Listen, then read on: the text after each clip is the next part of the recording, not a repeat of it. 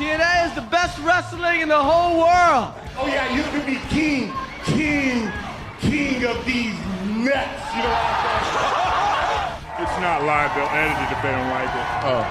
TNA is my world.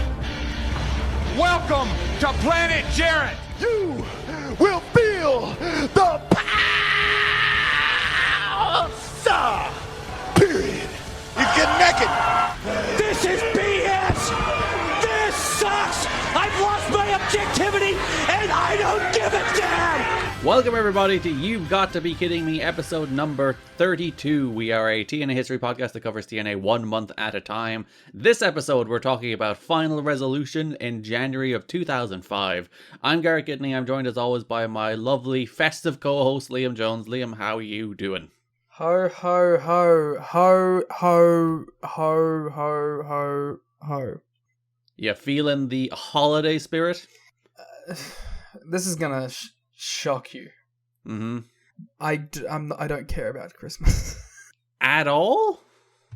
Does it strike you at all surprising that I am not a Christmas person? Not particularly, but you don't have any ounce of festive spirit? I mean, I think this year is perhaps the most festive I've felt. Mm-hmm. And I'm at like 23%. That's an okay amount of festive. If I were to say the amount of festive I get, it's probably like 40-ish. I'm not like a Christmas psycho, but I do enjoy Christmas. Like, I would be perfectly content if, like, a tree didn't go up. I wouldn't, like, bat an eye. You wouldn't be like, oh no, there are no lights that make me feel happy. But adversely, I'm not, like, disgruntled that one does. I operate in that level. You're a man who can go along with the festive spirit, but could do without it. Yeah, I'll go along with it, but I will never instigate. I will not wrap presents, but I'll buy them. That's such a strange line to draw. Oh, because I don't want to wrap them. I'll buy a bag and put them in like a festive bag, but I will not wrap a present.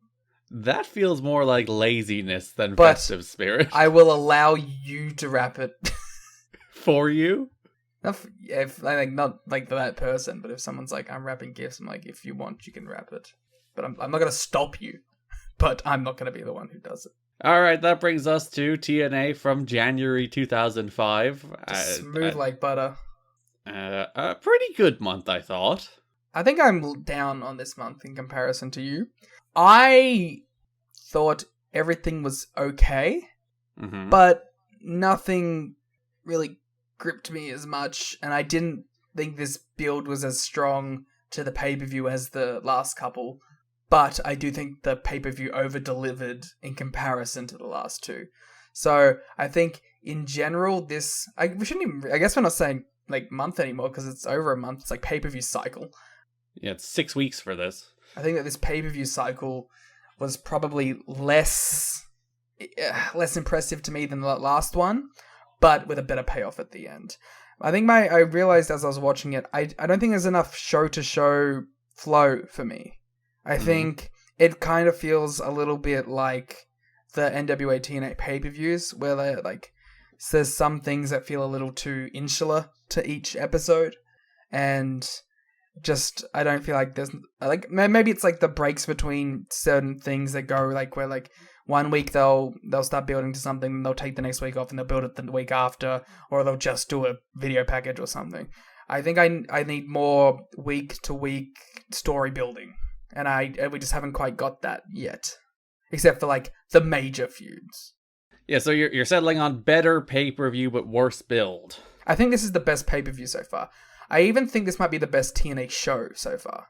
I think there's a reasonable case for that. Because it's funny, when you look at like end-of-year awards and all that, Turning Point got like a not insubstantial number of Show of the Year nominations. Really? Yeah, and I was like, God, 2004 must have been rough. Was it just the main event? It might have been, and like there was the PD Saban matches, which are very good too. But it's like it's a 2-match show, one of which is like lower end good, and one of which is like real high end good. To be fair, and then the rest of the show is fine. And that's apparently show of the year level in 2004. I think one thing that puts it up above for me is that I liked this title match better. Mm. So I think inherently, like, if that match I enjoy more than the major positive of last month's one, I'm gonna like this pay-per-view more. And when I think about it, I can probably think of like maybe the 3 or 4 best shows I consider in company history like come to mind, which is like last month's Turning Point, this show Final Resolution, the first episode of Impact, and this the World X Cup where that had Hoovy and Chris Sabin. Mm-hmm. And then maybe there was the one where the first cage match happened that also had like blow-offs to like 3 separate things on the same show. Those are like the 5 best shows in company history so far. And this is probably the best of them? I would say so. I would I think the only one that like I'd have to revisit the World X Cup show first. Mm. But I think this is probably better because it's better production, it's in a better environment, so it has those advantages even if it's like a 1-to-1 match comparison thing. Yeah, because the crowd, I don't know how they've managed to get a crowd that are super hot, but the crowd are super hot at this stage. The Impact Zone crowd are so into shit. Was like the area just like kind of dead at that point? Like for wrestling stuff? Because like was FIP running? Oh, because yeah, FIP is going to change the game in Orlando. But like, you know, like these hardcores that would be going to every show were like maybe the same kind of people who are like, I want to go see Roderick Strong versus Danielson in FIP. I don't know. I think it's partially because like AJ's peaking and they have like a talisman people can rally around. Sure.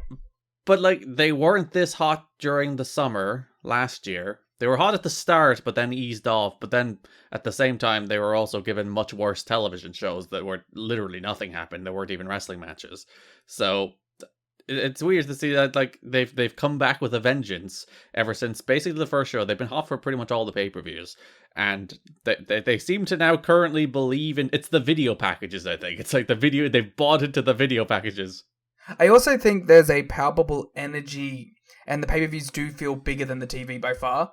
Like when they cut to that crowd at the start of a pay-per-view, like this crowd is amped up in a way that they aren't for TV necessarily, and that may be like the 8-hour taping blocks or whatever, but. There's definitely like a freshness to the crowd when they go to these pay-per-views. And I just had this thought, it's half-baked, so it may not be real. But I'm going to say it anyway. I don't think for the live crowd there's necessarily a big gap in popularity for these outside stars coming in versus the homegrown stars at this point. Mm. I think like not as a total package. That's a good pun. Let's put that in the title and make 1,000 views. I don't think there is a like that far off of a reaction for someone like AJ or AMW versus your Nash and your Hall at this point to the live crowd. Yeah, because Dave Meltzer makes, I think, that point pretty clearly this month, where he's talking about the booking philosophy of the choice between DDP, Monty Brown, or Kevin Nash, which ends up being the pay-per-view main event. It's a 3-way on the pay-per-view. The winner faces Jarrett in the main event. So when that match was announced and he was like pondering whether it will be DDP, Monty Brown, or Kevin Nash, he was like, they seem to be booking this 3-way as a vote of no confidence in Monty, basically, because they want to trick people into thinking it's going to be Nash and then end up having it be Monty, rather than just booking Monty and building to Monty. And he was like, I don't think the fans care. I don't think anybody really buys these pay-per-views for Kevin Nash and DDP. I think people buy these pay-per-views because they're good pay-per-views, and you should just announce the Monty match and build to the Monty match. I think, especially with like the core audience that they have at this point, they're just as likely to buy or perhaps even more likely to buy a show that is headlined by AJ Styles or Monty Brown versus a show that is headlined by a Kevin Nash or a Scott Hall, or even like a Jeff Hardy at this point. I think like those guys are still super valuable to the roster. I'm not saying like cut them all and just keep these guys, But I do think at this point that your core audience and your Impact Zone audience specifically are just as accepting of someone that's been built in front of their eyes, or even more accepting of these guys than the ex-Fed, ex-WCW, ex-ECW guys that are coming in. Yeah, if you did the build to this pay-per-view, where you basically built Monty and did the whole thing where you guarantee a title change without guaranteeing a title change, I think people would be way more into this show and more likely to buy this show than they are either Nash, DDP, or as they went with that triple threat, which again was a weird vote of no confidence in Monty, that they didn't think Monty was big enough to build a pay-per-view around, so they built it around the three-way, so you didn't have to build it around Monty himself.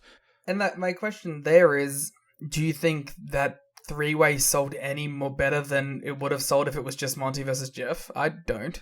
No, neither do I. I think it's dumb and stupid, and it just goes back to them thinking that Nash and DDP are the stars and Monty isn't. I honestly think that either the difference in pay-per-view buys would have been negligible, or perhaps even better if Monty had done it, because it has the prospect of like a young guy becoming a world champion. Yeah, I think even like regardless of how you think about Monty, DDP, or Nash, I think as just a general rule, you sell more pay-per-views when you have a main event. Yeah. Like no matter who it is, I think people are more interested in a main event than a potential main event. And it feels like that three-way should have been like the go-home main event, because that go-home show was pretty dire. Or your point, at the very least, do them back to back, so you have like a little more of a well, built-in. You only do that if Monty's winning. Yeah, but... which is really the big problem. Yeah, we'll get into all of that. Let's start with the news. TNA announced last week that their main weekly TV show, Impact, would be moving from 3 p.m. to 4 p.m. Oh my god, it's over. Still on Fridays, but slightly later in the afternoon. Is slightly later seems better than 3. Yeah, this is a very, very mild improvement because more kids are home. A few people will be home from work early. So you have like a slightly better chance of having a slightly larger audience. Yeah, I think that's good. That's a good sign. Yeah, the better news here is they've also added a Saturday night midnight replay, which I think is more likely when you'll get adults watching. So the 4 p.m. is the kids and teenagers time, and the Saturday night at midnight is the adults watching late at night time. Yeah. And these were in the days where you couldn't just go to certain websites and watch it easily. I don't know what you're talking about. No one would ever do that. I remember you probably download like episodes of Impact on like LimeWire, couldn't you? I'm sure you could. It would take like 7 months on your 2004 internet connection, but... It'd take 7 months on my 2022 Australian internet connection. So Saturday is like a more traditional wrestling time slot. There's been a lot of late night wrestling in back in the day, and then 4 p.m. is it's still kind of a death time slot. But listen, it's slightly better. I do think like there is something to that idea of you might be catching some like younger kids after they're coming home from school though. That might be there is a non-negligible bonus to that, I think, because that also, and as we've seen, like, you know, with people that were like, you know, our age when we got into wrestling and stuff, that does also create a run of long life fans versus people who may just watch it and then never revisit it ever again. You catch like a group of people in that time zone at that age, then you're pretty likely to keep them around as returning viewers. Yeah, this is where you watched Naruto, isn't it? No, that was 10 p.m. Oh, that's prime time post Watershed programming then. Well, let me tell you. Well, let me tell you the reason, right? Mm-hmm. I actually do think that time schedule was beneficial because it made me feel like, oh, I shouldn't be watching this. Oh, it's too edgy. Yeah, I was like, well, there's blood in this in a cartoon. I've never seen that, and it's like, oh, 10 p.m. That's like double digits at night. I shouldn't be up. I gotta go to bed. But oh, look, this kid's turned into a wolf. That's crazy. It's a fox.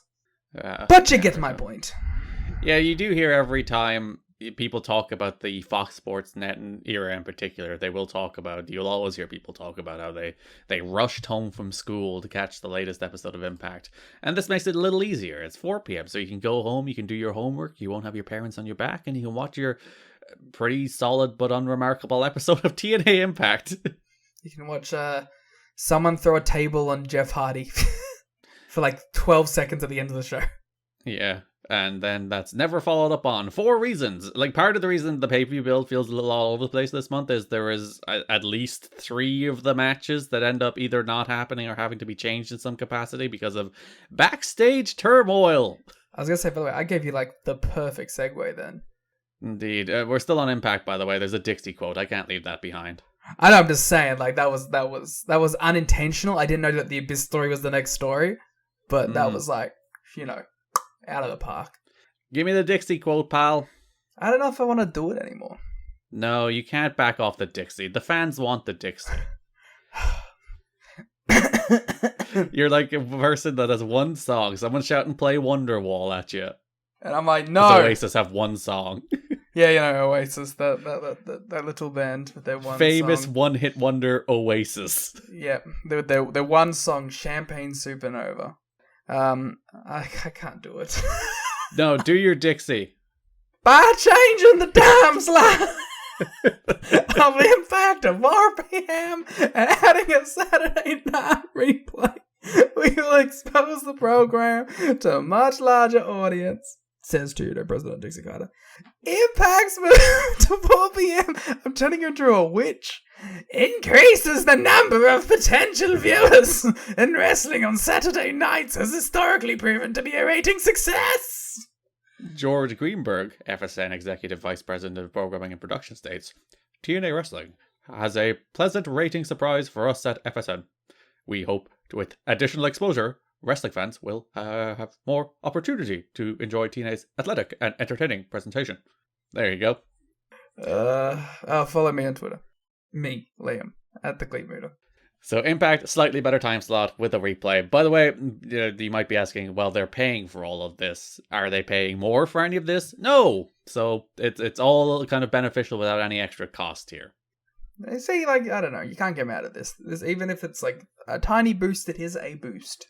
Yeah, they're getting a free replay and a free, slightly better time slot. While they're still paying overall for the time slot, they're still giving FSN money, but not more money for this. So, now that that's wrapped up, I'm done with this section. I am very excited about this next news story. Because I feel like, for me, this story was always like an urban legend. Like, it was something that was like bandied about, but like I never had really read anything about it from the time period. So I'm very interested in learning about this. Abyss really upset TNA management at last week's TV tapings, leading to TNA pulling all offers from the table for a contract renewal. He showed up the afternoon of the tapings, pointed out that his contract expired last fall without them noticing, and he felt it was time for a raise. Sources say he told them that WWE had an offer on the table for him, and to keep him from taking that offer, they'd have to double his pay from $500 per show to $1,000 per show, which seems a pretty reasonable request. I mean, considering he's a guy who like kills himself for you too. He's a guy who will throw himself in thumbtacks for you at a moment's notice.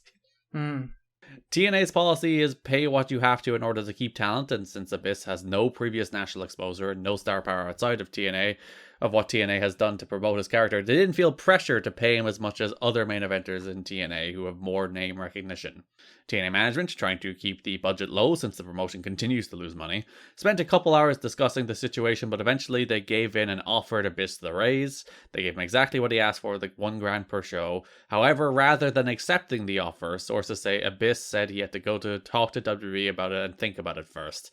Within seconds, TNA management, so offended that he didn't accept what they felt was a generous offer immediately on the spot, pulled the offer from the table and sent him home.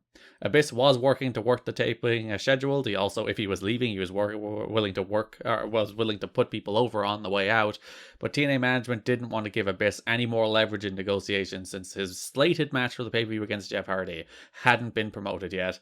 This is an impasse with one of... It's weird to talk about Abyss as a top guy because he's only ever really been a mid-card guy at this stage, right? Yeah, he's always been floating around that top guy position, but he hasn't had the big push yet. Or really, to be honest, he hasn't even had the character that he will be known for yet. Yeah, they've been teasing the James Mitchell thing, but they have yet to pull the trigger on that. They've been teasing that for the best part of 3 months. And he's never quite being in the main event scene. He's always like flirted with it and bumped up against it. Like he'd work a feud with AJ, but then never move into like title matches. But yeah, this is like a fun what if moment. That like, what if Abyss jumped here? What if he did go to WWE? Because there was rumors of him even working Undertaker this year. That's what was potentially on the table. How insane! Like, is the idea of 2004/5 Abyss working the Undertaker? Well, when you think about the match he had in April 05 is arguably the best match of his career against AJ. You know what? You're not wrong there. So imagine in April 05, WrestleMania might have been March that year, drop him in there against Undertaker instead. I really wish I had like multi-dimensional viewing powers. Because I want to see what that was. It would be pretty cool. And see what kind of career Abyss would have had. It might have been the case they would have said, "Oh, we're thinking about you for an Undertaker match, but also we're sending you to developmental instead." Like that could have easily happened. In fact, I would say it's almost more likely that would have happened. Well, what was the Taker match that year? Was that Randy 05? It seems like it was Randy. Which was a very good match, that Randy match. I haven't seen it. You know, I've seen like 3 WrestleManias ever. And like there was a moment in that match where Randy hits the RKO, and like the streak is a thing at that stage, but not. It's not drilled into your head yet. I feel honestly, it's weird that I feel like the streak doesn't really become a selling point as a major thing until like the Batista match. I almost go like. I don't even think it's a selling point by the Batista match, is it? Does Batista talk about wanting to end the streak? Because like the Batista match is a title match. Yes, but I think that was the first time where you started seeing like the number being bandied around a lot more. You know what I mean? Like even if that wasn't like the explicit purpose of the angle or the build to the match, it was a part of it at that point. It was it was starting to like build it up to that legacy where then eventually it would become the only build for the matches at Mania. Because I think Randy was the point where people most thought Undertaker was going to lose. Because Randy was doing the legend killer shtick at that stage. He was a young guy. He was probably, if you were to actually have somebody beat the streak, if you were to look back on all the streak matches, Randy probably should have been the one to do it. But also they milked the shit out of that thing for another decade anyway, so... I'm not like the Undertaker guy, but you know, the streak is by far one of the strongest things they've ever had. One of their best angles that they stumbled upon it by accident, as they always do. I wonder what the point was where they were like, oh, he has never lost at WrestleMania. I'm sure it was pretty early on. Like, but I don't know if that was like a let's keep doing it thing. I think like they got like 6 in and they're like, oh, that's a fun little fact.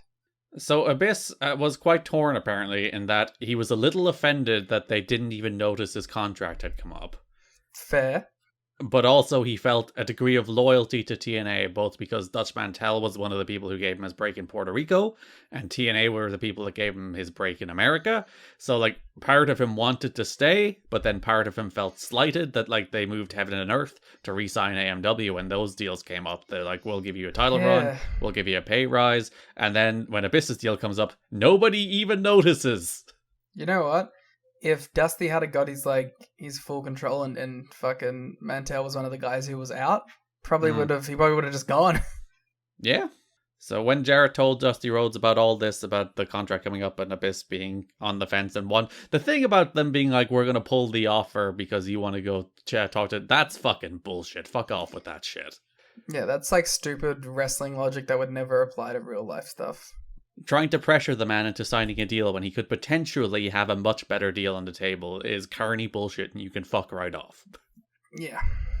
But when Dusty was told they made it, even though Abyss agreed the job on the way out, they made the decision to pull him off TV. Again, likely to reduce the leverage he'd potentially have on the way out, which I guess makes a degree of sense. Also, like, you know, killing any recent exposure to. Like, hope people forget by the time he gets there. Yeah, they did ever so slightly begin building to what was meant to be a TLC or the first Full Metal Mayhem match at the pay-per-view, where there was a kind of almost post-credits coda at the end of one of the episodes where you saw Abyss drop a table on a man and scream. You couldn't quite make out that it was Jeff Hardy, but I'm pretty sure it was Jeff Hardy. And that was meant to build toward a match, but then they had this contract impasse, and also Jeff Hardy missed an Impact because he missed the taping through bad means, not good means. He just no-showed it. So it's been a tumultuous month for even Jeff Hardy, because they took the Abyss match off the show, put it back on, and then took it back off again when Abyss had his contract issues. So it's been a roller coaster ride of this Abyss and Jeff Hardy feud. But Abyss and the company came to terms on the 11th of January, but it was kept a secret from everybody. It is believed he got the raise he asked for, and then it does beg the question just how much interest WWE actually had in him. And again, I think if Vince did look at Abyss, who is a big guy, but he's not like a jacked lean guy. He's also not like a giant either. Because like if his shoot height is I think about 6'5", which by any standard is a giant, but in wrestling it's not. Yeah, it's just like a big dude. It's like Mike Awesome when he went to WCW, and you're like, oh, you're just like pretty big. So they did the classic TNA thing where they kept it a secret because they wanted the big surprise when Abyss walked out at the end of the Jeff Hardy Scott Hall match on the pay-per-view and attacked Jeff Hardy, hit him with the shock troop and hit him with the Black Hole Slam. And Mike Tenay and Don West are like, he doesn't even work here. Never mind it, but he's not booked. What's he doing here? But not even Scott Hall knew about that. And Scott Hall was pissed because it was his match that it was happening after. And fair enough, Scott had already cleared the ring. But yeah, it's just the classic wrestling bullshit. Keep secrets from people for no particular reason. Then it's shocking. It will work the boys. But also, like, I don't know. How many people who bought that pay-per-view were like, oh man, Abyss is out the door? And how many were just like, oh, Abyss does attack Jeff Hardy, so that like he doesn't work here line was probably lost on 70% of the people watching. Yeah, again, it's the classic other Raw wrestling issue of this isn't a story on the show. And like in the internet age, it's less of a problem because it would get around a lot further that Abyss would be on the way out. Like in 2022, I think the number of people in that building and that bought these shows that would have known that Abyss was at a contract impasse would have been higher. But in 2004, it's just people in the Torch and the Observer. And like, that's a tiny number of people. And you're doing a whole angle about it and a whole secret like return around it. It's like, cop yourselves on that. Yeah. Doesn't make a ton of sense. Also, just tell Scott Hall about it. He's in the match. Sure. Let the man in the match know the angle that's going to happen after the match. I think that's a fair thing you should do to people. Like, just give him, like, the Iggy. Like, you don't have to tell him everything. Just be like, hey, after this, Abyss is going to do a run-in. Yeah. So, Abyss staying, not leaving. Well, it's good because we get that AJ match. Indeed.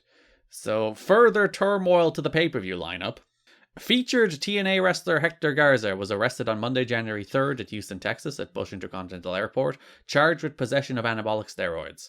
He was on his way to the Impact taping. Hector Garza? Yes. With steroids? Let me tell you about most wrestlers and steroids in 2004, Liam.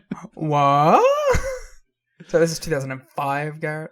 Oh, I'm so sorry. Yes, we are in 05. I have to get 05. Just like I have to clear the NWA-TNA from my memory, and I have to clear the 04 from my memory. Do you want to do steroids? Should you do steroids? As a podcast bit? Does it make your podcasting better? Who knows? But when we go to the video podcast and I look like a mega Chad because I'm all jacked up on roids. We will truly become the TNA Chads. Oh my god, that when we have to change the name of the show. Legally change our names to Chad. I just think we are the TNA Chads. Garza was on his way to the January 4th Impact taping in Orlando. Garza was in Harris County Jail in Texas all week waiting trial. His brother told Mexican newspapers that he had a prescription for the steroids and that proof was being sent to U.S. authorities. He could have been released on bail but chose not to, since if he returned to Mexico he may not be given a work visa to return to the US, even if he was attempting to prove his innocence. He was scheduled to face Hall on the pay-per-view that was built to for most of the month. It was one of the bigger stories they ran through the month too. But then it was also one of the more racist stories of the month. Well, that's TNA. Well, actually, that's wrestling more than TNA. But he was replaced by Jeff Hardy in the end. TNA's Brad Bernstein responded, TNA Entertainment. does not condone the use of any illegal substances by an independent contractor or employee of the company. Shut up. That's the thing, not like, we're upset that he is in jail. It's like, no, well, nobody uses steroids here. If somebody uses steroids, we don't know anything about that. I'd love to have seen the Dixie Carter steroid trials. Well, she does do an interview before Congress after the Benoit thing about steroids, which I'm now realize I'm going to make you read her entire congressional testimony in full on the podcast. Seems a little bad taste. No, it's been long enough. It's fine. Garrett says, "Move on, bitch." That explains why you were tweeting the other day about the Observer Hall of Fame, and you're like, "Oh, Dave let Benoit in, but he won't let Punk in. What the fuck?" And we're all like, "Garrett, that's not how it works." But you just kept going on with all those Twitter threads. No, that would mean I haven't gotten over it. You definitely could. Fair. Damn it. It was me. I made those threads. Whereas I'm like, Liam let it behind. Benoit, he was a good wrestler. Regardless of what you feel about you have to separate art from artist. Regardless of what you think about the atrocities he committed, he was a good wrestler. So I don't know about you, but I consider that theme song Rush's theme song first and foremost. Hector and his attorney are anxious to proceed with the case and prove Hector's innocence, and we look forward to his return, is the end of that quote from Brad Bernstein. So, like, the steroids he was taking were legal in Mexico, but he probably shouldn't have taken them over the border into the US, where they are, in fact, illegal. He probably didn't know. Yeah, and that's the problem. But there's the speculation there was also some immigration issues. There's a lot more context in the show notes from Dave if you'd like to dive deeper into it. It's a shame, given, like, they strapped the rocket to him this month. And that he's, like, one of the best wrestlers on the show.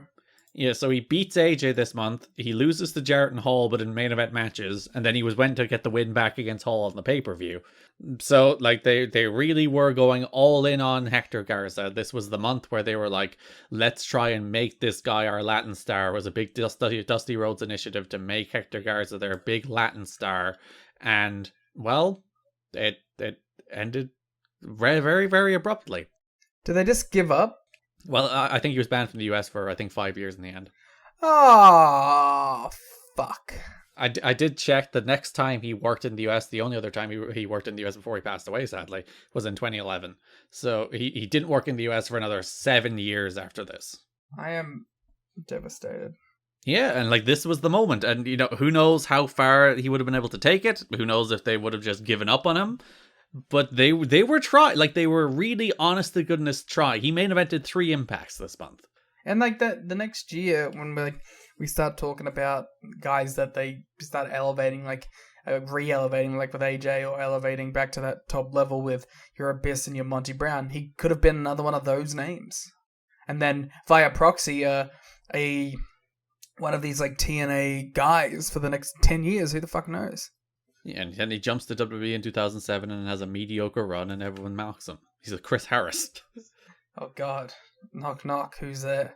Don't you dare! Don't you bring nothing. Literally, I'm irrationally triggered at all times by people mentioning Braden Walker in relation to Chris Harris. Whoa, I wasn't gonna say the BW word. Literally, it makes me irrationally angry when people bring up Braden Walker, because like Chris Harris, fucking all-time great tag team wrestler. Get out of here with your nonsense. Garrett, how do you feel about JPEG Mafia having a rap line that says the word Braden Walker in it? Does he have one that says Chris Harris in it? He does not. I'm going to write a strongly worded letter. Mr. Peg. Didn't you attend one of his shows recently? Like 6 months ago. You should have shouted at him about this. You would have watched enough Chris Harris to know at that stage. I think... did he do that song? He might have done that song. He definitely did do that song. And I think I'm the only one here who gets that. And then you started informing people about the wonders of America's Most Wanted around you, right? Yeah. In the middle of the mosh pit, I was like, have you ever seen Triple X versus AMW in a cage? Yeah, the crowd was really mean to AMW, but they were great. Garza pleaded guilty in a hearing on the 11th of January on misdemeanor charges of steroid possession and sentenced to 15 days in prison, of which he had already served 9. He was allowed to return home to Monterrey, Mexico, and did not have to post bond. They were hoping this wouldn't affect his visa status or wouldn't affect his ability to come back to the US and wrestle. And as I said, he didn't wrestle again in the US until 2011 and never wrestled again for TNA. Free him. Free my mans. So we have Abyss out of the pay-per-view for reasons, Garza out of the pay-per-view for reasons, and to follow up on last month, Randy Savage out of the pay-per-view for reasons. Yeah, but this one could be a positive. A few we've talked to, this is from the Wrestling Observer, shared the viewpoint on Savage we mentioned here, although it's more of a problem of how the company handled it and not any defense. The belief is that when you're talking to a guy like Savage at that level, you should lay out the entire program and get a contract signature and agreement before even starting the program. That seems like we call that the TNA like historical problem. They do be love booking guys before they even have contracts. I suppose they're at that stage where they're like, please, we just need an appearance. We'll take anything. If it works out, it works out. Savage should never have pinned Jarrett on the assumption that he would be back to do the job in the singles match on the pay-per-view without it being agreed to.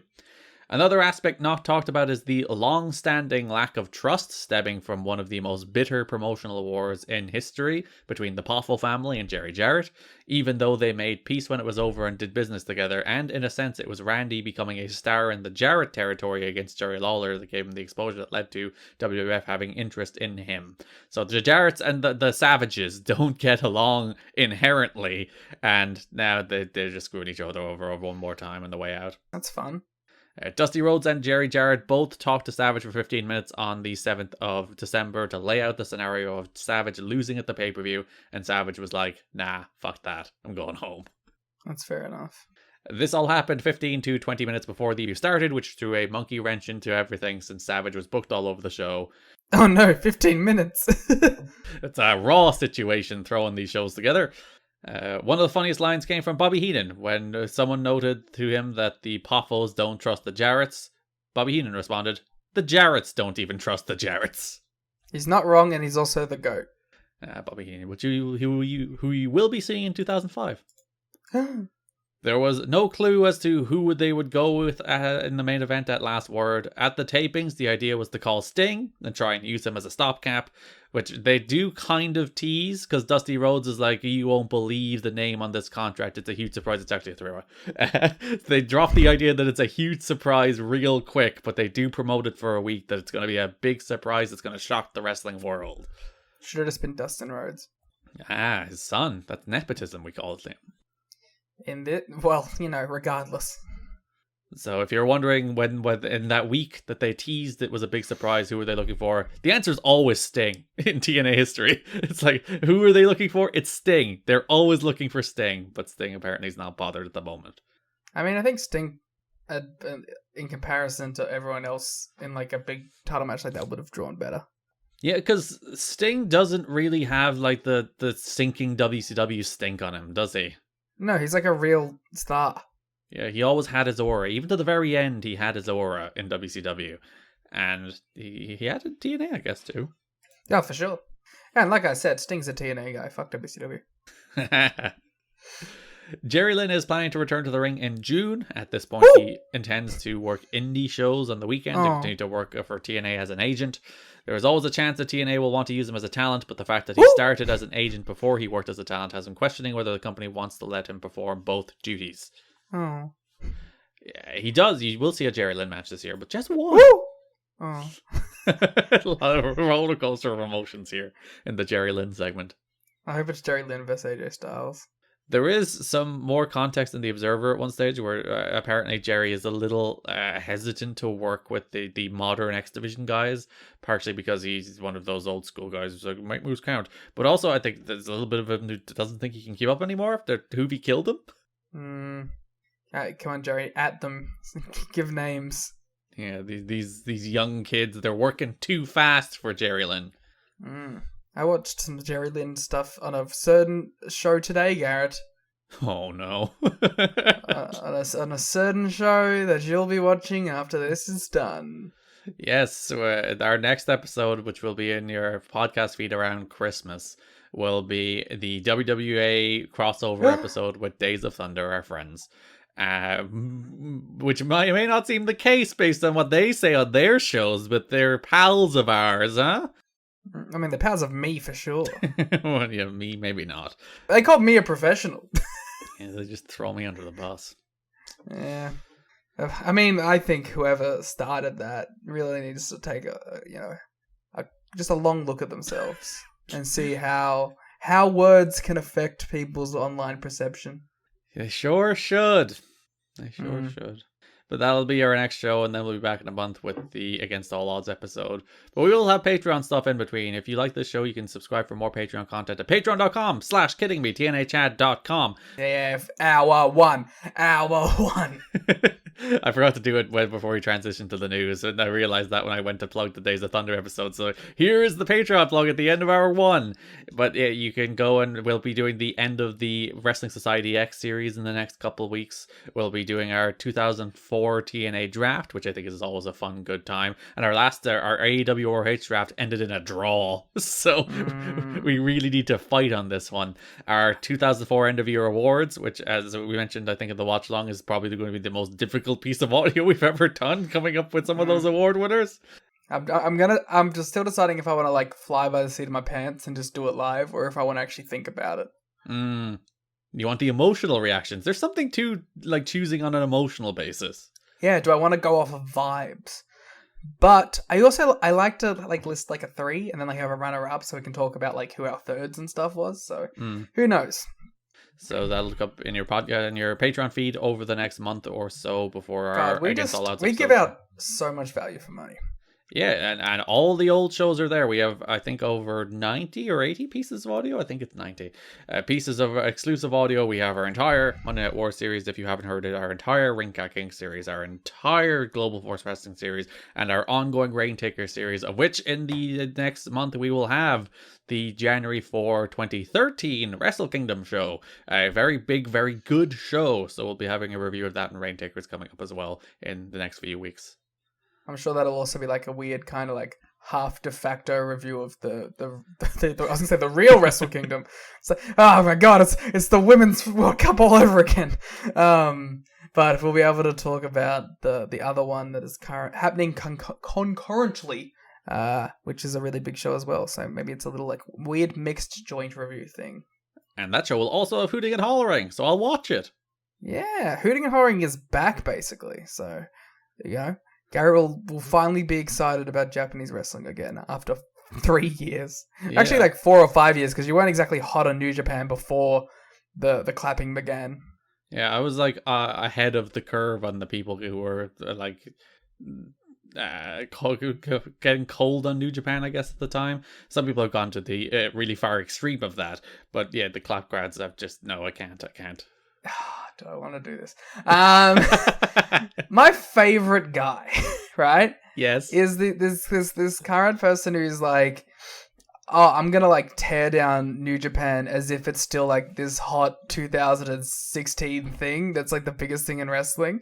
Like, there was a certain like contrarian thing to being like, aha, everyone's enjoying this thing in 2017. I'm gonna shit on it, right? But like, 20 people are watching it now. You're just punching down. Move on with your life. Like, seriously, like, go hate the things that are popular. Go, like, shit on, like, Raw and SmackDown because people like them now. Go shit on Dynamite. Like, go shit on stuff that people actually enjoy and are talking about.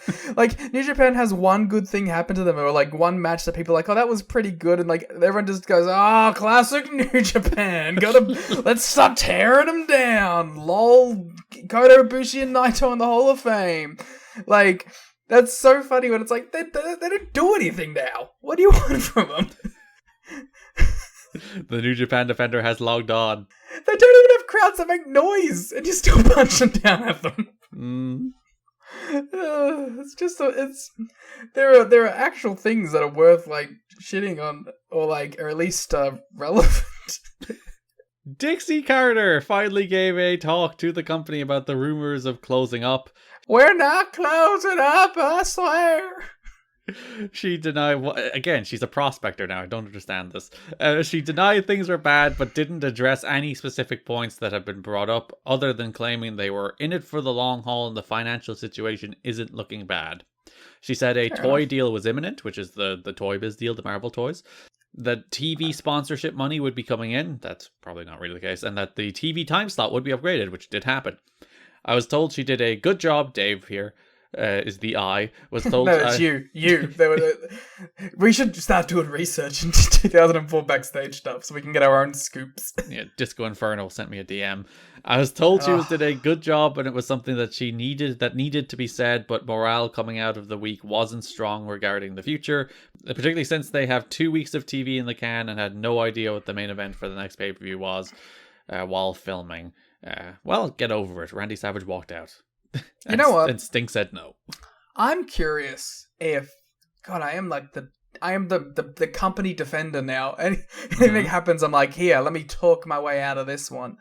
I'm curious if the people going, oh, the morale isn't strong, is like, if it's just like Kid Cash talking to Dave, you know what I mean? Like, yeah. If it's just people who are already disgruntled in their positions and like 70 to 80% of like the locker room is like, everything's kind of okay at the moment. You know what I mean? If like, because if something's going all right, you're not going to contact Dave and go, everything's going all right now. But if you personally have a gripe with the company, you're going to be like, oh, it's fucking terrible here. And you're going to go make a mess of it. You know what I mean?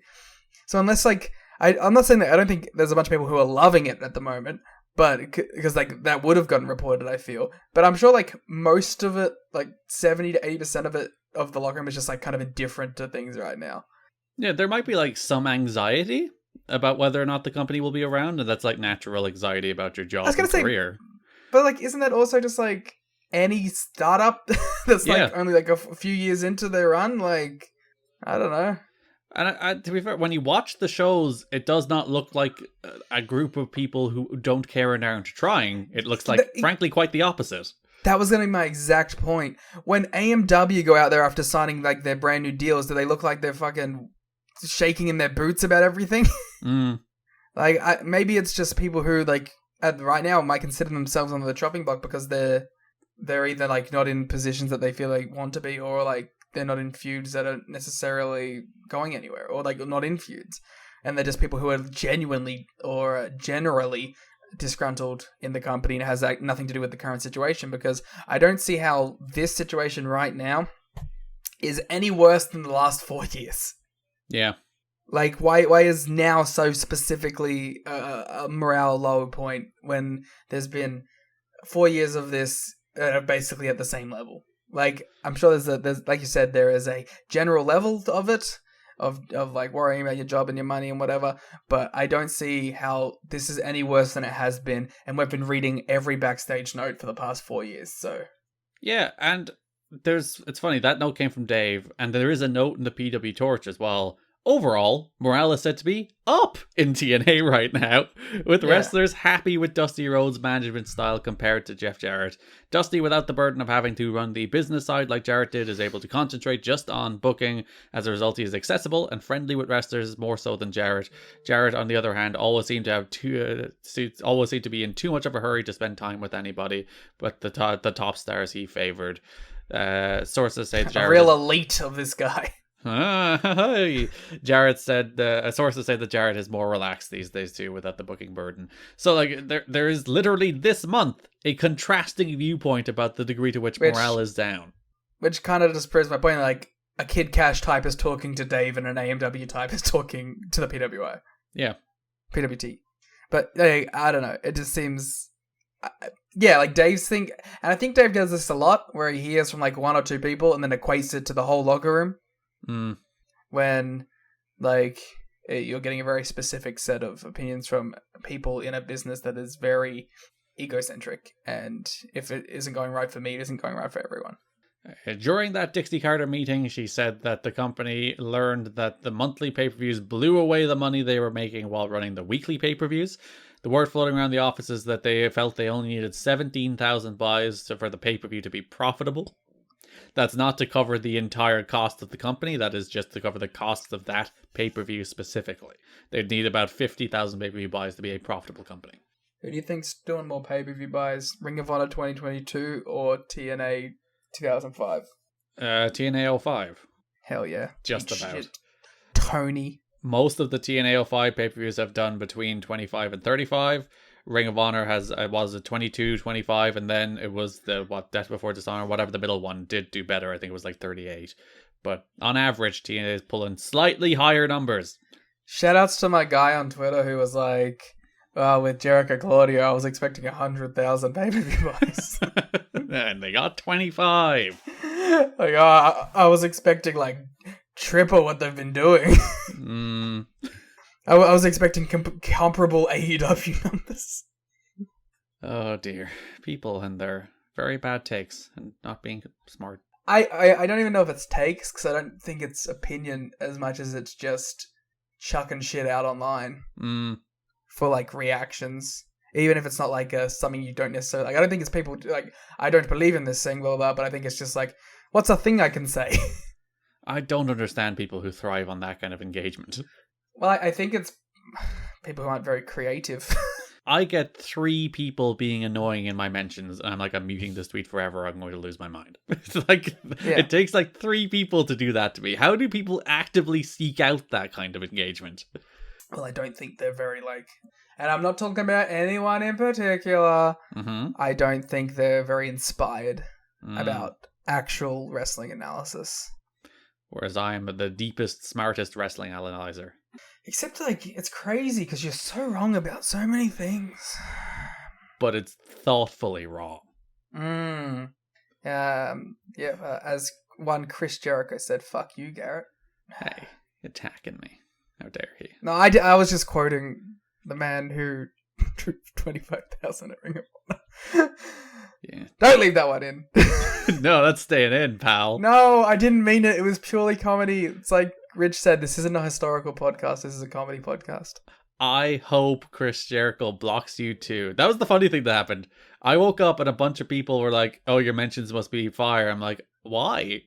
Because Chris Jericho blocked me after he said that tweet, so I didn't even see the notification for it. So I was like, what? Why are people freaking out? First of all, I want to say I love Chris Jericho. I think you've been on a incredible run this year. I think this I said nice things about Jericho that night too. I literally said it's like his best career year. Please don't speak over me. I'm trying to talk to Chris right now, who's listening. I think that you've had an incredible run this year. I think that this has been one of the best years in your entire career. And I also want to say that Garrett is a bitch, and you're right to do what you did. You did quote tweet him and back him up, which upset me. I mean, like, what was my quote tweet not the truth? You have been saying that for years. It's true. I was simply saying a truth. I had a question. Do you think Chris Jericho, like took the time to, like, know, like, who you were? Do you think he was like, I'm going to click the account and see how many follows and what it says on this? Or do you think he was like, this is just some dork? No, he vanity searched to get all the back pats because he, quote unquote, put a guy over in a match that was all about him. It was a great match, to be fair, though. Look at you. You're like, please don't be mean to me, Chris. I'm so sorry. No, I am fair and unbiased. I would say the match is great. The match was all about Chris Jericho. It wasn't about Action Andretti. Come on. But he wanted... It was Chris Jericho because he wanted to do his 1, 2, 3 kid moment. I get it. Yeah, I mean, but if it helps the guy, it helps the guy. But it was about Chris. It was a Chris Jericho thing. Yeah, he wanted all the back pats, so he searched his name, and then he found a tweet that clearly he saw an amount of truth in that made him mad, and then lashed out at what I assume is a stranger. I don't think Chris Jericho knows remotely who I am, so not that I even think Chris Jericho should know remotely who I am. But you don't think he clicked on the account? You know, saw the followers, was like, oh, this is a man of the community. This is a wrestling journalist adjacent fella. Or do you think he was just like, this is Joe Smo who's tweeting? No, he just saw the tweet when he was vanity searching. Do you think he saw the likes?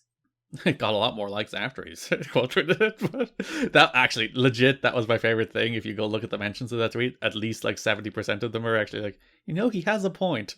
And then there's a couple of people who are in there who's like, oh, Chris, this guy's an idiot. Go off, King. And then like a couple of those people get ratioed by people saying, no, he has a point. So fuck you, Chris. Whoa. Like I said, you've been on a tremendous run this year. The Moxley match was incredible. That's all I got to say. Remember when he wrestled Bandito? That was a good match. That was a very good match. Several TNA wrestlers worked a benefit event for Sabu on December 12th in Detroit, Michigan. TNA agent Scott D'Amore put the show together and lined up the 600-seat building. The show was sold out and the wrestlers were under the impression that a large number of fans were turned away at the door. Shane Douglas pinned Raven in the main event with Mick Foley as the special referee. Damn, do we have to watch this show?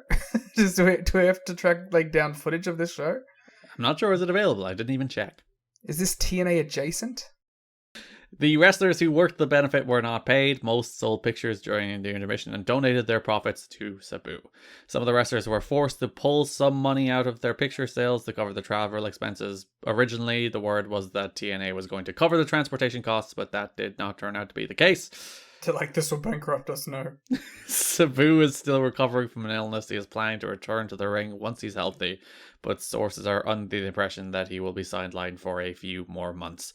From Sabu in an interview at Wrestling Shoot Interviews, he says he was in Puerto Rico and he bought some steroids, took them home, gave myself a couple shots and it was contaminated and I didn't know it. It was because of the steroids that made me sick. It was because the bottle was contaminated with bacteria, so it made me sick and brought me close to death. Steroids are really working their way through the TNA roster at the moment. Yeah, a real steroid company right now. The only one. I did see the clip of Nash on Fox News after Benoit talking about steroids, and the host is like, so you say you've never seen roid rage? That doesn't seem likely to me. And Nash is like, bitch, doesn't use bitch, but listen here. So he goes, super cracker. Have you ever used steroids? And she's like, no. It's like, I have, and I've never seen it. Yeah. Yeah, I like, I don't, maybe like is not the word, but it's interesting that with the whole Benoit thing, there was so much oh, this is steroid, blah, blah, blah. When it's maybe it was the concussive headshots and severe mental illness. Yeah, it's a lot more likely to be consistent head trauma than steroids. But roid rage is such a stupid throw a random thing at the wall as a justification thing. You know what I mean? It's a very silly thing to blame it on. Yeah, it's unlike Fox News to be sensationalist. Listen, I think Fox News has had the best year of their career this year. I think they. ROH announced that AJ Styles will be making his return to Ring of Honor for the first time in a year on their February 25th event in Dayton, Ohio. He'll face Jimmy Rave, billed as his former protege. Styles was banned by TNA from working ROH early this year, ostensibly because of the controversy caused by the Rob Feinstein situation. Oh, what was that, Garrett? There's a YouTube video. Go Google Rob Feinstein TNA. You'll find our YouTube video with fewer dates being offered to talent by TNA recently. It has become more difficult to justify their policy preventing certain wrestlers from working Ring of Honor. So that policy is out the window. Yeah, well, they need to get paid. There was also a story this month of Jeff Jarrett taking a picture with Rob Feinstein at an indie. Ooh. And there was a bunch of people who were speculating that Rob Feinstein was going to be their promoter for live events, and that this was actually the Excuse me, that is Jeff Jarrett's job. Yeah, well, it is now, and it was the hypocrisy of TNA to demand such things of Ring of Honor. And Jarrett said I didn't even know who he was. That's 100% what I was gonna say. There's no way Jeff had a clue who that fucker was. And apparently, according to the person who took the photo, Jarrett in fact did not know who he was, and I completely believe that Jeff Jarrett had no idea who Rob Feinstein was. You didn't even need to say it, and I knew that's what it was. He thought it was just some fucking mark. He was just at an indie and some dude took a photo, and everyone's like, whoa, it's a thing! And Jarrett's like, I don't know who the fuck that guy is. Yeah, 100%. I do find it quite funny though they made such a big deal about the Feinstein thing and they couldn't pick him out of a lineup, which again I honestly 100% believe they could not pick him out of a lineup. But and also I think that's fair as well. And based on his behavior, he probably is in a lineup, but that's neither here nor there. No. He's running shoot interviews. Ugh. But yeah, 100%. I don't think you need to know what the dude looks like to not want to do business with them. You know what I mean? That's fine.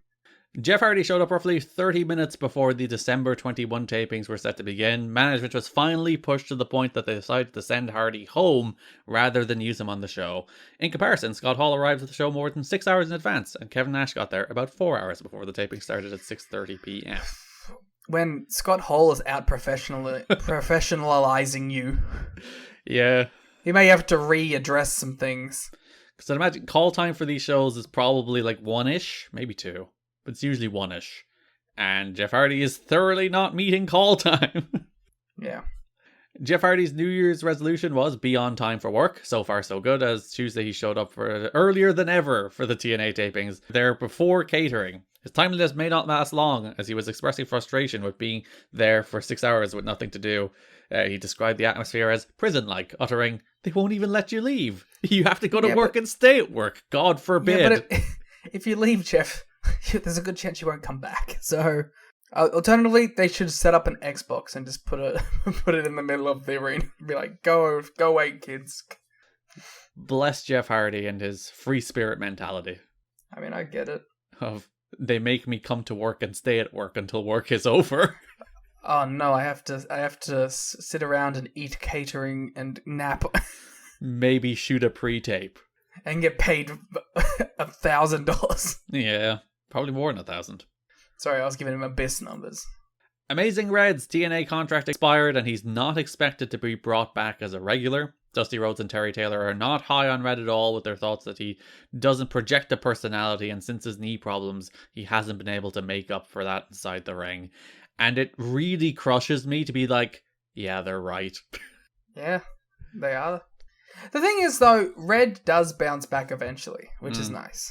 And bounces back in TNA as well. He has a nice little run in 09. Yeah, but he's not the guy he was at the start. He's just not. And we've been talking about it every time we saw him in 04, that after he came back from that knee injury, he just wasn't the same. He just didn't have the same oomph to him. He didn't have the same snap to him. He's just a guy in the X Division, and he does not feel like he should be anything else. And I think Dusty Rhodes and Terry Taylor's assessment of him at this stage is very fair. And it upsets me to say that about Amazing Red. If I am them, I probably make the same call at this point. There's a point in 0203 where this is your Rey Mysterio. And this is not that same wrestler. No, yeah, that's what happens. You break down. Sometimes you just break it down. And then sometimes you're very lucky and you're like a Will Ospreay and you're a Gumby man and eventually you can slow down in your own way without being hurt a bunch. But that doesn't happen for most high flyers. You have to adapt, or you just collapse into a tiny pool of pieces of body parts. Graphic. TNA Impact on December 3rd, the show that was headlined by the Jarrett Monty Brown title match, did a .32 rating, which is the company's second highest number in history, and surely a morale booster, according to Dave and the Wrestling Observer. Is that the demo? No, that's just the regular number. What the hell? I only care about the demo. And it is believed that Turning Point did between 25,000 and 30,000 pay-per-view buys. The drop was a little less than the 25% estimated, possibly because the replay showings, for obvious reasons, got word out that the show was good and did better than expected. Claudio muttered. God damn these pay-per-views. Jericho and Claudio have nothing on Triple No, Jericho, I only said Claudio. That was the joke. I didn't use your name, of course. I would never use your name disparagingly. Even though Fox Sports had apparently told Dixie Carter that the show on the December 31st would be preempted, which they did announce in the show. They're like, we will not be broadcasting December 31st. It'll be on January 4th instead. It turned out it aired in most of the country on December 31st. Oh, thank you. That was, well, you know what? They didn't want to run against Wrestle Kingdom.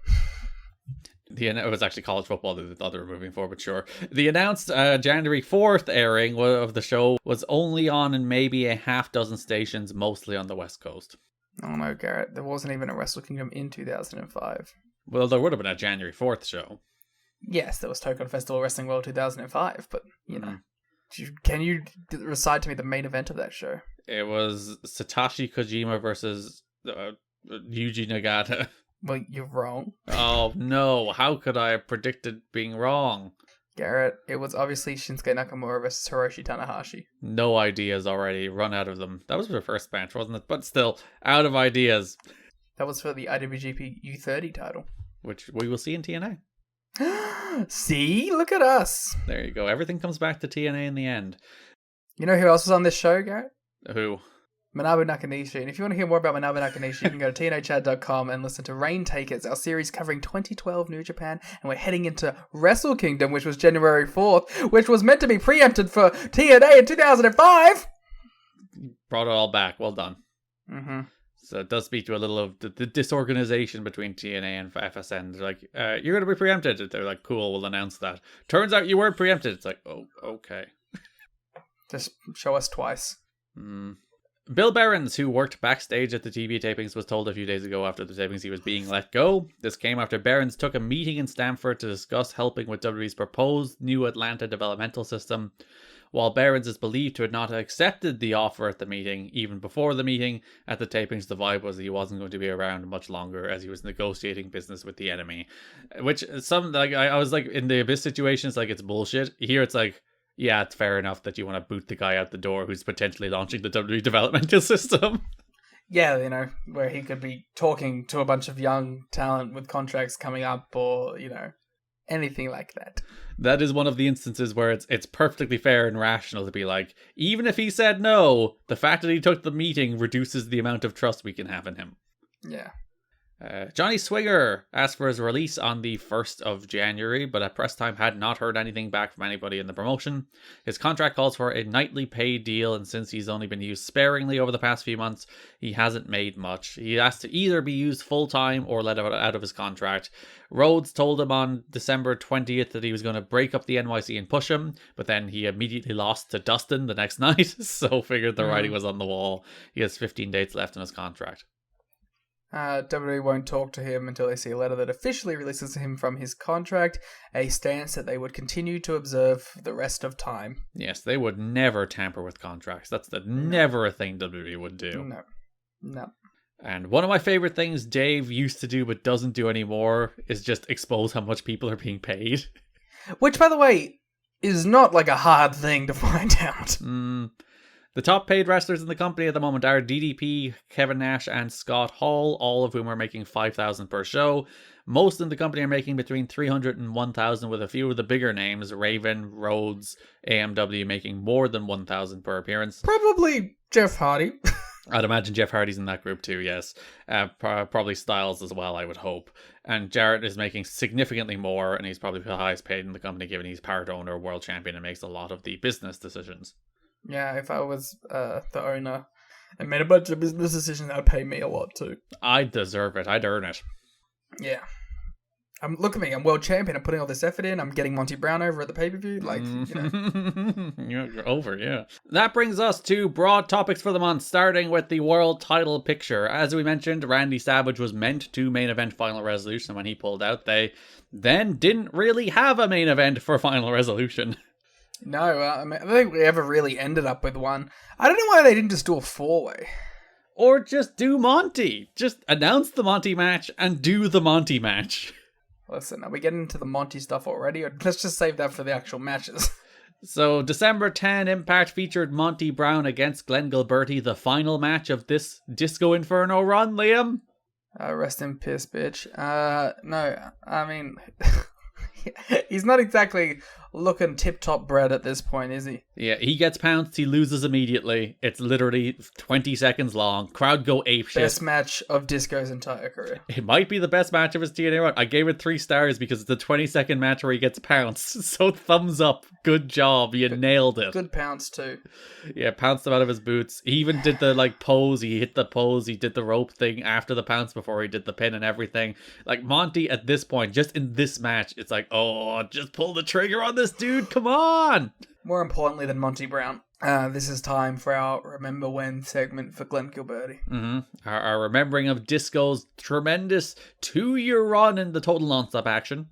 Hey, Garrett, do you remember Sports Entertainment Extreme? The good days of sex.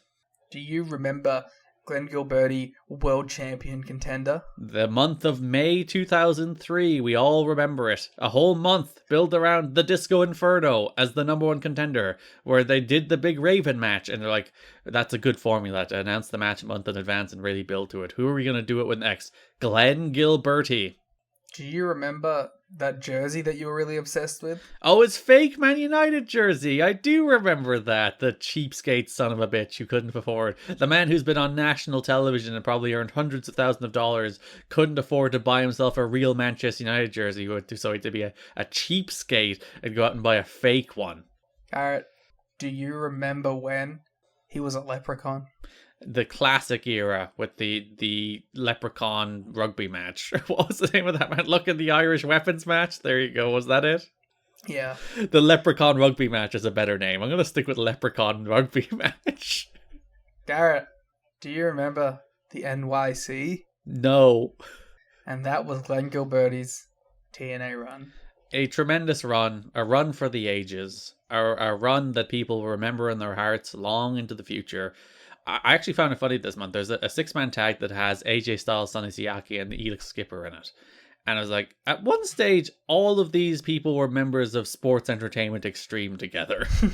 And that couldn't feel further from like this era of TNA. It's like that's just it's a different company. Yeah, it's like that is the kind of history that this company will just never acknowledge again. That like Styles and Siaki used to be like they were a relatively associated act at one stage, and Skipper was in Triple X part of Sex as well, and it's just a thing this company will never bring up again ever. It's just we've moved past that. It didn't happen. I think this is how we do all of our goodbye segments from now on. I just rattle off different highlights from their run. The things you can actually remember. Yeah, because that means they were good enough or memorable enough for me to retain. Someone who notoriously doesn't retain anything. To be fair to the Disco Inferno, he did contribute one very big thing to this run. Mm. He invented Ultimate X. That's very true. I thought you were going to be like Goldilocks. No, to be fair to him, he's the man from whom the Ultimate X was the genesis, because I think he was the guy who's like, what if we do a ladder match without a ladder? Which is ultimately what became Ultimate X. And that came from the brainchild, the strange mind of the Glenn Gilberti. But don't worry, fans of Glenn Gilberti. If you want to hear us talk about more Glenn Gilberti, then just wait for the Days of Thunder crossover episode, which will be coming out any day now. Yeah, we're not done with the Disco. In fairness, he does pop up again in 2007 for one match. And then he pops up here and there from 2017 to 2019. So we're not done with Disco on the main show either, but I do appreciate how Monty pounced him out of TNA and he wasn't seen for 3 years. Oh, and maybe you'll appreciate a little taste of Glenn Gilberti and Scott Steiner. Sure. You won't enjoy it. So Monty calls out all of his challengers and says he's still coming for Jarrett. Afterwards, Jarrett comes to the ring, separate segment, says he's still king of the mountain. I am so fucking over this dude's promos. It's the same things. He goes in, he hits his catchphrases, he goes, ha ha ha ha ha, and then he smacks someone with a guitar and he leaves. Like, he says nothing. He's like, I'm king of the mountain, I earned this, I'm best wrestler, none of you can carry this belt, none of you You're can... all living on planet Jarrett. He does that same promo every time, and like he's been doing it for months now, and I just cannot tolerate listening to the man anymore. And there's nothing wrong with his delivery, there's nothing wrong with any of that. It's the same promo. How am I supposed to listen to this man do the same promo over and over again? Yeah, I mean, I don't care. I don't want to talk about this segment. I don't want to talk about Jeff Jarrett, man. It's I don't no, I'm not doing it. You so nearly lured into discussing Jeff Jarrett in earnest. It was just going to be the same points I've been making for like 5 months, so there's really no point to it. The most interesting Jeff Jarrett thing is the actual Monty match, so we'll wait till we get there. Yeah, so Dusty comes out, he puts over a Turning Point, says it was the best pay-per-view ever. Jarrett did say he's not defending his title at Final Resolution. Jarrett tries to talk and Dusty tells him to shut up. This happens multiple times. Yeah, which is the creative ethos of the company. Just fucking do things multiple times. Or just tell people to tell Jeff Jarrett to shut up is apparently the creative ethos of the company now. Apparently it's not. I do like these two anytime. Like, this happens every time they have a promo exchange where like Jarrett tries to do his little Jarrett lines and Dusty's like, shut the fuck up, I'm doing my promo. Yeah, these two don't like each other. The crux of this is that while Jarrett claims he won't defend the title of Final Resolution, Dusty Rhodes has a contract on his table for a Jarrett Final Resolution title match. He talks about how Jarrett signed it with Russo for some reason. I don't care. Wow, that's a real Tony Khan over-explaining there, baby. Yeah, Jarrett will have an opponent to Final Resolution, and Dusty will find the best name possible to put on that contract. He'll find the best 3 names. December 17th, Impact was main evented by Jarrett against Hector Garza. I thought it was pretty good. Yeah, so we have this Hector Garza story running through the month. We'll actually cover it here because it does tie into the Jarrett stuff and then spin off into the Hall stuff.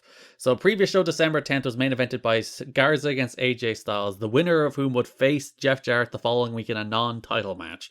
So that's a big reward to get to wrestle Jeff Jarrett on television. Well, the idea being that if you beat Jarrett there, you'll get yourself an NWA title match. And I guess in this current instance where there's not a number one contender, that's, I guess, a better reward than others.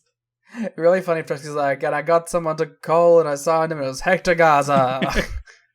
So December 10th was main evented by Styles and Garza. They had a decent match. They did this thing. How did you feel about their bilingual broadcasts where for all the Hector Garza main events they had a Spanish announcer at the desk doing like English-Spanish commentary simultaneously? I liked his energy, but I thought it was a little clunky. Because, Mike Tenay would do, the English portion of the call and talk for 30 seconds. And then throw to Moody Jack, who would do the Spanish portion of the call and talk for 30 seconds. And then they'd just do that back and forth for the entire match. You know what I'd rather? If they just went all Spanish. Yeah, get Mike Tenay out of here. I do hope that because they had Moody Jack at the English desk, they also sent Don West to the Spanish desk. We need to do some research and find out. If anyone was watching these shows in Spanish at the time, please let us know if Don West came over to the other announce booth. You hit the SAP button and you get Armando Quintero speaking Spanish and Don West shouting in English. Oh, I want to watch that version. Yeah, a decent match. I didn't care much for the finish. So the finish was AJ hit a superplex, but Garza cradled him and got his shoulder off the mat. So AJ was counted down for 3. Garza kicked out. Garza wins the match. They do show a replay on the next week's show where it makes it very clear AJ's shoulder wasn't down either, but... Yeah, I mean, they tried to protect them both, but by protecting both, they made neither of them look good. Yeah, it's that classic problem where you worked yourself into a shoot, you're like, we can't have him beat AJ clean, so we haven't beat AJ with bullshit, but it turns out AJ just looks like a dumbass for losing in a dumb way, and Garza gains nothing because he won in a dumb way. Or even worse, it also makes your officials look like shit, and they don't need any more help doing that. Yeah, so just have AJ be beaten by Garza, that's fine. If you're going to have AJ lose, just have AJ lose. And if it's a good match, people won't care. This match did have a 15-minute time limit, which confused me at first because I looked at the clock and I saw a 10-minute time limit. I was like, 10 minutes. And then I looked 2 minutes later and there was 13 minutes on the clock. And I was like, wait, what's happened here? They're counting up, Garrett. But I went back and checked and the clock starts on 10, ticks down for a couple seconds, then jumps to 15 and starts again. And I was like, I'm not going crazy. I think you still are. I think 5 of the 6 TV main events have 15-minute time limits in this month as opposed to 10. And they explain it every time. It's like Dusty Rhodes, the importance of this match is giving it a 15-minute time limit. It's like, just give all 10 main events 15-minute time limits at this stage. I think I would prefer that. I like uniformity with my wrestling shows. And especially with time limits, I think they only work if you commit to them. Which isn't hard either. Just have the announcers be like, the 10-minute time limit at the time. That's what annoyed me about some of the phases when Dynamite would not use the time limits correctly. Just you don't even have to have a thing on the screen or do calls, which I missed. I miss them doing calls. They're great. But just have them go just have them say at the start of the match. It's so easy. So December 17th, main evented by Jarrett against Garza. Garza earned the title shot, well, not the title shot, the match with Jarrett by beating Styles. This time they had Moody Jack join Mike and Don. They didn't get rid of Don, they just added him to the 2 of them. The one guy on the Spanish team just talking to himself. Poor guy, yeah, he's all by his lonesome. I hope they gave him Conan. I was actually curious about this too. If we do have anyone that was listening to it in Spanish at the time, and who listens to AEW Spanish currently, was it actually good? Because I hear that from most people that do listen to the Spanish version of Dynamite that the Spanish team sucks. So I'm curious, is there was the Spanish side of Impact at the time, actually good. Yeah, Moody Jack and Armando Quintero, I think, were the commentators at this stage. In fact, I know, because both of them were on main commentary for... Oh, no, I've Women's World Cupped it with main commentary. No! Wow, Garrett, you horrible racist. Wait until Dave hears about this. Garza accidentally bumped the ref. Jarrett tried to use the guitar, but Thomas recovered. Garza was about to go for a tornado. we can't call it Women's World Cupping it. What?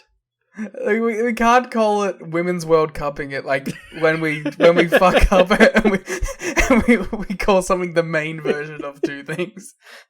That's loaded language, which makes it much worse. Yeah, I think if we weren't cancelled in the first place, we are now. Yeah. I was referring to a mistake I made. You were using it as an actual, like, a descriptor. No, I was still referring back to your error. I think that's true. I liked the Jeff Jarrett guitar shot in this. Yeah, Garza was about to go for the tornado, but Hall and Nash came out. Nash threw some punches on Garza, and I was like, why isn't that a DQ? But to be fair, they built that into the story. Garza took them out with a dropkick. The referee was then about to disqualify Jarrett, but Garza was like, no, I want to beat him. And then as Thomas was getting Hall and Nash out of the ring, Jarrett hit Garza with a guitar mid-torneo. Crazy. And like, probably just whacked him right in the face. When I was watching this, I was like, Garza looks like he's setting up for this a little more than he normally does. And then I was like, that would be why. Because he's getting nailed with the guitar in midair. Like, and that's a crazy, like, one to get hit with, too. Like, didn't like the Bucks like do a super kick to someone while they were moonsaulting? That was like just as crazy. Yeah, and the Ricochet's done something like that as well, hasn't he? Johnny Gargano's Yeah. Ricochet, was that spot? I think it was Cole. Oh, it was Cole. You're right. Yeah, so but like that kind of shit, like I you can understand why someone has to take an extra minute. And yeah, Jarrett won after the guitar shot. So this continues the push of Hector Garza, spinning him off into a feud with Cole and Nash. December 24, Christmas Eve. Roddy Piper's here. Jingle bell, jingle bell, jingle all the way. Roddy Piper's here to say some horrible things. Hey! So Piper comes to the ring and he has a mariachi band with him. And which is never a good sign. He tortures this poor band. They're like, we got paid to do like a guest spot here, and Piper keeps making them do stuff. Yeah, they come out, they play some music, and then Piper's like, okay, stop. And then he's like, no, play again. And they look a little confused for like 3 seconds. Then they start playing again. Piper's like, no, stop again. Then one guy starts playing again. And then they all like go, oh, okay, we're doing this. They're all just deeply confused and put off by Piper. But the point of this is that he invites out Hector Garza, and he talks about the loss to Jarrett. And, like, he asks Garza a question. Garza has, I think it's Moody Jack in the ring doing the translations for him. So he asks the question in English, Garza does his promo in Spanish, and then Moody Jack translates. And, like, Garza does his promo, Moody Jack does the translation, and Piper's like, I don't think that's what he said. Yeah. I don't know what this was. This felt like Piper was, like, burying Garza. Yeah, the point of the segment was like to have Garza be a star by association with Piper and then get the better of Hall and Nash. But because of Piper just being Piper and being like the most unhinged, like uncontrollable man, he is thoroughly off his leash, as I think he said 1 week. He cannot be controlled. He cannot be trusted to deliver segments like this without dragging them off the rails. That it just ended up making Garza look bad. And like Garza was like, oh, I want to come for the title. And Piper's like, well, you lost to Jarrett. And that's not what you should be reinforcing here, Roddy. Yeah. Garza says he lost the match because of Hall and Nash, which brought Hall and Nash out. Hall says, don't sing it, bring it. Then Piper repeated that in a Mexican accent. Which was very cool. They gave Garza a guitar and asked him to play a hit. Then Garza hit Hall with the side of the guitar. Yeah, it was such a whomp that I thought it was a non-gimmicked guitar for a second. Yeah, he just bonked him with the guitar sideways. It looked like it sucked.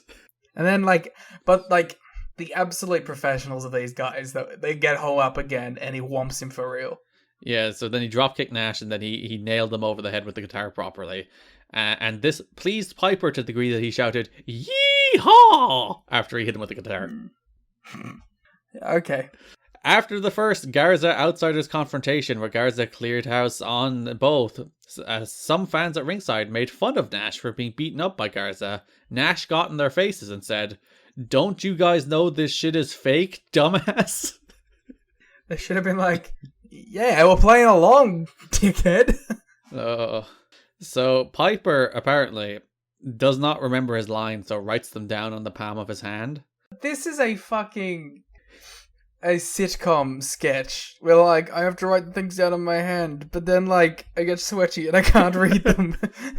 That's why he goes off the rails, because he's like, alright, it's just a bunch of scribbles.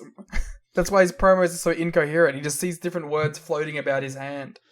So, according to Dave, I should have went back and checked the tape, but according to Dave, if you watch him while he's introducing Hector Garza in this segment, he says the words Hector, then obviously looks down at his hand to remember the rest of the name, and it's like, Garza! Yeah. It was not a segment that made Hector Garza look particularly good coming out of it. No, and it's one of those things where it's like, in theory, you understand what they're doing, and then in practice, it makes him look like a geek. We call that the Roddy Piper effect. The following week, Hector Garza faces Scott Hall in the main event. Earlier in the show, Garza's walking backstage as Scott Hall and Kevin Nash are sitting on a bench, wearing some ponchos and sombreros with their head bowed. Garza walks past them. They look up, they nod at each other, they duck their heads again. This is very TNA comedy. And like, there's no reason for this. There's no callback to it. It's not like it's just like they thought of something funny to film. Yeah, there's no reason. They don't jump them. There's not a story. There's nothing. It's just they did a little skit where they're sitting there dressed in sombreros and hats, or sombreros are hats, but sombreros and ponchos. And Garza walks past them. They give each other a little nod. They're very pleased with themselves. And that's it. That's the whole reason this segment exists. I respect it. I really do. These guys are getting paid $5,000 a pop to come here and just goof around. Which probably, like, influenced how this company's promo styles and backstage segments would develop moving forward. Yeah, the Nash influence. Wrestling Observer Hall of Fame worthy for influencing the TNA comedy. Well, you see, this is why you need to get your ballot so you can vote for the Outsiders for this run specifically. Yeah, everyone's like, their WCW case has merit if you think about it. And I'm like, no, TNA comedy has merit if you think about it. Well, the greatest wrestling segment of all time, the Team 3D funeral, would that have happened without Kevin Nash in this company? I don't know. Yeah. So main event of that December 31st Impact is Scott Hall versus Hector Garza in a match where I'm still like marveling at how Scott Hall is still good. Yeah, he puts it together. And he absolutely shouldn't be at this stage of his career in 2004. But he's still pretty good. He's like as good. It's very weird. Like, all his moves just still have that same snap to them. Like, there's just that little bit of extra oomph, that little bit of extra polish on every single thing he does that makes him just seem much better than everybody else in the show. Like, he's the truest of pros. It does make you a little sad, because you're like, what if this guy could have kept it on track the whole time? Because he's so good at this stage. Yeah, like, he's like, just the fundamentals. That's the thing. Like, his fundamentals are so leaps and bounds above everybody else that, again, as I said, even here, doing a 5-minute television match against Hector Garza, does it, he pops. He still, like, jumps off the screen as a guy who's a better worker than nearly everybody else around him. There's this, like, thing that goes around about, like, Scott Hall being an overrated guy. They're wrong. Yeah, they're wrong. And, like, I think you're pretty dumb about that, because if this guy was, like, straight-laced wrestler guy for the rest of his career, like, I think he would have made it to every level. And when you look at, like, this is 2004, where he's not in shape, and, like, he has had every demon in the world at this stage. Yeah. And he's still pretty darn good. It's insane. So Armando Quintero was on commentary this time with Mike and Don. There was a special 15-minute time limit again for this match, even though it ultimately only went about 5. Garza knocked Nash off the apron. Nash took a surprisingly big bump for that. These guys do respect the boys. They just don't respect the office. Yeah, fair play to them. Yeah, I admire it. Kevin Nash says workers' rights. Yes. I mean, probably. Garza took Nash out with a baseball slide, then he went up top for the tornado, but Hall crotched him, and then Hall picked him right out of the corner into the Razor's Edge to win, and then Piper came out to close the show. Because earlier in the show, Mike Tenay, I think, produced a miracle, where he did a sit-down interview with Roddy Piper that had a purpose, and it fulfilled the purpose without Piper derailing it. And listen, it's like, I like the aesthetic of the interview they did, where it was the top of the ramp interview, which they've done before in the Asylum, but I think this is the first time they've done with Mike Tenay in the Impact Zone. And I think that top of the ramp interview in the empty Impact Zone looks really good. It's a really cool aesthetic. I like any of these kind of interviews that aren't just in the back. Yeah, even later in the month, or in January, I suppose, they do the sit down with Jeff Hammond, where it's Nash, DDP, and Monty in the ring, but again in an empty Impact Zone. And I think it just adds a cool, different vibe to those interviews. It definitely helps them stand out. Yeah, so Mike Tenay was doing this sit down interview with Roddy Piper, where he was announcing that Piper will be part of Final Resolution, that Dusty Rhodes has replaced Terry Funk on the championship committee with Roddy Piper. Disgraceful. Terry Funk, who has never been seen since he was announced in the championship committee, has been fired. Do you think he got any money for his name being constantly mentioned? I don't know. I hope so, but probably not. Yeah, you can't just do that.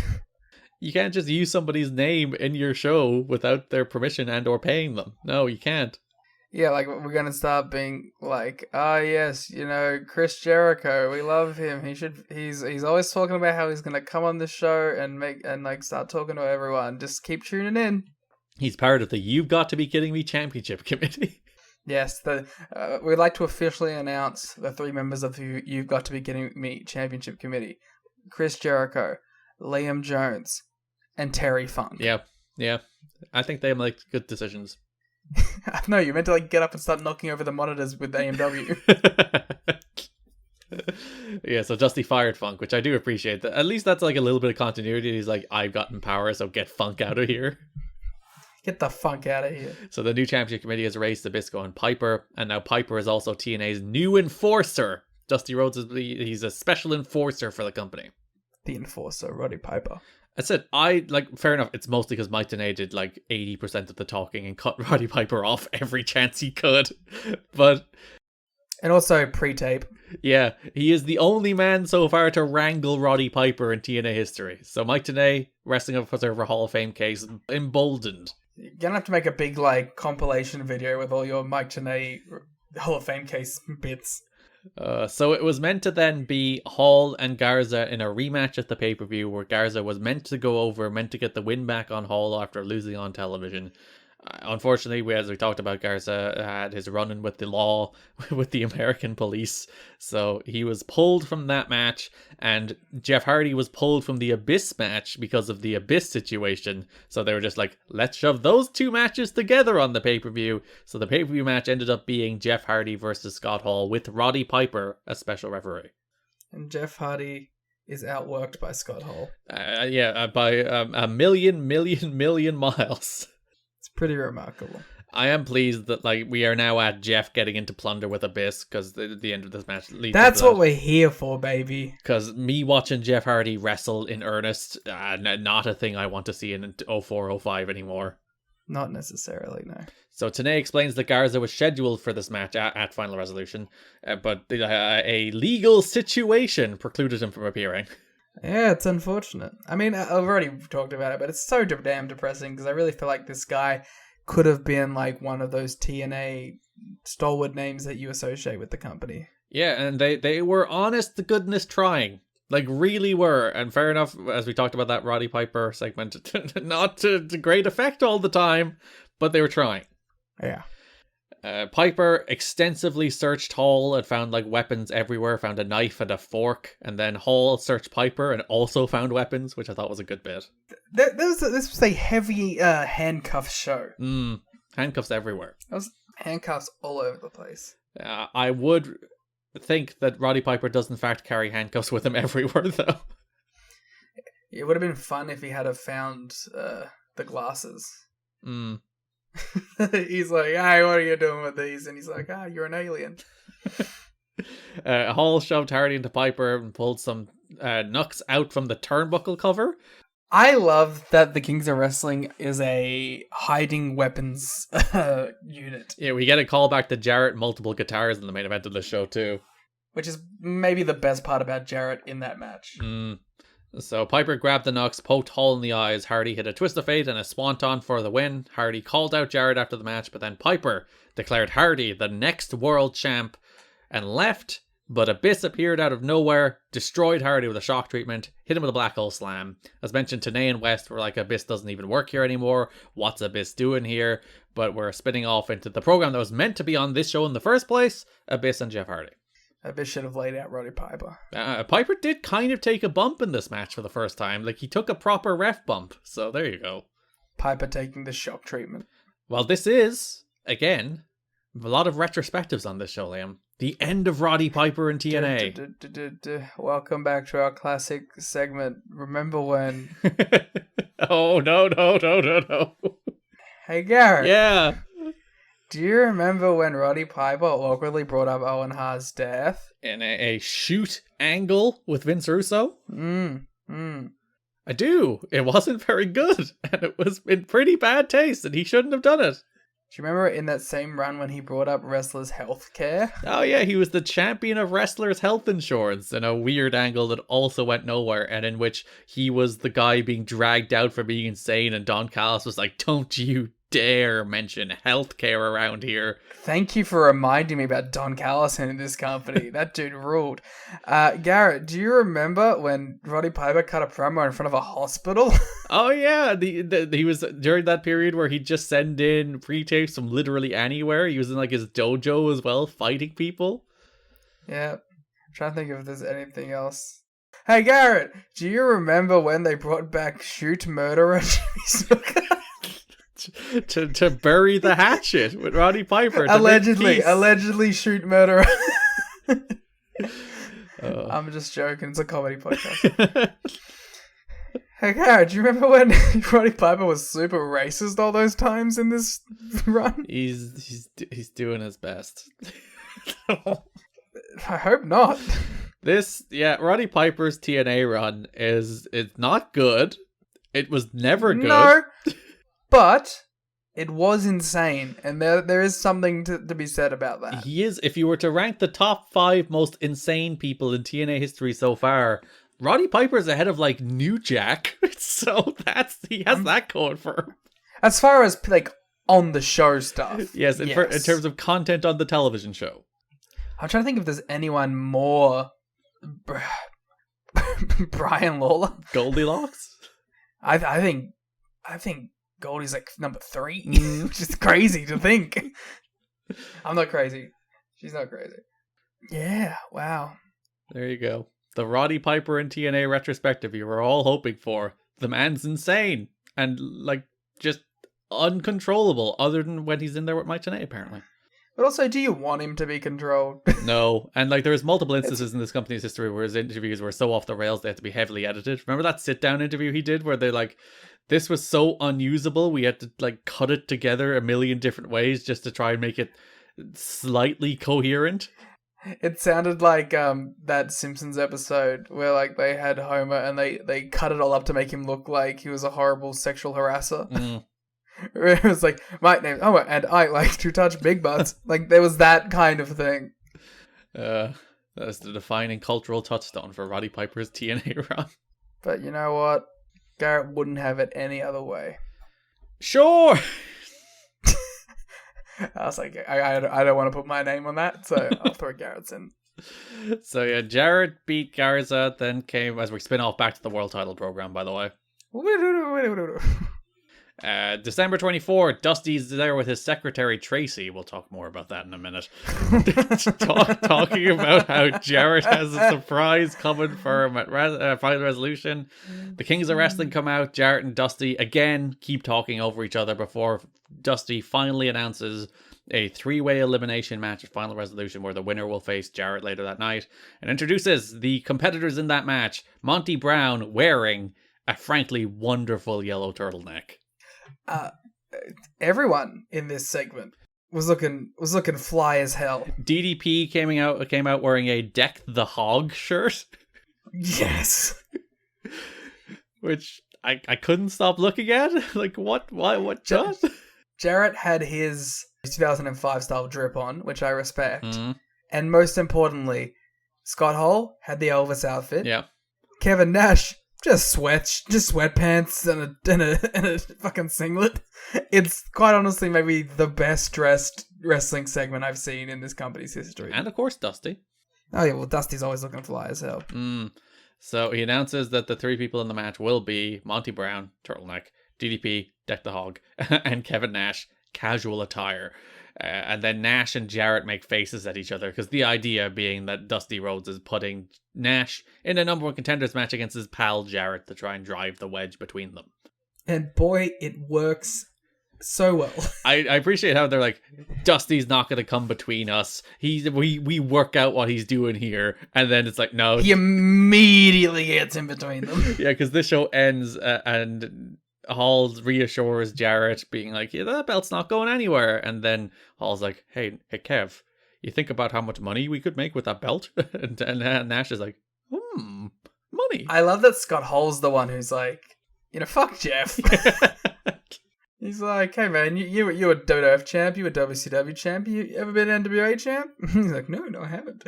It's like, there's money in being champion, isn't there? And I do like money. We know that. There's people who get mad at that Kevin Nash character, which is the TNA Kevin Nash character in particular, which is, I don't give a shit, but if it makes me money, I'll be interested. I kind of love that character. Character, you say? Well, yes, it's him as a human being, but they incorporate it into the character. Kevin Nash is one of the best TNA characters of all time, and I will not hear a single word differently. Because there's people like, oh, you should always be putting over the title, which I generally agree with in principle. But then it makes Nash feel special that he's like, I really don't give a fuck. But if it makes me more money, then I do give a fuck. Which puts over the title. Because the title is the thing that makes you more money, because it's so important. Jeff Jarrett comes to the ring with Scott Hall and Kevin Nash. Jarrett says that Dusty can stack the odds against them all he wants, but Jarrett will always beat the odds. And Jarrett, while doing this, I can't remember why he put the NWA title down. I think it was to lift his guitar. And Scott Hall just picked the belt off the mat, but Jarrett pulled it away from him. Hoisted by his own guitar. Monty interrupted, told Jarrett to shut up, said he's going to go through Nash and DDP, and then Jarrett, he's going to win the belt, and the crowd won't be singing next world champ. They'll be screaming, the world champ. And then hits his catchphrase, and by God, this man should have won the belt. Pounce. Period. January 7th show. I think the idea here is everybody gets a confrontation with Jarrett. I think that's what they're going for. Jarrett comes out in his denim jacket, orange chinos fit. I love this man. I take everything bad I've ever said off the table. This guy, he knows drip. You gotta respect it. TNA lays out all the challengers he could be facing. Jarrett talks about all his potential opponents, including Liam, dropping his favorite AA ball player line for Monty Brown. I love that Jarrett's like, he thinks of a thing, and then he's like, I'm gonna say this 1,000 times. He will never come up with a second thing to say about Monty Brown. He has that one thing, and he does not need anything else. It's not even just that. Like, remember when he was trying to get the fucking Planet Jarrett thing over, and he ended every promo by like being like, it's Planet Jarrett, you're just living on it. And it was like, this is a global warning. Oh, he tried so hard with that global warning thing. It's like, that's not a thing. This isn't, stop it. We should steal that. TNA lays out the challengers, and then Jarrett talks about them.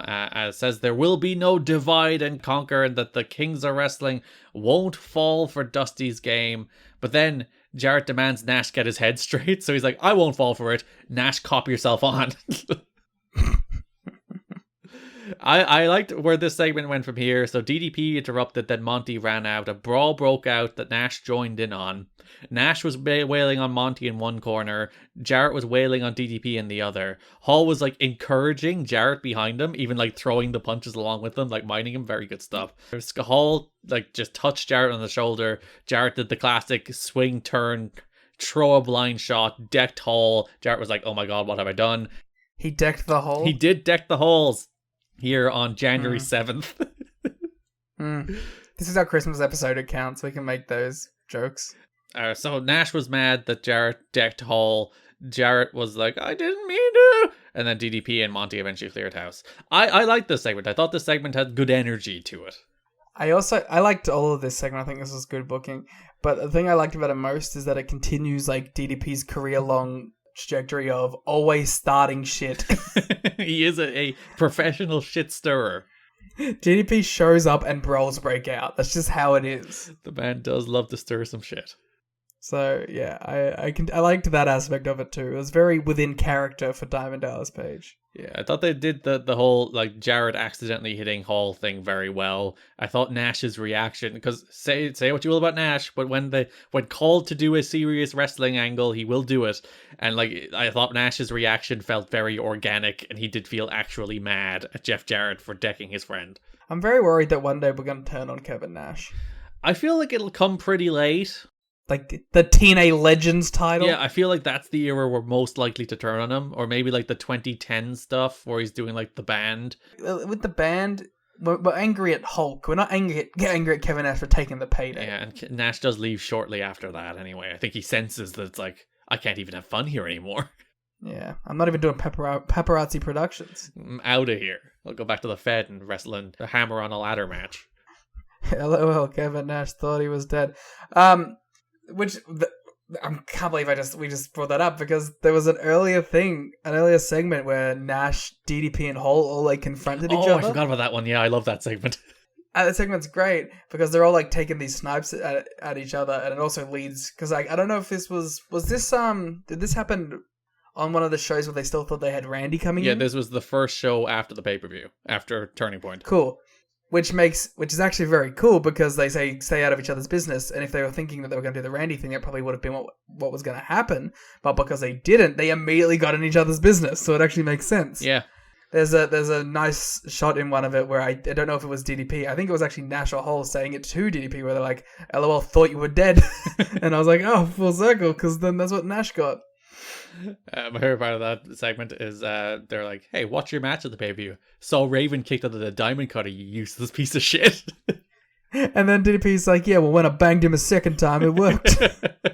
And I was like, ooh. DDP loves banging. He loves to bang.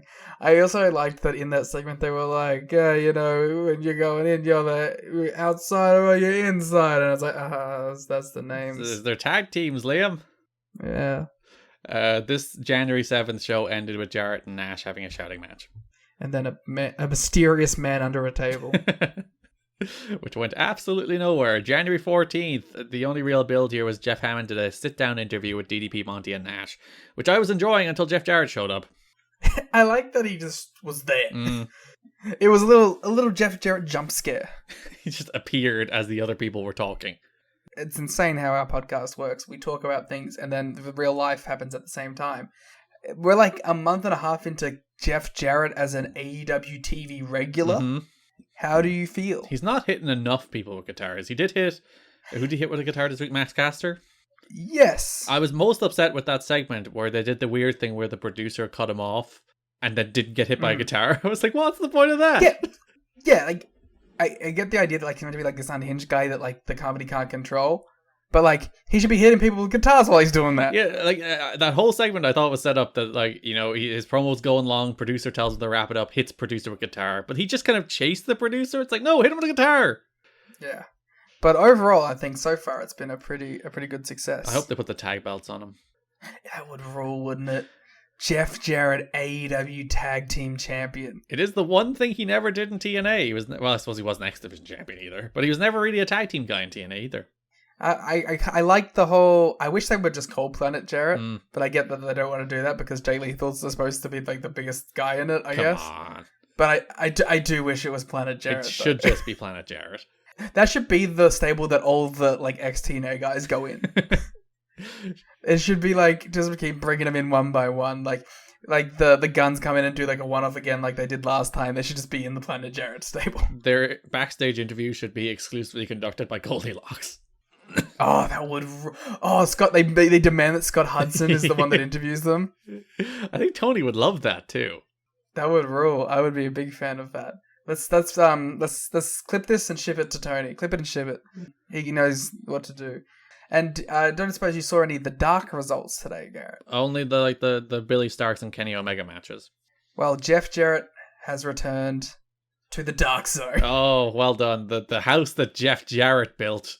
Yes, he was on these dark tapings. So I thought that was very, like, a fun moment. Him returning to Soundstage 21. It's actually not 21. I think it's 18 or 19. It's 19. It's 19, I think. But, like, it is very fun that he's there. Because, like, I like that all the ex-TNA guys, like, want to do at least one of those tapings.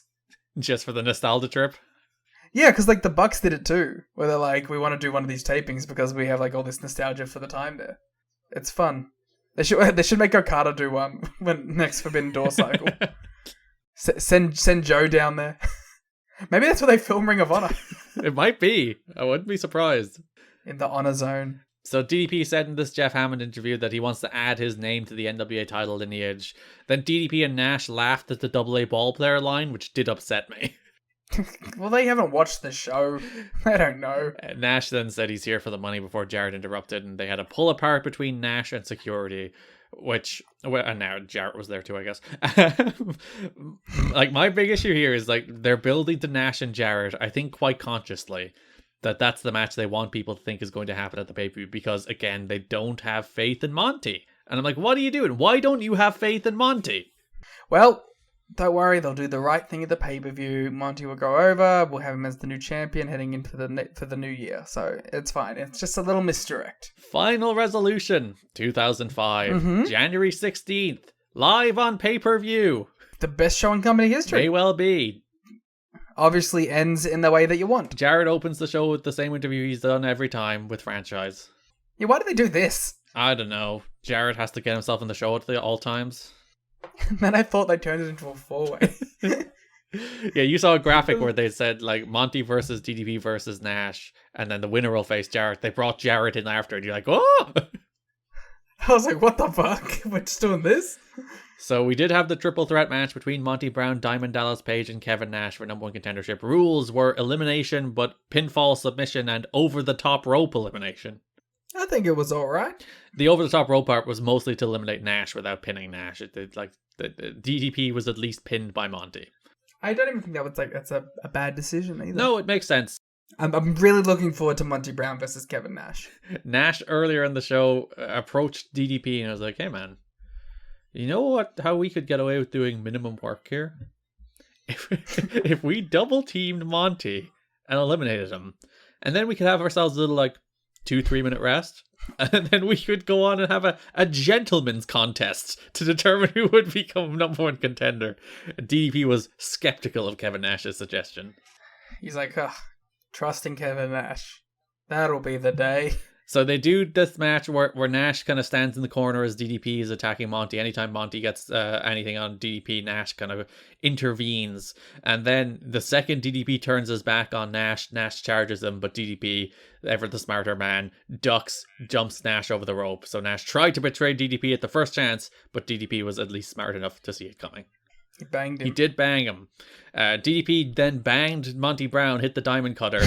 Nash pulled DDP off the pin, beat him up a little, threw him back in the ring, back onto the pin, but Monty did kick out. And then the finish, which is fantastic. So DDP hit the ropes and he was trying to hit a diamond cutter coming off the ropes, but Monty shoved him to continue his momentum to the other side of the ring. Monty hit the ropes, pounced him. Diamond cutter straight into the pounce. Fantastic finish. And Monty is your number one contender. The alpha male Monty Brown will challenge Jeff Jarrett for the second time in the main event of this pay-per-view. Yep. That finish screams to me a DDP finish. You know, he's going for the running RKO, and then Monty Brown comes in with a pounce, you know. And that's just classic DDP. You're like these people in the Impact Zone who, when DDP went for the oh no! Fucking owned. Yeah. When DDP went for the diamond cutter, those geeks started chanting RKO and I wanted to beat them up. You have to beat yourself up now. I do that all the time though. Dallas Page's neck seems to be in good shape. He was forced to retire from WWE due to a neck injury, but he hasn't been complaining of any soreness after working recent matches. He does only work once a month. When you said Dallas Page, I thought you meant Lance Archer and Page for a second there. Dallas Page is actually Hangman Page and Lance Archer's tag team name. Oh, that'd be great. So apparently DDP is not suffering much these days. That's good. It's all that yoga. The main event for the NWA World Heavyweight Championship. Monty Brown wins in 15 minutes. Crowd goes nuts. We have the new crowning of a young champion. Jeff Jarrett defeated the alpha male Monty Brown to retain the NWA World Heavyweight Championship. Garrett, you did you read it wrong. It's the other way around. No, it's not. Monty lost. Wait, I don't remember that.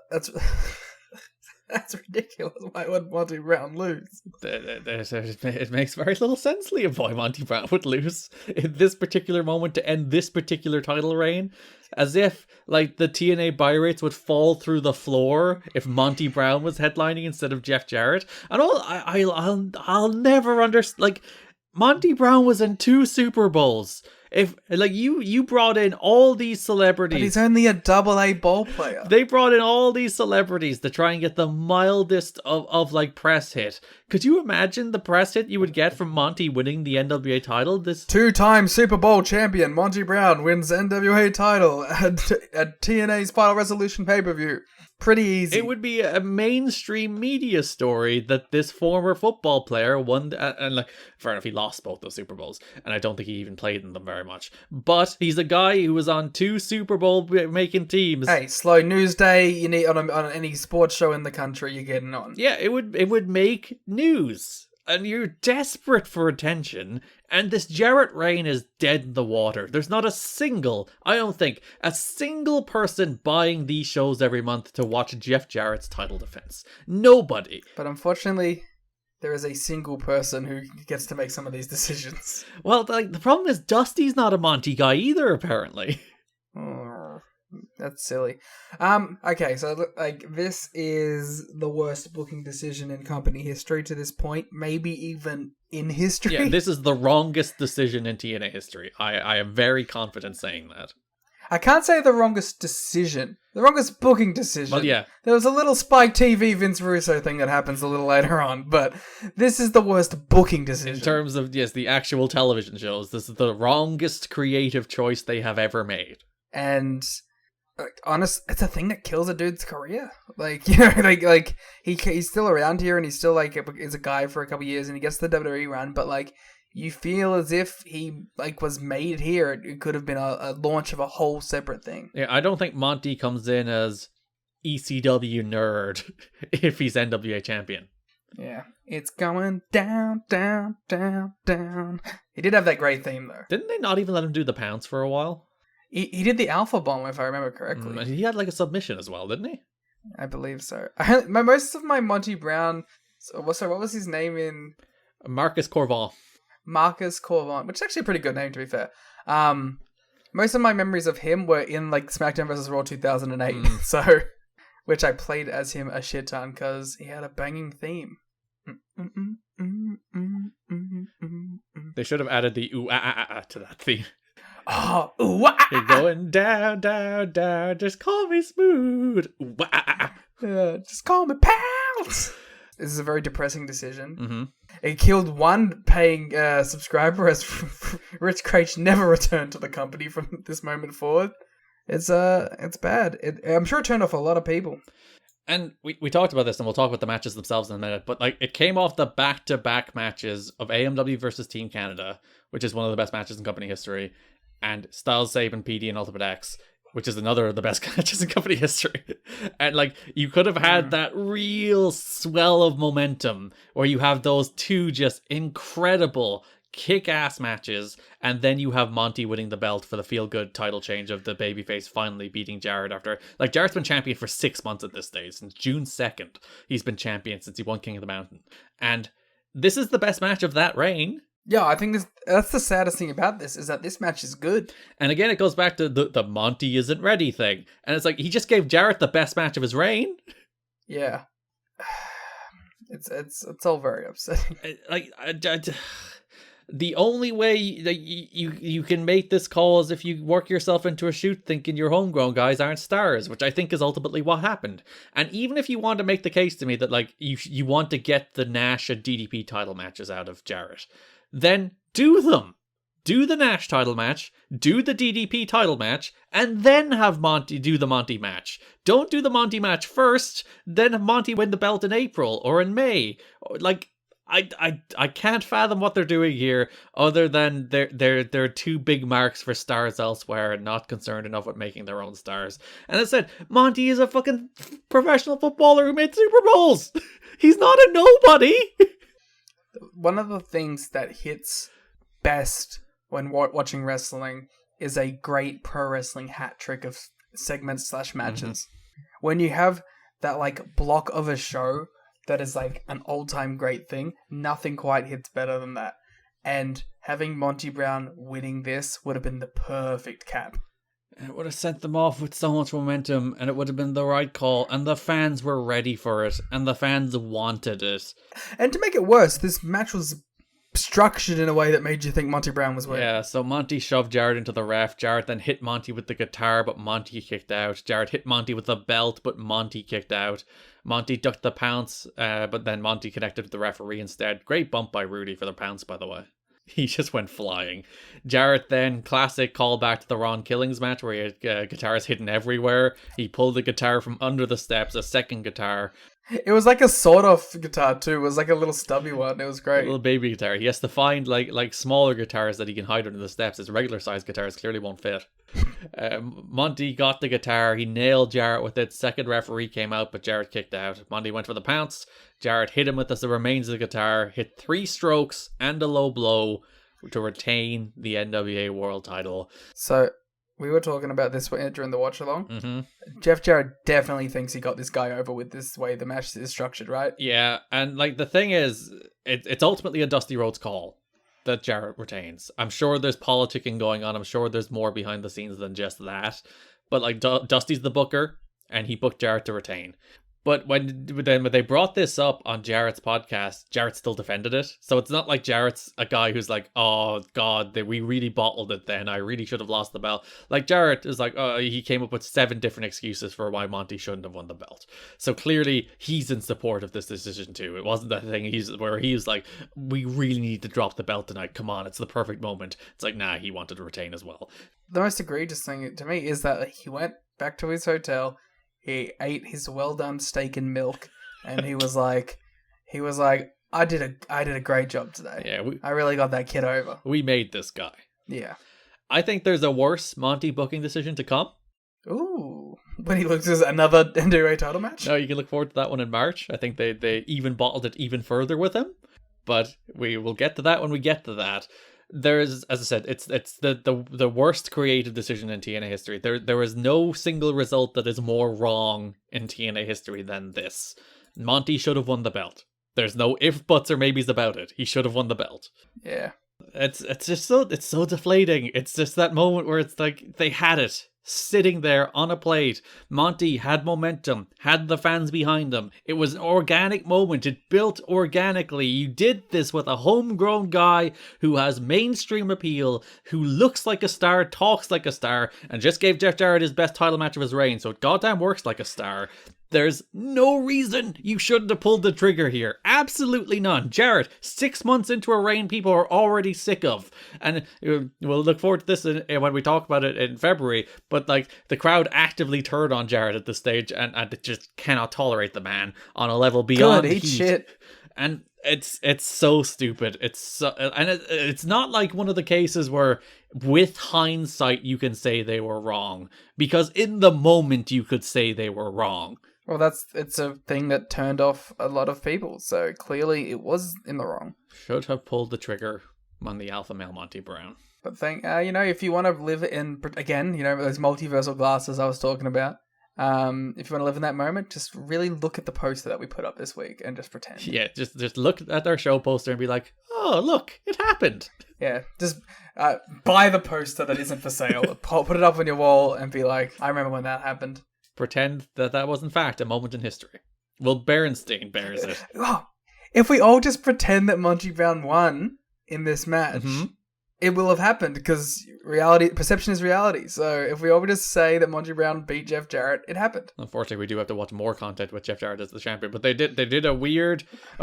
So Monty won the belt, and then in a dark match at TV, Jarrett won it back. Monty won the belt, and then they did a tournament in Brazil, right? And Jeff Jarrett won that tournament and had the belt back. Yeah, of course. Yeah, I remember that. I remember reading that in the Observer. Observer, that's what it's called. That brings us over to the X Division, where the main build for the month was around Ultimate X, in which Petey Williams would defend the X Division title against 2 unspecified opponents, and Dusty was like, I booked a bunch of matches, daddy, and I'm going to be keeping close eye on all these people in their Ultimate X qualifiers, which aren't qualifiers, except the one at the end, which is a qualifier. I did not pay attention to like any of the setup to this. I was just like, look at the bunch of cool X Division matches. Yeah, I think AJ has like sneakily one of his best months because he's just having 5-minute TV matches against good wrestlers. Yeah, that helps. December 10, Christopher Daniels defeats Mikey Batts. Mikey Batts comes out to Chris Sabin's music, and I think that's very funny because Chris Sabin's music goes, Hail Sabin. Hail Sabin. So it's not even like subtle. Mike Tenay does explain, Liam, if you're listening on commentary, that this match was meant to be Sabin versus Daniels, but Sabin injured his back at the pay-per-view. Now you might ask me, a fair question, why does that mean they play Chris Sabin's music still? There's not a good answer to that question. But they just thought they looked similar enough. Nobody will notice if we send Mikey Batts out there instead. They should have done that with some of the Austin Aries moments. Been like, all right, Mikey Batts, go out there.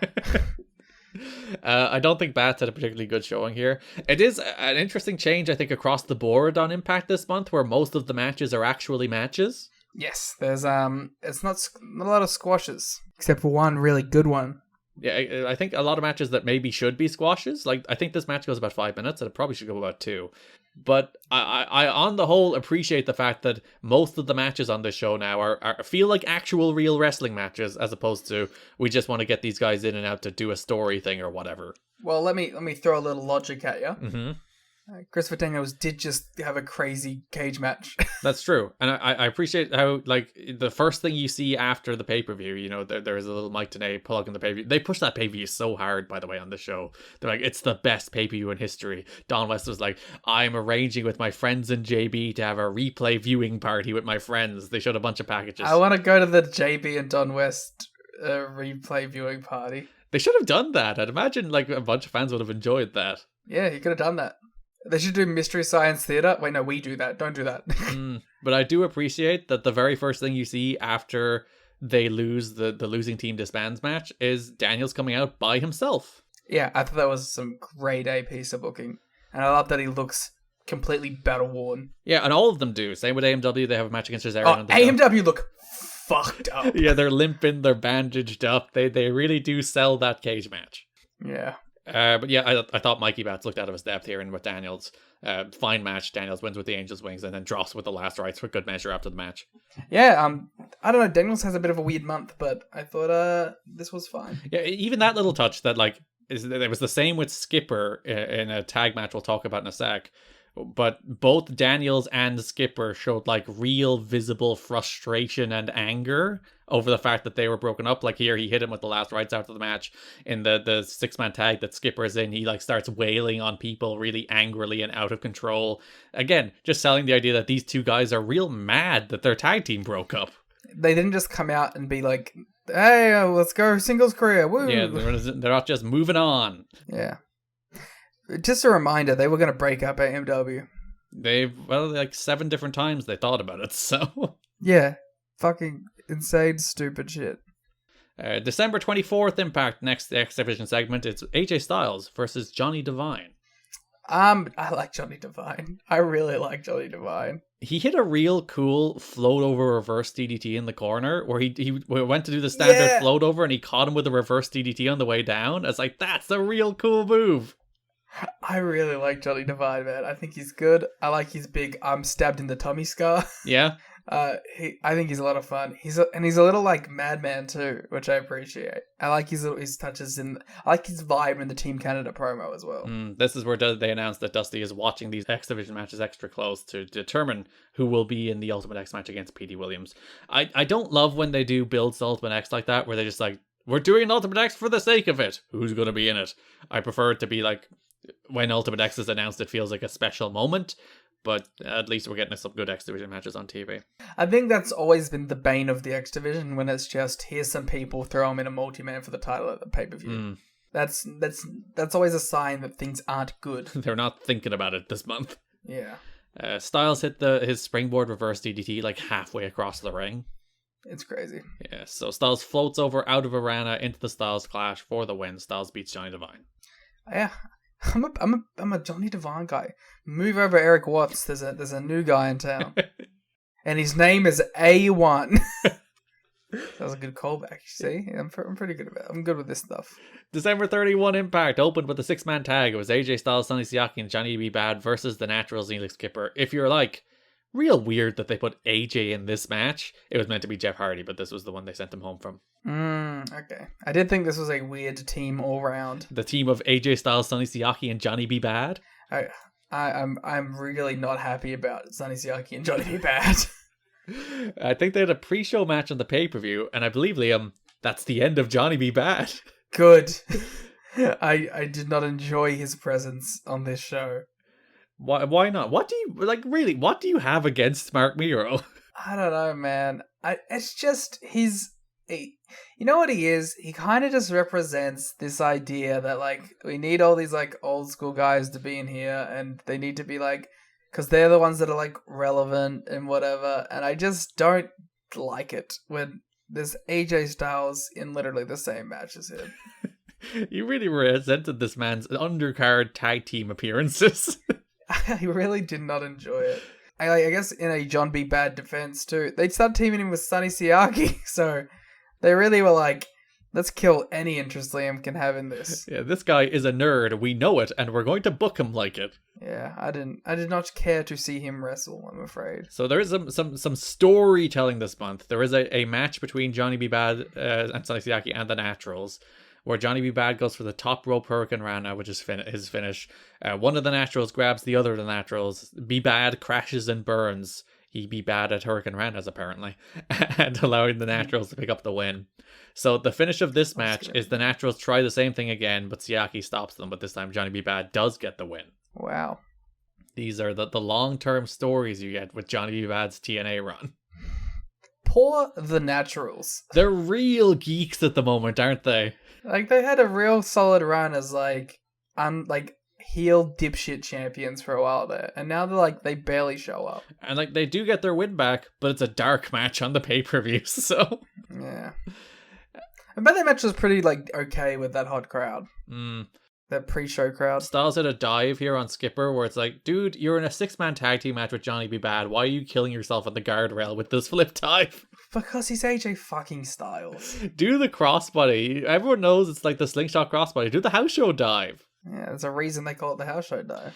And yeah, I did like this match was where Skipper was like really hyper aggressive. He was wailing on, I think it was Siaki at one stage, wailing on Styles, frustrated with his tag team partners, which is a little like callback to the fact that like obviously Triple X and the Naturals feuded, so they don't get along in the first place. I did really like that they sold the idea that Skipper and Daniels are really frustrated with the fact that their tag team is broken up. Yeah, it's a very good touch. Christopher Daniels faced Michael Shane on this show. I do not remember a lot about that. I do remember that, like, there was a lot of bullshit in it, and I feel like that would have worked well if Michael Shane won, because it would sell that Daniels is out here by himself and he's not used to that. So he has no one watching his back and, like, covering for him with all this interference, but he just kind of overcomes it anyway and wins. He just wins, yeah. So Kaz grabs Daniels' leg at ringside and the referee ejected him. Daniels went for an O'Connor roll. Tracy distracted the ref. Shane reversed the pin, but Tracy still had the ref distracted while Shane had the pin. Shane reprimanded Tracy, knocked the hat off her head, but then Daniels rolled up Shane for the win. Why wasn't Daniels in the Ultimate X? Because they had put Sabin in the Ultimate X. To be fair, if you were like, would the match have been better with Daniels or Sabin? I think ultimately the match would have been better with Sabin. But like, it felt like he got way more focus than Sabin did. Yeah, this month. It felt like the story this month was building to Daniels in that Ultimate X match, and they seemed to just go with Sabin, which, to be fair, it turned out pretty well. But you're right that the booking direction very much seemed like Daniels, and then they pivoted. Odd.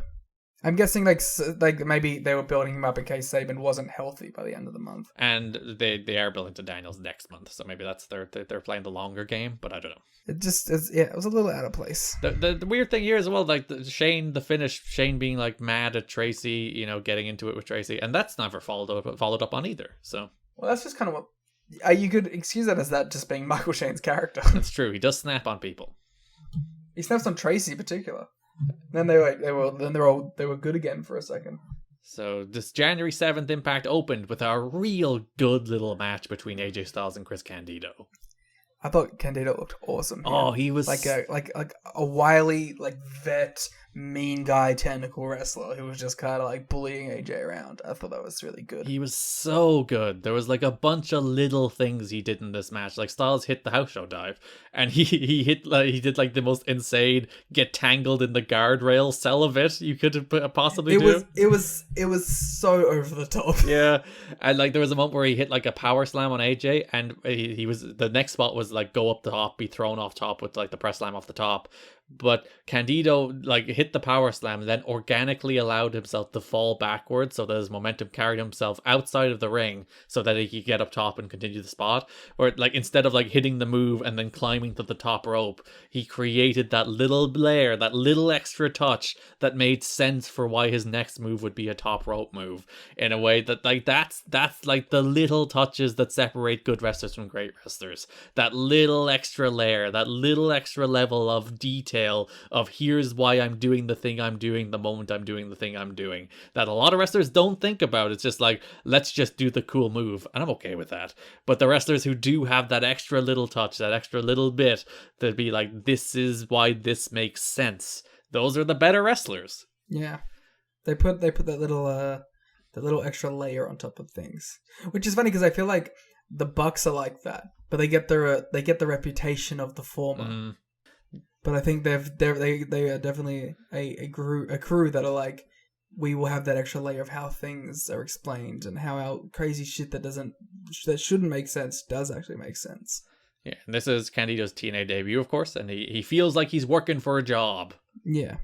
They announced at this stage that Styles has one of the spots in Ultimate X, and Daniels will face Sabin next week for the other spot. And Daniels was on commentary. A lot of Daniels on commentary this month. I thought it was pretty good. They're testing him out. Yeah, Styles wins with the Styles Clash. Real good. Like it's a 5-minute TV match. There's always a ceiling on 5-minute TV matches.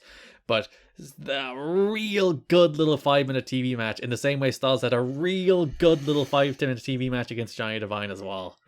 He's on a fun little TV run here. Yeah, Daniels remains on commentary for the next match, which is P.D. Williams versus Andy Douglas. You gave this like 2.75. You like this match. I say 2.75. I gave it 2.25, which is a whole huge difference. Yeah, like, you know, by regular wrestling standards, it was alright. Please tell me why this was a normal, decent, okay, forgettable mid-card match as opposed to a below average mid-card match according to my rating. P.D. Williams is putting it together. I did appreciate they did like the classic, a thing I always enjoy in heel versus heel matches, where they both try to cheat. Yeah, I was just about to mention it. I really liked the heel versus heel opening stuff too. Where they do like the double eye poke spot. They're all trying to grab tights. There's a real good Kid Cash Austin Aries version of that in 2011, which you can look forward to in a very long time. But they like do a whole match built around that where they're trying to out cheat each other. And I loved that stuff with heels. Yeah, they should do that stuff more often. That's like when you watch in the Best of the Super Juniors, often you'll get like a random Suzuki-gun match, and it'll be like Taichi versus Taka or something, and they just cheat their way through the whole thing. So D'Amore pulled Stevens off the apron, which allowed PD to roll up Andy Douglas and grab the tights for the win. The better heel. Daniels was also still on commentary for the next match, Bobby Roode versus Chris Sabin.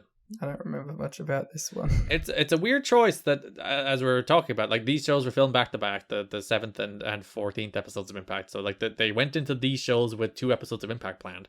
So they pinned Sabin here, fair enough with interference from Daniels, to set up Sabin then beating Daniels the following week to qualify for Ultimate X. I'm like, just don't have Sabin lose. Yeah. You're allowed not have Sabin lose. TNA informs us Primetime and Jeff Hardy will be at Final Resolution, which is my favorite thing they do. It's like the wrestlers we have booked and are under contract will be at the pay-per-view. We're not going to tell you what they're doing, but they'll be there. Because we don't know. Yeah, that realistically is the reason that they're announcing it that way. It's like, well, Jeff was going to face Abyss, but he'll be there, we swear. They do announce Daniels will face Sabin next week to earn the third spot in Ultimate X. Sabin was on a roll, he was running a wall, but then Daniels tried to use a chair. Sabin stomped the chair onto Daniels' fingers, and in a real cool spot, Rude Northern Lariated Sabin, and then Sabin fell face first onto the chair for the win, so Rude beat Sabin. They repeated in the AMW Team Canada match as well, but I think the setup for that was real nifty, that the Northern Lariated him, and he just fell face first on the chair that was lying on the mat. Much like PD, Bobby Roode is starting to put it together too. Yeah, these Team Canada boys, and we'll talk about Eric Young as well in the pay-per-view. Oh, there we go. There's a bunch of Eric Young stuff on the pay-per-view. And then main event of the January 14th go-home show, it was Chris Sabin versus Christopher Daniels. Winner gets an Ultimate X. Special 15-minute time limit for this match too, but for once they actually used most of the time. Ooh. This went like 12. Ooh. Also, they had a really good little TV match. Ooh. It might well be the best match in the history of the Impact television show so far. Ooh. There's a couple matches in the first show that give it a run for its money, and then maybe the Jarrett and Monty match, but I don't think, like, you gave this 3.5 stars, I gave it 3.25. By the time they got there, it had felt like one of those Dynamite matches that you're like, oh, man, that was really good. You know, like, it stood out on a show, like, that. This would have stood out on a show that was, like, all good stuff, too. You know what I mean? Like, it's not just good for the promotion that it's in. Yeah, so Daniels went for the Angel's Wings. And a fun thing on commentary the week before where Mike Tenay was talking about how, Chris Sabin has a counter for the Canadian Destroyer. And then Daniels was like, let's see, does he have a counter for the Angel's Wings? Does he have the counter for the Last Rites? And he beat Daniels here by reversing the Angel's Wings into a cradle. So tying that little commentary line into the finish of this match was a real smart little touch, I thought. I also like that Sabin is the guy who, like, learns how to beat other people's shit. Yeah, he counters finishes. That's Sabin's gimmick at the moment. Yeah. So the Ultimate X match at the pay-per-view will be P.D. Williams versus AJ Styles versus Chris Sabin. Yeah, I bet that'll be alright. Styles also has a squash match against Cassidy Riley on the show. Also, just a lovely little TV match. This AJ guy. You could just put him in there with anybody and give him 5 minutes and you'll be like, yeah, I enjoyed this. It's good pro wrestling. So that brings us to Final Resolution, January 16th. Live on pay-per-view. AJ Styles defeats Chris Sabin and P.D. Williams to become the new X Division champion in an Ultimate X match. Well, I mean, this is real good, isn't it? It is, I think, still to this day, the best Ultimate X match. Ooh. It's definitely the best one so far. Oh, far and away. I don't think any of the others come close to touching this one. Crowd are going absolutely bonkers for absolutely everything.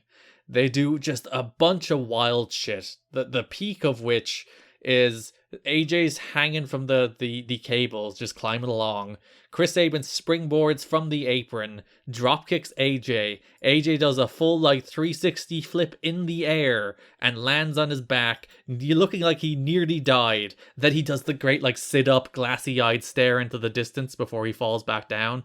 And it's one of the craziest moves you will ever see in Ultimate X. This is peak AJ being a crazy Gumby man who can't get hurt. Yeah, it's I mentioned this on the watch along, but I cannot even think about how you think about doing that.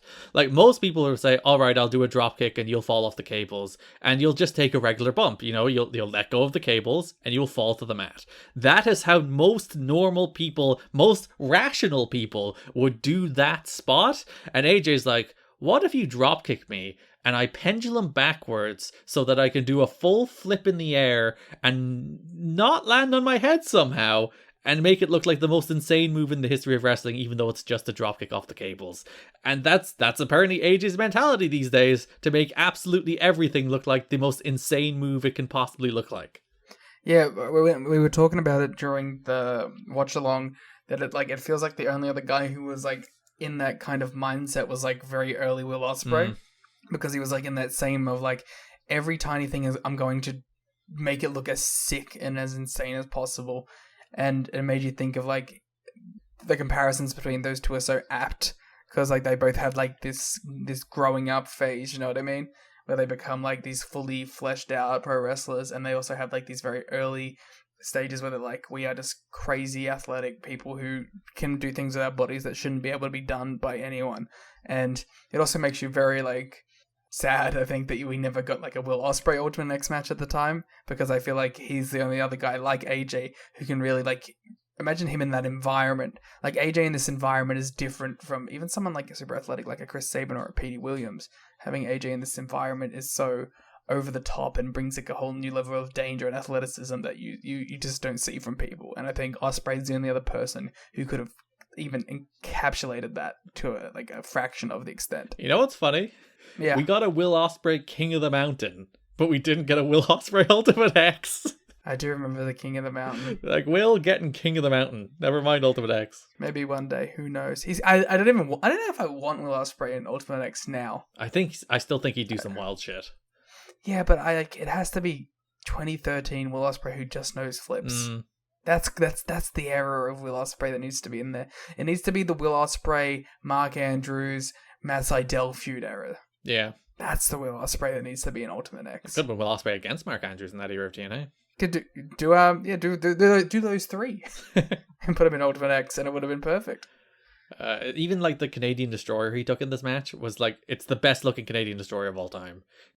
I loved it because it looked like a pile driver. Yeah, a lot of like modern Canadian Destroyers, and even like a lot of the better ones PD does. A lot of guys do the thing where they might flip up to their feet, or they might do like an elaborate bump. It feels like more of a momentum thing. Yeah, whereas this was, he just stuck him with it. He just hit him with a flip pile driver, and it looked like he died. And I don't think there's ever been a better looking Canadian Destroyer, either done by PD or anybody else. Yeah. It's a very good, very pretty move. And AJ dies on it, so it's great. But also, he dies on it, but it's also super safe. Yeah, if you look very closely, his head comes fucking nowhere near that mat. Yeah.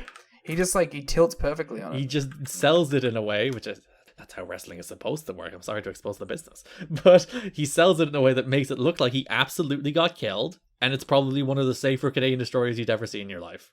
It's very exciting. So D'Amore immediately tries to interfere in this match, but Mike Posey ejects him, and D'Amore throws a sensational tantrum. He's jumping up and down. They actually cut to it, a great shot where they're showing D'Amore throw the tantrum through the tunnel, so you just see him from behind, like jumping up and down, stomping, kicking the tunnel, throwing his jacket down the tunnel. And you know what that is? That's pro wrestling instincts. Because there was no guarantee that the camera was on him in that moment. Yeah. But he was doing it because he's a fucking genius at pro wrestling. And it's one of those things where, like, so often you might get a guy who gets caught, you know, he's walking through the tunnel and he doesn't realize, like, he's still on camera, where, like, D'Amore is walking through the tunnel and he's literally, like, kicking the edge of the tunnel, that he starts screaming at random people as he walks through the tunnel. The man is fully committed to his bit. I wish he had a soul kicking the tunnel, though. That's my one note. Oh, like, he hurt his foot? Yeah, I wish he went like, ah! Yeah. So that it's just a regular three-way match. PD ran at Sabin off AJ's shoulders while PD was hanging from Ultimate X. Cool move. It's stupid, insane bullshit. I love it. The one spot that didn't quite come off is PD was dangling upside down from the Ultimate X, and AJ went for a springboard flying forearm from the apron to PD dangling from the Ultimate X. And I think PD in the moment realized, I can't take a bump like this, or I'll fall on my head and die. Or I will scorpion myself as I hit the ring. Yeah, so in the very, very last second, I think in order to try and sell the move without dying, PD pulled himself up a little so that AJ basically completely missed. Yeah, I also think maybe it was just a bad camera angle that didn't help as well, because I think it looked like, to me, I saw it as like he kind of like he hit him in the face and knocked him back. Yeah. But I think the specific camera angle that they used in that moment, the hard cam, made it kind of look like he just glanced and we got him with it. So I think if it was a floor cam for that, it would have looked better. Yeah, so then PD just falls down. Sabin hits a Super Frankensteiner while hanging from Ultimate X, which is great. You've got to be kidding me from Don West, which might be added to the intro. Well, it's either that one or the one in the tag match, because that's like the cleanest one I've ever heard. AJ and Sabin did the springboard dropkick, which if you've never seen it, it's insane. It's not quite Skipper Cage Walk insane, but it's just one of those things. It's like, you're just a crazy man. You're a crazy, insane person who could have died. Yeah, and somehow survived. They incorporate psychology into this Ultimate X, Liam. Who would have thunk it? So AJ and PD are both climbing the truss, and PD grabs AJ's arm pulls the arm through, and then AJ falls and dangles by the arm for a while. So the story is that AJ only has one arm, pulls Sabin off of Ultimate X with one arm, and then hits a one-arm Styles Clash, which is fucking badass. I love Styles Clash variants. Like, that's one of my favorite things in wrestling. Like, it was him and Suzuki, where Suzuki had him in, like, the triangle, and he picked him up out of the triangle and hit the Clash while he was still holding onto the arm. Which is a lot like how he did it here, really, isn't it? Yeah. But he was still in the armbar while he did it. It was some crazy stuff. Yeah. So AJ hits that Styles Clash. He goes to climb, but his arm gives out on him. Then PD hits that Canadian Destroyer, which again looks insane. It's the best looking Canadian Destroyer of all time. Sabin and PD climb from either side. They unhook the belt. They're fighting over the belt because the rules are you unhook the belt. The person who gets down to the mat with the belt is the person who wins the belt in Ultimate X. Styles springboards in from the apron, knocks the belt out of Sabin and PD's hands, and picks it up off the mat. AJ Styles wins the X Division title in Ultimate X. Great finish. Again, incorporates psychology in Ultimate X match where the dude couldn't climb, so he found a way to win without being able to climb. It's the best Ultimate X match. It's far, like, there's a bunch of insane shit. Can't stress how much the crowd are losing their mind at this match. They're going absolutely bonkers. Like, there's even a spot where Styles hits the reverse DDT while PD holds Sabin in a reverse DDT, so he reverse DDTs both of them. And the crowd, they've never seen a cooler move in their life. They're going absolutely insane. This crowd had a real run of it, and you know, when Monty won in the main event, it was just the perfect cap off to that night for them. Yeah, so Styles is your new X Division champion in what I do think still stands as the best Ultimate X match of all time. So if you look at the Final Resolution 2005 card and you wonder, where did that Skipper against Sanjay match come from?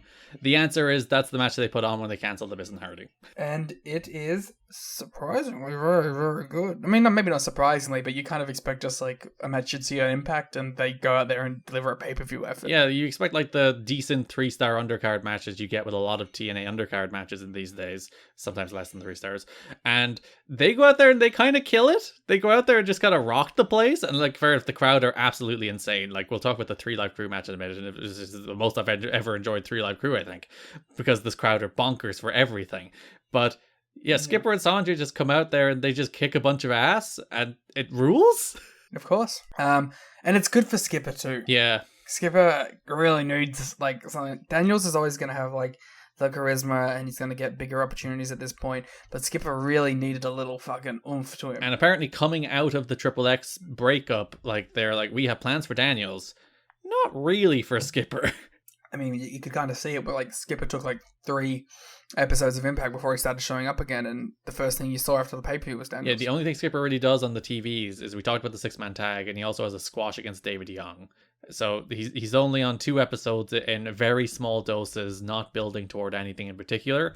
And here he just goes out there with Sanjay and they just have a great match. They just have a real great match. Like, I was 3 3/4 on this. It's like shockingly good when you look at the lineup and you're like, what are the good matches on this card? Again, as you said, you it's not that you don't expect it from Skipper, particularly Sanjay, but you kind of didn't. And they went out there and rocked it. So good job to them. Yeah.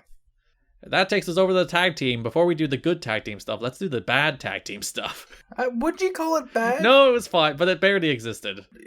You told me that there was like a week of build to this and I was shocked, so... There was that one segment where Jeff Hammond was working out in the ring with 3LK. That doesn't count as a real build. I was so confused by that. I was like, who is this random fucking nerd hanging out with 3LK? I was like... What fucking kind of, like, is this Billy Gunn? Is he here for the 4LK run? What's going on? Yeah, so they show a thing where before the show, Jeff Hammond he's just working out. He's doing some running some spots with the 3 Live Crew. And then Shane and Kazarian come up and just start mocking him and start like, Don West characterizes it on commentary later. He's like, he started saying there's no left turns here, mocking him for NASCAR. It's like, owned. And that is the only build you do get to the Kazarian and Daniels against 3 Live Crew match on the pay-per-view. Which is actually good. Yeah, like we were mentioning the watch along, there's 2 minutes of Conan chain wrestling at the start of this match where like he comes in there, crowd are hot, he does a bunch of really good looking chain wrestling. It's really smooth, it's really like crisp, and if you just watch those 2 minutes of Conan, you would think he is in fact the best wrestler in this company. Yeah, he's Because the thing about Conan too is he has all this fucking charisma about him as well. So it's like, you really, it's like a whole era of these dudes where you're like, you have all the charisma in the fucking world, but you just don't care about work rate because you've come up in an era or you've been in companies at their peaks where like work rate is not a priority. But if you just had both, you'd be fucking all-time greats. Or a little bit of Conan at this stage. He is in his physical decline. He's out of his prime. I was using Conan as a platform for more of a general point, but I understand. So yeah, you do get the catchphrase guys with their Tree Life crew, and they're super over here, and like this is what they should be doing. Really good, fast, energetic 8-minute matches. That's all Tree Life crews should ever be doing. I shouldn't hear them talk, or unless they're doing their catchphrases. I'll allow them to do the Conan and BG catchphrase. Ron doesn't get a catchphrase, which is a little upsetting. The other two hit their catchphrases, but poor Ron gets nothing. What would Ron's catchphrase be? This mother is a bad jam. What's up? Oh yes, he doesn't get that until 2006. So maybe the most famous of all the catchphrases. Actually, that's pretty. It's probably pretty fucking even all around, right? Yeah, and people might not know a TNA catchphrase before a WWE catchphrase. Isn't it a TNA song? It is. He debuts the song in TNA. There you go. He's one of the very rare people to take their TNA theme song to WWE. He's just like Cody Rhodes. And Mickie James. Yes, she counts too. I'm surprised that that's even happened 3 times, to be honest. Mm. When has there been other instances of people bringing outside themes and using them in WWE? There can't be a lot. Yeah, WWE are very, very particular about what they own, which I guess makes sense when you think about it. But WCW themes that made it over, I guess. There weren't even a ton of those. Like Billy Kidman's at the start, but they changed it. Well, good. Wait, no, was his WWE theme the rapey one or the WCW one? WWE one was the rapey one. Oh, no. Like, Goldberg? Did he have a WCW theme? Was his the same? His was remixed, but I think it's more or less the same song. They changed Stings. Yeah, NWO was a big one. Yes. And Hogan did have Voodoo Child in both companies for a while. Yes. Yeah, a lot of the WCW ones are true. Like Ray never had his WCW theme. Jericho never had his WCW theme. The Radicals never had their WCW themes. All those people came in. Chronic had their WCW theme. Chronic. Oh, Garrett, do you love Chronic? I don't mind Chronic. Oh, well then, hope you're looking forward to WWA. Oh, good. Well, you'll get to see like a 15-minute Chronic match. I'm excited. Good. I'm glad. Hey, Garrett. Yes. You like Alan Funk?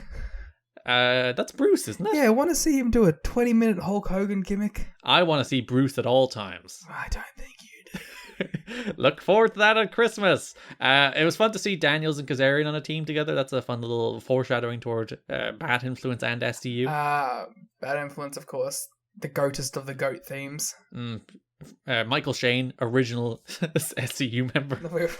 We already tried to sell that. There's like the 3 steps to SCU. There's this one-off tag team with Shazarian. There's then Ego, the Extraordinary Gentlemen's Organization with Bobby Roode. Good stable, short-lived. Didn't have long enough of a run. Did Bobby leave at that point? Was that what shut that down? I remember it at the time. Daniels and Kazarian left. Oh, yeah, and then he did Dirty Heels? Yeah. Was that before? And then Roode moved on to Dirty Heels with Aries. Well, no, he would have done it with beforehand as well. So it was Dirty Heels, then Ego, then back to Dirty Heels. I liked Dirty Heels. They were a good team. They had some good matches. Yeah, I remember that was sort of towards... This is some real third-hour shit right now. Let's just talk about TNA memories. I remember towards my end of interest in Impact, once, I think with a lot of people, the Aces and Eights run killed my weekly viewership, but I really did enjoy those Bad Influence, Ego, Dirty Heels runs. Those were good teams, good wrestlers doing good stuff. Yeah, I think the last thing I watched, like made sure to watch, was like the AJ face turn. Yeah, heading into Bad Floor 2013. Yeah, which is also an all-time moment that the crowd does not pop nearly good enough for. Or the evil ways into Get Ready to Fly. Yes. That crowd kind of is mild for that, and I just want to go in there and like edit a fucking Road Warriors pop over it, because it's a perfectly built angle that just doesn't get the hype that it should have. That transition rules as well.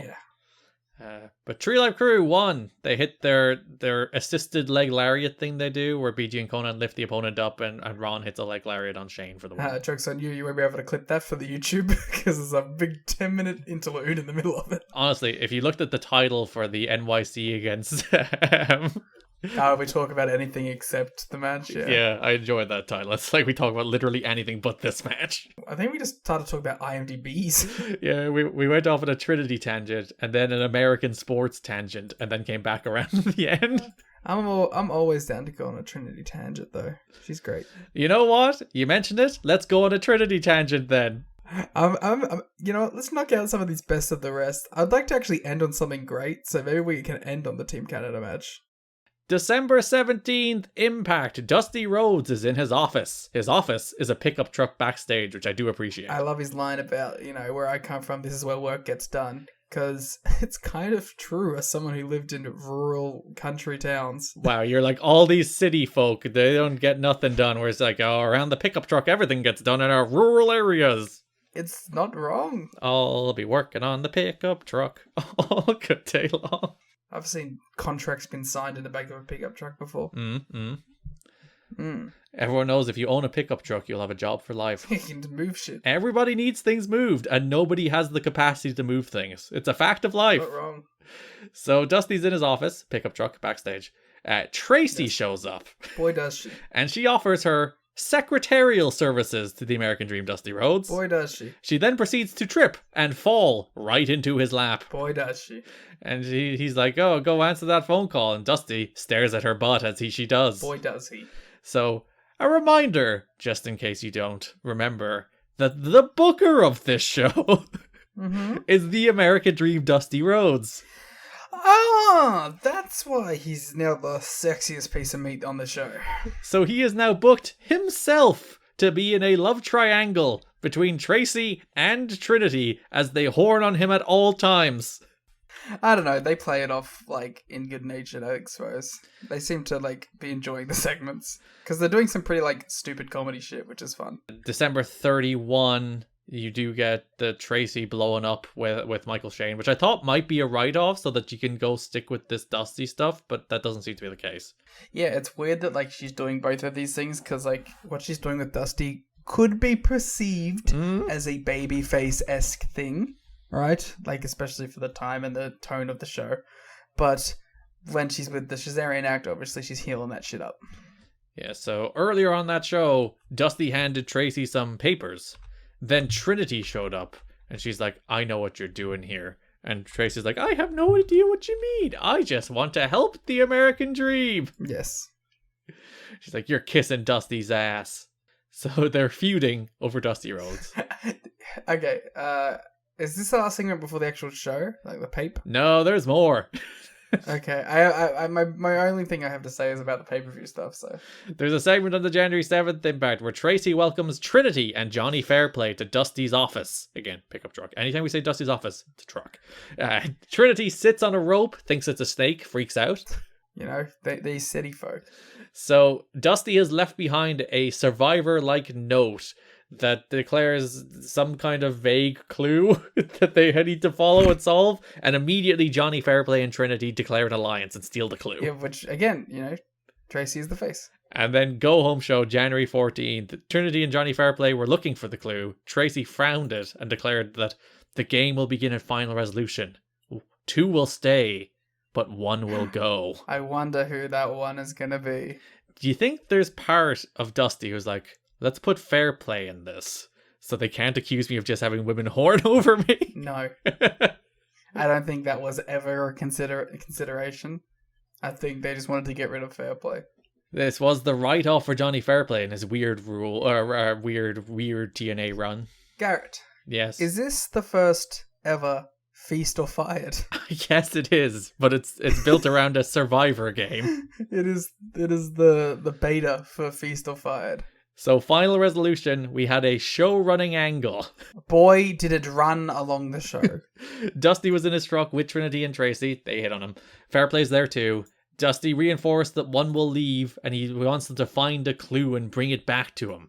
And then he says, the clue will be as clear as the hat on your head. Oh, what could he mean by that? What could he mean by that? He could mean anything. Mm. You know when Survivor was like peak of its popularity?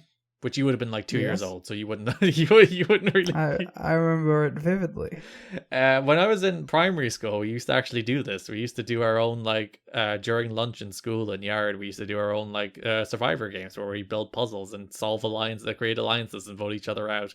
We used to do that in school. Did you win? I don't think I ever won. I'm neither smart enough to win on merit nor social enough to win via like scheming. So I was never good enough to win Survivor.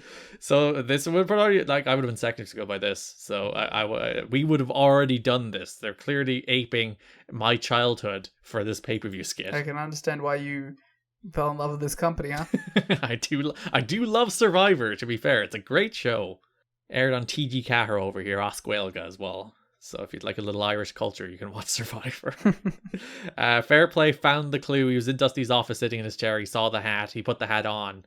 Not because he realized Dusty's clue suggested that he should look in the hat. He's like, Dusty's hat, I should wear it. But when he wore it, he found the clue underneath the hat. It just said, clue, in large block letters. Yeah.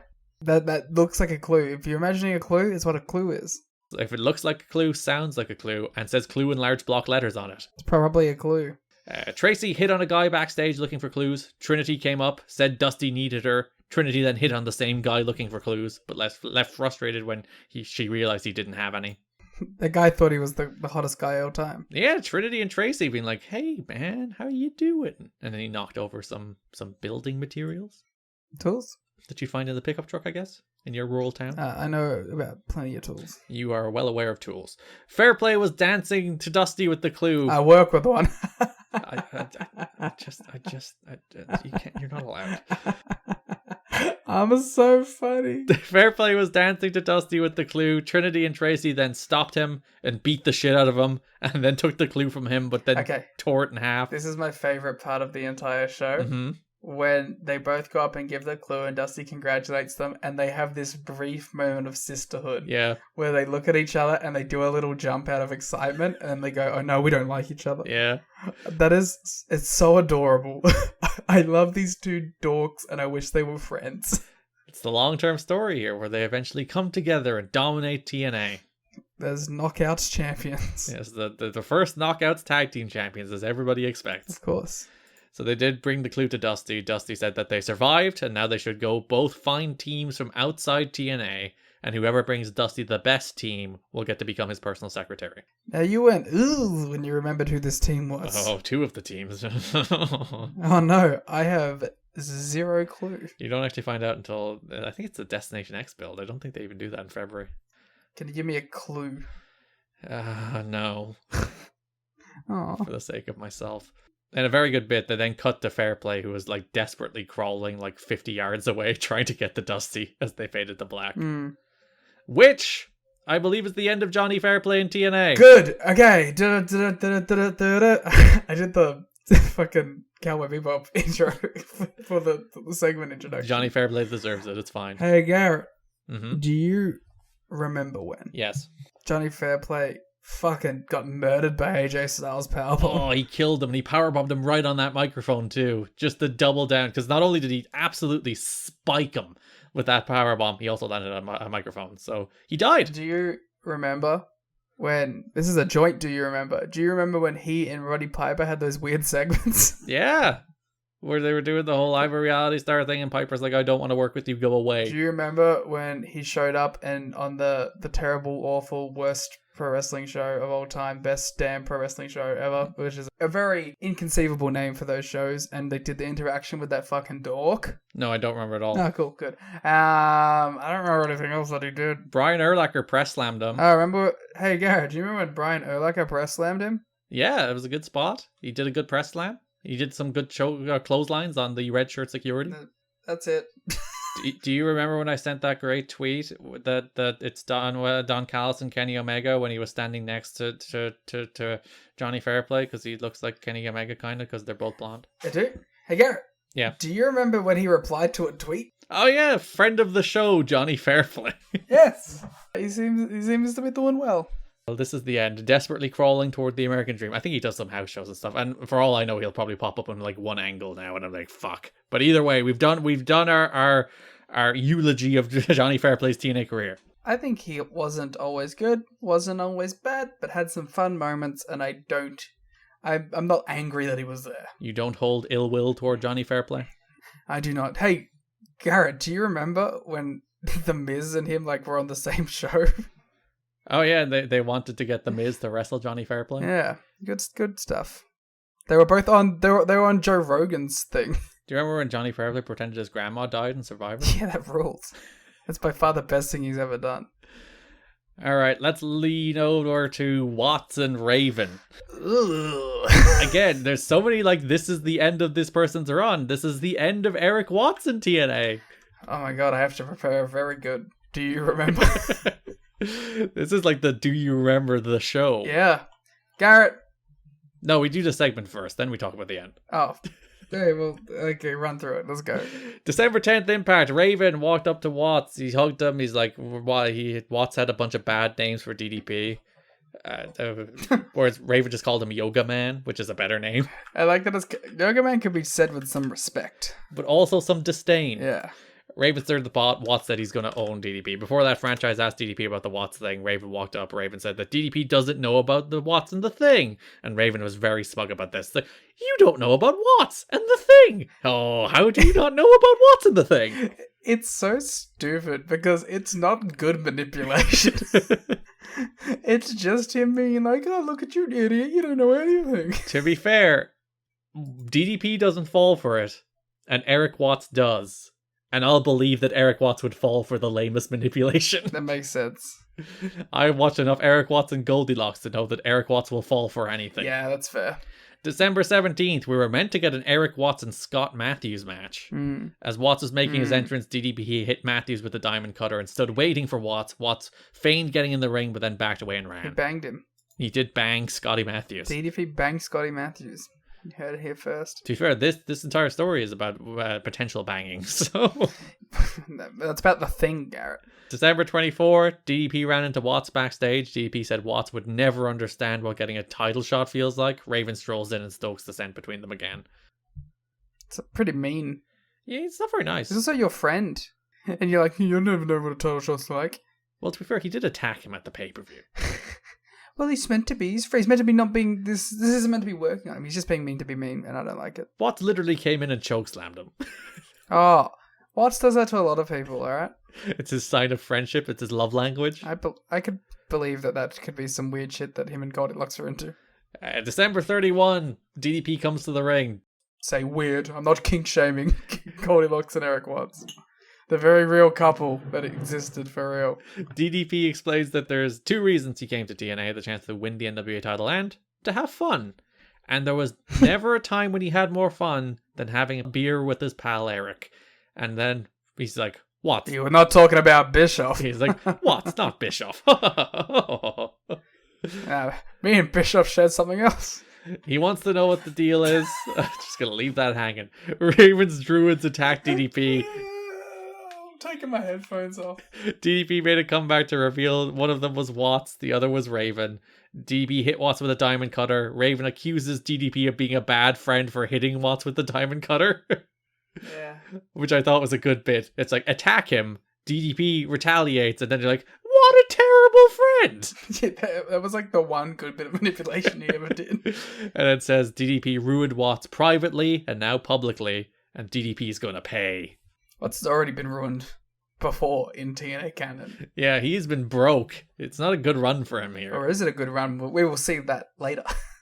So January 7th, we finally understand what they're talking about. DDP confronts Raven. DDP, he says he knows that Raven called Watts' wife, the on-screen character Georgie, his shoot wife who we have seen on television. Shoot wife. Telling her that Watts has been screwing around on the road and then blaming DDP for it. Raven says he's got Watts wrapped around his finger. Wait, shut up. She knows this. He was fucking Goldilocks on TV for a year. But now they're back together, Liam. You saw it happen. You saw them reunite over a shared hatred of Goldilocks now instead of a love. And I believe we established in canon that in TNA story, his worked wife, which is a shoot wife, but the worked story of his shoot wife is that they got together after the Goldilocks relationship broke down. No, because she called him like whatever. They just got married very quickly. I don't care. I miss Goldilocks. Raven was like, I've got Watts wrapped around my finger, and then he's like, Watts is standing right behind me, isn't he? And Watts was standing right behind him, headbutted Raven, brawled into the building, dropped hold on a chair, chokeslam. You know what? Until this point, this is the best headbutt angle in TNA history. Let me think. Has there been another one? There's not a lot of headbutts in this company. There should be more. That there'll be a very famous one eventually. So after Watts beat up Raven, him and DDP made amends. They hugged. They were happy. Great. You sound very excited about this story. 3 hours, 23 minutes. Watts arrives to the next show, January 14th, but Raven hits him with a trash can and says he still has Watts wrapped around his finger, which leads us to Final Resolution, in which Eric Watts faces Raven in a pay-per-view match. Why is there so many notes on this? Oh, there's some weird shit about Eric Watts we'll get into. Alright.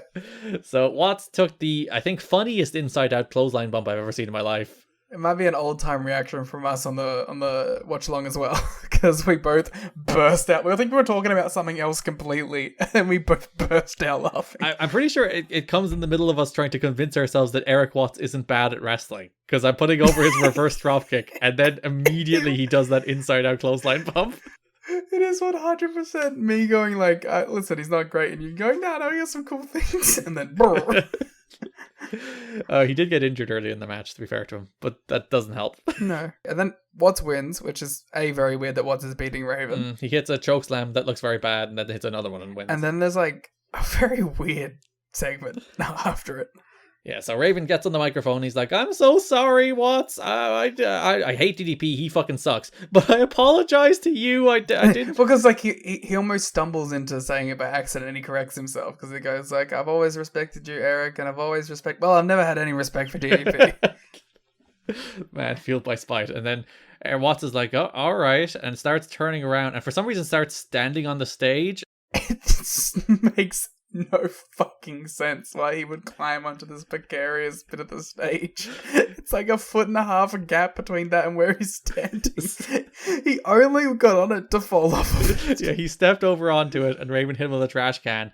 And then he looked to take the bump and then turned around and realized the bump was in the other direction and fell in the opposite direction through a table off the stage. It looked very dangerous. And then there's a table there. You don't even see it. So he took a table bump for nothing. You could have just put like a thing for him to fall into and not get hurt. And pulled it away by the time the camera gets there. Yeah.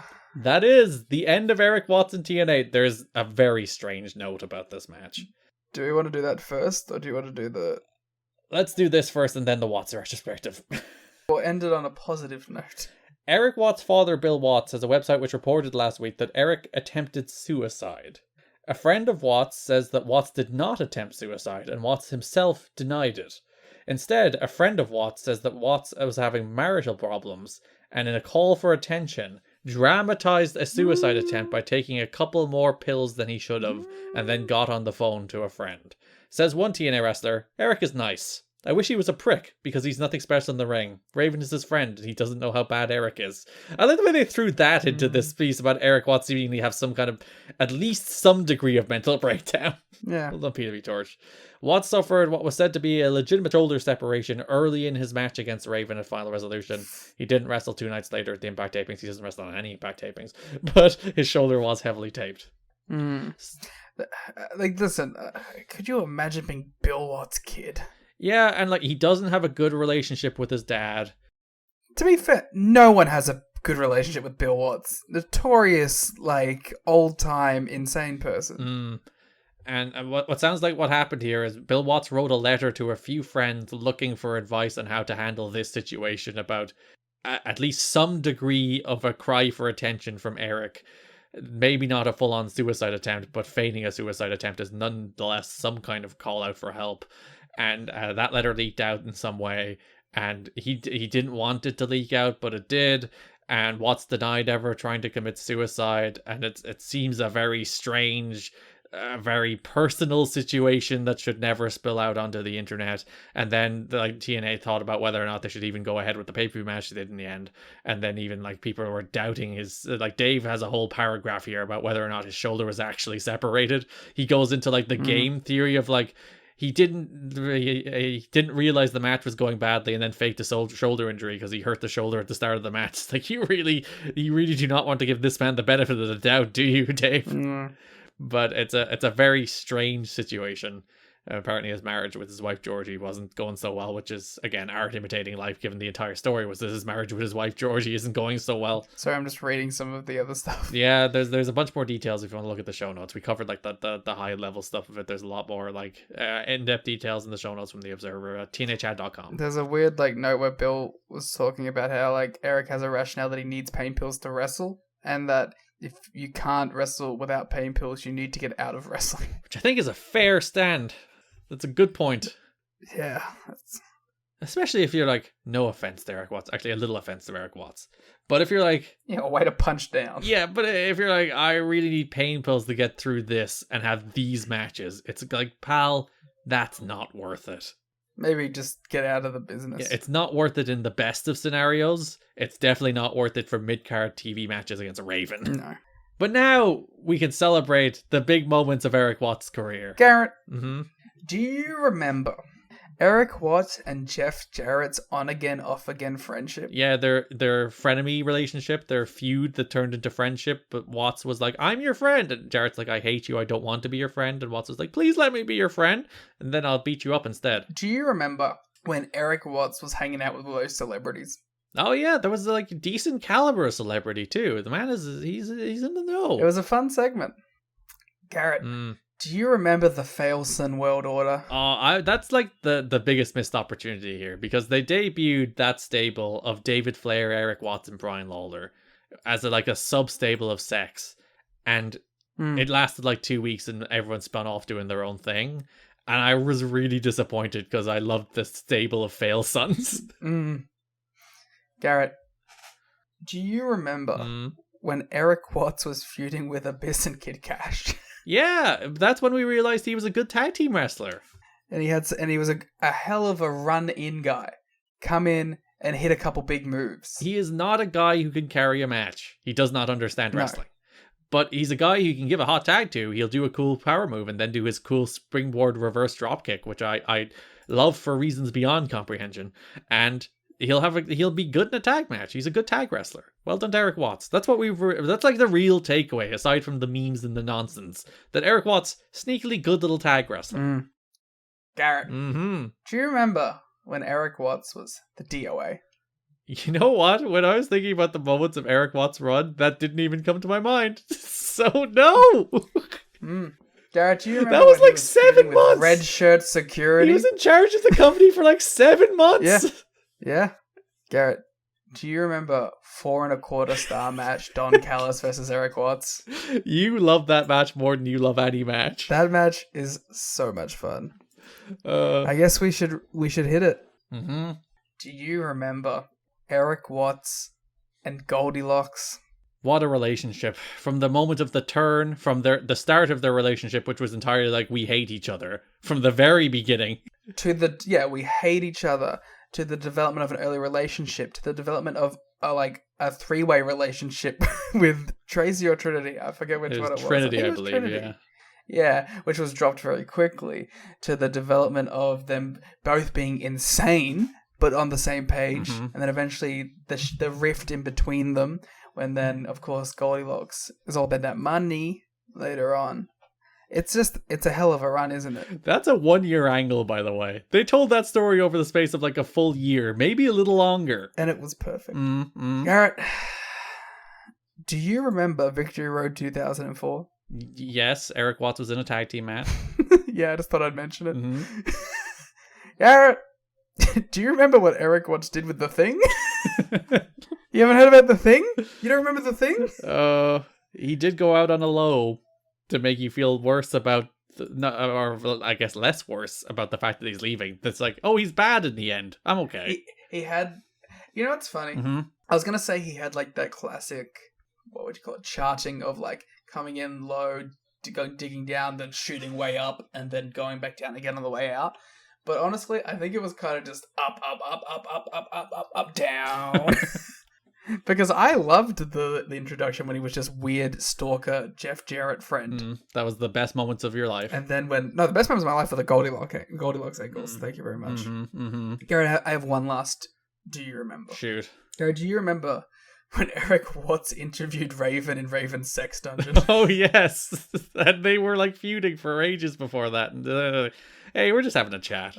Eric Watts, we wish you the best. What a run. What's a run? It's a good question. I'm very sad. Let's talk about Dustin Rhodes. Let us go to the nepotism corner of the show. Dustin Rhodes makes his return to TNA, not his debut, if you'd remember. He debuted in that random match against Jarrett a while back. So December 17th, Dustin Rhodes made his return to TNA as he faced a man we will have to also eulogize, Johnny Swinger. Oh, fuck me. There's a lot of people leaving on this episode of the show, Liam. This is really the end of the era. You've committed to this bit too much, and now you've had to do 4 of them in one show. Don't worry, I think this is actually the 5th. It's alright. I've developed a strategy for it now. So let's talk about this match first. First, Dustin back in TNA. How do you feel about that? You see, you think I'd be negative on it, because I'm negative about most things. You're true. But I'm actually positive about it, because I think there's no harm in having a name value guy hanging out in the mid card. Adds a bit of star power to some matches. He's a decent worker. I'm fine with Dustin Rhodes being here. Could have been a wonderful leader for the Failson World Order. Oh, yeah. Arguably too good to be a Failson. There is periods of his career where he's been a Failson. Yes. If Black Rain was leading it, it would be perfect. So, yeah, like, as you said, I think a problem with the undercards they have is that they don't have the roster depth for 3-hour pay-per-views. And Dustin is a guy you can throw in an undercard match and he'll give you a nice little match, which is ultimately what happens with this feud with Kakashi and it ends up in. Here he defeats Swinger. Swinger spits in Dustin's face, and Don West has never been madder about anything in his life. He should have come to expect it, though. He is outraged at this behavior from Swinger. Dustin wins with the lifting reverse DDT. Yeah. And that is until televised, I think, 2013. He does some of the one-night onlys. The end of Johnny Swinger in TNA. Actually, no, the Hardcore Justice show, he does that too. But the end of Johnny Swinger in TNA for a good while. Liam, talk about Johnny Swinger. Garrett, do you remember right? the Swingman and Simon Diamond? Surprisingly good tag team. Great feud with America's Most Wanted. I would 100% agree. That some of those AMW matches were like legitimately the best matches on the card. Like, shockingly good. Not that feels a little disparaging to Swinger and Simon Diamond to feel like they had good matches, they had surprisingly good matches with the best tag team in the country. Here's what I think we're not clarifying. They had like 7 tag matches together. I'm looking at the page now. They had like 7 tag matches with AMW over 2003. They had like brawls and strap matches, and many of them were very, very, very good. And then they did the 6-man tag with Dusty Rhodes as well. That match rocked too. Yeah, I forgot about that match. That match ruled. I think legitimately, 2003 was our most competitive year for year-end awards, I feel. And I think this tag feud actually ranked in our awards. It was like in our thirds or seconds. Yeah. Because they were, I think they ended up being our 3rd best tag team. Or they were mine, I think. Maybe it was the Disciples. But I remember being like, they had a shockingly good 2003. Yeah, and it was a thorough mistake to break them up. 100%.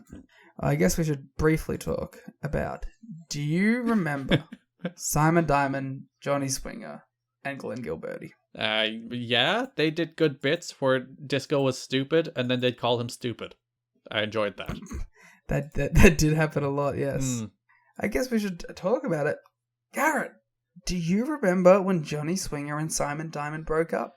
When he ripped the Simon Diamond robe? Yeah. And then had a series of underwhelming matches? They had a lot of matches. They only had 2, I think. 2 singles. Yeah, but there was a lot of tags. Yeah, and I don't think people gave a single solitary shit about Simon Diamond as a babyface. Or sorry, Pat Kenny. And that was, I think, the core problem of that no one cared about Pat Kenny as a babyface. Garrett. Yes. Kid me. That's my name. Do you remember when Simon Diamond dressed up as a hula girl? Well, it was Johnny Swinger, but that's neither here nor there. Fucking sorry, I'm having stuff's bad, man. It's almost it is 1 a.m. Do you remember when Johnny Swinger dressed up as a Hulk? I do. I enjoyed it. I enjoyed it as a bit that Glenn Gilberti freaked out because he hated dressing as a leprechaun, and then Johnny Swinger was like, because he's racist. Yeah, he hates the Irish. It's a fact. And then Johnny Swinger was like, this hula outfit makes me look jacked. I'm gonna just bounce my pecs the entire time. But the one silver lining of the Johnny Swinger leaving us here today is that we will see him eventually in perhaps his most swingerist of all. Yeah, we'll have to wait till 2019 for the true return of the Swingman. Daddy. Dustin randomly runs into Kid Cash on the December 24th show, and Kid Cash is just real mean for no reason. Kid Cash, I don't know what's going on with his look here. Uh-huh. He's a little. First of all, he looks like a little manlet, but second, I'm sorry, guy, that's offensive to you. I didn't mean to be offensive to Andy you. Short people, thank you very much. But well, it's just because he's next to Dustin, and Dustin looks like literally 2 Kid Cashes stacked on top of each other. Also, he looks exactly like that sleazy rock star guy who did like the dating show. Who? Bret Michaels. Oh yeah, I get it. Yeah, I see that. He looks exactly like Bret Michaels. He does have sleazy Bret Michaels vibes. Not that Bret Michaels isn't a little sleazy in the first place. I was gonna say, like, he's in a bit of both. Who's Bret Michaels from? Yeah, he was in a band. Yeah, he was in the band Poison. Mm-hmm. What's happening in Bret Michaels' life? I don't know. I don't keep up with Bret Michaels' life. He's in December of 2022. That's this month, Garrett. Mm-hmm. Bret Michaels announced the 2023 Party Grass World Tour, which will perform between July 13th and August 6th. Along with Michaels, the tour will include Jefferson Starship and Night Ranger, with appearances by Steve Auguri and Mark McGrath. You gonna go? Oh, well, let me see if there's tickets available. So Cash is being very mean to Dusty. He calls him fat. He's like, your dad's fat. He's fat. I do appreciate that Kid Cash, the character, immediately meets a man and starts mocking his father. But it fits him. And he has had issues with Kid Cash in the past. Dusty and Kid Cash have feuded, so it makes sense. Ultimate fan package for this is $1,100. All right, all the fans that want to go to that, if you give us $1,000, we'll give you the You've Got to Be Kidding Me Ultimate Fan package, which is just us taking your money. You get to be in the call, but you don't get to speak. Yeah, you get to sit here and listen to us talk. Which means you get to see all the backstage information that we drop and then edit off the podcast. Yeah, all the takes that are too hot for TV. Too hot for VOW Podcasting Network. December 31, Dustin Rhodes faces Marco Cordova in a squash match. So this Party Grass World Tour... Rhodes wins with a lifting DDT. No, I have something to say, Garrett. Please tell me about the Mardi Gras whatever it's called. Sorry, the Party Gras. Mardi Gras World Tour. Doesn't seem to be leaving the United States. That's disgusting. It's not a world tour. Well, that's a very American-centric approach, isn't it? That's fucking bullshit. Also, Bret Michaels looks insane now. The World Tour of America. I gotta send you a photo of Bret Michaels real quick. It looks like he's got one of those AI art bots to draw Bret Michaels. Mm-hmm. I don't know how to do this. I'm too tired. How does this work? Save image. Where did you go? Oh, it's a web fucking...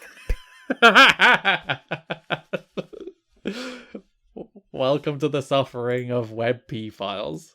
The least necessary thing that exists. I hate it so goddamn much. You know how many times I have to go to this goddamn conversion website to turn them into PNGs? Can't you just change the extension? I don't know. Maybe I'm too dumb. If you Yeah. Oh god.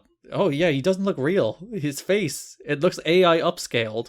That's what I said. It looks like it's got like some weird AI thing. And he looks nothing like this in any of his like candid photos with his fans either. What has happened to him? Also, the fact that like his forehead seems humongous when you think about how big that bandana is. Yeah, I didn't even think about that. He looks like he's a cherry about to pop. He looks like he's the leader from the Incredible Hulk.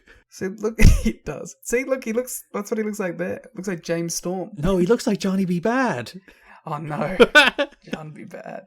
December 31, Dustin Rhodes, Marco Polo, Mark Merrow, Cordova.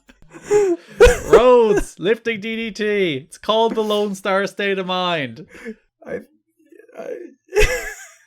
Cash jumped him after the bell. Dustin started making a comeback. Cash bailed. You okay, buddy? Yeah, sure. You doing all right? Yeah. I'm crying. Main event of the January 7th episode. Dustin Rhodes and Jeff Hardy faced Kid Cash in Dallas. Dallas showed up. It's his only appearance this month. It feels very sad that Dallas is only just guy when Kid Cash needs a tag partner to take a fall at the moment. Yep. That's it. Jeff Hardy pins Dallas with the Swanton. I love Dallas. January 14th, Dustin beats Chris Candido. Yeah.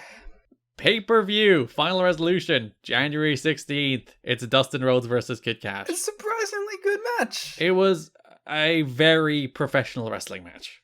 Except that one time that they botched the low kick. But even then, it's like he pivoted and he went straight into kicking him with a knee. So even then, it just looked like Dustin dodged the move and Cash went for a different one, even though it was very obvious he just wanted to drop to hold him. It's two guys who are pros going out there having a very professional, if not all that exciting at times, professional wrestling match. Where it's like Cash feigned an injury, Dustin fell for it, Cash attacked the leg, worked the leg for the entire match, does one of my little favorite things where he hits a frog splash specifically on the leg. I like high flying moves at specific body parts. I'll always pop for that. And it's nothing special in any way whatsoever, but there is absolutely nothing wrong with it. It is the Dave Meltzer two pros working on a different level, except it actually applies because he applied that to like a 2 3/4 star match that was well wrestled, which is what this was, a 2 3/4 star match that was well wrestled. I want to keep delaying this show because I think it would be funny if you missed the World Cup because of this. You would have to go another 51 minutes, which I think would cause you more pain than me. Test me. All right, tell me all about who won the awards. On the January 7th episode of Impact, they showed the best of awards. They told us who won the awards multiple times. They had 2 video packs. They ran down half the awards in one and half the awards in the other. And they aired 4 of those in the show. Now you might be asking, Garrett, of course, they aired each of the video packages twice. No, they didn't. They aired one of them 3 times and one of them once, because this company makes no sense. And not to mention the fact that each of these little segments are like 2 minutes long each. Yeah, it's a full JB and franchise standing in front of the set, breaking down the winners, doing a little bit of banter about each. And also, every fucking episode of TV had like both of these. No, it was only this episode. No. This was nauseating. I had to see this shit over and over again, and I had to see Jeff Jarrett talking about how he wants to learn to play guitar better for his goddamn New Year's goddamn resolution, and I'm fucking sick of it. They only aired these they only aired the awards packages in this episode. They aired 4 of them, but I disagree. Listen, I take extensive notes. Tell us about the awards, Liam. Who won? AJ Styles won X Division Star. The Cage Walk won Most Memorable Moment of the Year. Of course. Triple X versus AMW as Match of the Year. I assume they don't mean the Victory Road one. No, it's the cage match. Or it's one of the random best of 3 series they have. Mr. TNA, which I guess is just Wrestler of the Year. Yeah. Is AJ Styles. Will we have the same one? Fucking wait and find out. Never know. And Canadian Destroyer is Finisher of the Year because Petey Williams is an amazing athlete with an unstoppable weapon named like the Canadian Destroyer. Tracy won Knockout of the Year. Which, by the way, knockout? Is that the first time they used knockout? I believe that's the first time they actually used the word knockout, yeah. Would you believe the Canadian Destroyer won Finisher of the Year? Yeah, I was putting them in one category, but then didn't. Hector Garza won One to Watch in 2005. He didn't have a single match in TNA in 2005.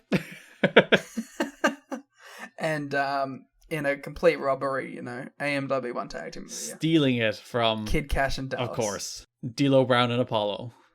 Of course. Oh, fuck you for reminding me of that. I wonder if ours will be any different because ours matter more, obviously, because it's 2 people voting instead of 6. These were fan voted, but sure. That's what I meant. Oh, owned.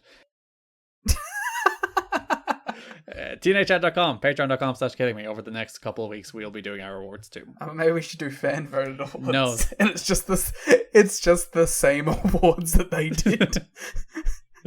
When they did they announced like the the participants for the tag team of the year, they just kept going on and on and on. There was like 20 tag teams. It's like that package earlier in the year, Liam, that told you how good the tag team division was. They were just reinforcing it. Yeah. Nosawa and the other guy were robbed. Miyamoto. There you go.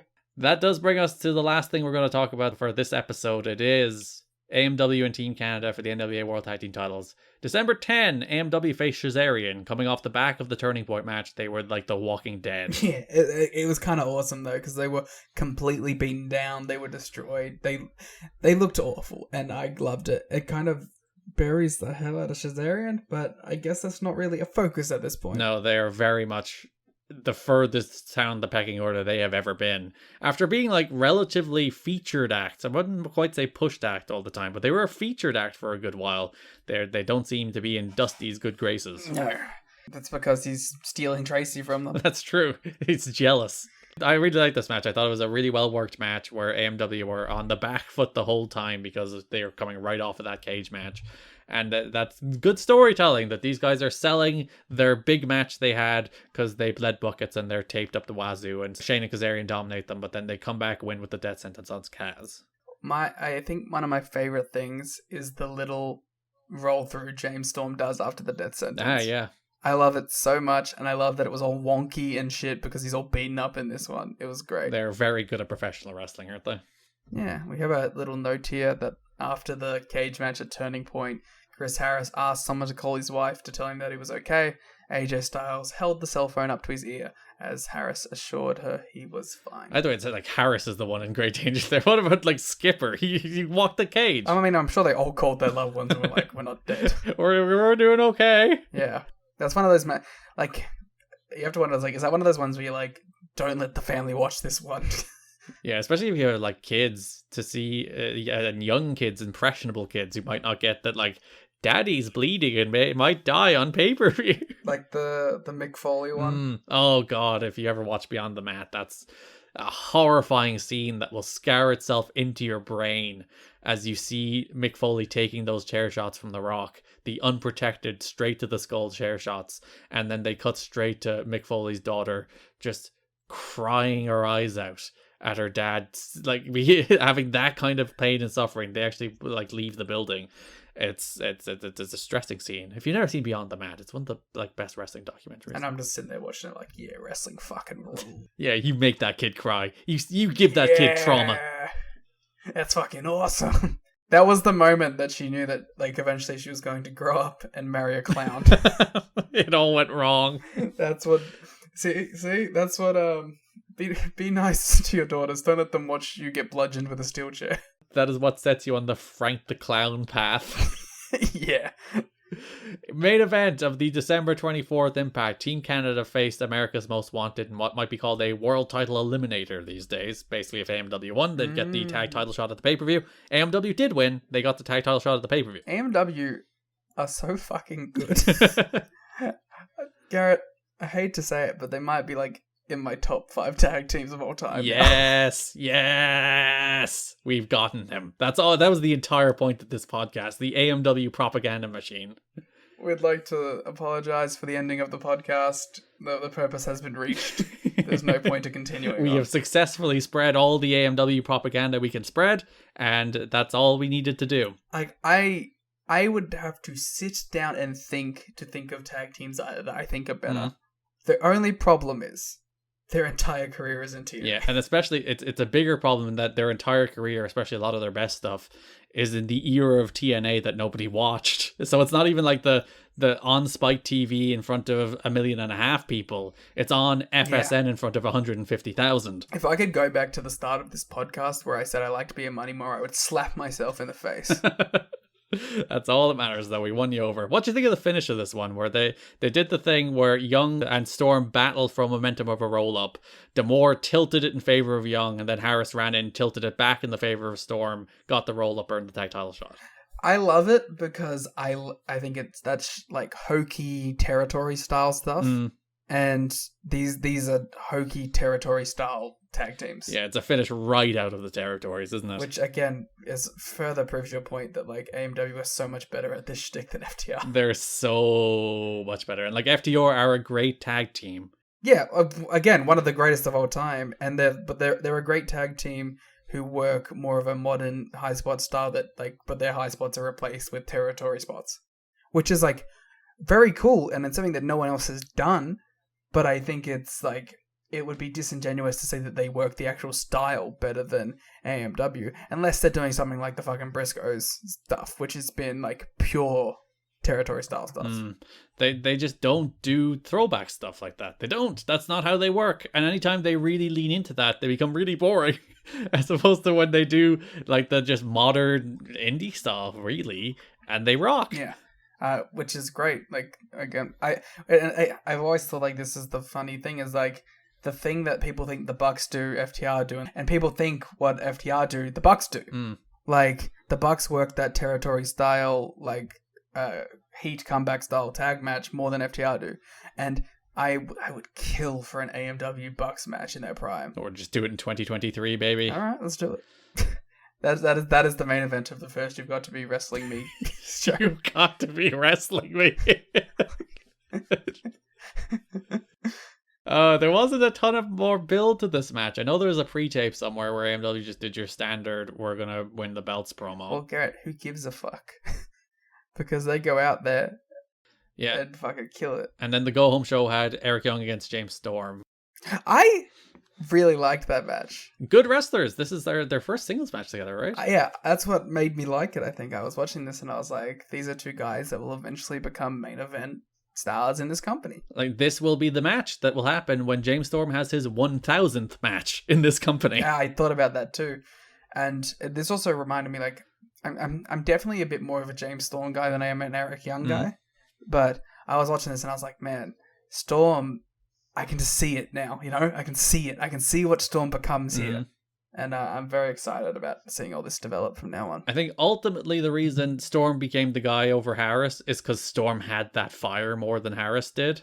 Like that fire in his belly when he's doing his big babyface comebacks. You feel it from Storm more than you feel it from Harris. Harris also peaked earlier. Yeah, but also Harris looks the part. Which, if you combine Storm and Harris into one person, perfect wrestling. Yeah, exactly. Which I guess was why they made such a good tag team.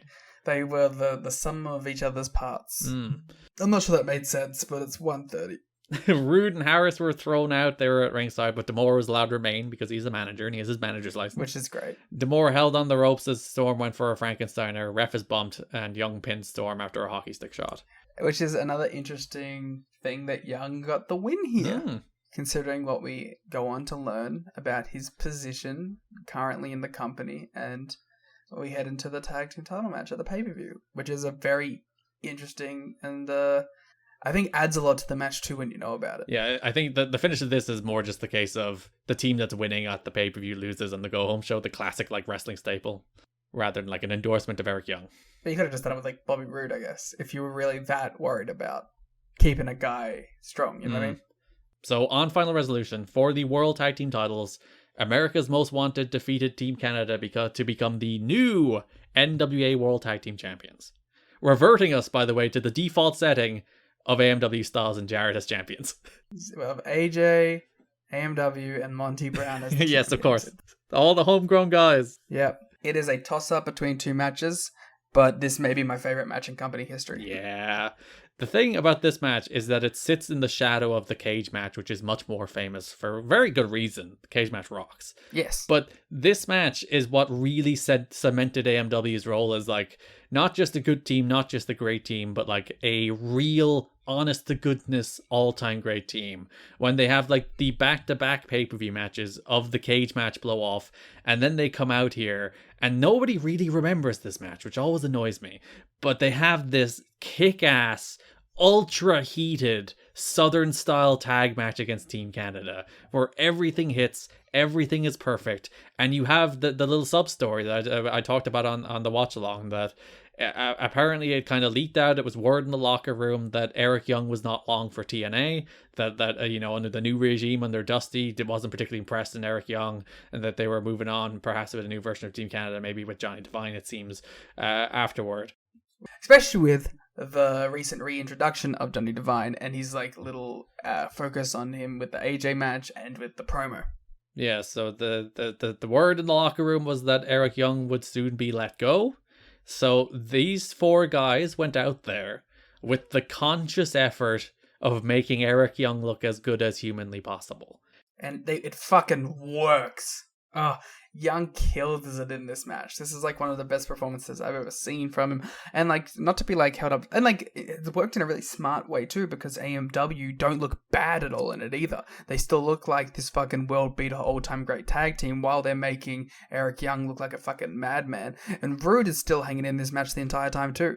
It's really a fucking excellent tag team effort from all angles, from the work stuff to the shoot stuff to everything in between. It's a perfect. I really fucking love this match, and I really love how insane Eric Young is in this match. He is taking these crazy bumps. My God, don't fire Eric is a real thing, because this guy is out there killing it. I love this match, and it continues this hell of a run of AMW where I think in like, you know, since the first cage match, the second cage match, and this match now, that's 3 4.5 star matches from me. Like, these guys are on a crazy run.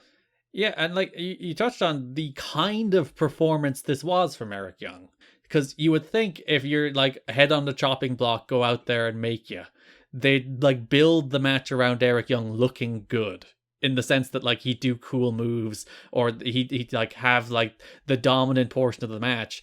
And that's not what they did. It's that old adage, and I think this is probably why it appealed to Dusty, of sell, sell, sell. Yeah, he went out there and took crazy bumps and made the baby faces look incredible, and had like a knot the size of Mars on his forehead. And then did that and was still taking these insane bumps. And like we were talking about with this mix of shoot and this mix of work stuff, they also find out like they think they have 15 and they get told they get another 6 minutes on it too, so then like 4 minutes of this is called on the fly. Yeah, because as they're going through the curtain, they're told like Monty and DDP went short, so they need to go 21 instead of 15. They end up going 19 in the end. But yeah, they have that extra layer of these are guys like they're not the experienced sure hands, they're the young blood of the company being told last minute add some like 5 minutes to your match, go. And they nail it. It's a borderline perfect tag team match. There's like near falls in this match that the crowd, like there's one in particular where AMW hit the powerplex on Bobby Roode, which calls back to the fact that that's how they beat Triple X, and they're also using Triple X's finisher still. Well, Triple X don't need it anymore. They don't. And the crowd lose their absolute shit when Bobby Roode kicks out. And it's one of those, because like the shocked faces at kickouts has become such a cliche, because I think people do it after every move instead of doing it after they've earned it. And they do it on stuff like Dark. Yeah, whereas here, where it's like the crowd 100% bought that as the finish. 100%. They thought the match was over. So that's when the shocked faces make sense, not just when you do a finisher kick out. I'm 100%. I'm not opposed to shocked faces. I'm opposed to them being used. You gotta earn it. Like anything in wrestling, you have to earn it. And honestly, the final run of this felt like a fucking New Japan IWGP title match. Like with just like chaining into big spots, big kick out, crowds going nuts the whole time. It's fucking awesome. And this is one of those. Would you say that this is maybe even a bigger secret hit than even Hoovy and Sabin? Oh, for sure.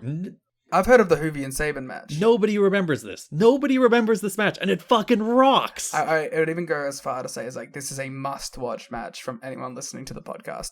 If you've made it into our stupid fucking, for you 3.5 hour, for us 4th hour content, I really hope that you'll heed our word and our advice on this one. Please go watch this match. It's a great performance. It's further proof that AMW are one of the best tag teams of all time. And Eric Young goes out there and works his fucking ass off. It's excellent. And plus, it's really fucking cool to see Bobby Roode and James Storm working across from each other in a big match like this. Yeah, there's also the fun touch of like they hit that powerplex on Roode, and the powerplex is the same move as the DWI. It's the suplex power bomb that the Beer Money do go on using, so they use the move on Roode. So it's a fun little future throw forward, I guess, rather than throw back. I wonder if they even remember that they did that in this match. Oh, absolutely not. Like they probably, I assume like when they decided to do it, they're like, oh, let's do the Triple X move. But Like the little like thread there too that they hit it on each other in this is pretty excellent. And there's so many like small little details in this match, because Storm kills Rude with a super kick at one stage, goes for the pin, and then Scott D'Amore pulls the referee out of the ring. And like 9 times out of 10, that's it. Like they don't explain why the referee didn't just call for the bell. But here, if you look closely, when Rudy Charles is pulled out of the ring, he gets back up to his feet.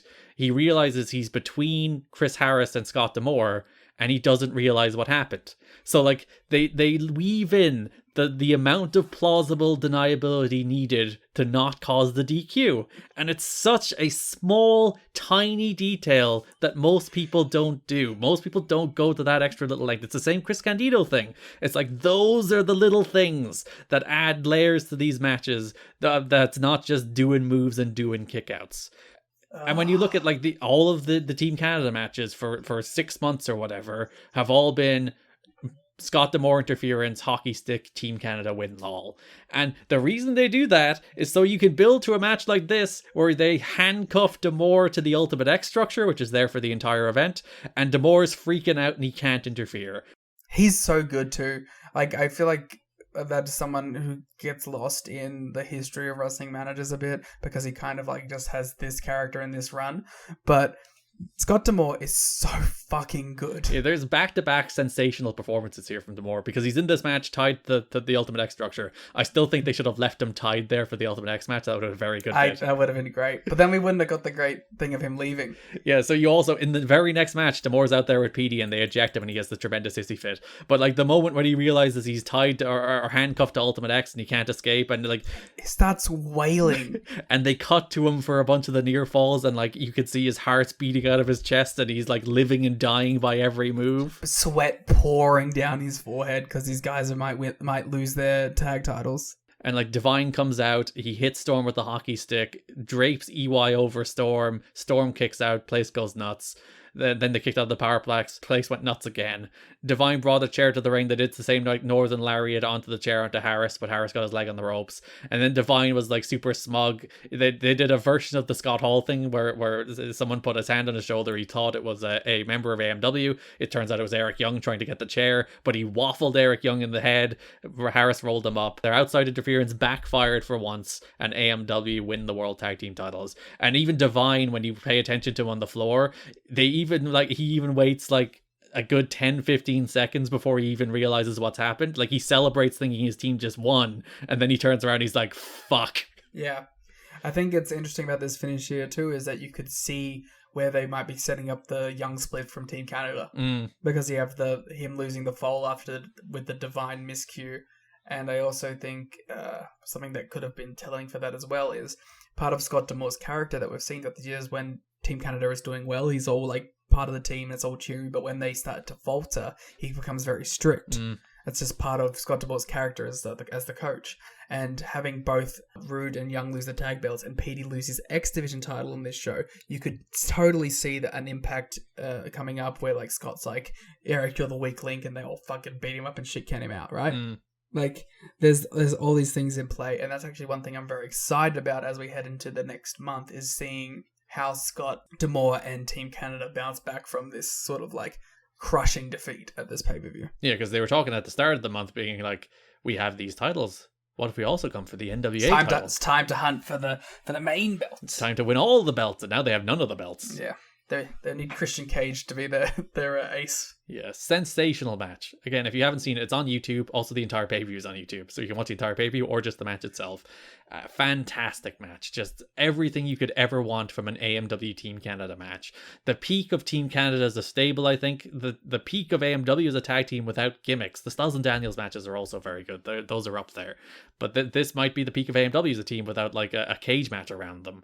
This is just a straight tag. Yeah, sensational. Just sensational stuff. And you saw like little glimpses of this formula that AMW would do, where they would do like a lot of the plunder and near falls and interference and kickouts. You saw a lot of that with Diamond Swinger. You saw a bit of it with the New Church as well, but it fucking works. Yeah. Well, like it felt like they were like putting it in their wheelhouse for when they needed to bring it out in a big spot.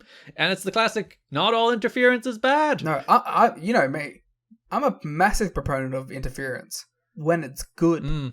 I probably have more of a tolerance for interference than most people, but like when it hits so well.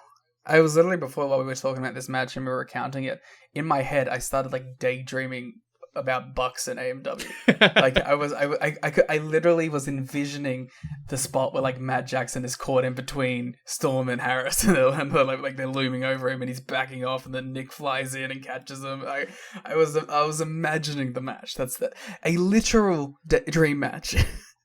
God, it would be so good. God, AMW are so good. They're the best team. I love them so much.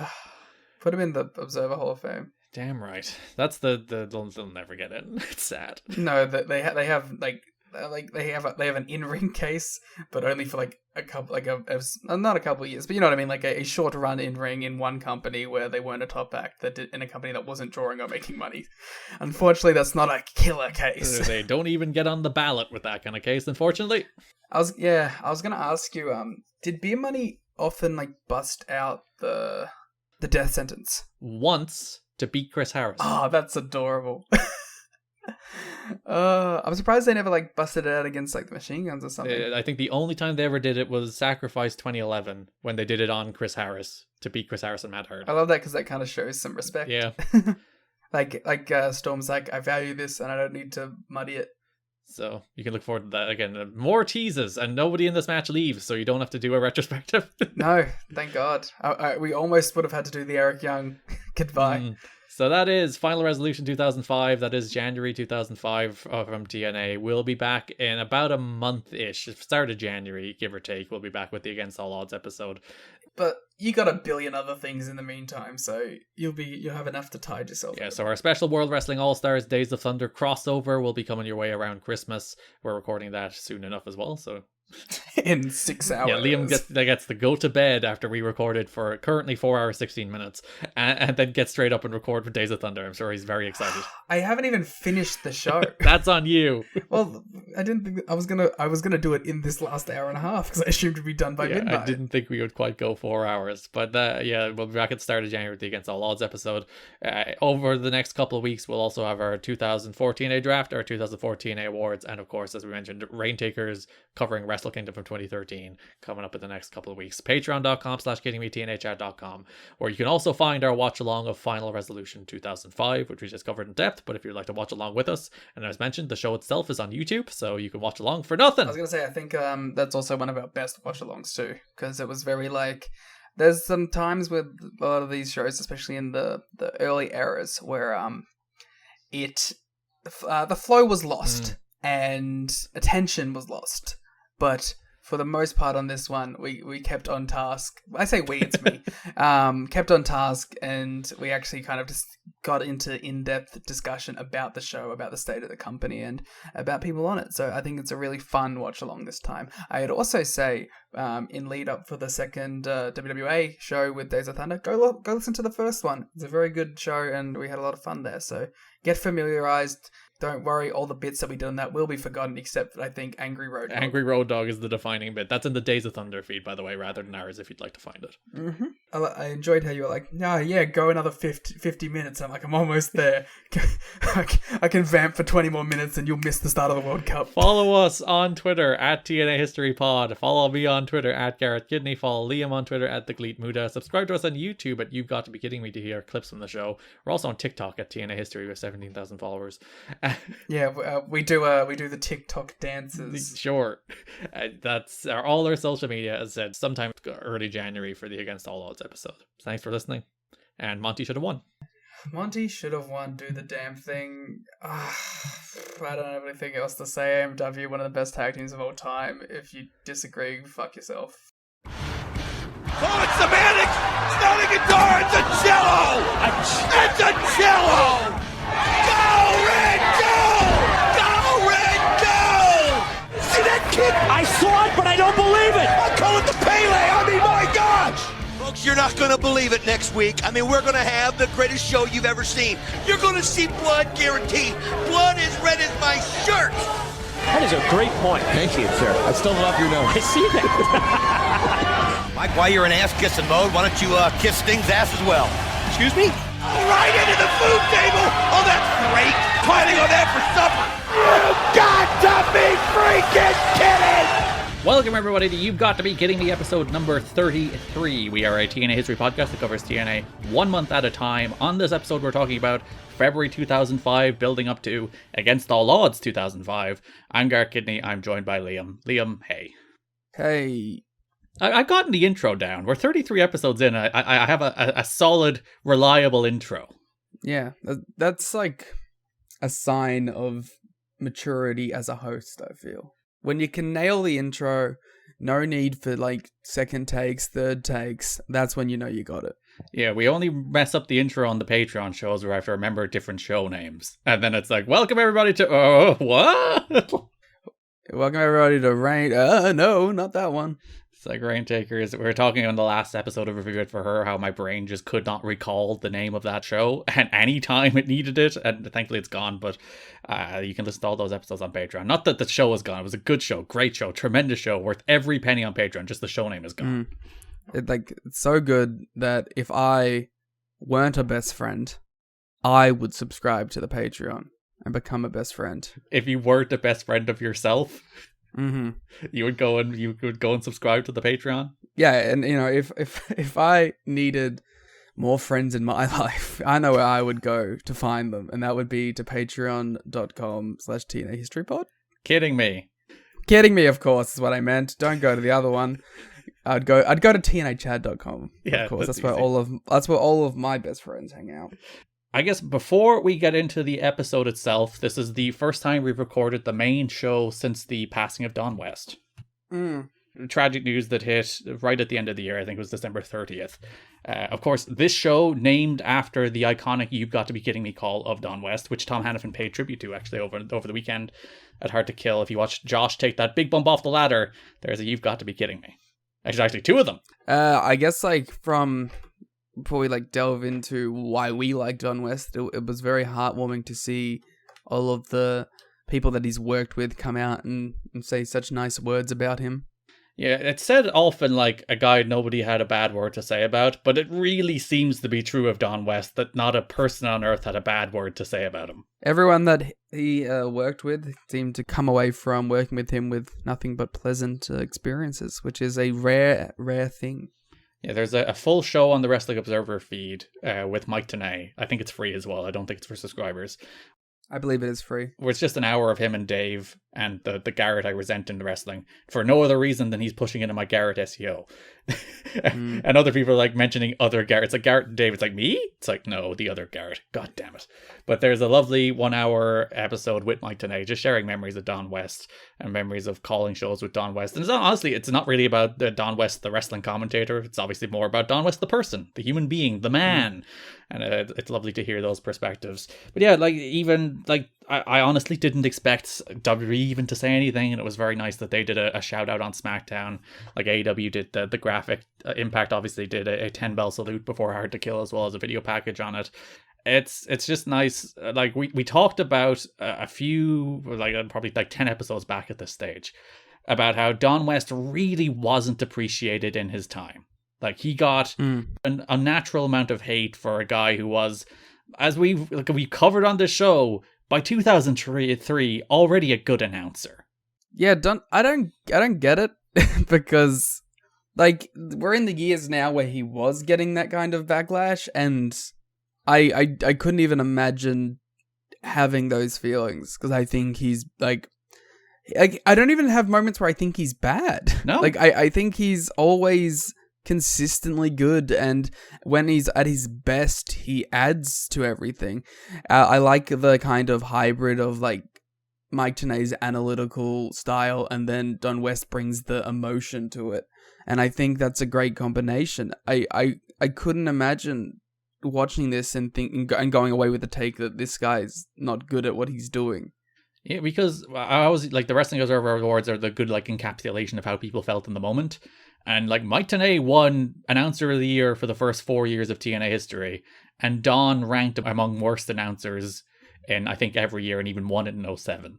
And it just truly boggles my mind that people saw those two sitting next to each other.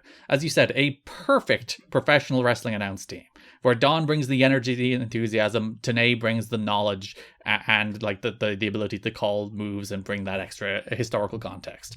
Like they perfectly cover off each other's shortcomings. They make the person next to them better. Like Tenay was never as good an announcer with Taz as he was with Don West, and I think very, very highly of Mike Tenay, but that's like an indisputable fact. He was a better announcer with Don West next to him than he was with Taz, and some of that is because he was calling a better product. But even that, some of the product was terrible in like 07, 08, and he still was a better announcer with Don West next to him. Don West made the guy better because Don West was great at his job. Like there's the like historical record has thankfully been corrected, I think, over the last 5 years in particular, as you know, all of the crazy moments that we've covered, like the Elix Skipper cage walk, like all of that stuff. Like when people watch that and just see the Don West reaction and hear the Don West reaction and realize he elevated that, he made it better because he was damn good at his job. And it does warm my heart that they didn't get the love they deserved at the time. Well, Tenay did, Don West didn't, and over time that did correct itself. And I think we see a lot of it personally just from posting Impact clips to the Twitter account. You'll get so many people going, wow, Don West was so great. What a call by Don West. Mike Tenay and Don West are so good together on like all of these clips that we post. So you can tell that like people now perhaps separated from the product at the time, because maybe that was some of it. They were projecting their views of the product onto Don West at times. And maybe now that there's some space between the product and the person, that they're able to just acknowledge how good he was. But the thing I enjoy the most about Don West is I felt like from 2002 to now, we got to see someone and hear someone, more appropriately, fall in love with pro wrestling. And I think that is such an interesting dynamic to see on a product like this, and something that I don't think you've ever like. I don't think that's ever happened before, where you've been able to see someone become a fan of pro wrestling through being a part of the show. And I just think that's so interesting. That's so compelling. And I just got to give props to that, because that's a really fun thing to be able to do. Yeah, and I think that's maybe part of the reason people didn't like him, that it was a little gatekeeping-y, that like he wasn't a wrestling fan. He knew like the broad strokes of wrestling, but he was never like a big wrestling guy.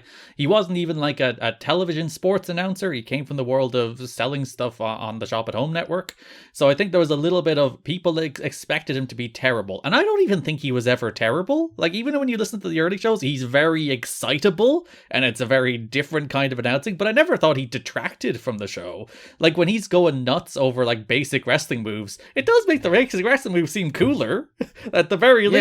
It doesn't detract from the show that he's like, I've just seen a Hurricane Rana, and that is the coolest thing I've ever seen in my life.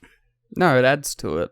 Like that, and that, like there is an earnestness to it. There is a sincerity to it, because I think that the big point of comparisons people have drawn for like the influence of Don is Pat McAfee, and for me, the big difference is Pat feels like he's performing, and he is. Like he's performing that enthusiasm. He's going out there and he's performing being like that high energy.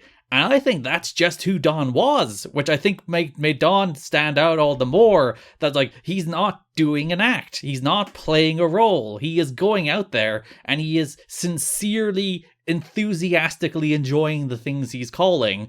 And as I said, that just elevates it. Don West felt genuine. And that's something that like you can't really recreate. I also watched his like heel turn the other day. Oh, it's great. And I was sitting there and I was like, man, this guy would have been a tremendous manager too. Because he did the babyface managing act with Red, which was like he only did it for a couple of months because it's one of those things that got lost in the shuffle as Hogan and Bischoff came in, because he did it toward the end of 2009. And I thought that, like, there was so much potential in that act as a babyface. But as you said, like, he did that heel turn, and I'm excited to listen back to, like, full shows of heel Don, because I actually think he was really good in that role, too. Like, there's a whole bit he does where he is trying to prove that Christopher Daniels is suicide, and it's sensational stuff. And, like, my favorite Don West call during the heel run is he tries to argue in the Steel Asylum match with the big red bars that Amazing Red has an unfair advantage in that match because he blends in with the red bars. And like, that is just tremendous. He was so good at his job. And I'm very glad that people have increasingly seen that in recent years, and we've seen the outpouring of support and love for Don. And like, going back to those early shows where he'd do those big pitches where they would like just set a minute and a half aside and say, Don, sell next week's show. And the card would be a bit shit. It would be like, oh, you get the Harris Bros in a First Blood match. And you're like, Don West would talk people into the building just based on those like average early NWA-TNA cards. And that's what he did best. He was a salesman, and he sold professional wrestling like few else. And like, if you want to like do the math on who has drawn the most money in the history of TNA wrestling, Don's probably like top 5. Especially if you include the merch stuff in. Yeah, when you think about all the merch stuff, all the brown bag, all of that, like, who made this company most money? Don is up there. Don is like one of the people in the history of TNA that has made TNA the most money. Yeah, he's great. And it's nice that the public perception is coming around to that too. So yeah, rest in peace, Don. You will be dearly, dearly missed. I have my Don micro brawler in my desk, which has been here for like 6 months. And I just saw it, like, I forgot it was there. And I was recording the link to the cast Game of the Year a couple hours after the announcing of his passing came out. And I just saw it on my desk. And then I nearly cried. Because it's like, oh, Don's just there. And I said, he's in the logo of our show. Because the show is based on his catchphrase. And yeah, rest in peace, Don. The rest of the Link to the Cast podcast is like, man, Garrett's getting really emotional about Elden Ring winning Game of the Year. Yeah, because we were sitting down to do the actual Game of the Year part, because we'd done all the other categories at that stage. So we were doing like the actual Game of the Year category, which ended up being like 3.5 hours. And yeah, it was like 2 hours after, you know, having to draft all the tweets and stuff like that about Don. And it's like, I gotta drag myself together to actually do 2-3 hours of unrelated podcasting at the moment. Well, it being unrelated probably helped. Yeah. To focus on something completely different from wrestling. But speaking of focusing on wrestling, 2005 TNA February, Liam. How'd you feel about the month of February? It was alright. Yeah, I felt like the quality of the impacts dropped down a little. Like in December and January, it felt like there was a lot more of a conscious effort to put at least interesting matches on television, even if they didn't turn out to be particularly good ones. But here, it's very much back to the format maybe from last year, where there's maybe a decent main event, but it's a lot more squash matches on the undercards. Kind of felt like a filler month of TV that led to a pretty solid pay-per-view. Yeah, it's interesting, like, that they tend to set the pay-per-view cards pretty early in the month. In that, like, we did have the top 3 matches, in fact, I think we already had Abyss and Hardy, Styles and Daniels, and Jarrett and Nash set by even, like, the end of the first Impact. And then they just kind of, like, job done, matches made, instead of, like, really building to it, which I think might be the biggest criticism. Like, they don't really hard sell the matches they make. The matches make sense, and they do some build to varying degrees of effect, but there's not really, like, the hot angle for these matches, is there? They don't really, like, start a build at the start of the month and work it all the way up to the pay-per-view. They kind of just go, here's what's happening at the pay-per-view, and then they build backwards. It's like, here's the matches and then some stuff, and then we'll do the matches. Yeah, which I don't know if it's a bad thing necessarily. Everything did kind of feel like worth it. And then, like, you would ask the question, like, they basically set the Cash and Hoyt, not Dallas, Cash and Hoyt against AMW match very early in the month, and then didn't really build to it. But then they're also like, how much more build do I want to a Cash and Hoyt against AMW match? And, like, plus that's kind of a combination which has a little bit of history too. So you can kind of just go, these guys are back at it again. Yeah, from the first episode of Impact where they did the tag title change. What was probably a better match, but still. But before we get into the shows themselves, let's start with the news of the month. A relatively light month, which I found quite interesting, because all of a sudden PW Torch, which has had a lot of TNA scoops for the first like 2.5 years so far, suddenly had a lot less. And I was thinking, all right, Swinger left, Gilberti left, Watts left, Piper left. And I think like one of those first three was probably like, it's probably not Piper, but like Swinger, Gilberti, Watts, I think one of those was their main source. I mean, we've always kind of said that we thought it was Gilberti. I did often read it in the voice of Glenn Gilberti. So, yeah, perhaps. And someone who is perpetually online, so... Like, maybe it was just a quiet month, maybe just nothing happened. But it did, like, it was striking how, like, you dip into the Torch newsletter and there'd be, like, one note, which was the Impact taping results or something. It's like, you guys usually have, like, 4, like, columns worth of TNA news, and all of a sudden you have none. That's conspicuous. Yeah. It would also perhaps, like, you know, maybe the company's just flowing a little bit. People are happy. Everyone's kind of knows what it is, where they're at, and they're just doing their month of TV. Because it's also only a month. Like, we can't set up a whole... Like this could just be a random month in the mix where not a lot happens. So, if we go to next month and there's triple the stories again, then we'll know that, like, oh, it was just this one time. We have to see if a pattern emerges. That's true. We have to keep an eye on this. Because who else will? The main story of the month, Scott Hall missed the February 1st TV tapings in Orlando because he was hospitalized after partying way too hard on the way back from a show they did in Korea. They showed a couple of clips of that Korea show. They showed Jarrett defending the title against an unnamed opponent in the main event. It was actually AJ, but I guess it makes sense why they didn't want to. I was really trying to like work it out, and I was like, it's AJ, and then I was like, put two and two together. It's like, they don't want to show AJ losing to Jarrett. Which was probably the right call, but it's like, yeah, Jarrett goes all the way over to Korea to defend the NWA title, and they do everything in their power not to show who he's defending it against because it is AJ. But on the way back from that, apparently Scott Hall got very, very, very drunk and had to be hospitalized and missed the taping. He was supposed to be on the pay-per-view on Against All Odds. It was supposed to be Hall and Bobby Roode against DDP and Monty Brown, which is actually originally pitched as a singles match. It was they were kind of lucky they pivoted to a tag in the first place. It was meant to be Hall against DDP in the first place, but they pivoted to a tag. Hall obviously missed the show. They kind of loosely explained it. They were like, Scott D'Amore has bought out the contract of Scott Hall and put Eric Young in the match instead. I'm like, really? He just has faith in EY. He really does, despite the fact that they lost the tag titles last month. But, you know, they are an established tag team, so maybe he thinks that tag team continuity is more important. So there is some conflicting news about like just the kind of shape Hall was in, but by all accounts he was relatively clear-headed on the shows. He didn't seem to be too bad, but the thing apparently is that he cannot handle overnight trips because, as we talked about, he lives 15 minutes away from Universal, so he's just like literally popping down to the theme park, doing his match in Angle, and then going straight home.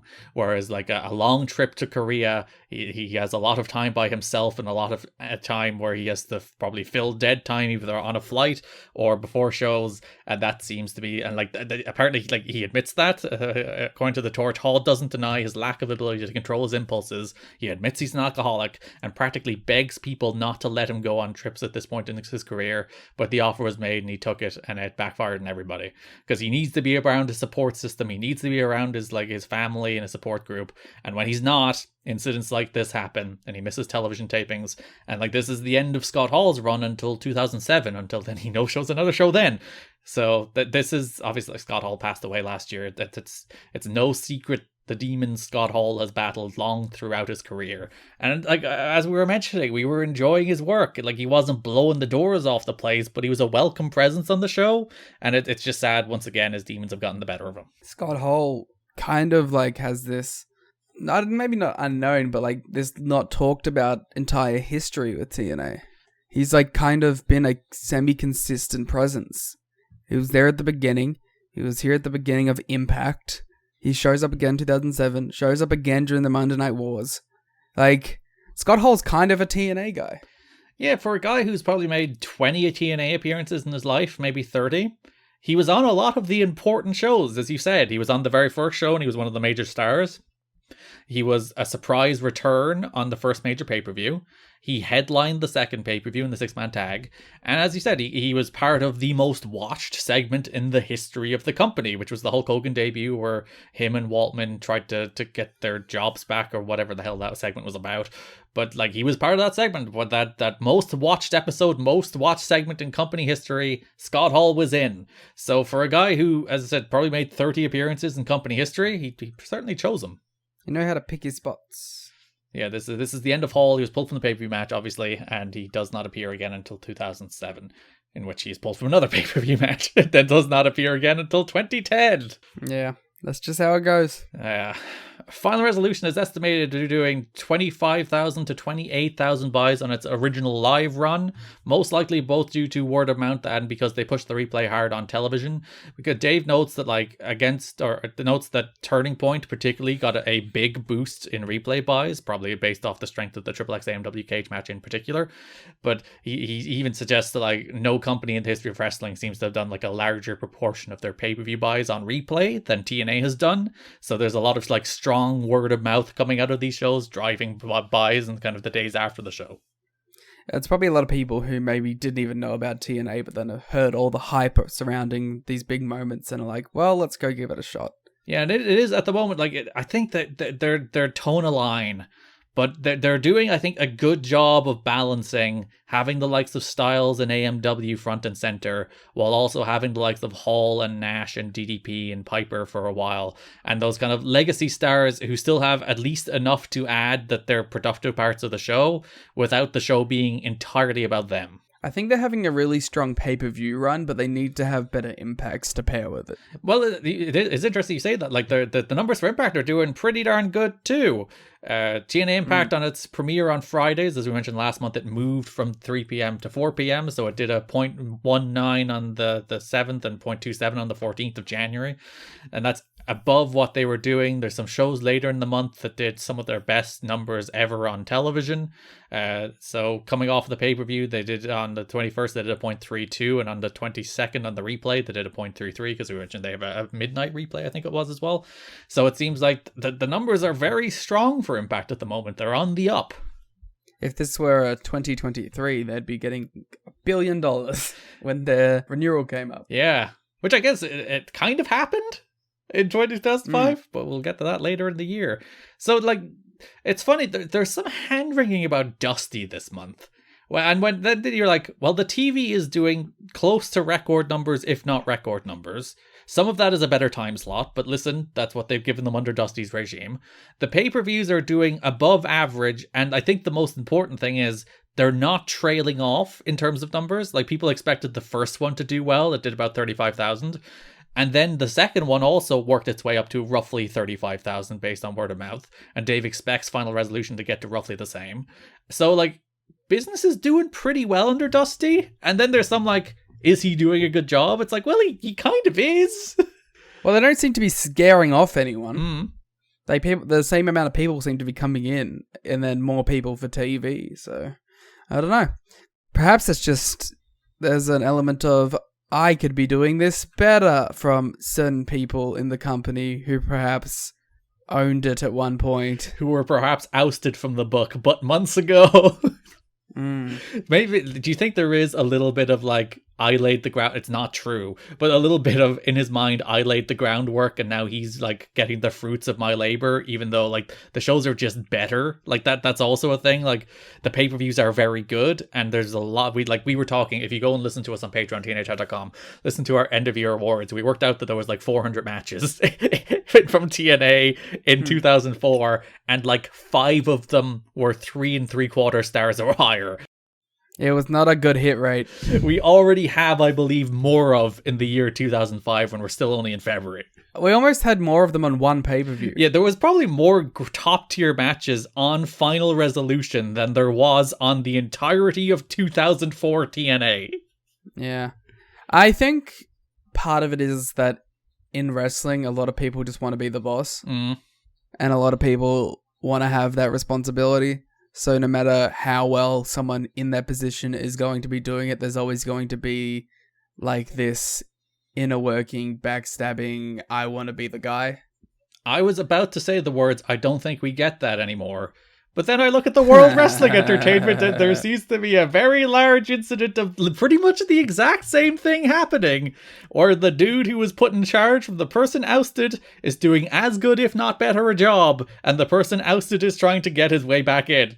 Yeah, so I guess the only difference is there that the ratings didn't go up. Well, they kind of did for a while. Well, but that wasn't so much the quality of show. That was, hey, wonder if things are going to change. And then you got Johnny Gargano for like 2 weeks. And then he was like off TV for like 4 weeks. And now he's injured. It's weird. I don't know what's happening in that company. I watched because I was going to Clash at the Castle anyway. And you watched it as a bit because you wanted to be the guy who was like, oh, you know, I'm Paul Lid, baby. Triple H has saved the World Wrestling Federation. Things are great. I was doing the Paul Lid stuff as a bit, but like the main reason I was watching is because I was going to Clash at the Castle, and there was like the actual intrigue of like, well, will it look different? And there's people who like it never looked different. It did. It was a little bit better, but not a lot better. Yeah, but it went from like a 5 to a 6. Like I would say it went from a 4 to a 6, which is the same place it was, but it was worse.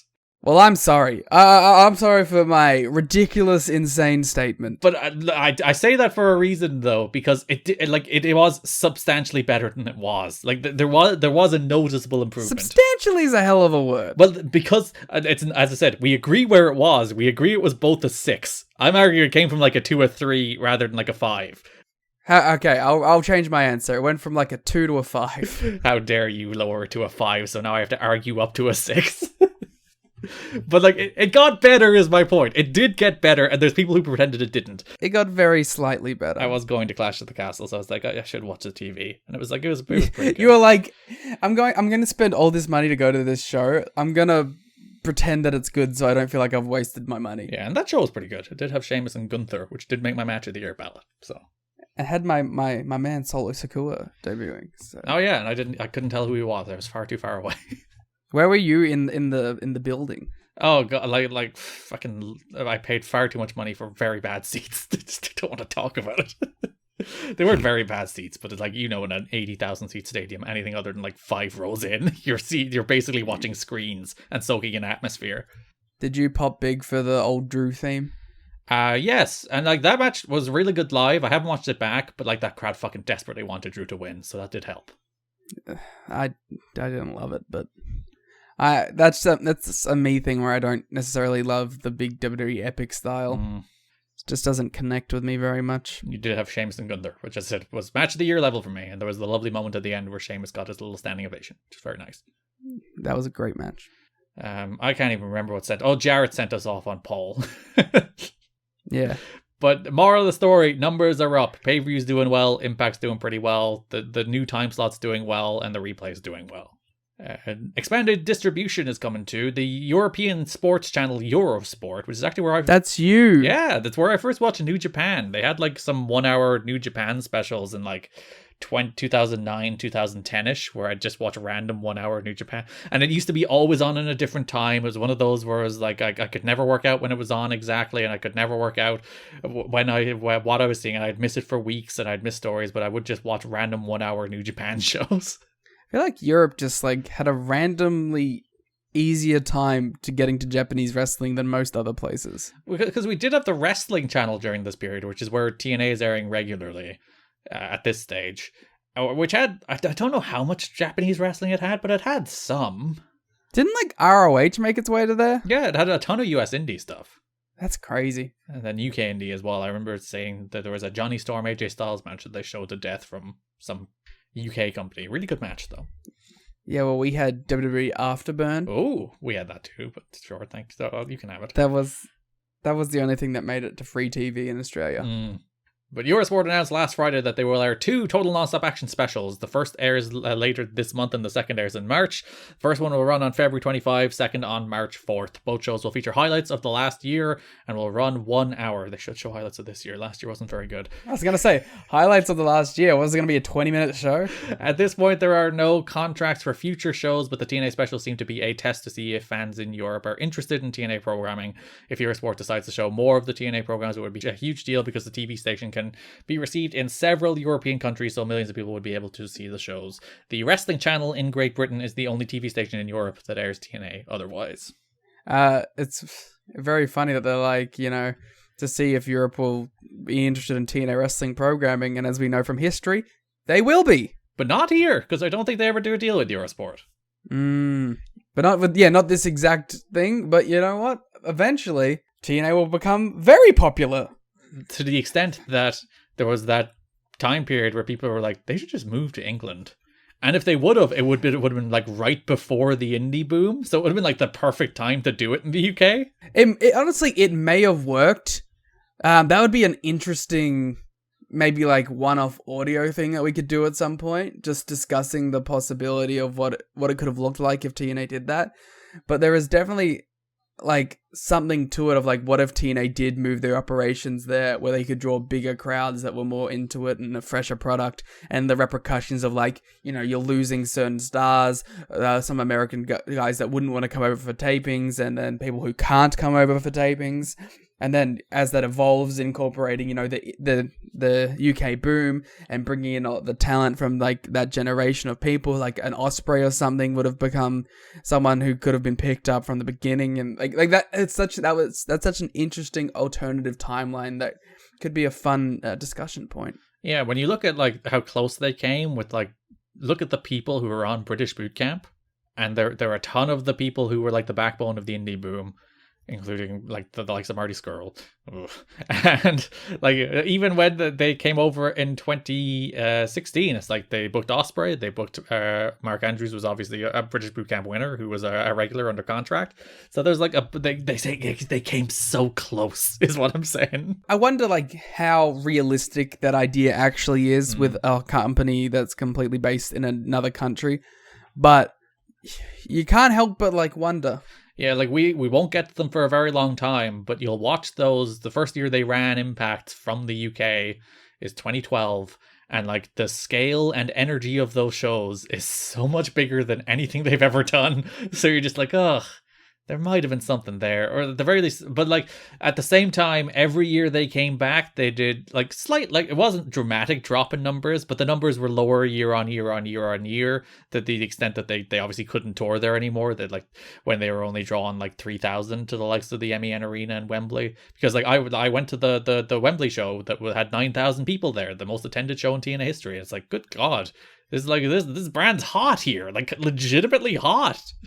And you wonder, like, what they could have done if they had have moved TV tapings there, and like if they could have kept that fan base or even grown it from that point.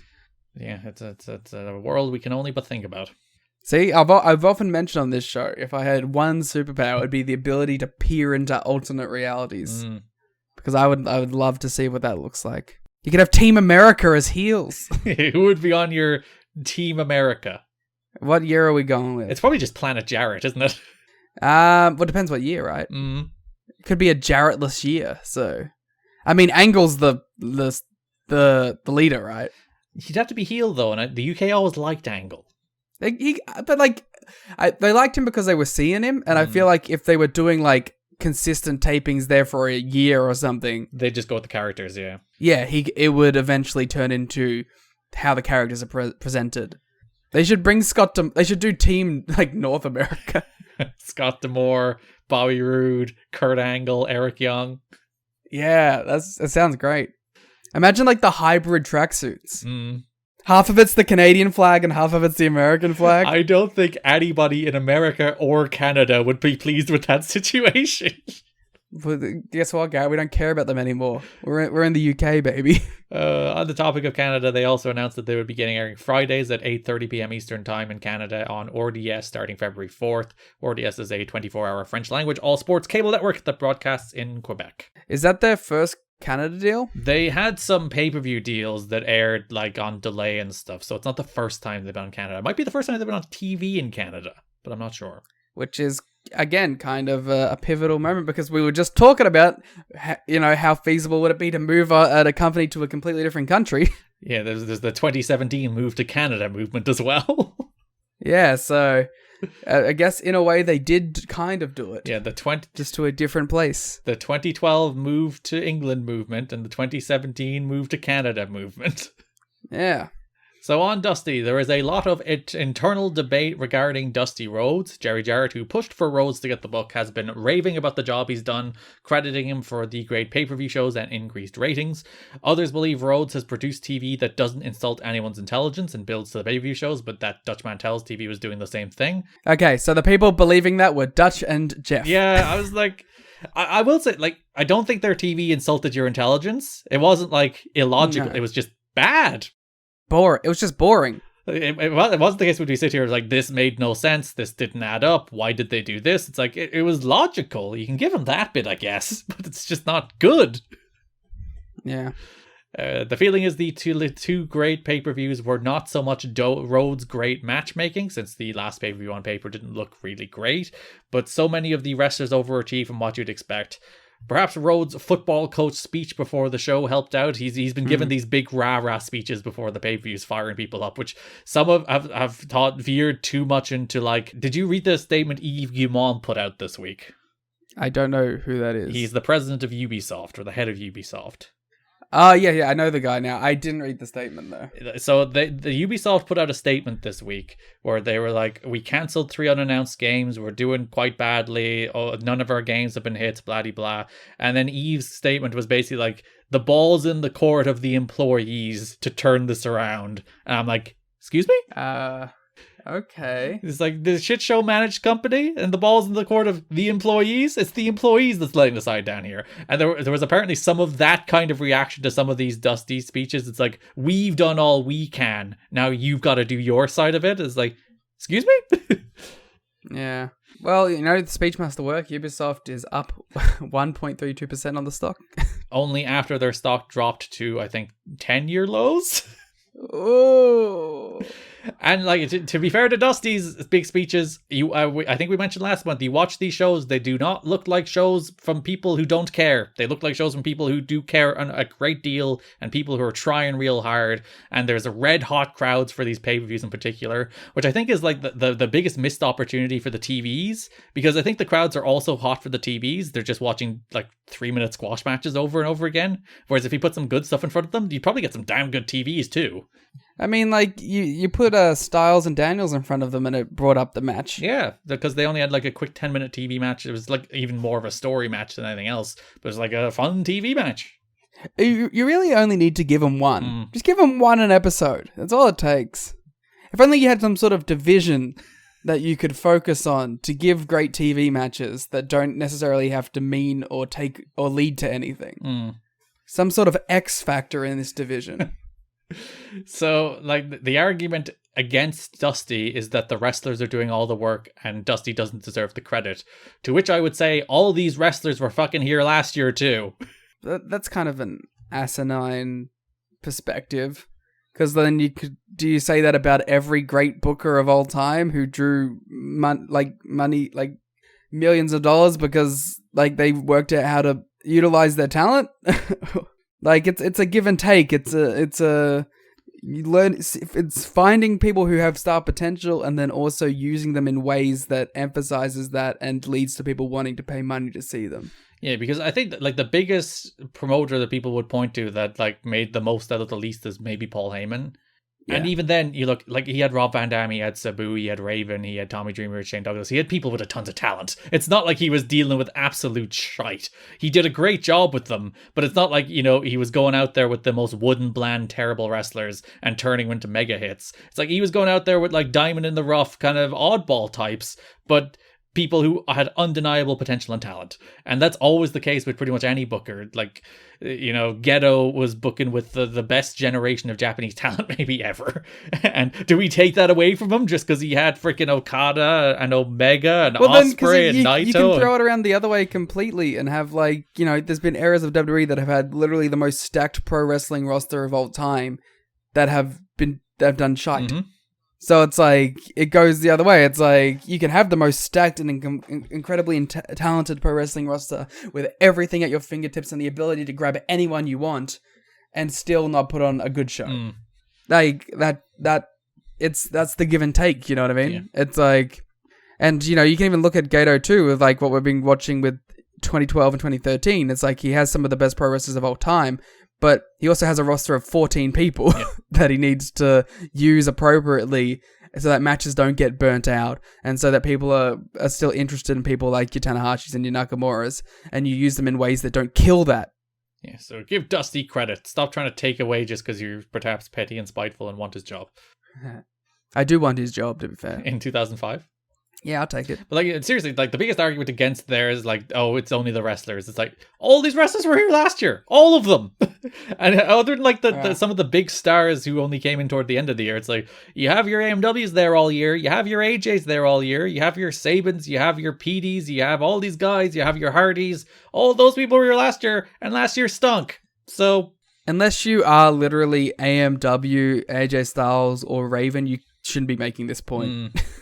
There are still some hard feelings regarding Dusty Rhodes lying to everybody about Abyss when he made a surprise return at the pay-per-view, which I do agree with. It's the classic work people for no reason. The goodwill Dusty lost by lying to everybody wasn't worth whatever he gained by nobody knowing Abyss was backstage at the show. We're supposed to be loyal to the company, but they lied to us about something that stupid and pointless. Don't work the boys and expect respect. Oh, what a line. Can we put that... Can we underline? Can we bolden? Can we make that something that pro wrestling bookers in 2023 understand? Don't work the boys and expect respect. Ugh. I want that tattooed on my body. Especially for, like, the Abyss one was particularly stupid. Because they were like, he doesn't work here, he's not supposed to be here. And he was off TV for 2 weeks. Like, there's nobody who was watching this show week to week who was like, huh, where's Abyss? Like... And it's not like it's fucking Jeff Hardy, you know what I mean? It's a guy who's been with you the whole time. It's like, ooh, but there was rumors he was leaving, and he's not. People in the dirt sheets were so surprised. The thing that I think ultimately ends up sinking Dusty more, Dusty also has 2 more ideas to create superstars. He wants to give Ryan Wilson the Goldberg push. Okay. A lot of people are against that one. With Hector Garza out of the picture, he also wants to bring in a shocker as the Latin star because he saw him in the McDonald's commercial and thought he had charisma. So Ryan Wilson is Trytan. We've seen all those teasers this month for the debuting Trytan. The Matrix was a mistake. Like, it never should have existed. It influenced media for far too long after it came out. Yeah, we're in the period where if you look at all the right-wing grifters now, their new favorite thing is to say, like, the Matrix is real and that there's this conspiracy against them. Like, how could you watch this movie and so thoroughly miss the point? Yeah.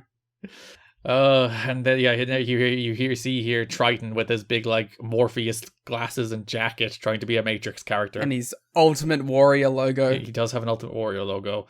We'll be talking more about Trytan next month when he actually debuts. It is ultimately like the biggest, most thorough flop of Dusty's run.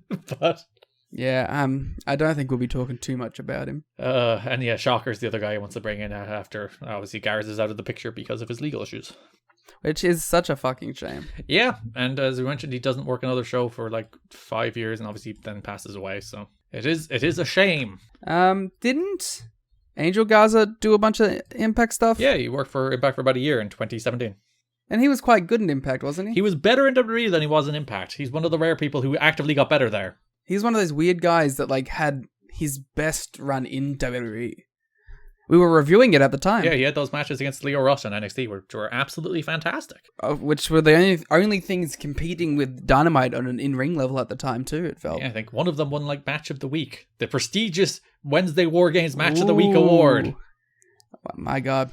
We need Paul and Steph to split off their Splinter promotion and put it on Wednesdays. So we can bring back Wednesday War Games and put it behind the paywall. I wonder, out of the two of those, who has like the better connections to getting financial backing? It's probably Stephanie, right? Like, yeah, like you would have to have some sort of deal where it's like, Steph, you can handle the business and Paul, you handle the wrestling. If only they did that with some other company. I don't know what you're talking about. Several TNA people, including Jarrett, Styles, Abyss, Don West, and Jerry Borash, were scheduled to tape an episode of WB's Blue Collar TV show on the 25th of January in Atlanta. Funnily enough, at Center Stage, where Impact just ran Hard to Kill from. In a sold out. Yeah, sold out Center Stage. I don't think they sold it out here. There was only 300 people here, so that's long-term growth. A remarkable pro wrestling show, Garrett. Hard to Kill. That everyone should go watch. Yeah. Go watch Josh Alexander and Bully Ray have a remarkably good match. I've definitely seen it. I'm not just echoing points to sell a show. And great main event to the end of the last rodeo. Mickey James winning the Knockouts title in one of probably the better stories in TNA history. Tremendous 4-month story with the last rodeo, but we'll cover that in a long time. And a swerve swerve result at the end. That legitimately, that was part of the fun, that people, honest to God, thought she was retiring, and it's very rare in wrestling you get a story, an active wrestling story, to get people to believe something like that, and that's pretty darn cool. You got worked by the story. It's not a giant swerve, it's not a backstage thing, it's just a scenario concocted that had doubt in a result. And that's awesome. It was traditional pro wrestling. Yeah, it's just wrestling storytelling done really well. Yeah. So that's fun and fair play. I know Johnny's not working here anymore. I'll have a note about him in a second. Jarrett was hospitalized after that taping of Blue Collar TV. I just read the note. We'll get to that in a moment. After he got a splinter in his eye. I'm surprised that hasn't happened more, either to him or the people he's hitting. Yeah, because it was from a guitar shot, splinter went in his eye, should have used a cello. Did you see there was a debate over if it was a cello or a viola in our mentions? I did, and Don West told me it was the cello, and I believe Don West. I believe the man who said it was I shouldn't say man, I don't know. The person who said it was a viola did backtrack and admit to it being a cello. Yeah, so don't you doubt D-Dub's knowledge of string instruments. I've never seen this episode of Blue Collar TV. I know it's a sketch comedy show that had, I think, Jeff Foxworthy and Larry the Cable Guy are the two big names attached to it, which kind of doesn't make me want to watch this episode of Blue Collar TV, but... No, that doesn't appeal to me. And I like sketch comedy, but no. If I can find it, we might do it for Patreon. If I can't, we won't. I don't think we will. You can do it for Patreon. Sure. If I can find it, I'll do it for Patreon. Very good. The March 13th pay-per-view, both in Orlando, will be Destination X, and then April 24th is the debuting Lockdown. TNA announced the names. Is this going to be a lockdown where every match is in the cage? Well, you'll have to wait and see. Dave had one of those Dave lines in The Observer.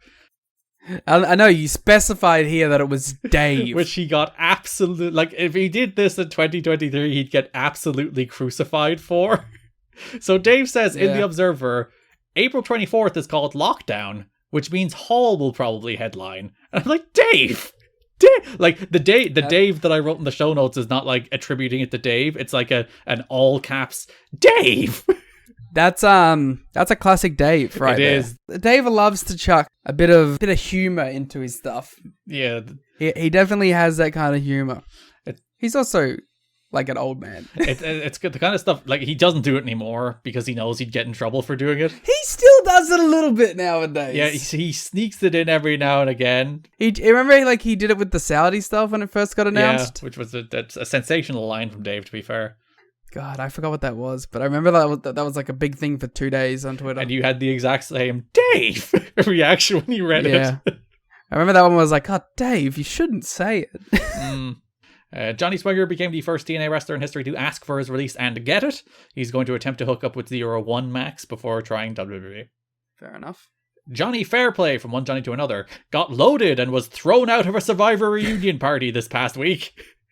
I think he's playing to the gimmick. Jeff Probst, who put the show together, said that Fairplay was a great villain on the show and worked well as a TV rival to Rupert, but said that after this, he never wants to see him again for the rest of his life. And then another Dave line. This is from Dave. He's probably not the only person with those feelings. There is multiple stories this month that apparently Dusty's a bit of a fair play guy, but everyone's sick of him, so he never comes back to TNA. And he's even flirting with WWE. He wants to replace Teddy Long as general manager of SmackDown, and they're also no thank you. Yeah. I don't even think he does much Survivor stuff. I think Jeff Probst really stuck to that. Well, because the only thing I saw him do afterwards was the Fear Factor. Yeah, because I know Survivor absolutely adores bringing people back. It's their favorite thing in the world to do, like all-star episodes and seasons bringing back contestants from prior years. I think the last season he did was 16, which was 2008. I don't know much about this kind of television. Mm-hmm. Is The Challenge just like a Survivor knockoff?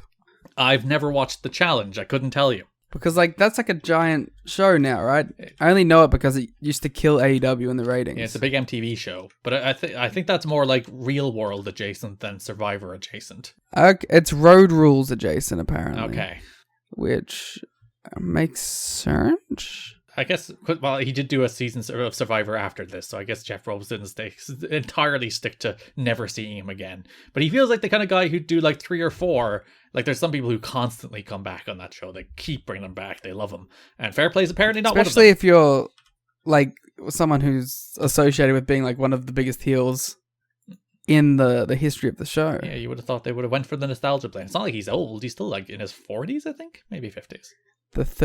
I was just finding out what season of the challenge Leo Rush did, and he was on the 36th season of the challenge. There's a lot of them. Like, Survivor does 2 a year as well, so like they're up in their 40s at this stage. Yeah. Breaking news, Garrett. Go for it. Better Call Saul has finally won some awards. I saw it's all the Critics' Choice Awards, is it? Yeah, him. Bob Odenkirk won Best Actor. Giancarlo won Best Supporting, and it won Best Drama. So, about goddamn time. The critics love it. Poor woman from Better Call Saul continues to not get anything. I already want to watch Better Call Saul. I started watching like 3 episodes last year because I watched 2 seasons of it. I was like, this is better than Breaking Bad, and then stopped watching because, of course. Then last year I watched another 3. I started again because I knew I'd forget everything. I watched 3 episodes and like, this is just better than every other TV show. It just is. It's just made better. So I'm a notorious binge watcher of shows, but I also get to the point where if it's long exposition on things I don't care about, I will start skipping ahead by like 10 seconds until shit gets going. That show, I didn't do that once. Because it's just better. Like, it really is. And there's a lot of shows I like, but you watch like a second of a Vince Gilligan TV show and you're like, that's just better. It's just better than other television. It just is. There's something to it which cannot be beaten. I don't know what it is.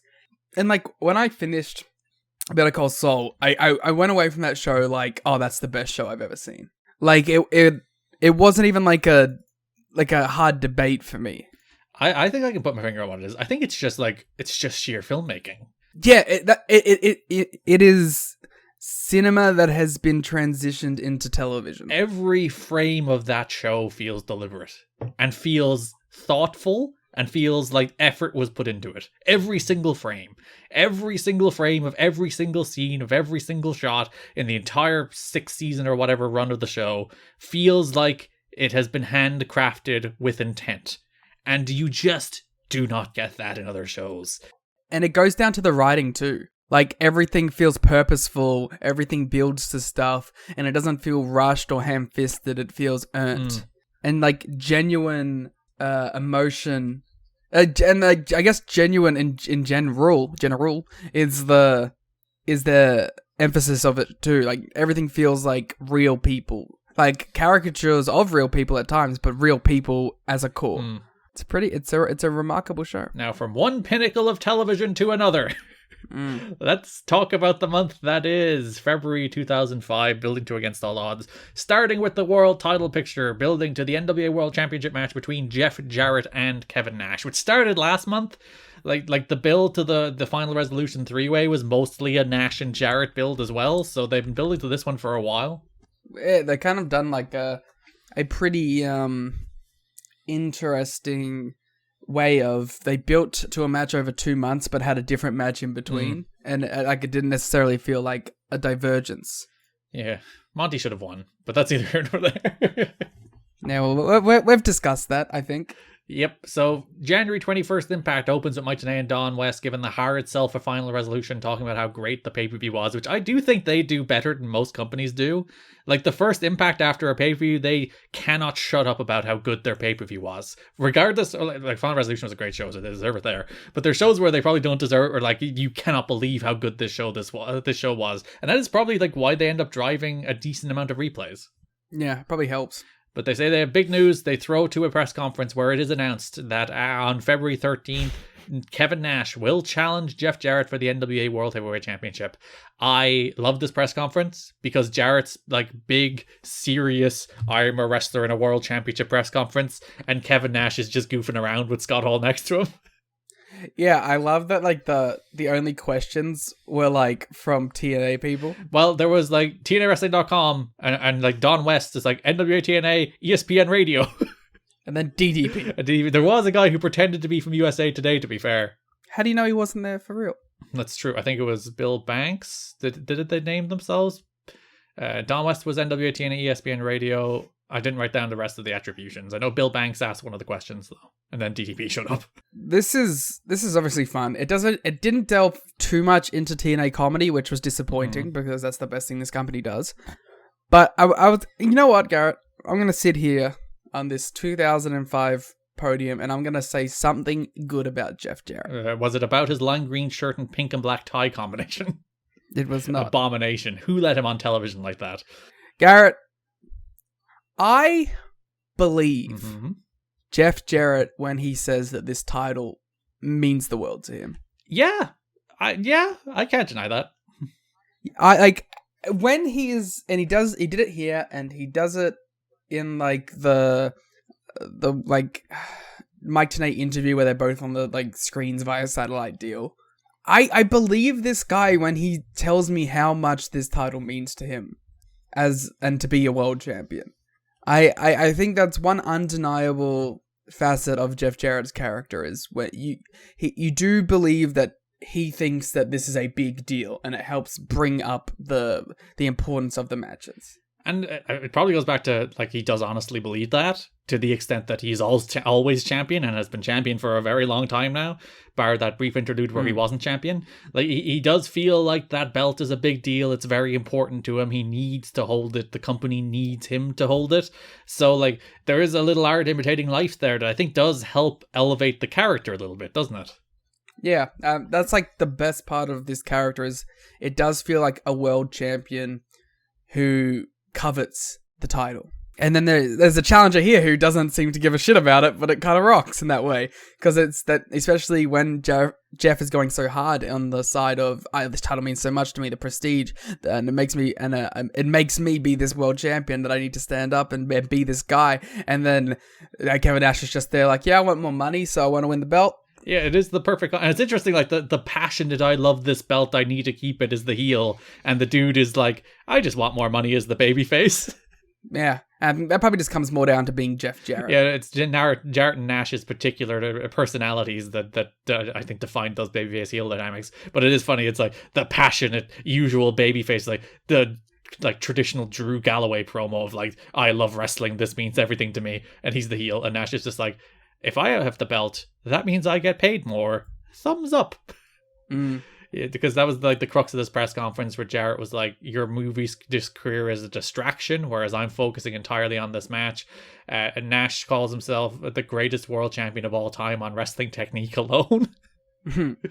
Don West asks about the height difference. Jarrett says they're all the same size in their back, and Nash will be 12 inches at best. And then Nash quips, that'll be out of a cold lake. When they do the like classic face off for photos, Nash is like, this is one of my two good sides. Nash is so effortlessly funny. He is, and like Jarrett's response to that is like, funny guy. It's like, he is a funny guy, you're right. Yeah, like that wasn't even an insult. Jeff was just like, this guy indeed. And then they do the big pull apart because this is a press conference, of course.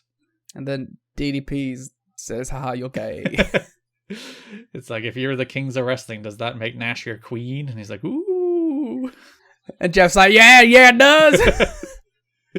So Dusty Rhodes went with Kevin Nash versus Jeff Jarrett because he believes in star power selling pay-per-views right now, and he feels pressure from TNA's owners to deliver improved buy rates right away since they've heard enough talk about slow builds over the past 2 years. I mean, like, I feel like if you're in the business world and you hear slow build, you should be expecting like a 5-year plan. But I guess you'd want to see forward momentum. But there is forward momentum. Only because they're paying for it. Yeah. But isn't that how it works? A little bit?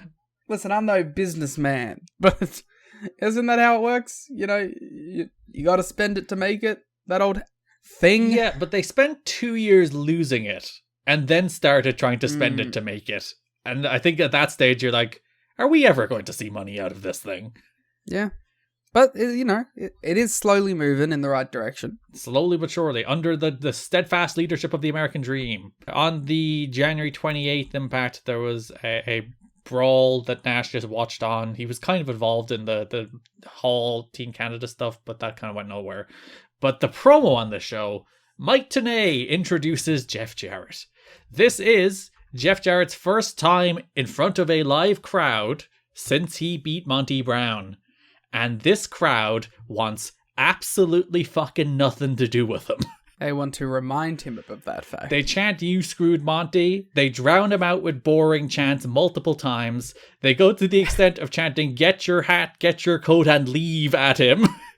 Like that, that has to be like a sports reference or something, right? There's no way they came up with that on the spot. Surely it is, but like, I think in wrestling we talk a lot about the idea of go-away heat, of X-Pac heat. This is literal go-away heat. Yeah, and I think a lot of the time it's just like, I don't like a guy, so I'm going to pretend he has go-away heat.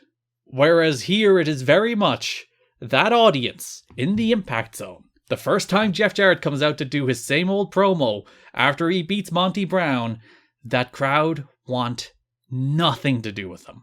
They don't want him to be there. Yeah. They don't want to watch him. They don't care about what he's saying. They don't care about his building for the match against Nash. They don't care about him talking about Nash's knees and all that.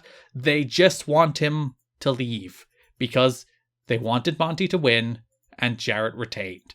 And it's not the good kind of heat. It's not the kind of heat that makes people want to see Jarrett lose more. It is the kind of heat that, like, we are done with you. I think it could be that kind of heat if the next match was Monty. If the build was to Monty eventually beating him, yes. But it is not. I don't know, like, since they're already planning to, like, take the belt off of him at this point, like, in the upcoming months, I don't know how, like, you don't see this and go, oh, it should be Monty who does that. We will talk more about that in the Destination X episode, friend. See, this is what we call a teaser in the biz. And there has been some Jeff Jarrett discourse recently because he has been objectively a very entertaining part of AEW television. Garrett, we have broken the formula. We know how it works.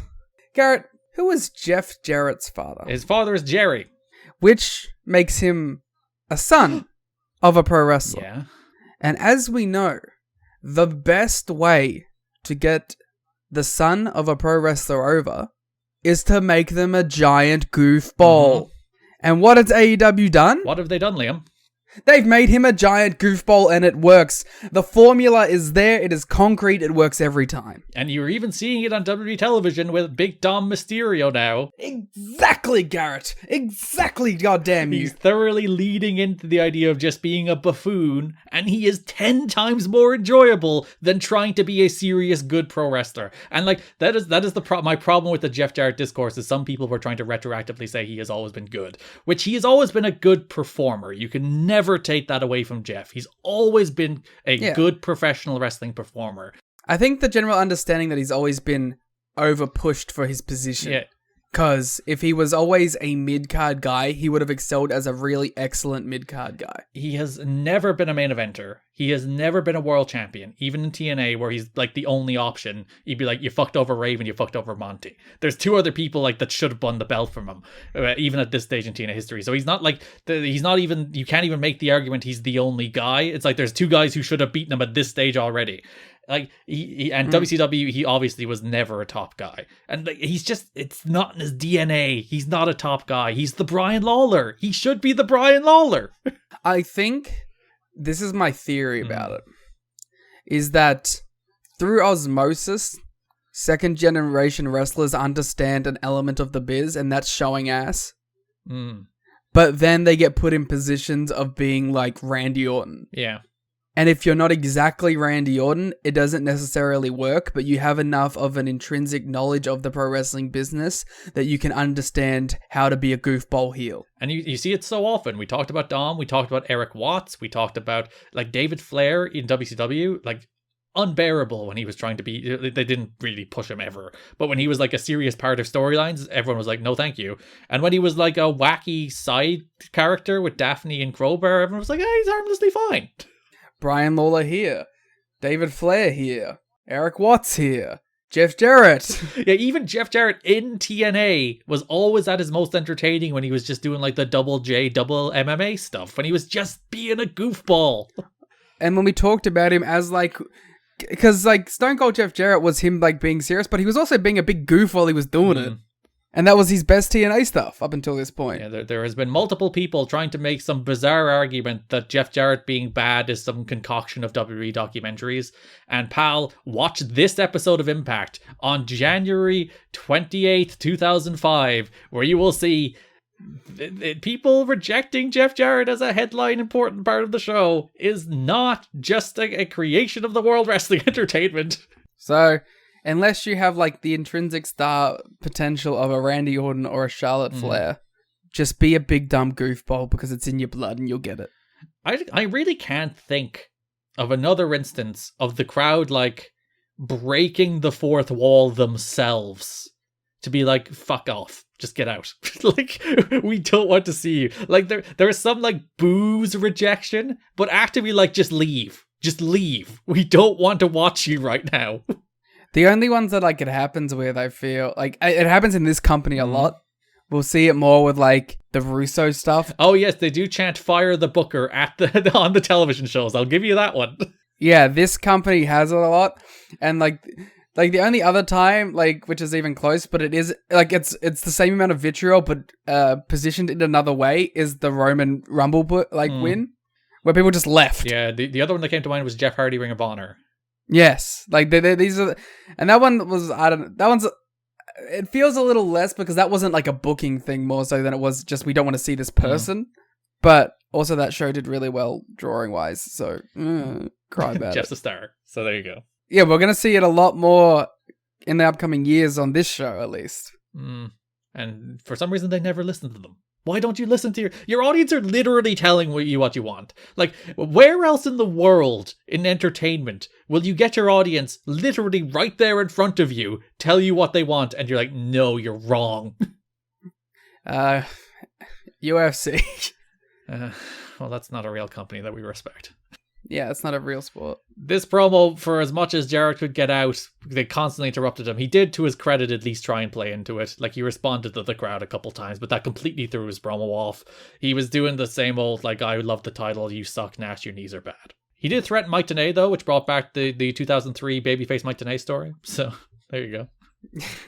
You said there you go, as if that wasn't a thing for you. I think you are very happy about that, too. You were like, babyface Mike Tenay, they should do the match. They should do the match. It'd be very Never funny. mind Monty.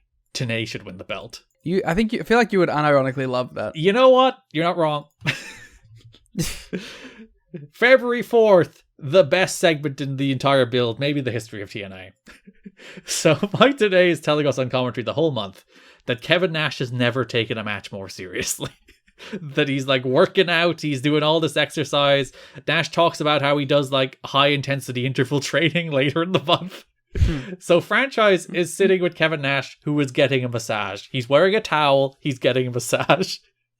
Jeff Jarrett sneaks in with a guitar. Kevin Nash has like some kind of sixth sense Jeff Jarrett vision, rolls out of the way and avoids an attempted guitar shot to his ass while lying on a massage table.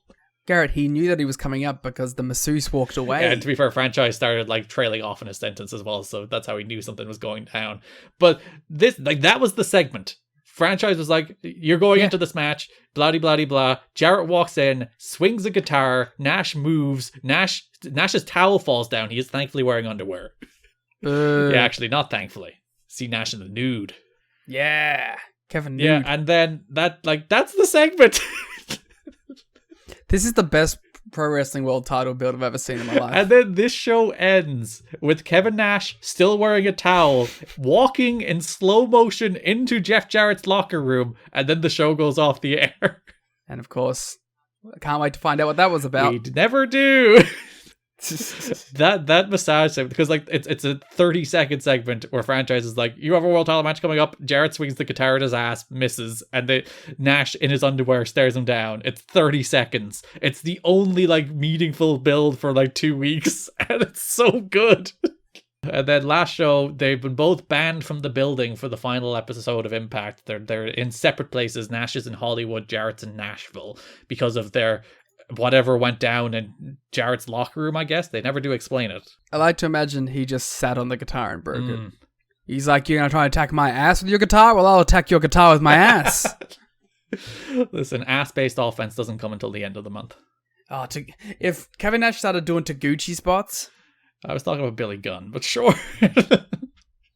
I know, I'm saying even better. So they do have a sit-down interview, Mike Tenay sitting in the empty Impact Zone with both Nash and Jarrett on a monitor, and they hit more or less the same beats they've hit the whole time as they build it up. My favorite one is Nash being like, I'm going to take it up 5 or 6 notches from where I've ever been, and I'm going to bring the belt home as a Valentine's gift for my wife. She loves gold. And Tenay's like, you got to focus on his knees? And Jarrett's like, I'm not giving away my strategy. And that's it. That's the build to Jeff Jarrett versus Kevin Nash for the NWA World Heavyweight Championship, February 13th, the main event of Against All Odds, in a match Liam adored. Yeah, this rocked. I love it. It's in the same way that I loved the Raven Jeff Jarrett match. I love this match. I'm kind of a sucker for like big overbooked messes where there's 1,000 run-ins and there's referee bumps and there's chair shots and there's guitar shots and weapons and people debuting and returning. I love it. I think it's fun pro wrestling spectacle. Yeah, there are people, when they see interference or quote-unquote overbooking in wrestling, they immediately consider the match worse. I like interference. I've stood atop this hill before. I am a man who enjoys interference in pro wrestling. Yeah, an instinct I somewhat appreciate, especially when you watch like 90s wrestling where it's just it's unbearable the amount they do that. And you just never get any of the good wrestling because they constantly do the interference and the bullshit and the ref bumps and all that. So I understand like the fatigue when it comes to it. But like, I would always ask myself a couple questions. It's like, does it make sense for the story they're telling? What are my expectations for the match? Because for Jarrett and Nash, I don't expect a wrestling match. Yeah. If it's Okada and Ospreay. Yeah, I was going to make the exact example, not Okada, but the Ospreay-Omega match. If that match on January 4th was filled to the brim with ref bumps and interference, I'd be like, nobody wants this. I don't want this. This is not what I want out of a Will Ospreay versus Kenny Omega wrestling match. Whereas you sit down and you watch Jeff Jarrett versus Kevin Nash, and you're like, what are you going to do? Fucking figure fours and arm locks? Like, of course it's plunder and ref bumps. It was a similar thing happened actually this weekend at Hard to Kill. I saw some of the reviews of the Josh Alexander Bully Ray match, which had like the Good Hands run in, it had Tommy Dreamer run in, it had Josh's wife run in, low blow Bully and hit with a Dudley Dog. It had like all of like the story elements of the story brought in for like this big dramatic showdown with the big evil Bully being conquered. And there's some people who's like saw that overbooking and they were like, no, overbooking. It's like, what do you want out of a Bully Ray match? Like, overbooking isn't inherently bad. It's not. It depends on the circumstances. It depends on the situation. As I said, if you went into the Styles and Daniels match on this same show and you did all that bullshit, I'd be like, what the fuck are you doing? Why are you doing this in this match? Yeah. Stupid, dumb, go away, bad booking. Whereas here, it's Jarrett and Nash. What do you want? Yeah.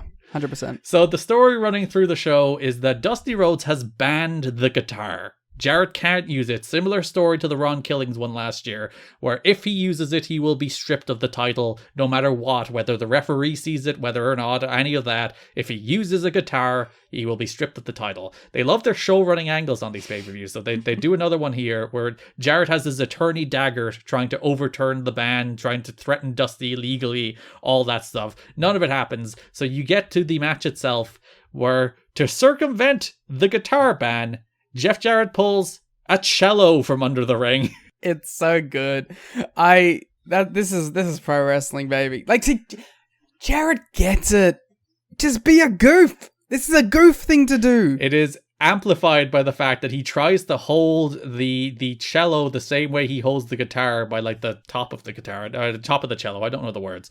And then the neck, I suppose, yeah. And it breaks in the middle and falls to the floor. And then he just whomps him with it. I'm glad he didn't give up. Yeah, and he starts attacking the knees with the cello, and he has this big ass cello case that he pulled it out of that he also starts attacking the knees of Kevin Nash with. We get the tremendous moment of he doesn't actually hit Nash with the cello. It turns out Nash jackknifes him on the cello.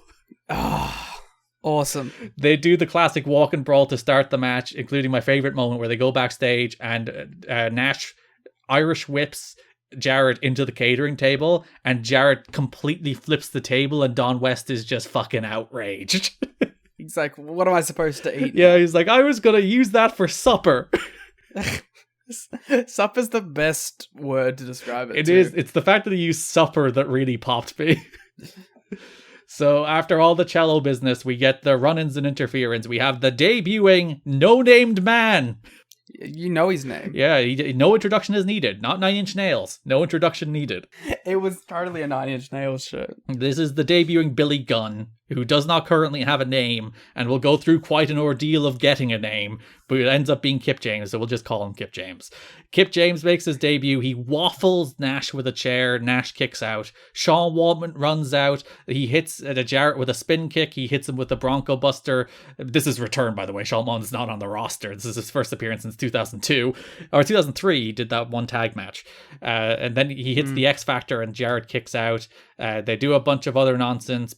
Kip James comes back. He tries to hit Nash with the NWA title, but BG shows up, pulls the NWA title out of Kip's hands. These are the former members of DX, as Mike Tenay tells us multiple times. I wasn't aware, so I'm glad he mentioned it. So Jarrett hits Nash with the belt. Nash kicks out. Jarrett hits the stroke. Nash kicks out again. My favorite one is the X Factor one, where there's also a near fall that Jarrett kicks out of. And if you look at the crowd, there's so many in the crowd who are like, oh, come on. That he keeps kicking out. And then Jarrett hit a low blow and another stroke to finally get the pin, retain the NWA title, and Liam's favorite match on the show. This match rocked. I loved it. 4 1/4. Yeah, this is one of those. I went 3.5. I wououldn't go north of 4. But it is one of those where it's like, I have no problem with the nonsense in this match. Like, this match would have been worse without it. What are you gonna get between Jarrett and Nash in 2005? Yeah, exactly. This is the best case scenario. Ugh. Absolute chaos. Absolute utter TNA chaos. Waltman was said to be excited about TNA and said he wanted to work TNA but not indies. Billy Gunn was also said to be motivated and excited about this chance to make something of his career after several derailments in WWE. He's hungry to succeed, says a source. We'll see how that turns out for both of them. If you remember, the Jeff Hardy is excited to work for TNA. That didn't last very long. Yeah. Waltman had his back injured 2 nights earlier in Tijuana, taking a bump into that hard ring in his first match in months. He was hurting bad to the point that they didn't know whether or not he'd be able to perform on the show, and he was even in a wheelchair the morning of the show. He looked pretty darn good when he was out there, though. Yeah, he managed to turn it on, and the adrenaline was pumping. He came out dressed like he was straight off the set of Wrestling Society X. See, you just can't remember the name of anything related to that show. I remembered our show's name, but I couldn't. I was like, it's not Review It For Her. Right off the set of Review It For Her, sitting in on our podcast recording. Yeah, what's his podcast? It was like 1 2 360 or something. Like, I've never listened to it, but I'll take your word for it. Oh, it has the all-time great podcast quote with Denise, where she's asking him, "Oh, how did you feel about working in TNA?" It's like, I came in doing tag stuff. I'm like, did you want to go to the X Division straight away? And he just goes like, well, I was heavily on crystal meth at the time. Yeah, I saw that doing the rounds this week. And she just goes, oh. And that was like early Denise in wrestling as well, wasn't it? Yeah, that was like I read and watched that podcast because it's a podcast about his TNA run, and I went and watched it. And at the start, Garrett, you'll never believe what she said. She goes, "Oh, I'm just about to start my first show on Fightful." Oh, good for her. And I was like, that's the beginning of where she begins to break out into the wider wrestling knowledge. Did you learn anything from that Sean Waltman interview? He was heavily getting on the crystal meth at the time. Yeah, but maybe about this TNA run? That he said Jerry contacted him in 2003 in January about coming into TNA, and that he felt he felt good that he was even thought of for something like that, but that they were doing the NWO thing, and unless they were going to be able to offer him a ton of money. He just couldn't see not doing the NWO thing at that time. Yeah, you take that money while you can get it. And then after that, that's when he's like, yeah, let's give it a shot. And then he burned the bridge, and burned the bridge again, and we will talk about him burning the bridge another time in 2005. But we will enjoy him while he's here, because I actually think he secretly has a kick-ass run this time. I'm looking forward to it. I've always liked Sean Waltman. Well, that's always the thing. He's always been a fantastic pro wrestler. Did you remember when there was a ton of like hype over the Generico stuff in Chicago? Yeah, I watched that match. That match is great. When and then like I saw someone the other day that was like he was like only 48 or something when that match happened. No, he would have been like 38, right? Was it 38? It might have been 38. Sorry, yeah, it was 38. I got my years mixed up in my head. Because I was thinking he's not even 50 yet, which is insane. Yeah. Like he was only like 38, and then like now. in my head I did the math. I was like, oh, when he did that match with Generico, he was like the same age Omega is now. Yeah. And people were like, wow, look at this old guy coming in having this excellent match. What sorcery has happened? Yeah, that was always the thing with him, and that like obviously the road has owned that man more than it's owned a lot of men, and he always looked a lot older than he actually was. And always, obviously, he never like had a sustained string of performances that matched his talent, I don't think. Like, he'll have a run here in 2005 TNA that I think we'll both enjoy. And then he had just some sporadic, occasionally popping up and doing stuff matches. But it like, when you watch his early stuff, like you watch those early matches against Jerry Lynn, which is very much X Division before it was X Division, very much even like WCW Cruiserweight Division before there was a WCW Cruiserweight Division.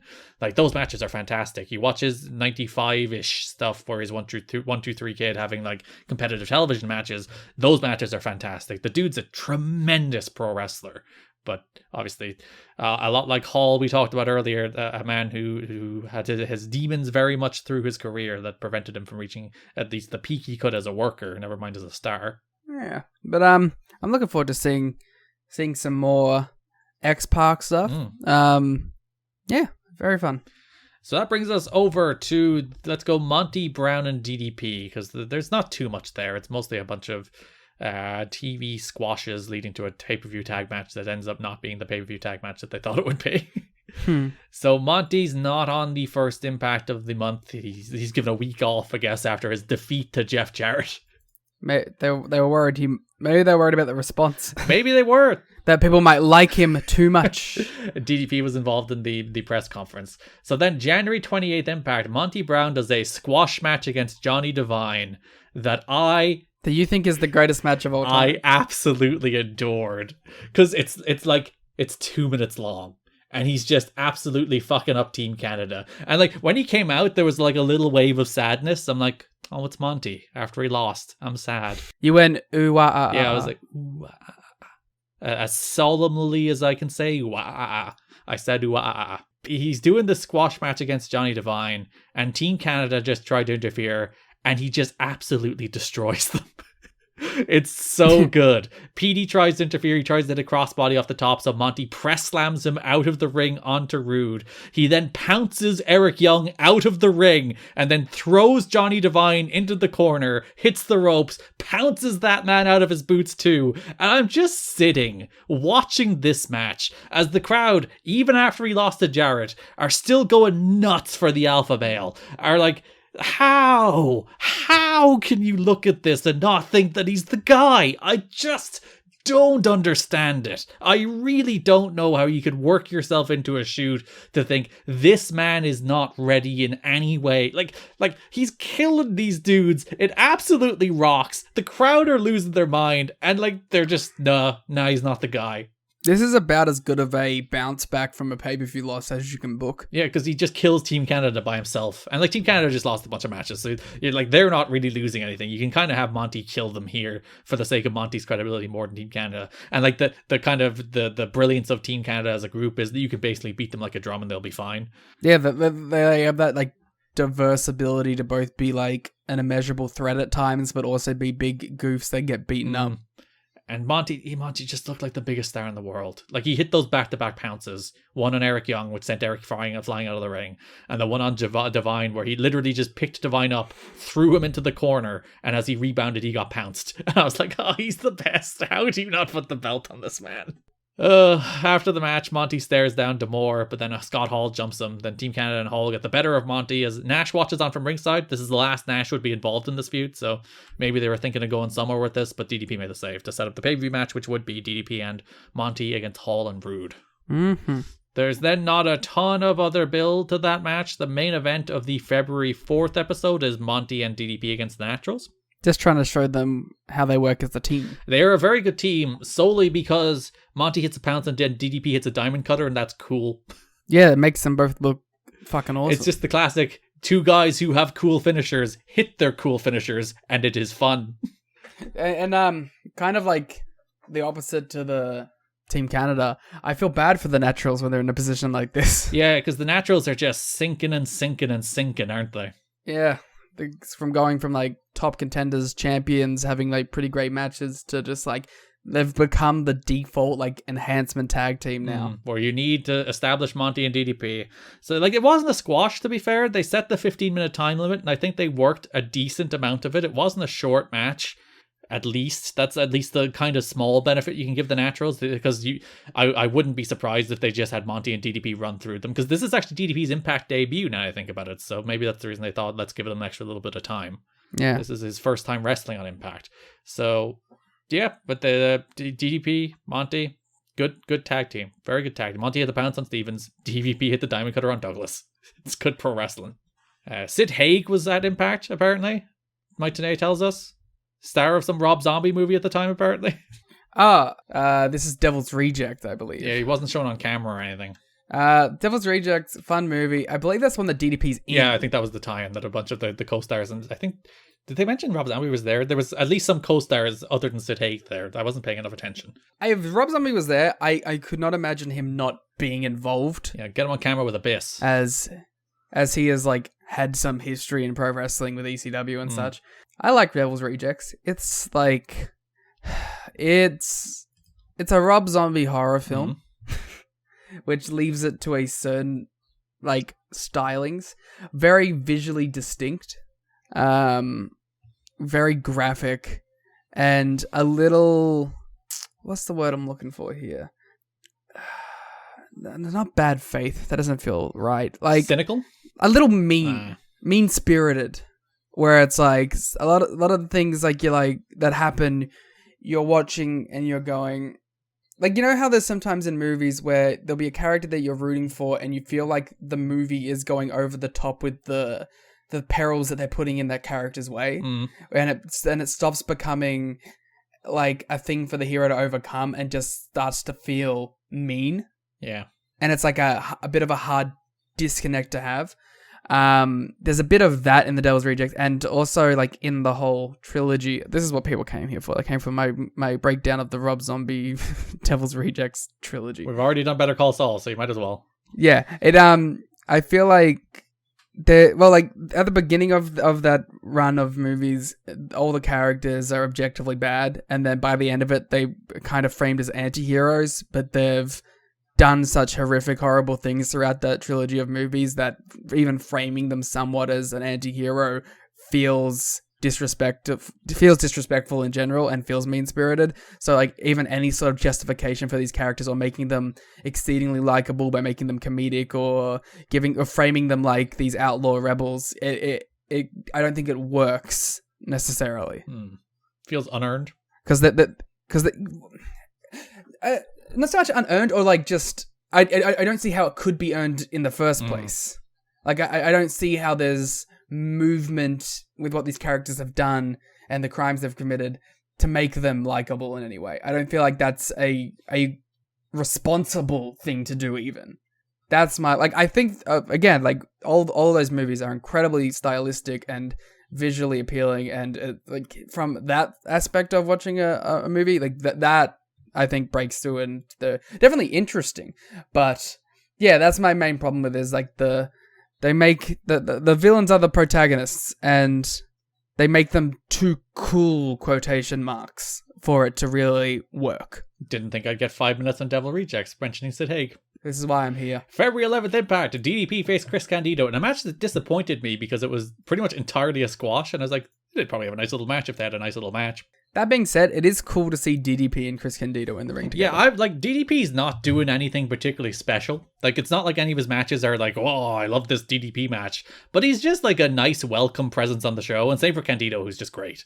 Well, we were talking about how, like, having a DDP on this show, it's a lot like having a Dustin Rhodes. Just having them in the mid-card is enough. Yeah, and DDP's just like a good vibes kind of guy.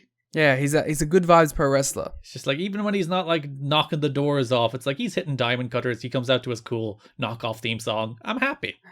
Someone said that this was like the theme that almost got TNA sued. Well, it is like like WCW did a Smells Like Teen Spirit knockoff that's like 80% of the way there, and TNA's like, what if we went the rest of the way there? Yeah. He does get pyro for the first time when he comes out in this match, which has been missing when he's doing the bang during his entrance and there's no pyro. It just feels a little wrong. Do you think he fought for it? He's like, I need pyro. And it's not like elaborate pyro. I think he gets better pyro a little later in the year, but it's very much just like the shoot off one little bit, so there's the little noise. You just need the little pop when he does the bang, you know? Yeah. It's kind of crazy that for like a few years there, pyro was just kind of gone from mainstream pro wrestling for a while. That's because WWE were a cheap ass terrible company. Ah. That was it. They're too cheap for pyro, and then they brought it back because it's cool. Yeah. And it's one of those things. It's like wrestling fans associate it so much with wrestling, like from the Attitude Era, elaborate pyro, and you get it at WrestleMania all the time. Like they never got rid of it at WrestleMania when they would set off the most insane fireworks show above the arena you'll ever see in your life. But it's just like it's a thing that people expect as part of the spectacle of pro wrestling. So I don't think a big budget company can leave it behind. Also, it's just cool.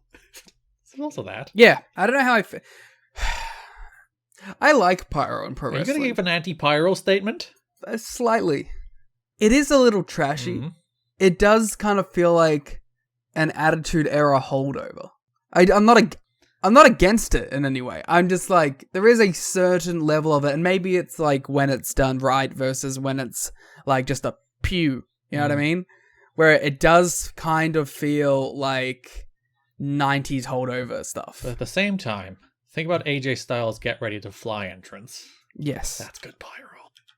Sure, you've convinced me. Because you are right that there's somewhere it's just like you set up pyro for the sake of pyro. Or then you think about like the Christian reigning Goldtage or the Goldberg walking through pyro or like the Dudley Boys where the pyro shoots through the building for the we're coming down. It's like that kind of pyro that almost amplifies the character a little bit. Cool stuff. Yeah.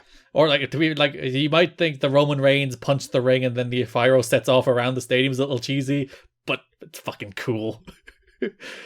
Where he does his taunt, he punches the ring, and then they set off every firework in the history of existence above the stadium. DDP crotched Candido on the top. He hit a diamond cutter out of the corner for the win. D'Amore comes out and says it'll be a different story at Against All Odds. Rude will fight anytime. DDP says, don't have Hall here, but I'll give you his old catchphrase, don't sing it, bring it. All Team Canada come out. Monty makes the save as Team Canada backs off. They still bill Scott Hall for the match all the way up until the pay-per-view. Like, this is already after he had the incident in Korea, where they probably know he's not going to be there, but they still bill him for the match until right up until basically the Team Canada entrance, I think. They're promising Mercedes Moné. From PW Torch, Chris Candido has been a valuable added veteran presence in the locker room, not causing any problems and providing TNA with a good hand in the ring and an experienced voice backstage. Yeah, I feel like that's the thing you always hear about Candido is that he's always a good veteran voice to have. Like, you hear about like basically any wrestler that seems to be the pleasure of working with him has come away with that, like, he helped me get better just from talking to him. Or working with him. Or watch have you ever seen the Great Khali Candido match in Japan? Yes, but a long time ago Where now. no man has ever made Khali look like the best wrestler in the world more than Chris Candido did. Yeah. Candido, huh? It's kind of a name, like one of those super valuable names that has been lost a little bit. Yeah, and like the tragic thing is, like at this stage in TNA, he's just a complete jobber. You know, they're not doing anything with him. They just start doing stuff with him as he passes away, which is always like the worst. It's like, oh. Because again, you would think as you go into different eras of TNA, you might get that chance of a Candido career renaissance on a different stage. And it was taken away too soon. Against All Odds, Monty Brown and DDP defeated Team Canada. If you go back and listen to the Monty Brown and DDP versus the Naturals thoughts, exact same match. Yeah, it's really just the finish here. That is the thing that We matters. get the heat, come back, Monty pounces Rude, DDP Diamond Cutters EY out of the corner. It is cool when those two men hit their cool moves. And that's it. That's the takeaway from this match. Yep. Full Metal Mayhem. That brings us to the final resolution. Finally, we're getting to the period in TNA history that we all love and know and love.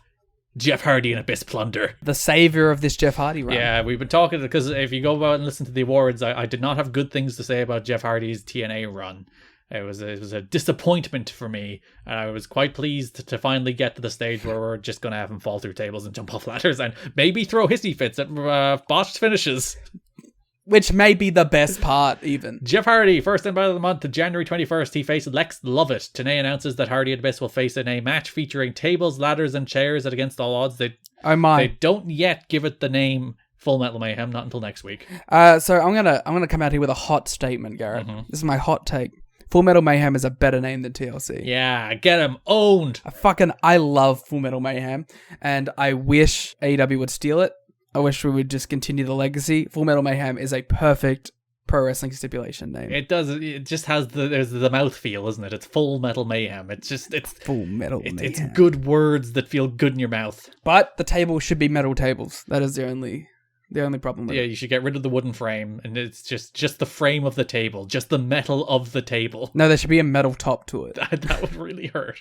As if just the metal frame wouldn't also really hurt. Yeah, no, that would, because you'd fold up awkwardly too. Hardy beats Lovett here with a twist of fate and a swanton. Abyss jumps him from behind, drops him with a black hole slam, pulls out a table from under the ring, and then press slams him from into the ring through a table on the floor, truly kicking off the Plunder era. Awesome.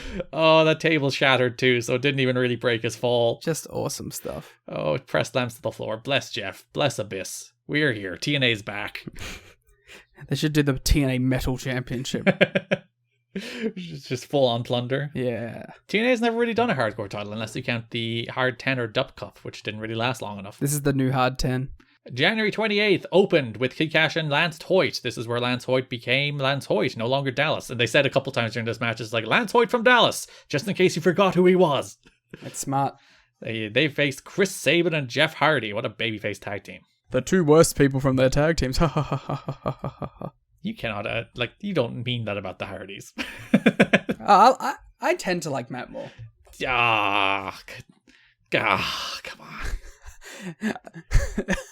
Come on. Come on. What? What's wrong?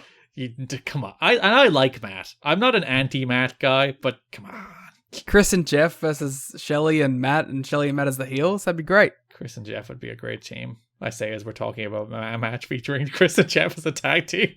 Yeah, no, this is fun. I don't know. It's Impact match number 17 of the show. Yes, one of the 20 matches that fall between 2 and 2.5 stars. Yeah. I mean, it's cool if you want to see Chris Sabin and Jeff Hardy as a team. We both went 2.5 for the record.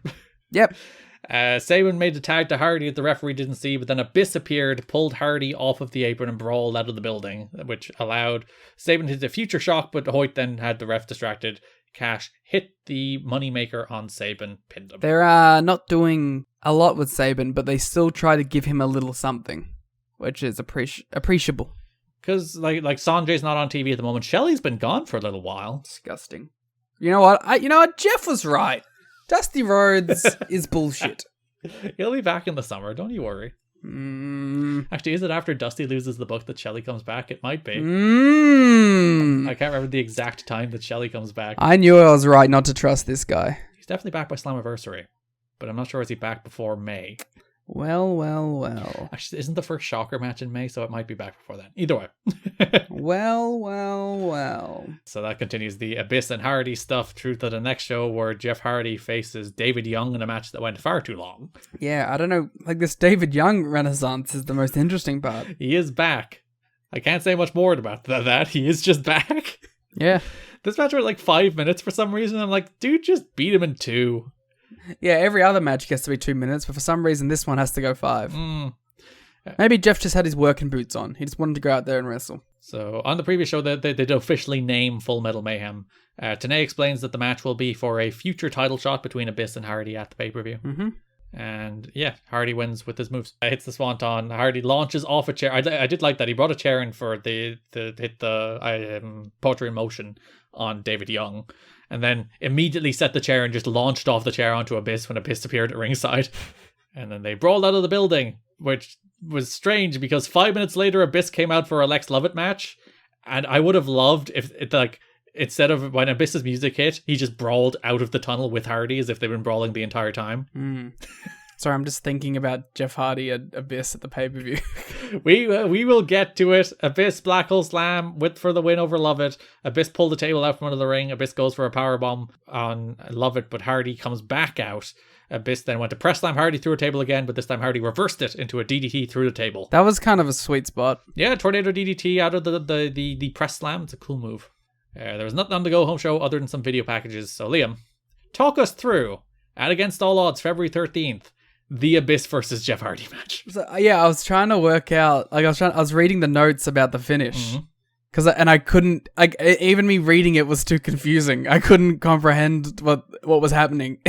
Well, the actual match was crazy, first of all. They do a bunch of crazy spots and they beat each other up. It's really great. It's Abyss and Jeff Hardy doing plunder. But the finish is what's important here. Yeah, so Abyss hits a pendulum in the ropes, that belly to belly to the floor. I always think it's a cool move. Also, Hardy hits a swanton off the entrance tunnel. It's more of it's not a full do a swanton. It's more like a pull yourself over into a little tumble, and he went ass first through Abyss through the table.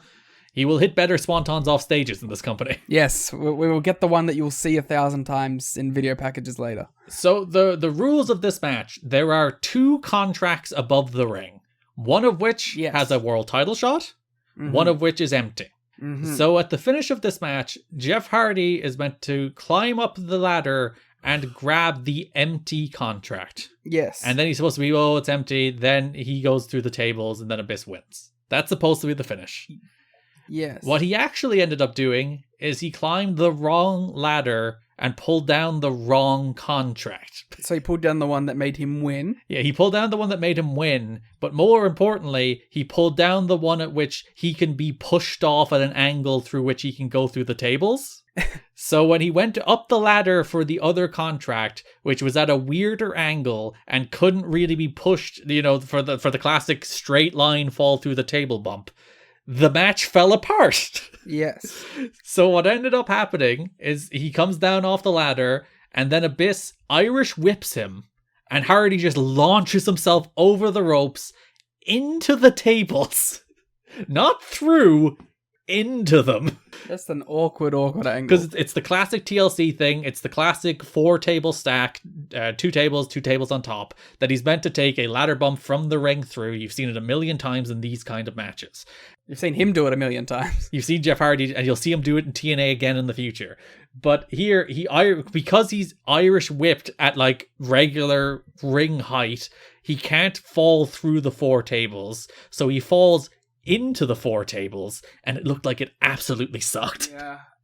That's one of those, and it obviously did, because he looked like he was in a tremendous amount of pain. Yeah, there's the bizarre reaction you get from Jeff at the end of this match, which is a combination of that really fucking hurt, and I'm so angry at how that finish went down. And I'm so embarrassed. So Abyss just climbs the ladder. Abyss actually, there's a note in either the Observer or the Torch where people are like, oh, Abyss didn't improvise well either. And I kind of disagree, because he did a really smart thing where it's like he looked into the empty envelope and feigned seeing a contract and kind of pumped his fist. And I was like, oh, that's a nice little way to cover not being able to pull anything out of the envelope, I honestly didn't even tell that he got the wrong envelope. It was more just, he died. And then Hardy at ringside is throwing tables around. He's drop kicking tables. He's just throwing an absolute fit at ringside over how this finish went down. Listen, does it kind of take away from Abyss winning? Yes. But is it kind of awesome? It's like when Sabu would do the same shit. Yeah, he was absolutely raging. It's so funny. You could turn that into something with Jeff. I don't think they do. He should just he should go full Sabu and start drop kicking, putting himself through tables. Yeah. The match is pretty cool beforehand, and then the finish falls apart. If you get just the classic finish where dudes fall through the 4 stack and Abyss wins, it's probably a better match, but it's not a funnier match, and that's the most important thing. It's like just like the Jeff Jarrett cello thing. If the cello doesn't break and fall to the floor, it's a better moment, but it's not a funnier moment. And we do value things being funny over being good every time. That is the most important metric in the history of TNA. Was it funny? Yeah. It's still not bad. Like, you go watch it because it is kind of like a funny experience. Yeah, especially if you don't really know what happened and you just like, why the fuck is he freaking out? Like, you can kind of work out why he's freaking out because you look at the table bump he just took and it's like, that's not right. Before we move on to the next segment, Garrett, Brendan Fraser won Best Actor in the Critics' Choice Awards. Isn't that movie not and good? That makes me happy. The Whale? Yeah. I haven't seen it. I was just thinking about seeing it after we finish, actually. I know. Like, obviously, it ran away with Critics Awards and like award shows. Not that the festivals. That's what I'm looking for. Festivals loved it as well. But I thought that like the actual reviews when it came out, people were kind of like, it's not that good. I was thinking of seeing it. I don't think it's out here yet. But good for him. Because I'm just happy for him in general. Dude deserves some good things. Bring back the Mummy. Yeah, sure. And not the Tom Cruise one. I was gonna say, Rock's not doing anything. Though, to be fair, the Tom Cruise one did produce one of my favorite pieces of media of all time, which is the Mummy trailer without the sound effects, which is just, it's so funny. It's probably still on YouTube. Google Mummy trailer, no sound effects. You will find the funniest trailer you'll ever see in your life. All right. That's our recommendation of the week. Yeah, that, Better Call Saul, and not Devil's Rejects. I mean, you can watch it. Watch the first one, House of a Thousand Corpses. That one's better.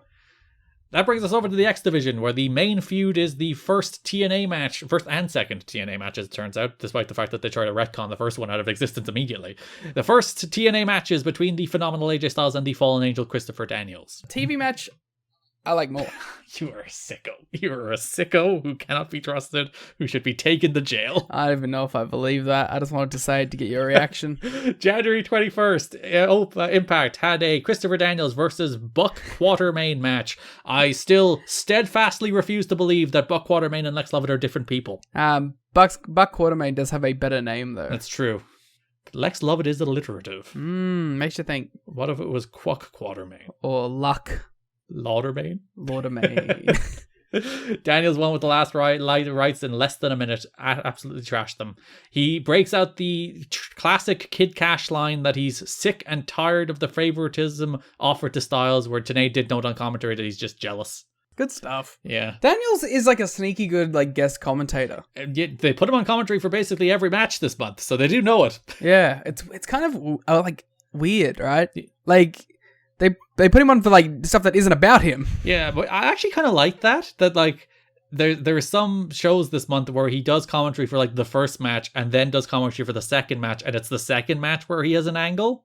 And I almost like that they kind of do it that way, that it's not like the tell that this is where you're going to get the Christopher Daniels angle. Yeah. But yeah, he says Styles can't beat him. Styles comes out and says any place, anytime. Daniels says, what about now? Offers AJ 10 minutes to shut his mouth. If he does, he'll walk away. But if he can't, he gets the title shot against all odds. Dusty, flanked by Tracy and Trinity, comes out and basically makes the match that Daniels offers for the main event. It is a 10-minute challenge between Christopher Daniels and AJ Styles under those very rules. If Daniels survives the 10 minutes, he gets the title shot. If Styles beats him in under 10 minutes, he doesn't. Daniels wins by surviving the 10 minutes. I guess is that a draw or just Daniels win? It's a draw, but he won. Is the match specifically the 10-minute challenge, or was it just a regular match with the time limit? That's the question. So if it's the rules where that like Daniels gets a victorious outcome via lasting 10 minutes, I think it's a draw. I think that technically means Daniels wins. We're at an impasse. I think it's a draw,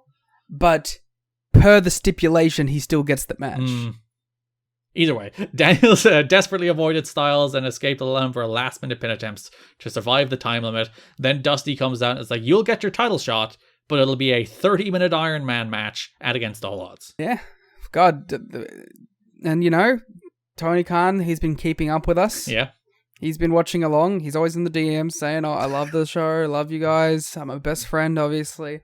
And, he's been catching up. He watched this and he's like, Iron Man match between MJF and Danielson. So, once again, the influence unparalleled in this business. Yeah, he hears the words Daniels Iron Man match, and then he's like, what if Daniel's son Iron Man match? We did get Mortimer Plumtree popping up this week. Our influence is unparalleled. We are truly The most influential podcast. Yeah, we changed the world. Also, by the way, Director of Authority title came back this week. Yeah, I was going to bring that up. Another one.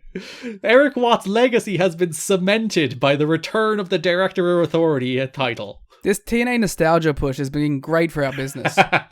So yeah, Styles and Daniels will face off at the pay-per-view in a 30-minute Iron Man match. Yeah. Franchise interview Styles. Styles said he survived every kind of match in TNA. He's won all the belts, and he can damn well survive Daniels for 30 minutes. He never did Full Metal Mayhem. That's true. But it was only invented this month. Well, he never did it. When he said this in the promo, there had yet to be a Full Metal Mayhem match. But he hasn't done Monsters Ball. Exactly. Did he ever do a Monsters Ball? He did one of the best, but it was like 5 minutes on TV, so it doesn't really count. Did he go without water and food for a week? He better have, otherwise it's not a Monsters Ball, is it? Just a no DQ match. February 4th, Impact, AJ faced Buck Quartermain. Again. Could be Lex Lovett. They're the same person. Daniels was also on commentary earlier in the show for the P.D. Williams versus Shark Boy match, which might have been the best. Actually, no, Styles and Daniels was the best TV match. I think P.D. and Shark Boy was the second best TV match this month. I was watching PD and Shark Boy, and I was like, Shark Boy should have got an X Division title run. The crowd are so into him. Like, there's legitimately, if you listen, there's a pop when Shark Boy comes out for this match. Yeah. They wanted him to beat PD. It's like the first time we've seen him in a match on Impact since October, so it's been a few months since we've seen him on the show. He was in the Gauntlet match at Victory Road. When does he lose his memory? That's 2008. Yeah, we're a while yet. The best years. So PD won that match with the Canadian Destroyer. Styles faces Buck Quartermain. Daniels is still on commentary. They do call out that Against All Odds will be the first meeting of Styles and Daniels and TNA. No, it's not. There was one 2 weeks before this. We're just going to ignore the thing that set this match up. But they do at least tie in the fact that on the NWA 53rd anniversary show in 2001, Styles and Daniels had a match, which is, like, truthfully broadly considered the match that put Styles on the map, even though Styles had already done some WCW stuff. That was the match where people were like, oh, AJ's good? And Daniels is like, I put him on the map, I made his career, and now he gets all these opportunities that I don't get, which I think is a nice little through line for this match to add some, like outside of TNA history to make this match more interesting, which I always appreciate. Well, I know you're not a figure guy, but will you be purchasing the AJ Styles Wildside style action figure? I will not, for one simple reason. It's not a Wildside style action figure, Liam. It's a WCW Air Paris and Air Styles style action figure. But isn't it like the same gear? Well, yeah, but it's the same era. But the packaging says AJ instead of Air, so thumbs down, -5 stars. That's the thing that they had to do so people would buy it. Yeah, if it was an Air Styles figure, I'd have bought it. But it's an AJ Styles figure, and I already have some of those. You don't need any more of those. I'm already full. I only have one, actually, I think. It's the white gear one from, like, 2009, which is a pretty good one to have. Actually, no, I have the red gear one from the Marvel set as well. I have two. I have the white and blue TNA one, and I think I have, like, the fluorescent green WWE one somewhere. I can't see it, so I can't confirm. So Styles hits a Styles Clash on Quartermain while staring down Daniels. AJ challenged Daniels to get in the ring, and Daniels called him a spoiled brat and said he's going to wait until Against All Odds. True. So my favorite part of this was before Edith Skipper, Shark Boy, and Chris Sabin were set to have a match, AJ Styles was on commentary. And Daniels came out and he was fucking furious. It's like, that's my thing. I come out for the X Division matches. Yeah, he's so upset that Styles is stealing his commentary gimmick. Which is fair. Yeah, then Daniels cuts a big promo on him. I love that in the previous show, he guaranteed at least 3 falls because of his 3 finishing moves. He's like, last rights, fall. BME, fall. The other one. Angels Wings, it's a good fall. line. And yeah, so he's getting in Styles' face here. He cuts a great promo on him. Then he steps up and he just slaps AJ right in the face. And it's such a great slap. Like, phenomenal connection. Great Mike Tenay face. Mike Tenay is like, whoa! He goes from, like, looking, like, curiously at Daniels to going, like, full Mike Tenay shocked face. Great stuff. Don freaking out as well. Good slap, good angle, pull apart brawl to set up their match on the pay-per-view. They didn't, like, do a ton to build to this, but the little stuff they did was very well done. Yeah, and I think Daniels was really, really, really good. And we were talking about this on the watch along about, like, well, Daniels never made it as a major TV star in TNA in particular, obviously, where there's the only real TV company he worked with, and it always felt like there was 5 people ahead of him, and somewhat unjustifiably, because when you look at, like, who is the best all-round performer on this show, Daniels would be in that conversation. Yeah. As far as consistency, like, Styles is a better wrestler here, undeniably. But like Daniels, like Styles' promos, absolutely terrible. He's still really, really bad. Whereas Daniels' promos are great, his commentary is great, his wrestling is great. He lifts up everybody around him. He's like Mr. Consistency around here, delivering good promos and good matches. And there's probably like it's an unfair preconception about him that he's not like charismatic, that he's not a good promo. And you watch this and you're like, no, he is. He is. And he has been for a very long time. So that does bring us to Against All Odds for the X Division title in a 30-minute Iron Man match. AJ Styles defeats Christopher Daniels to retain the title 2-1 in overtime. In a match that you thought was worse than the Kevin Nash versus Jeff Jarrett match. Listen, it was an undeniably good match. But it wasn't Jeff Jarrett, Kevin Nash. Come on. When they ran down the X Factors, Mike Tenay had a great line. It's not about weight limits, it's about time limits. That's solid wordplay. Mike Tenay, he's a classic bit guy. He doesn't bring him out, but he loves to do them. Good lines, wordplay, the land of announcers. But yeah, this was a fun match. This was like the closest we've gotten to like an AJ Styles or Christopher Daniels ROH performance. And this is like, I adore watching AJ wrestle at this stage. I really do. And he's in like the blue and black tights here. Great AJ Styles gear. And you just watch him wrestle, and he is at that age where like he is willing to, we talked about this last month, but he's at that age where he's just willing to throw himself around for everything. And all of his moves look great, and all of his bumping looks great, and all of his selling looks great. And he's just put it all together. And like, not that he gets worse as he gets older, but obviously he can't bump the same way as he gets older, because obviously he would break and fall apart in many different ways. But just watching him here, just in his pure prime, fulfilling all of the potential everybody knew he had, even going back to that Daniels match, even going back to the WCW matches he had, where you're like, that guy, there's something there. And you watch him at the start of TNA and you're still like, that guy, there's something there. He's better than he was, but he's still not it. And you watch him here and you just watch everything he does, and you're like, oh yeah, he gets it now. It's all clicking in ring now. Yeah, and he's not trying to be a heel. Obviously, he still has to do promos and some character stuff, but I think they're smart about how little they have him do that. And he just goes out there and he wrestles, because that's what makes him different. That's what makes him special. And that's what makes this match so good, because you have Daniels who's trying to control the match, and Styles who's like desperately fighting. So Styles makes a mistake because he's the bit more inexperienced guy. He goes for a 450. He eats knees. Daniels falls with the Angel's Wings for the first fall. That's around 15 minutes into the match. And then Daniels tries to stall out, which I always like. It's like, all right, I have my fall. I can stall from here. I can control him with some rest holds. And it's one of the rare instances where it makes rest holds make sense, because like, while you're one up, of course you want to slap a headlock and keep him on the mat. Yeah, there's good Iron Man psychology in this. Yeah, so Daniels tries to stall the match out, but Styles comes back with a Pele, then grabs a quick roll up around 24 minutes in. And then Daniels knocks Styles out to the floor and throws Styles into the post, which busts him open. Tremendous blade job, great visual. And then Daniels, as the utter pro that he is, just goes after the cut. Like, immediately once he sees Styles is bleeding, he starts nailing the cut, right, squirting the cut out. And then I love the finish of this match so much, the last 45 seconds, where Styles is bleeding, he's gushing, and Daniels locks him in the Koji clutch. And it's just pouring all over him. Yeah, Mike Tenay actively calls out that that's Koji Kanemoto's move that Daniels would have learned while he was in Japan. And it's about 45 seconds left in the match, and he locks in this move, and he's just squeezing AJ as the blood squirts out of his head and like drips down onto Daniel's boot and Daniel's leg, and AJ's just clinging on, and they do the timing of it so well that AJ like seems to pass out right as the clock expires. So there's like, nah, he passed out a second before Christopher Daniels is rubbed here. I was livid. I was rooting for Daniels. Daniels had it here. Styles was out. The ref didn't get on the call quick enough. And then once again, it's 1-1. Dusty Rhodes comes out here for his golden boy. Fucking restarts the match. AJ Styles gets an unfair advantage and wins the last fall against Daniels. It's bullshit. Daniels has a legitimate gripe here. He should have won. It is funny. Like, I was thinking while you were giving this match a horrible rating and saying it's the worst match in the history of wrestling, that I was thinking while we were watching this, that like, it's the most invested you've been in a finish in a while, where you like, you really wanted Daniels to win. Because it was worked perfectly to that. And once again, Dusty Rhodes just ruining everything. So yeah, Dusty comes out, he starts overtime, a sudden death, first fall to a finish. Daniels puts Styles on the top, he's looking for a top rope Frankensteiner, and then Styles just launches him up in the air, where Daniels is like a good 15 feet in the air as he comes down. It's an insane bump. And then Styles hits a ran out of the corner, floats over into a Styles Clash. He wins 2-1 in sudden death in the Iron Man match. I'm just screaming no. You were so upset. As I said, I was shocked at the rating you gave because you were invested in the match, which is the reason I was actually kind of surprised that you giving it, like, you gave it 3.75. I think I kind of bullied you into giving it slightly higher than that.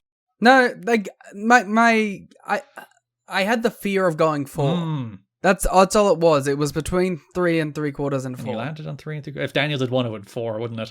Yeah, probably. Here. It would have been a better finish. The finish of this match rocked, though. He fucking launched him in the air when he went for that Hurricane Rana.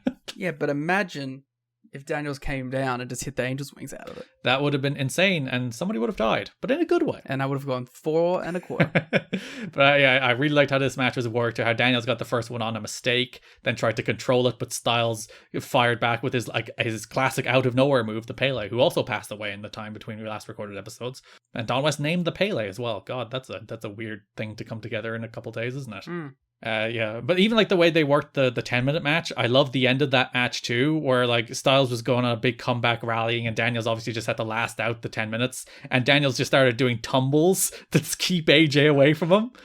He did you're just starting your wrestling training and you're going and doing all your rolls to get away from him. Yeah, he's just like, if I roll, you can't catch me or pin me, so I'm going to roll. It's like, that's so good. Yeah, I love this match. I think this match is great, particularly like that last visual of Styles trapped in the Koji clutch as the blood is squirting out of his head. It just makes that moment land so much more. That moment of that's like one of my favorite endings to. I know it's not like, but you know what I mean. Like, that's one of my favorite ending spots to a match we've seen in the company at this point. Yeah, it's so perfectly executed. All those sickos who don't like blood are weirdos and monsters who don't understand pro wrestling. And great finish, great match. Unless you have like a legitimate reason, Nigel will get this. Then you're allowed to not like blood. Yeah, you have a fair reason. You Mr. Headbutt up posts over there. you did your time. You're allowed to not like it anymore. Yeah, great match. Styles retains the X Division title 2-1 in overtime. The only other major X Division is probably putting it strongly. There's an Elix Skipper versus PD Williams match on this show too. PD went for the Destroyer. Skipper reversed it into the sudden death, his new finish, which is just an air raid crash. Mr. Generic finishes over here, going from the overdrive to an air raid crash. It's better than the overdrive, so what can we say? That is true. It is a modest step. It's wrestling training school finisher number 1 to 3 months out of wrestling training school finisher. So hey, he's not busting out the TKO. I'm happy. That is true. That is the other. Where does that rank? It's number 1 because every mid-card WWE superstars, WWE main event guy who they pushed for 3 months and then gave up on was doing the TKO. I despise that move. If you want to look more like a Jag, you do the TKO. But yeah, Skipper beat BD. Decent little match. They did also announce, by the way, that Ultimate X will be back again. We just had one in January. It'll be back in March at Destination X. Then we can turn it down. Yeah, I wonder, is it just because they called the show Destination X so they feel there needs to be Ultimate X? Or is it just like, it was well received last time, so let's do it again so we might sell some pay-per-views? I'm not sure, but it is oversaturation, isn't it? Too many Ultimate X matches. Tag Team Division, AMW's streak of all-time classics is over, Liam. Yeah, it is a shame. But, you know, it couldn't last forever. They just have a nice little title match. This kind of was just, it's alright, you know? It's a good little mid-card tag match. Nothing more, nothing less. So January 21st, we have a segment in which Kid Cash and Dallas, still Dallas, I think here, confronts AMW backstage. It's like they become the hunted because they're tag champs. Harris says he welcomes the hunt and they'll take on anybody, which causes Kid Cash and Dallas to walk up and be like, we have history with you. We're 2-time tag champs in our own right. How about we make that 3-time tag champs? It's a good enough reason to go for a title. Yeah. The Naturals face Shazarian then in a match that ends in a no contest when Cash and Dallas run in. Tenay is like, this match will help us determine the challengers against all odds, and I guess because Cash and Dallas beat both teams up, I guess that makes them tag contenders. I mean, it's wrestling, I guess. It does feel like they're building to like a contenders match here between like these three teams in some way, and then Cash and Dallas just end up number one contenders. Because they have a personal grudge. That's true.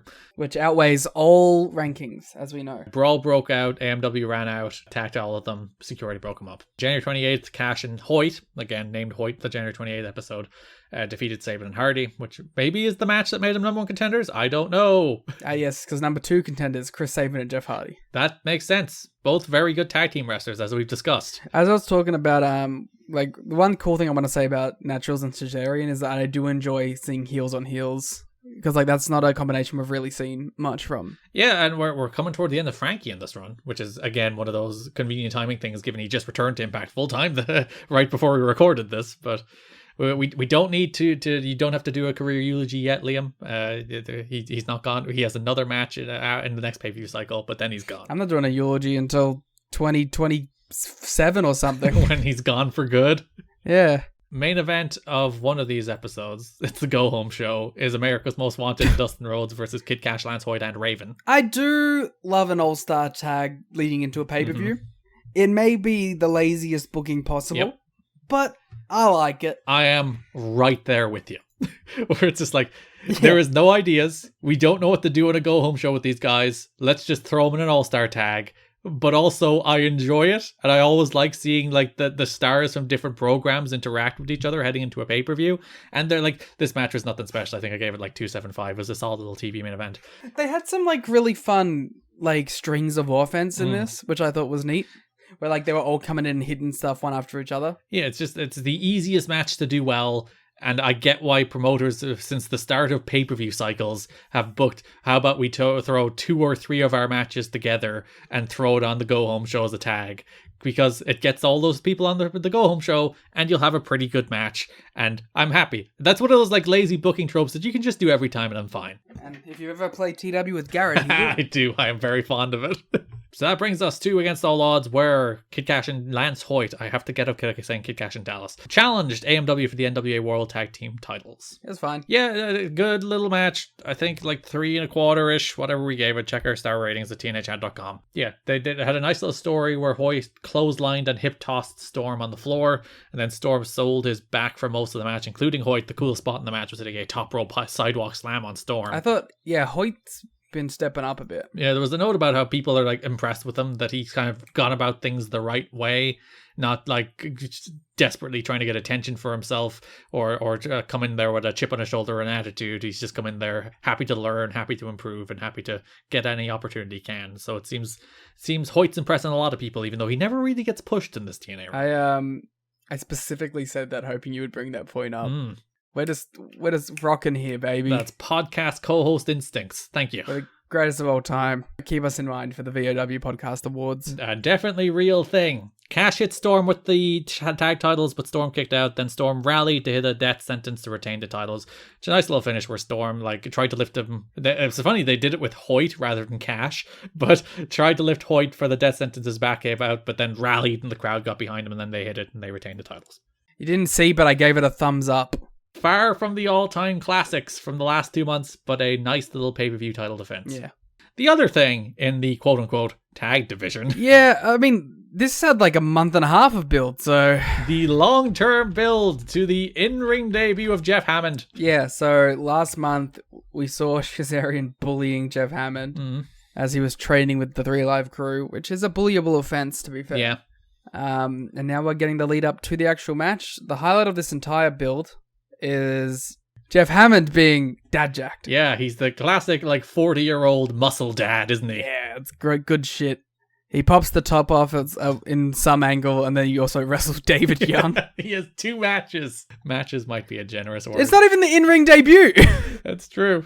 So he wrestles and beats David Young. So January 21, there's a backstage interview where Franchise Hell Trill K, they talk about how Jeff Hammond is a thrill seeker, asks Kazarian to underestimate Hammond at their peril. And then later in the show, Mike Today does announce that BG James and Jeff Hammond will face Frankie Kazarian and Michael Shane at the pay-per-view. 3 Life Pit Crew. It's a good name when they say 3 Life Pit Crew. That's like, that's like, oh, good wordplay. Well done. You did it there. Main event of the next episode was Michael Shane, Frankie Kazarian, and Ela Skipper against the 3 Live crew. Mike Tenay, on commentary, explains that while Jeff Hammond may have never wrestled people, he has wrestled steers. So in his fighting with cows and bovines, that may have taught him something about fighting humans. I mean, if I could beat up a cow, You could beat up Frankie I could Kazarian. probably beat up a human. Yeah, for sure. It's like, if I could take out a cow, I can take out Michael Shane. Yeah. To be fair, Michael Shane, Texas boy, maybe he's also grappled with some steers. Yeah. It's so funny that he made that as an argument. The transferable skills of fighting bovines. If I were Booker, I would have done a classic TNA comedy segment where Shazarian go to a bar that has a mechanical bull and have Kaz and Michael Shane try and beat up the mechanical bull. BG hit the pump handle, but the referee was distracted by Conan and Skipper in the ring. Shane hit an elbow drop out of nowhere, allowing Kaz to pin BG. And this is where Hammond came out and tried to explain everything to the referee, and then he pulled his shirt off and demanded a fight. Let's fucking go. I'm hooting and hollering. I like the way NASCAR has solely been redeemed in your head through Jeff Hammond as opposed to Hermie Sadler. Hermie Sadler sucks a sav. He can go away forever. Jeff Hammond, he's my man. February 4th, Impact. Shazarian were mocking David Young for being a loser, and then they were like, hey, you should wrestle Jeff Hammond. That's the thing you should do. That's how you can get a win. And David Young was like, oh. And then Frankie told us that NASCAR stood for non-athletic sports centered around rednecks. Is he wrong? He's quite rude. How would Sean Sedor feel about this? Positive, I think. See, I'm on Team Shazarian and he's on the Jeff Hammond team. You're the David Young. He's the Jeff Hammond. Listen, I don't know. I'm the Tracy. Damn. Actually, Tracy's not with them this month, so maybe they did actually separate them. Yeah. I was going to say, like, having Tracy in that segment would have made it better too. Like, in my fictional, they go wrestle the bull segment. She's like so impressed with the bullfighting. Yeah, I want to talk about how AEW is doing TNA comedy but not committing hard enough. I need to iterate on the idea slightly first, where someone tries to hit on Tracy and then Michael Shane super kicks them and they start a bar fight. No, that would be what they do if they were baby faces. Tracy gets hit on and then like starts like reciprocating the hitting on while they're wrestling the bull in the background because they're so hyper focused on fighting the bull. Good. AEW, you're delving into TNA comedy, but you're not committing hard enough. How dare you do a funeral for a wrestling tag team and not do it in an actual church? That's just bad pro wrestling. It's bad pro wrestling because you would have had the Ass Boys leading it. You could have had the Firm there and Stokely playing the role of Team Canada. You could have chucked all these other people in the thing, and it would have been a perfect homage. But no, you cheaped out and you did it in the ring, and that's despicable. More on-location TNA comedy promos from AEW. They can afford it. You can do weird shit. Go do it. That is the downside. Like AEW, I think it's kind of like a consequence of them maybe not having the shows written until like Tuesday, Wednesday. But they don't do a lot of that stuff, like on-location stuff, do they? No, it's something that needs to be brought back to wrestling. They need more long-term planning. Yeah, 100%. So you can get these vignettes on your television show. But of course, AEW, they'd be 40 seconds long. That might be the problem.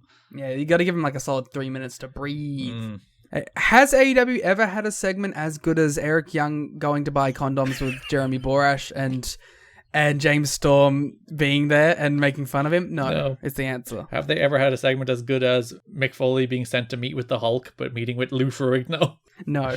Never. Like, seriously, why can't we, like, they're so, like, tantalizingly on the edge of getting it, but they're not quite there. It's because TNA is the only consistently funny wrestling company. It's the true fact of the universe. But, like, you can do it and make it charming. They fly everyone out the day before.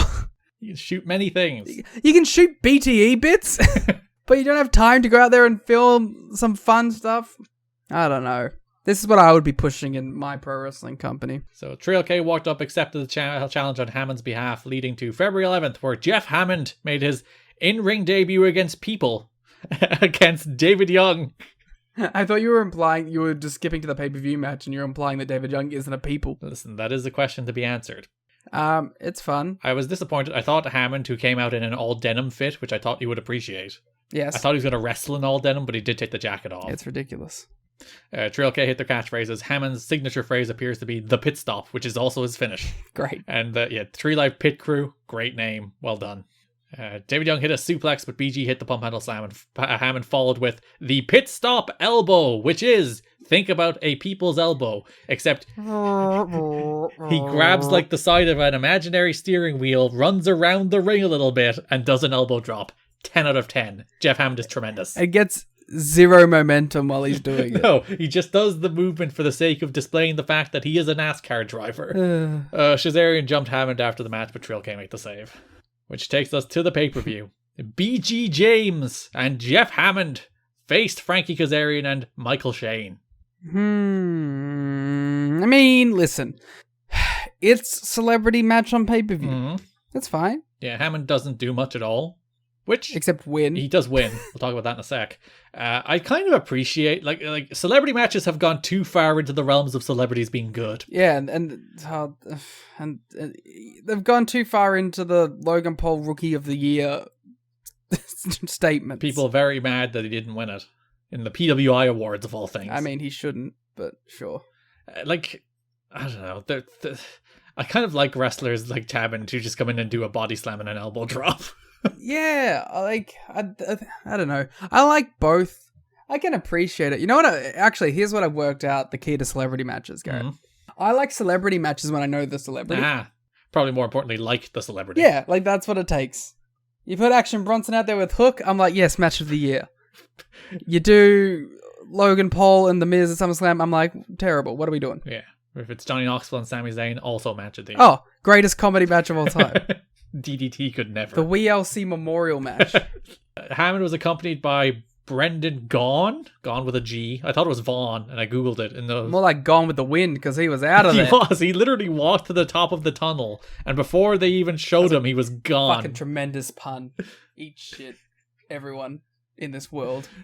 You're gone out of there and Gone with the Wind. Good puns. Well done. Gone with the Wind was slept on, and I'm still pissed about it. They had a perfectly normal celebrity match as mentioned, where Hammond is just like doing headlocks and body slams, and then he wins with his pit stop elbow on Kazarian, and Shazarian were pissed that they had to do the job. Which, yeah, sure. On the one hand, I get, because like you could just have BG pin them, and BG's a wrestler. I also think perhaps they would have been less pissed if they did more in the lead up. Yeah. Like I'd say, like your lower card acts, get over it.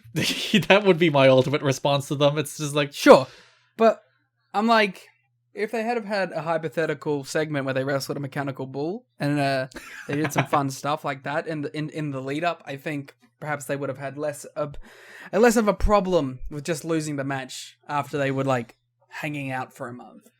Yeah, they had like 10 minutes on TV cumulatively until they lost. They apparently complained a lot. Management blamed a lot of it on Shane Douglas, who was considered Shane's mentor, as they believe he made a bad situation worse by telling them that it was BS for either of them to get pinned by a 48-year-old race car announcer.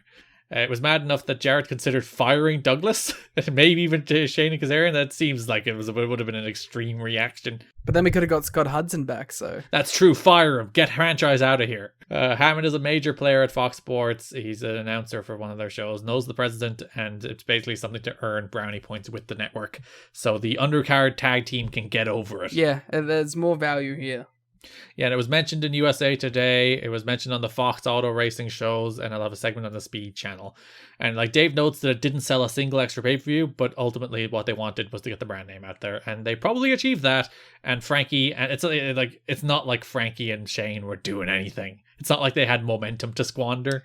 It is kind of funny how like wrestling has changed and evolved to it. Like we've gone from like Jeff Hammond, sports guy, to like top selling Spotify artist Bad Bunny, Snoop Dogg. You know what I mean? Like things have developed. Yeah, and I guess WWE like had Mr. T, who was like and Cyndi Lauper. Those were proper like A-tier stars in the 80s as well. Yeah, 100%. Well, the Rock and Wrestling Connection saved that company. Yeah, and like WCW had Leno, they had Dennis Rodman, who were also top tier celebrities in the 90s. It's just TNA don't have access to top tier celebrities, is what we're learning. Well, we had Chris Rock. We had Adam Sandler this month, briefly. There was a video package at one stage on one of these shows from one of the Fox Super Bowl parties where it's like Adam Sandler was there and he was on camera for like 2 whole seconds in a package, so that counts. Well, I was gonna say the Adam Sandler thing was so sparse that I didn't even notice You it. zoned out on the Monty Brown package. I didn't even listen. There's so many fucking packages. Okay, I'm sorry. Like Terrell Owens was there as well, or some other sports I stars. don't know sports guys. You don't know American I sports. don't know most sports. To be Even fair. though you sent me a message about the Jags last night. Well, you know, I've been a lifelong Jags fan since I worked out the Tony Khan owned Just them. like everybody in AEW. I do adore that, like, all of their games seem to be they're down by 20-something points, and then they just win. Yeah. I desperately hope that they win the whole thing, because A, it's very funny, and I live on funny bits, but B, because I want to see if WWE sends them the belt. That is the ultimate, like, outcome here for Paul to send him a WWE title and Tony Khan to be like, look at my WWE title, I'm going to throw it in the trash on Dynamite. No, not even on Dynamite. They should do it at, like, whatever presentation they normally do it is. He just drops it and pulls out an AEW title with a big Jags logo in the middle. Last but not least is Raven against Dustin Rhodes. A pretty solid mid-card feud. We call that the Raven effect. That's where the move name comes from. Ah! Yeah. So, Raven. This is ridiculous. Why? He just keeps losing. He won on the pay-per-view. I know, but on the build-up, he just loses. He did lose to... Who did he lose to? Eric Watts. That's who he lost to. He just keeps losing. He's losing upwards to the title. It's a very weird build. It's strange. It is strange. Because he beats Dustin Rhodes here, but he may not beat Dustin Rhodes next month. We'll get to that. On the first Impact, January 21st, he faces Cassidy Riley. Raven transitions from an ankle lock to the Raven effect, pins Riley after pulling him up twice. Then he broke Riley's fingers. Yeah, that was cool. I did appreciate that he just broke his fingers. Raven, I do really love, like, Raven's presentation besides the losing right now. If he was just like a guy winning everything, that'd be a better build. But, like, his look, his viciousness, it's all coming together here. We also had a tremendous Raven moment on Hard to Kill, where I saw that. Where Steve Macklin and Rich Swann are brawling outside center stage on the streets of Atlanta, and then Raven just chimes in. It's like, I hope they get hit by a car. And he says it with, like, a glee in his voice. He sure did. He's like, I hope they want to get hit by a car. If you look at the version on Instagram, I did deliberately clip it so that it literally ends on Raven. It's saying, I hope he gets hit by a car. It's a great punchline to that video. And a hell of a spot, too. Yeah, the cutter onto concrete. It's like all those videos of people wrestling in the real world. They all do RKOs. Oh my gosh. It is maybe the most popular move of all time. So yeah, Raven broke his fingers and grabbed a chair before Dustin Rhodes made the save. Yeah. It's a little late, buddy. His fingers are already broken. They seem to be trying to do something with Cassidy Riley. Yeah, the idea is that he's going to be the apprentice of Dustin Rhodes. Or will he? Oh my gosh. From PW Torch, there is a lot of second guessing of Dusty pushing Dustin, who friends still say hasn't recovered emotionally from being released by WWE. Dustin isn't impressing anyone with his energy level or enthusiasm inside or outside of the ring, but Dusty is pushing him for obvious family reasons. I can't speak to how he is outside the ring, but I feel like he's delivered inside the ring. He's not having great matches, but his matches are fine. They're not offensive. But also, most people aren't having great matches. That's true. Every TV match is 2 stars, so I can't give out to him. Like, I think he's just a fine mid-card addition. And yeah, all of his pay-per-view matches are like, he works a body part, very traditional pro wrestling match. That's not bad. So next episode of Impact, the Naturals defeat Dustin Rhodes and Cassidy Riley. Hey, well, at least the Naturals got to win. It was meant to be Watts, but Watts has a separated shoulder from the pay-per-view. We did do the eulogy for Watts slightly too early. This is his last appearance rather than the pay-per-view. But hey, yeah, remember when... We did have one more little treat of Eric Watts walking out with his shoulder in a sling. Hey, I remember when Eric Watts walked out with his shoulder in a sling. Whoa, that was on this show. Yep, they're good. We're all updated. I did appreciate how Watts wasn't wrestling because of a separated shoulder, but Riley was wrestling even though Raven broke his fingers last week. Oh, the broken fingers aren't as bad. You can just tape them up, you're fine. You can fight someone with broken fingers. I'd hesitate about doing it with the dislocated shoulder. So the finish of the opening tag on this match was Abyss shows up, brawls away with Jeff Hardy, Kid Cash and Lance Hoyt pin Chris Sabin. The finish of this tag later in the show was Raven shows up, brawls with Dustin Rhodes, and then that allows the Naturals to pin Cassidy Riley with the Natural Disaster. Exact same finish and 2 tag matches on the same show. Good job, guys. Fun. Good. Oh, this is your man. This is your Dusty Rhodes booking here. I blame the agents. Whoever agented the matches did not communicate with the different finishes. I'm sure Dusty was just like, Naturals go over. and Raven shows up. And then whoever laid out that finish, shame on them. It's probably like Shane Douglas's fault. Oh, classic Jeff Jarrett defender. February 4th, Cassidy Riley is sitting down with Dustin, and Raven comes back. I like this segment. It's dumb. Yeah, Raven comes out. It's like, I'm so sorry about what happened to your fingers. It was an accident. It was an accident as I deliberately stood above you and broke them. So yeah, they'll face it against all odds. It will be Raven versus Dustin Rhodes. And they were in the main event 6-man tag. It was AMW and Dustin Rhodes defeating Kid Cash, Lance Hoyt, and Raven after Dustin pinned Raven with his running bulldog. Yeah. Which ultimately tipped off the finish because on the pay-per-view, Raven beat Dustin. Yeah. Leg work match, Liam. I like Raven's ankle lock. Do you? Yeah. Mm-hmm. It's better than the other thing he was doing. What other thing was he doing? He was doing like another submission for a bit there. Was he? Yeah. What? Wasn't he doing like an arm thing? I don't remember. I don't remember either, but I thought he was doing an arm thing and I preferred the ankle lock, so. There's something like enjoyable about watching someone who isn't like a super like athlete looking guy like Kurt Angle doing an ankle lock or like a Ken Shamrock. Like just this weird creep is just like grabbing onto an ankle. And he does the standing version, which is way better than the sitting down into it version. So this match, Raven targets the leg with an ankle lock. Dustin goes for an ankle lock of his own. Raven rolls through. Dustin collides with the turnbuckles, and then Raven grabs a pin with his feet in the ropes. Post-match, Raven locks Rhodes in a straitjacket. The man has a great grasp of how to tie a straitjacket. Yeah, he's done it before. He's done it. He's gotten out of them before. This is a man who knows how a straitjacket works. Like, there are a lot less complicated spots involving a lot less complicated props in pro wrestling that go much worse than Raven tying Rhodes in a straitjacket. Because not only does he tie him in a straitjacket, he also then unties it to tie him to the turnbuckle so that he can whip him. And all of that absolutely seamless. This man knows how to handle a straitjacket. It's right into that how you will. It's actually remarkable how well he handles a straitjacket. Security eventually ran him off after he tried to whip him. Perhaps building to a strap match next month. You never know. And that's it. That's February. A pretty low-key month on the whole. He wasn't there. Oh, that's true. A pretty senshi month on the whole. I would agree. I felt very senshi about it. How do you feel about Caval? I can't think of a pun. And that is a good note to end it on. If you would like more content, you can listen to our Against All Odds watch along at tnachat.com or patreon.com/kiddingme. You can listen to our first episode of our PWG review show coming up next week. We don't have a name for that show yet, so whatever you want to come up with. I want to call it Guerrilla Radio. Guerrilla Radio is the name of the show. Never mind listener suggestions. We'll take suggestions for Lucha Underground show. Yeah, so you can name that show like you named Review It for her, and then I could never remember the name. So patreon.com/kiddingme, tnachat.com for that Against All Odds watch along for next week for our first episode of the PWG show. You can follow us on Twitter at TNA History Pod. You can follow Liam on Twitter at The Cleat Window. You can follow me on Twitter at Garrett Kidney. You can subscribe to us on YouTube at You've Got to Be Kidding Me. Follow us on TikTok at TNA History. We'll be back in 2 weeks with the Destination X 2005 episode of You've Got to Be Kidding Me. Thanks for listening, and bye-bye. Do the damn thing. TNA is the best wrestling in the whole world. Oh yeah, you could be king of these nuts. You know what? TNA is my world. Welcome to Planet Jarrett. Oh, it's semantics. It's not a guitar. It's a cello. It's a cello.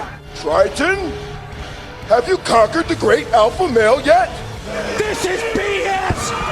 This sucks. I've lost my objectivity, and I don't give a damn. Welcome everybody to You've Got to Be Kidding Me, episode number 34. We are a TNA history podcast that covers TNA 1 month at a time. On this episode, we're talking about March 2005, building up to Destination X 2005. I'm Garrett Kinney, and I'm joined by my spirited co-host Liam Jones. Liam, hello. I'm spirited, like the Spirit Squad. Which Spirit Squad member are you? I'm Kenny Dykstra. I'm gonna look at the other members. There's Mitch. There's Mitch. There's Nikki. Yeah, there's Dolph. Johnny. There's Mikey. Johnny. You already said Johnny, but sure. Kenny, Mikey, Nikki, Mitch. And then Mitch is at the end, so it's Kenny, Mikey, Nikki, Johnny, Mitch. I'm Johnny. I'm John Jeter. That was a very long, difficult process for you. Well, I didn't want to pick Dolph. Why do you not want to be Dolph? I just don't want to be Dolph. It feels like the cop-out answer. And you picked Kenny Dykstra, which is objectively the best one. He is the coolest member of the Spirit Squad. DGUSA legend. Oh yeah, and wasn't his match like super clipped in the first show? I see, it's been a while since I watched that show. But it's always hilarious to me whenever I put in that first DGUSA show. I'm like, oh, Kenny Dykstra's here. Do you remember when he quit his job because he thought he was going to get like a WWE run because they brought him in for like the Dolph Miz feud? Mm. And then they were like, we're not going to hire you. Didn't he have like a slight indie revival at that stage as well? Both of them did. Him and Mike Mondo. They started going around and doing the Spirit Squad shtick. There's worse things that company could do than bring back the Spirit Squad. They built a whole 2006 main event DX angle around the Spirit Squad. I kind of love the Spirit Squad as a concept because it's like, here is 5 dudes that are big dorks, right? They're like male cheerleaders. You meant to not take them seriously, but then you underestimate the fact, as like in a kayfabe sense, that they are just 5 super athletic dudes and will just beat the fuck out of you no matter how like silly they look. Mm. Like, it's just the numbers game, and also they're all, like, in incredible shape. So there's not much of a chance you have, even if you're not, like, taking them seriously. They also have fantastic green tracksuits. Yeah. So other than the Spirit Squad, what's going on in your life? Not a lot. At a Ring of Honor television taping in April of 2017, Kenny and Mikey unsuccessfully challenged the Young Bucks for the ROH Tag Team titles. Dream match right there. I kind of want to watch that. It would probably be pretty good. Kenny was like the hot prospect. He was pretty good. And He everyone was also like 19, so you can't even blame him for trying. Yeah, he was super duper young, and everyone was like, maybe he's actually good post WWE. And then it turned out pretty good was actually his ceiling, but pretty good is pretty good. Yeah. There's a lot of wrestlers who aren't pretty good. We're going to talk a lot of not pretty good on this episode of the podcast, so. Yeah. And then he got rehired. He's a producer now, fun fact. Oh, he is. Yeah, they did rehire him. I forgot about that. I wonder if he's one of those guys who are like, not like super. I mean, he had a hell of like the 2006 run was pretty solid, and then like he popped around since then, but who didn't have like a killer career and then is actually just a really great mind for the business. Mm. They have a very wacky group of producers these days. Yeah, they've kind of just hired everyone. Because there's like Petey Williams, Abyss, Kenny Dykstra. They still have Jamie Noble there. Sanjay found a whole second life as a producer in that company. Well, it started in Impact, but yes. Yes. But like, you know what I mean? Like, he, apparently is just one of the best at it. The weird direct Impact to WWE producer route that exists. Mm.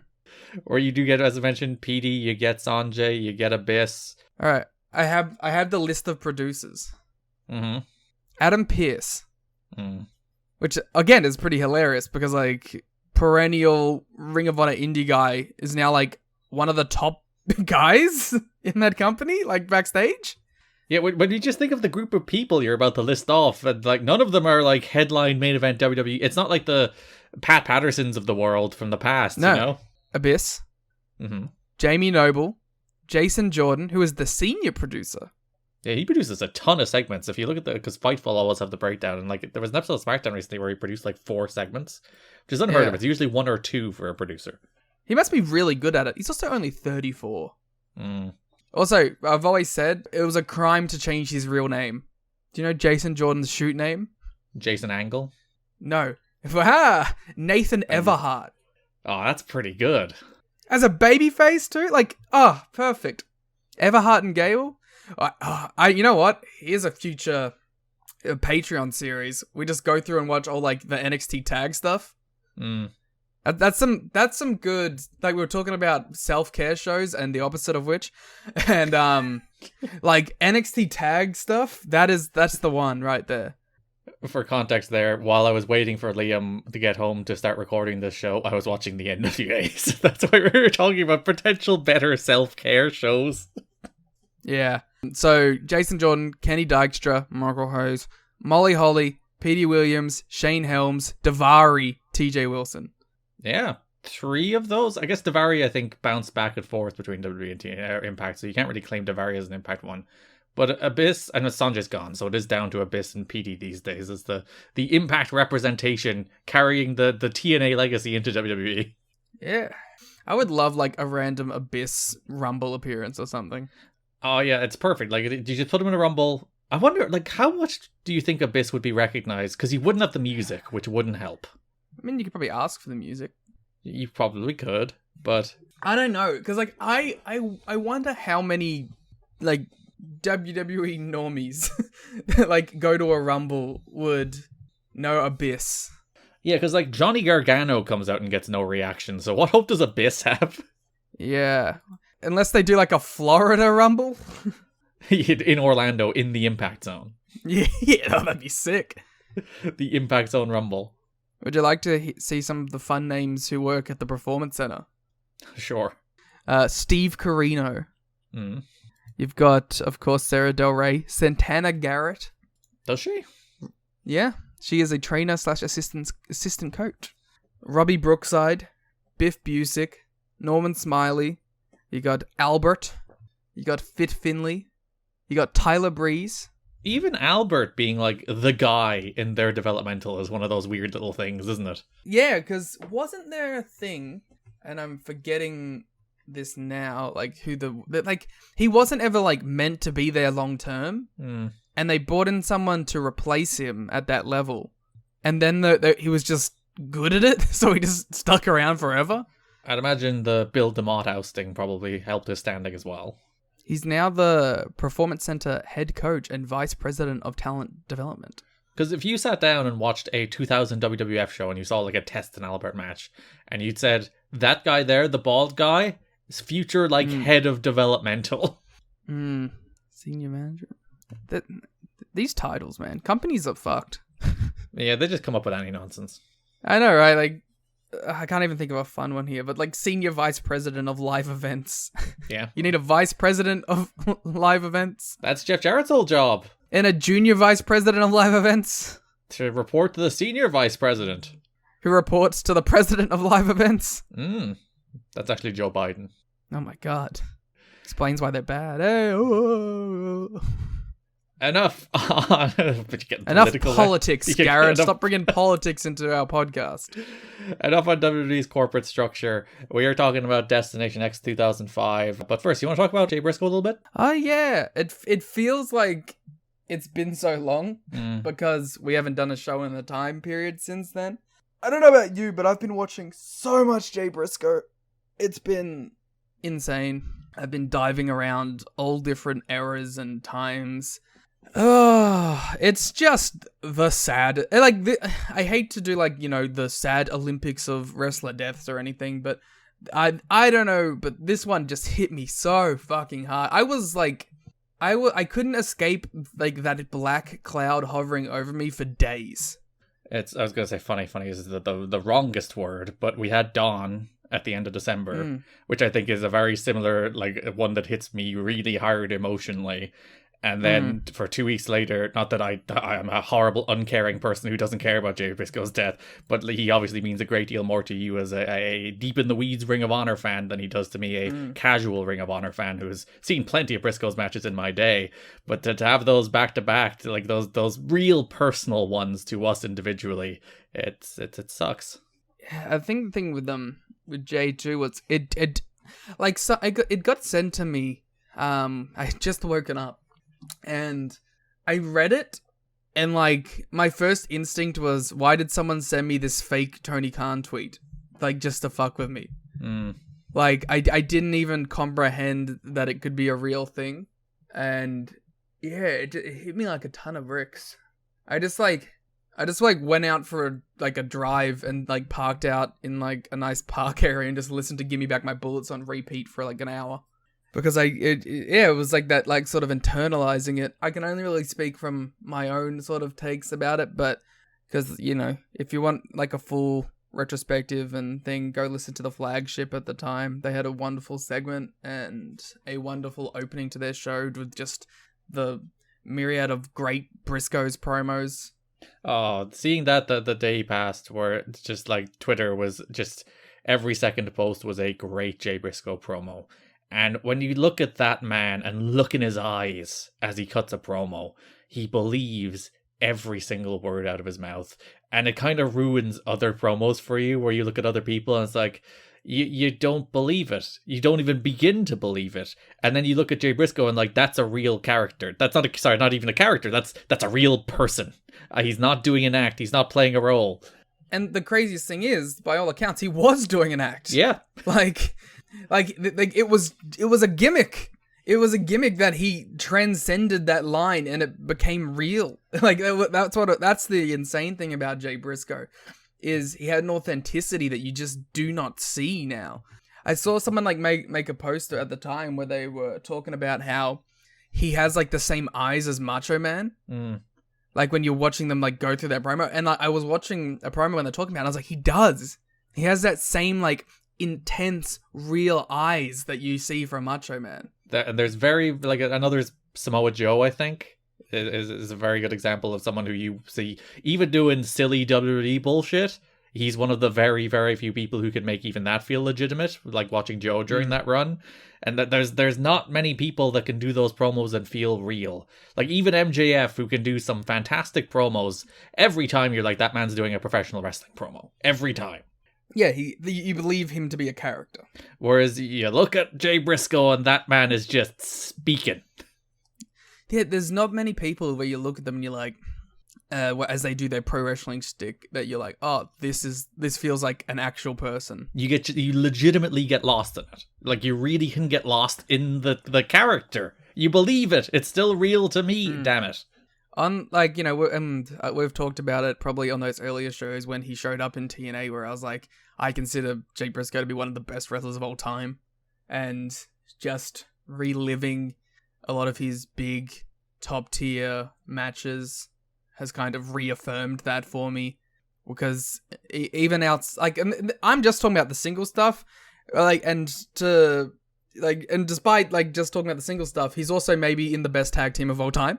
So yeah, when you think about all the teams from the eras, they like just Ring of Honor teams. You can think of the American Wolves. You can think of the Kings of Wrestling. You can think of Austin Aries and Roderick Strong. You can think of the Young Bucks. You can think of SCU. You can think of Generico and Steen. Just their contemporaries in the company they worked in. Never mind like Motor City Machine Guns, LAX, AMW, the Usos, all those other teams, and they're still probably the best team of the last 20 years, maybe ever.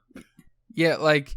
It's always been like an internal like 1 and 2 of the Bucks and the Briscoes, and depending on the last match I saw, like it's one or the other. You know what I mean? Like that's how good like they were. I mean, also like maybe one of the most influential teams of all time, one of the best in-ring teams of all time. Like the only thing they don't have is like a worldwide television run, which was like, as like shitty as it feels, that was one of the first things that I thought of, was like, you know, fuck Turner, because they could have had the last 2 years on AEW television. I'm glad that there's so many people who didn't know about the Briscoes that now do know about the Briscoes, but they could have had that same thing happen in the last 2 years. You know, they could have had all of these crazy matches in that tag division on worldwide television, and they could have been this known quantity to the wider context of the pro wrestling fan.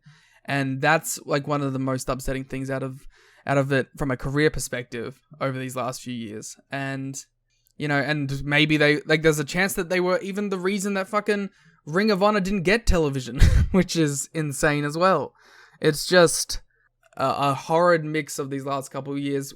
And at the same time, like from a business perspective in that way, it's also probably like they had one of their strongest years. Yeah, because a few years ago, everyone was like, Briscoe's best team of all time, slowing down a little bit. And then last year, they had 3 of the best matches of the year. and you could see from their perspective too, is like they were kind of they were doing the Ring of Honor thing, but that's all they were doing, and they were kind of like running around in circles. And it wasn't really a matter of them not delivering. I think it was more of a matter of it must have been kind of hard to get excited about things when you've been doing the same thing for the last decade on a company that hasn't really shown a lot of upward trajectory. And then as soon as, like, you know, the Ring of Honor stuff shut down, and they didn't know if they were going to be getting contracts or whatever. You felt that fire reigniting them. Yeah, even like if you go back to Final Battle last year where they had that match against the Kingdom, which I think was like the kind of the start of their killer year as opposed to the start of like the FTR match in April, which I think obviously more people probably watched. For me, it was as soon as they started doing NWA. That was changed everything for you? No, that's when like I felt that fire in them come back, because they were doing the heel shtick then.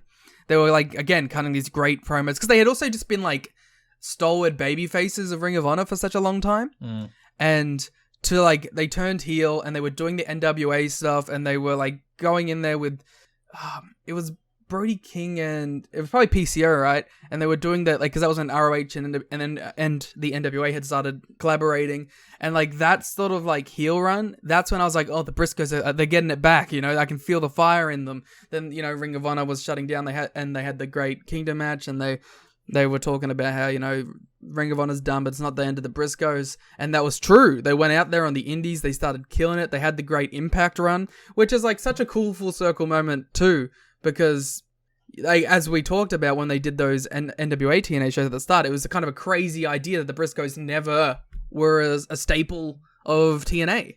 Yeah, and even just one of those things that like they never shared a ring with AMW, which is that's one of the things I was thinking about. It's like they've wrestled everyone, and somehow the AMW, which on paper feels like such a slam dunk match and feud, to have the Briscoes and AMW colliding, and it's kind of a mind blowing, because they even did the LAX one in ROH.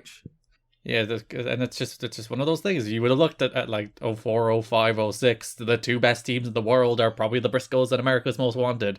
And somehow they just never wrestled. And it was a nice moment, I thought, both for like a celebrating TNA 20-year history thing and a celebrating Ring of Honor 20-year history thing, where the first time they did share a wrestling ring was Slammiversary last year. Fair enough, not in a wrestling capacity.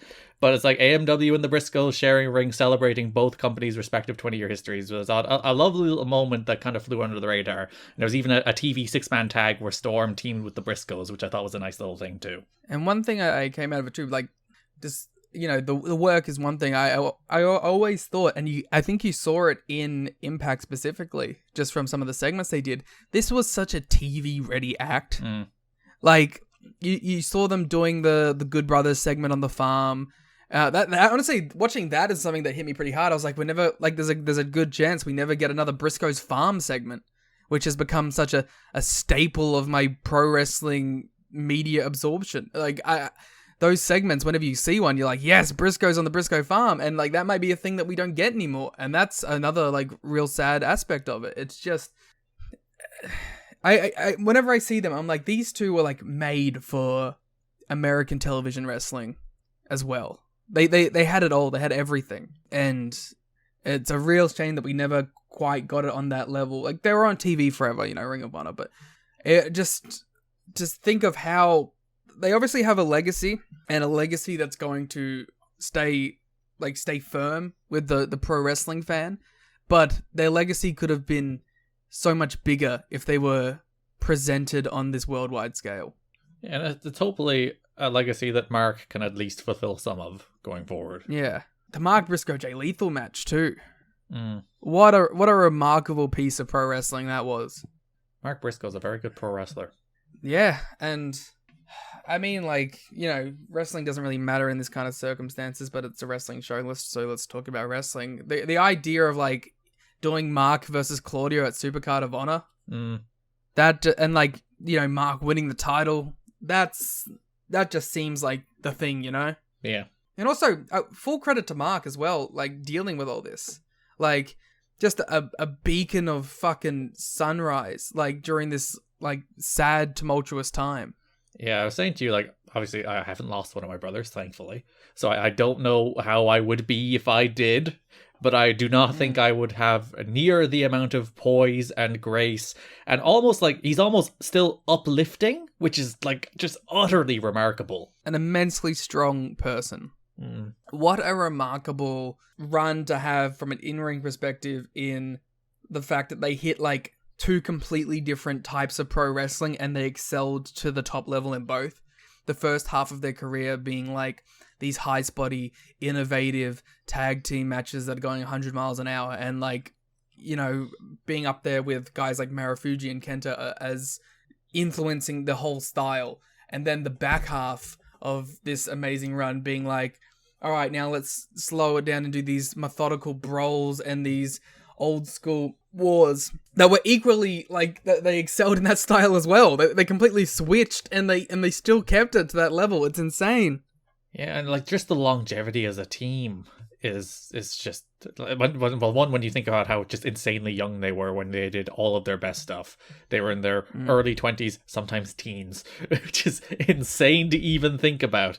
And like it's unheard of for a tag team to have a 20-year run. Like the Young Bucks are currently only on 15-ish. They'll get there, but like for a 20+ year run for a tag team is completely and utterly unheard of in pro wrestling. It just does not happen for various reasons. And not only a 20-year run on the level of the Briscoes. It's not just they were around. Like the Rock and Roll Express still had matches later in their career, but they basically didn't have any memorable ones after the 90s until their bizarre resurgence. 20 years on top. Yeah, they were a top best team in the world caliber team for 20 years. Like the Bucks, they're at like 18 or 19 years. But you got to remember, they didn't start breaking out until like 2007, 2008. So, like, as a top team, it's only been like 15. But the Briscoes, they broke out almost immediately. In a very competitive scene as well. And they stood out too. And just aura. Like, that is a team that just has aura as heels, as baby faces. Like, bottled chaos is what they felt like. And you were just waiting for it to fucking, the cork to pop, and then the Briscoes were going to go off. As you mentioned, we've talked a little Briscoes on this show before, because they popped up for a couple matches in 2002. And as you mentioned, we'll talk a little Briscoes on the show again, very far down the line, for their tag title win all the way in 2022. Which is, what a cool full circle moment that was, too. Yeah, 20 years later. But what a loss to wrestling. As I said, hopefully Mark can carry it forward. And hopefully it gives, like, as a community, like, it gives us the reflection necessary to be like, maybe if people actually do show meaningful change, we should give them the opportunity. It's very easy to write people off. And a lot of the times I can understand how it is. Because, like, you know, how can you trust anyone to actually change and evolve? But, like, there is something to be said about the practice of what's the point of wanting people to change if when they do, you still punish them, you know? Yeah, it's where all the like dumb cancel culture stuff comes from, the people who complain about it. Because like it is a tricky question to answer of like, what is the punishment for these kind of indiscretions? And the answer is, it's always different. It always depends on the circumstances and the person, and it always depends on the amount of contrition and growth they show. And it depends again on like how severe the thing they did was, and whether or not they're a person with a public platform, and how you should treat that differently. And like there is no answer to that question. There's none, and it's different for every person, because everybody has a right not to accept an apology. Everybody has a right to like not accept forgiveness. That's their personal right to do so. So it's one of those things where like that's where you just cancel people. It's like, it's a really complicated question to answer, and one, as I said, that just doesn't have one. It'll be different in every single scenario. And in this case, as we talked a little about, like Warner Bros. Discovery, a company that has showed their ass in a lot of ways in the last 6 months, but particularly in this situation, where it was very, very clear that Jay Briscoe was a person who did that work, and people who I would trust vouched that he did that work, and they still held that against him. It's a tough thing. And maybe it's because it's a thing that's really only popped up in the last decade or so, but we don't really have like an answer for how to do it yet, you know what I mean? Mm-hmm. Like how to allow reintegration from people who have seemingly made real life positive change. And that's like a thing that now we are on the other side of, where it's like, how many people is that going to be a situation like that? You know, it's like, it's a very interesting sidebar from a very necessary societal step.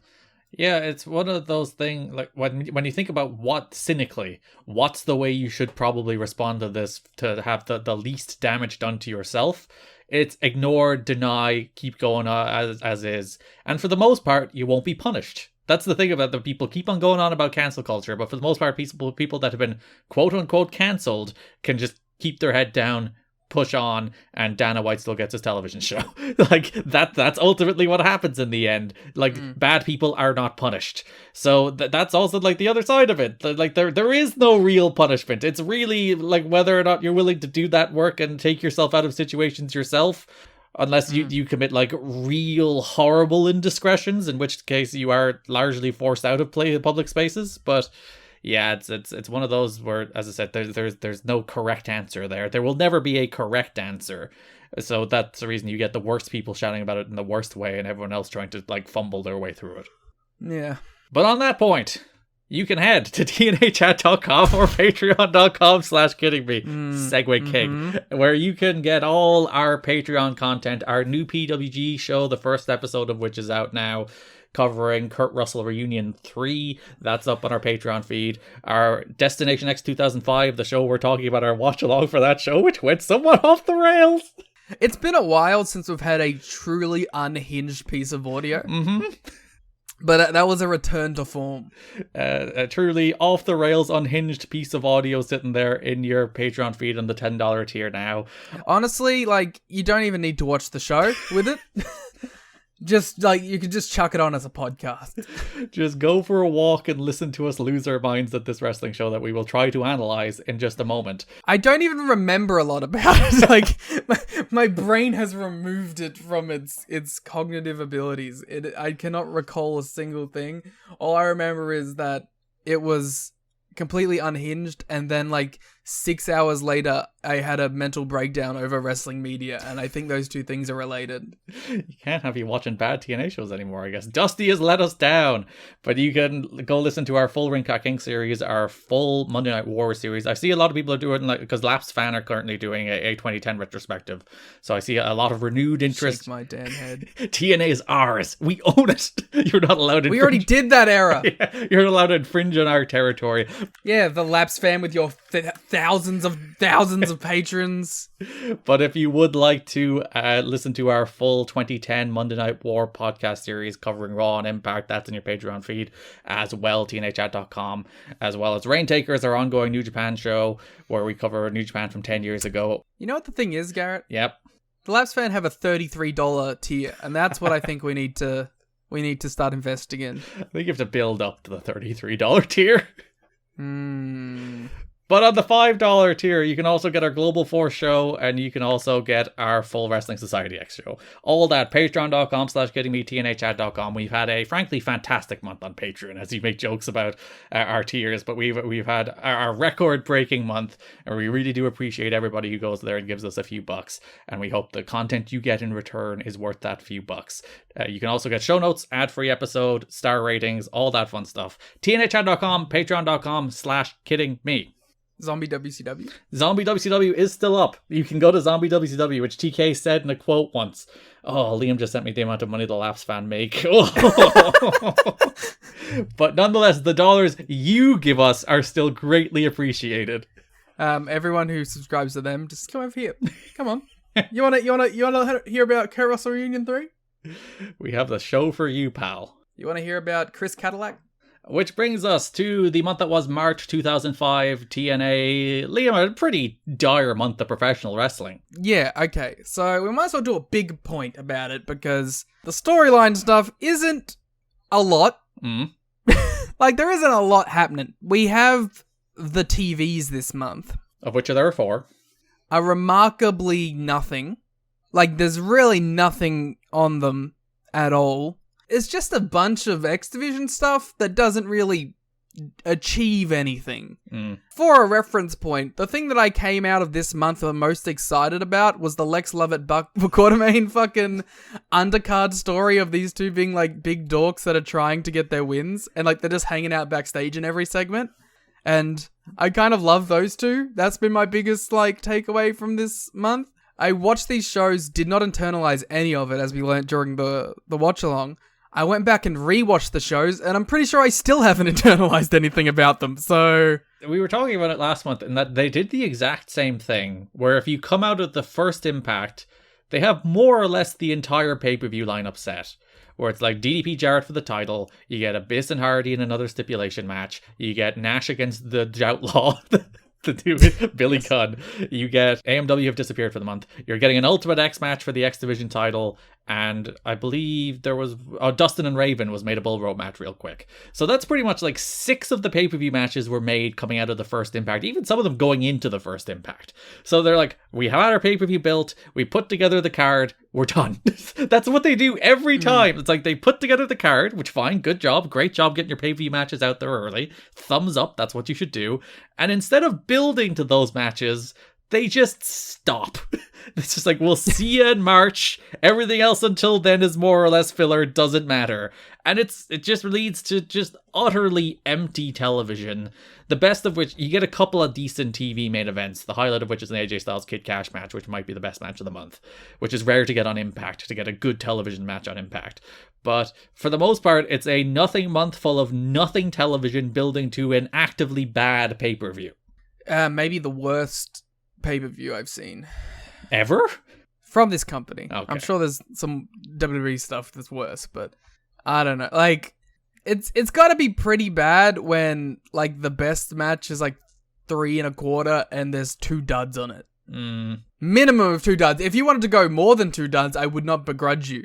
There is a horrendous first hour in particular. It is broken a little because you get a pretty decent Hardy and Abyss match. But, like, when you look at the matches that are in the first hour of that show, they're just... oh, dear God. And you get some back-to-back terrible matches as well. It's not good. It's a bad month. It's a bad month, Dusty. What are you doing? What have you done here? 5 matches on this card that I had below 1.5. But let's get into it all. The big story of the month, Frankie Kazarian is gone. He's jumped to the Fed. He showed up on one of the tapings and he's like, you made me job to a NASCAR driver. He was out of contract, so he didn't quite quit or walk out. Well, he did. He's like, I'm leaving. But he's also out of contract, so he could leave. But he's like, the whole Jeff Hammond thing, losing to Jeff Hammond on pay-per-view, being pinned by Jeff Hammond on pay-per-view, thumbs down, I'm going to WWE. The fact that that's the reason is pretty funny. It is more about like a straw breaking the camel's back moment where I don't think they were particularly happy, as I think we've commented a few times in the previous episodes. They've been downcycled pretty dramatically. So I think he was already pretty unhappy, and like there is tentative plans at this stage to turn Shane and Kazarian face and AMW heel, AMW to work a program with the Rhodes against Dusty and Dustin, which probably would have rocked if it ever happened. Yeah. So I think that their plan was to flip those and probably go with babyface Shane and Kazarian perhaps as champions down the line, and he just didn't care about any of that, and he was like, peace out, suckers, I'm gone. Yeah, well, you know what? If you're not under contract and you feel that strongly about it, feel free. Yeah, so Frankie the Future Kazarian, who had been working without a contract for TNA, quit last week and said goodbye via a website address. Sources say he was upset with being disrespected by Dusty Rhodes when he protested how he was used with Jeff Hammond at the last pay-per-view. When he wrote about his decision on his website, he did not make any negative comments about Dusty or anyone. He wrote, quote from Frankie, I am in fact no longer with TNA Wrestling. I had been wrestling... Great impression. I had been wrestling without a contract since last year, and I made the decision to end my partnership with the company and pursue other opportunities in the world of professional wrestling.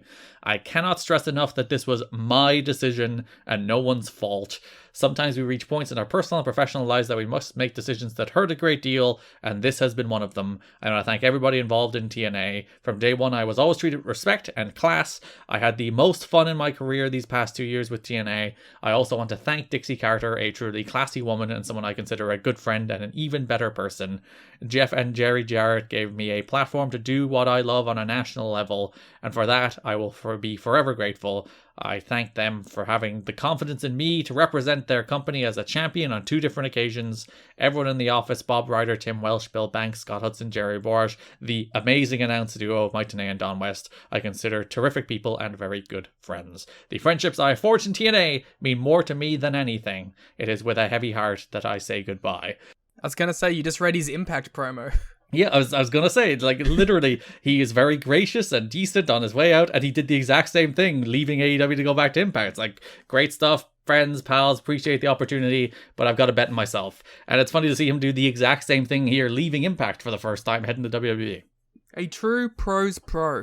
Yeah, he understands, like, obviously he just returned for what is his third run in Impact. Which I'm actually, like, pretty excited about. He's had a kind of a killer run this last year and a half. Like, whenever he gets the opportunity to have, like, a match longer than 3 minutes, he kind of knocks it out of the park. So I'm pretty, like, excited for what he's going to end up doing in Impact. I think he has had arguably, like, the best singles matches of his career in the last 12 months. The ones against Sabin, the ones against Mike Bailey, against Josh Alexander. Tremendous stuff. Also, one that a lot of people may not have seen, but you should go search out, him and Takeshita from Dark. They killed it together. So yeah, it's fun to watch him be like, yeah, the exact same tone of the message. As I said, he's smart. He doesn't burn his bridge. He knows that there is some day where he will have to come back to TNA, and he does twice, as mentioned. And there may be some day where he has to go back to AEW, and he has left that bridge open to him because he's a pro and he gets pro wrestling. He's the opposite of low key, really. Which is ironic because they're professional. Kazarian teamed with Shannon Moore in a dark match win over Big Vito and Nunzio at SmackDown, so he was then signed to a developmental deal. We'll talk about Frankie Moore in a year and a half, I guess. We will see you soon, the coolest. The end of the coolest run. I guess he wasn't the coolest for a while still, but still, the end of the coolest Frankie Kazarian. They were calling him the coolest. It's a fun note, when he had the little like meltdown backstage about losing to Jeff Hammond on the day of Against All Odds, Douglas was officially like announced to wrestlers that day as the new liaison with the office. So he's like not quite head of talent relations, but if you have an issue, go to franchise, and then he will. Don't bother us. It's pretty much that. It's like have the buffer between the talent and like Dusty and Jarrett and Dixie, so that they go to Douglas and then Douglas goes to them. On the very first day, there was that blow up, and people thought that Douglas kind of G'd them up a little as opposed to calmed them down, which is probably the role he should have played, and instead he kind of riled them up, and people weren't happy about franchising his first night kind of heading talent relations. Like, you kind of need someone in that role. You can, like, when you're booker and you're owner and you're dealing with all that, you really can't deal with every talent problem yourself, nor should you really. Yeah. The problem is you need to actually have someone. I'm not saying that Shane Douglas wasn't this guy. I don't know. I didn't deal with him. But you need to have someone who is actually actively making strides in those departments. So you can't just have someone who listens to the problems and then doesn't do anything about it. Yeah, or you need someone to do the Vince thing where it feels like he's listened to you and shown your concerns. And then when he fires you, you leave the company and say, he loved me. You need to have a John Laurinaitis type who was the bad guy to take all the shit, and then people go, no, but Vince he believed in me. So franchise is in that role, clearly. Jerry Jarrett could not understand why Sean Waltman was upset that he wasn't used at the TV taping 2 days after he debuted at Against All Odds, or returned at Against All Odds PW Tour. He was in the company before, because he was still being paid the same. Waltman skipped a court date in California that ended up having a warrant out for his arrest so he could attend the TV tapings, and then was not used. Probably shouldn't do that. Especially because Dave estimates he's probably being paid like $2,000 per appearance, and the fact that he was flown in means he was paid his appearance fee, and he was not used. And this is a company that is bleeding money. Also, it's like Sean Waltman, just put him on like a random mid-card match. That was going to be my other point. Like, this month is dire. You know what would have made it better? Sean Waltman matches. Yeah.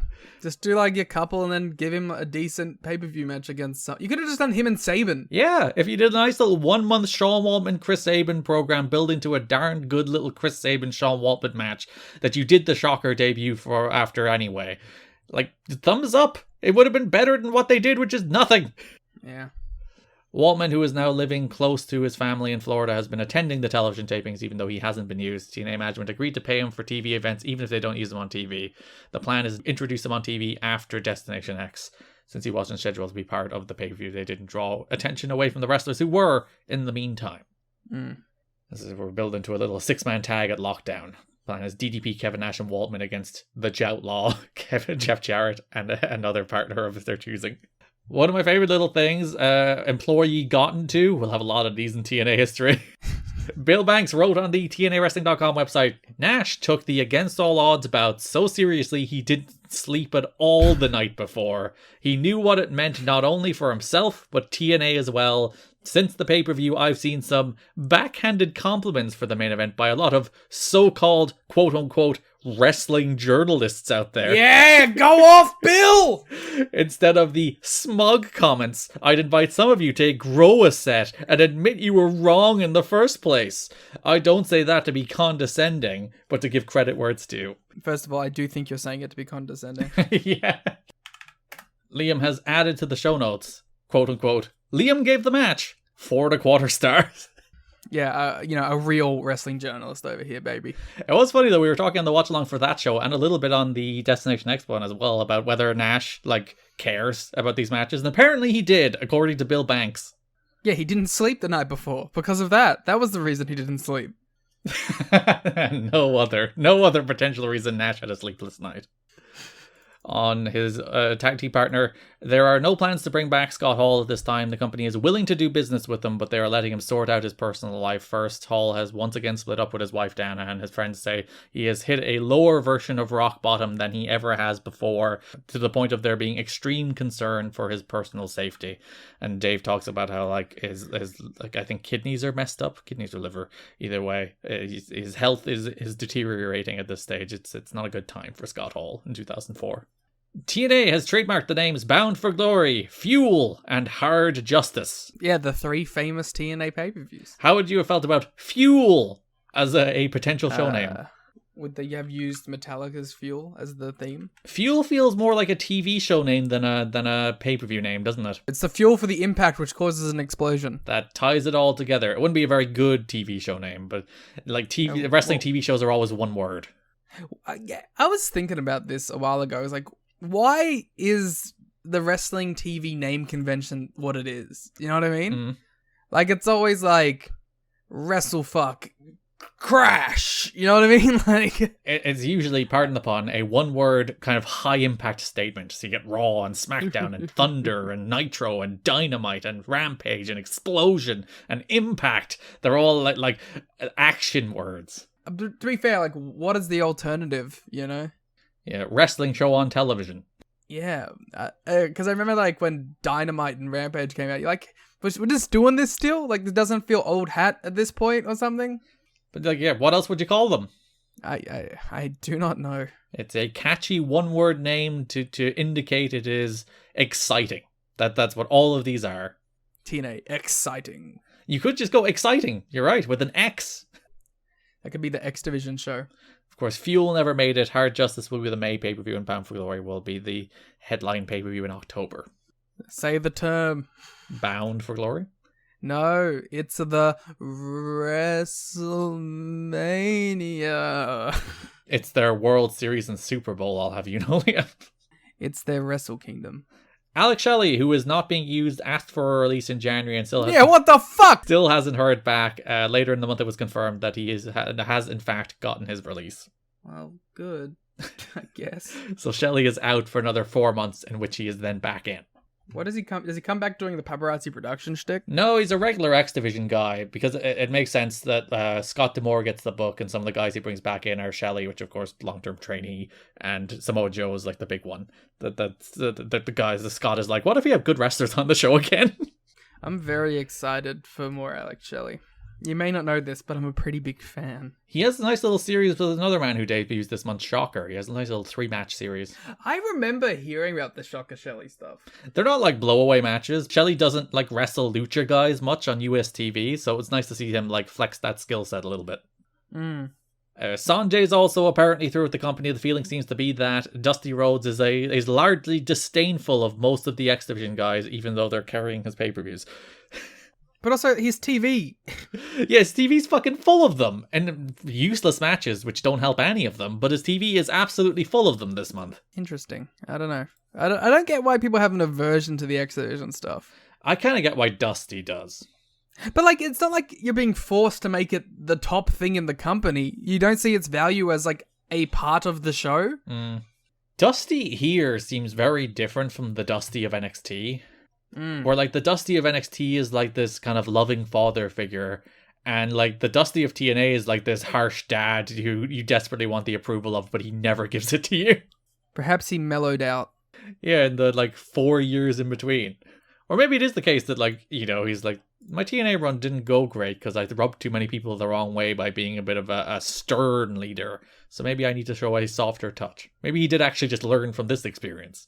Well, he's been in charge of pro wrestling companies for a long time. Yeah, since like the 80s. Garrett, there's some breaking news. Oh, what is it? Is it NXT news? No, it's Kota Ibushi news. Oh, good.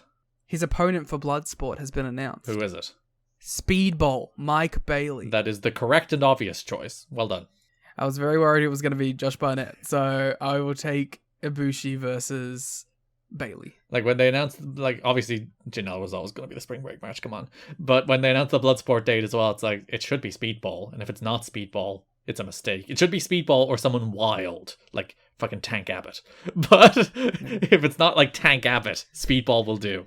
Bob Sapp. If it was Bob Sapp, I'd lose my shit. That would be sick. So yeah, it was either Speedball for a good match or some wild like Ken Shamrock match, you know? Yeah, just like some complete like crazy name. Dusty is apparently high on Styles and Daniels as individuals, however, despite his disdain for the X Division. Disdain for the X Division is so funny. Yeah, like Dave mentions that you can see like classic Dusty booking tropes, and that when he was booking the territories back in the day, the Battle Royal was the big match and he overdid it to death. And now here it's like the Ultimate X was a hit, so let's do it again. The cage match was a hit, so let's do a show with 2 cage matches, perhaps more by the time we get to April. But he's like playing the hits to the point of exhaustion already. Yeah, the man loves to find something that seemingly works and then just does it all over and over again. Beat it into the ground. The name New Age Outlaw for Billy Gunn was cleared by TNA Legal, so they at least feel it's okay to use. Given they stopped, I'd imagine something changed here. They found a better name, obviously. The Joutlaw. There is no note about like why it changed from the New Age Outlaw to the Outlaw, because Dave says here apparently WWE has no trademark on the name, and I'd imagine that turned out not to be true, because I'd have a hard time imagining WWE didn't have a trademark for one of their top attitude for like an act that was like pretty popular at its time. For what it was, a borderline headline act. So yeah, I don't know. I don't necessarily, but maybe. Who knows? Apparently there was a car racing team that had it but abandoned the use of it. But either way, he went from being called the New Age Outlaw to just the Outlaw in a way that was ham-fistedly edited out of video packages, which tells me something changed here. Yeah, another L for the TNA legal team. Another L for the TNA editing team, because they did, oh my god, they did not smoothly take the phrase New Age out of that video package. Like, there was like one more frame of it and they would have been fine. Yeah, because the reason we've been calling him the Joutlaw is because in a video package that were running down the card, they were like, the New Age Outlaw will face Kevin Nash in a taped fist first blood match. And then when they aired that video later in the month after they changed the name from the New Age Outlaw to just the Outlaw, they very, very ham-fistedly took it like a scissors to that tape to cut out the words New Age, but left a little bit of the j from New Age in. So it's the Joutlaw will face Kevin Nash. A lot of people call me the Joutlaw. The last Joutlaw. Yeah, I've been thinking about how Jarrett just took the last Joutlaw name. From his old pal Billy Gunn. I wonder if Billy's confronted him backstage at AEW. He should have. They should feud. They should have a match on AEW television, mostly so I can send tweets about them teaming and how it's a callback. I had a good one this month. I didn't even think about that one. Yeah, you recognized that the Mountain Dew Pitch Black match was quite similar to the Dark Carnival match from NWA-TNA with the ICP. Imagine like you have all the money in the world. Yes. An infinite amount of resources. You want to do like a cool neon light up match. And then you like half-assed it in that way. Yep. Like, go all out. Make it a fucking mess of color. It should be fucking Splatoon. It should be Cyberpunk Pro Wrestling is what it should be. But alas, we just got like a weird lightsaber and some Orbeez. It's like they just sent Jeff Hardy out there for 20 minutes and he got his neon paint and like, there you go, job done. Yeah. Come on, guys. Some alternate names that were suggested for the Joutlaw. Ooh, fun. Mr. Ace. Yeah. Oh, well, it's nice of Billy to represent the Ace community. Yeah, Mr. Ace. Or Ace Derringer. Ace Derringer is some FCW shit right there. Can you imagine him showing up and be called Ace Derringer? By God, that's Ace Derringer. Mr. Ace amuses me. Obviously, wordplay on Mr. What's Ace. Mr. Ace doing in the Impact Zone? What is Mr. Ace doing in the Impact Zone? It's a good question. He will eventually become Kip James. which I love the name Kip James. I don't know why. It tickles a part of my brain. This show, TNA Impact, is getting a little WWE mid-cardy. Yeah, you have a lot of people hanging about, don't you? And which obviously is kind of one of the bigger historical problems with the promotion. And if I'm honest, like, this is the month where, like, Dustin's become an unwelcome presence for me at this stage. Yeah, like, if you took Dustin out and you put Ace Derringer in, like, as a 1-for-1, I think that's fine. But it's a little too many of the same kind of caliber talent. Too many Nashes and Joutlaws and DDPs and BG Jameses. But I can understand a Nash, he's a star. DDP has cachet. My problem is, like, you know, as we saw in the 2010 series, which we did first. We invented covering 2010 wrestling. We invented covering 2010 TNA, where they, like, had Orlando Jordan and, like, fucking nasty. It's a little too much like that now. Yeah. Where guys who don't necessarily bring a lot of value being put on the show because they were in a different company. Because we've always said, you can't begrudge a company for bringing in a Kurt Angle or a Christian Cage. I can begrudge you for bringing in a Dustin Rhodes at this point. Yeah, but like Billy Gunn's teetering on the edge. Billy Gunn's a guy that could have... And a Road Dogg. Yeah, Billy's a guy that could have gone either way, where it's like, maybe there is a TNA redemption arc there for Billy Gunn in the same way there was for, like, Matt Hardy to become Broken Matt Hardy or Sting to become Joker Sting. That's the Sting value? Yeah, of course. But, like, my point is reinvention. There is an opportunity for reinvention, and Steve Macklin, the phenomenal example of people didn't even know he was good. People didn't even know he's a good professional wrestler, and everyone was like, wait a minute. So, like, there is, like, that potential avenue. Like, Billy Gunn's a guy who was big, he was pretty good, he did get a singles push that was derailed for multiple reasons in WWE that didn't work out. So, like, maybe he could have been good, but it's very clear very quickly that he's not particularly good. Yeah. Like, yeah, I the same thing with Dustin. I can understand doing it and giving it a shot, but, like, you have to cut bait eventually. Yeah, and take the Son of the Booker thing out. Like, Dustin's a great wrestler. Had the first great match in AEW history. Unfortunately, for whatever reason, Dustin Rhodes in the year 2005, nothing going on. For whatever reason. AJ Styles in an interview this past week said he prefers the X-Division style and loves to wrestle people like Chris Sabin and Petey Williams. My favorite thing about AJ is, like, he does these interviews, like, every few months where he's like, I like to wrestle. He's like, I like doing Ring of Honor because I get to wrestle. I like doing the X-Division stuff because I like to wrestle. He's sick of carrying these old heavyweight asses. Yeah, don't worry, AJ, you won't be near that anytime. He said he hopes to get a big race when his contract is up in 6 months. He has openly talked of trying to get to SmackDown to wrestle Mysterio and Guerrero if he doesn't get a raise. I always wonder what, like, because this is a second party characterization of the interview. Like, that could always be like that the interviewer being like, if he did go to WWE, who'd you like to wrestle? And he might have said Mysterio and Guerrero. Without hearing the context of the interview, I wouldn't put too much stock in that. According to Dave, that being said, Mysterio and Guerrero would be good. He's had the Mysterio match. Did he wrestle Eddie? I'll Google it while you talk about this. I know Eddie didn't have that many matches in that little, like, 2002 run, but he might have wrestled them at some stage, maybe in some kind of 3-way. But according to Dave, there's a number of people who are potentially looking at WWE when their contracts are up, including Styles and Monty Brown and others. And obviously Frankie jumped this month, so there's a lot of people potentially looking at TNA as a maybe sinking ship and potentially eyeing up a big money deal in WWE, or frankly a money deal in WWE. He did not wrestle Eddie, but he did wrestle Chavo on multiple occasions. Yeah, there's the whole the Impact 6, I guess, where they kind of redid the SmackDown 6, but with Impact. Yeah, Guerrero, Hernandez, Styles, Angle, Daniels, Kazarian. Yeah, where they did that for like 6 months. It was pretty good. They had some good tags and singles. Mexican America? No, that was Hernandez and Anarquia. Anarquia. Who was Anarquia? He was Anarquia. Was he anyone else? No, he was a bad wrestler. What's the last Hernandez match? He did some Impact stuff last year. I'm sure he's doing indies. He's doing CWE. Good for him.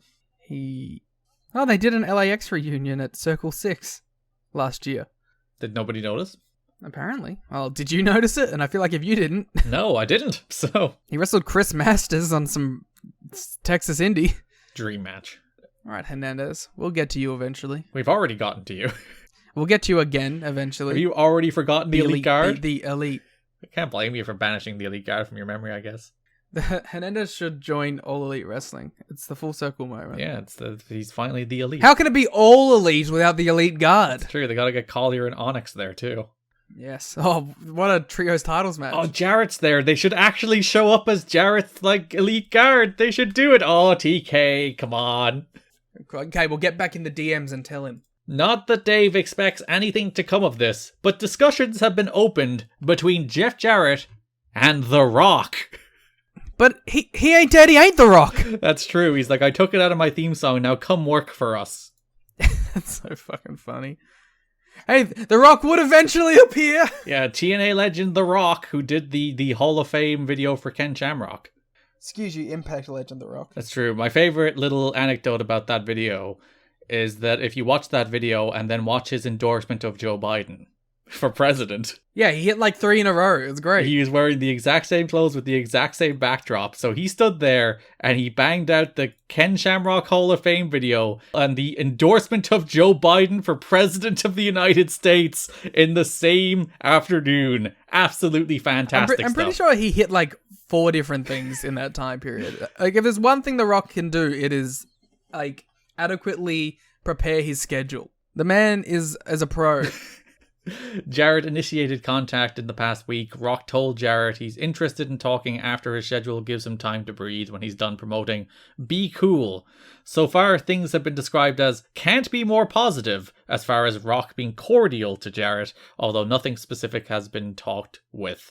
This is the weird period where like Rock's contract came up and they forgot to renew it and he just left the WWE. Sorry, I'm just looking at the Be Cool IMDb.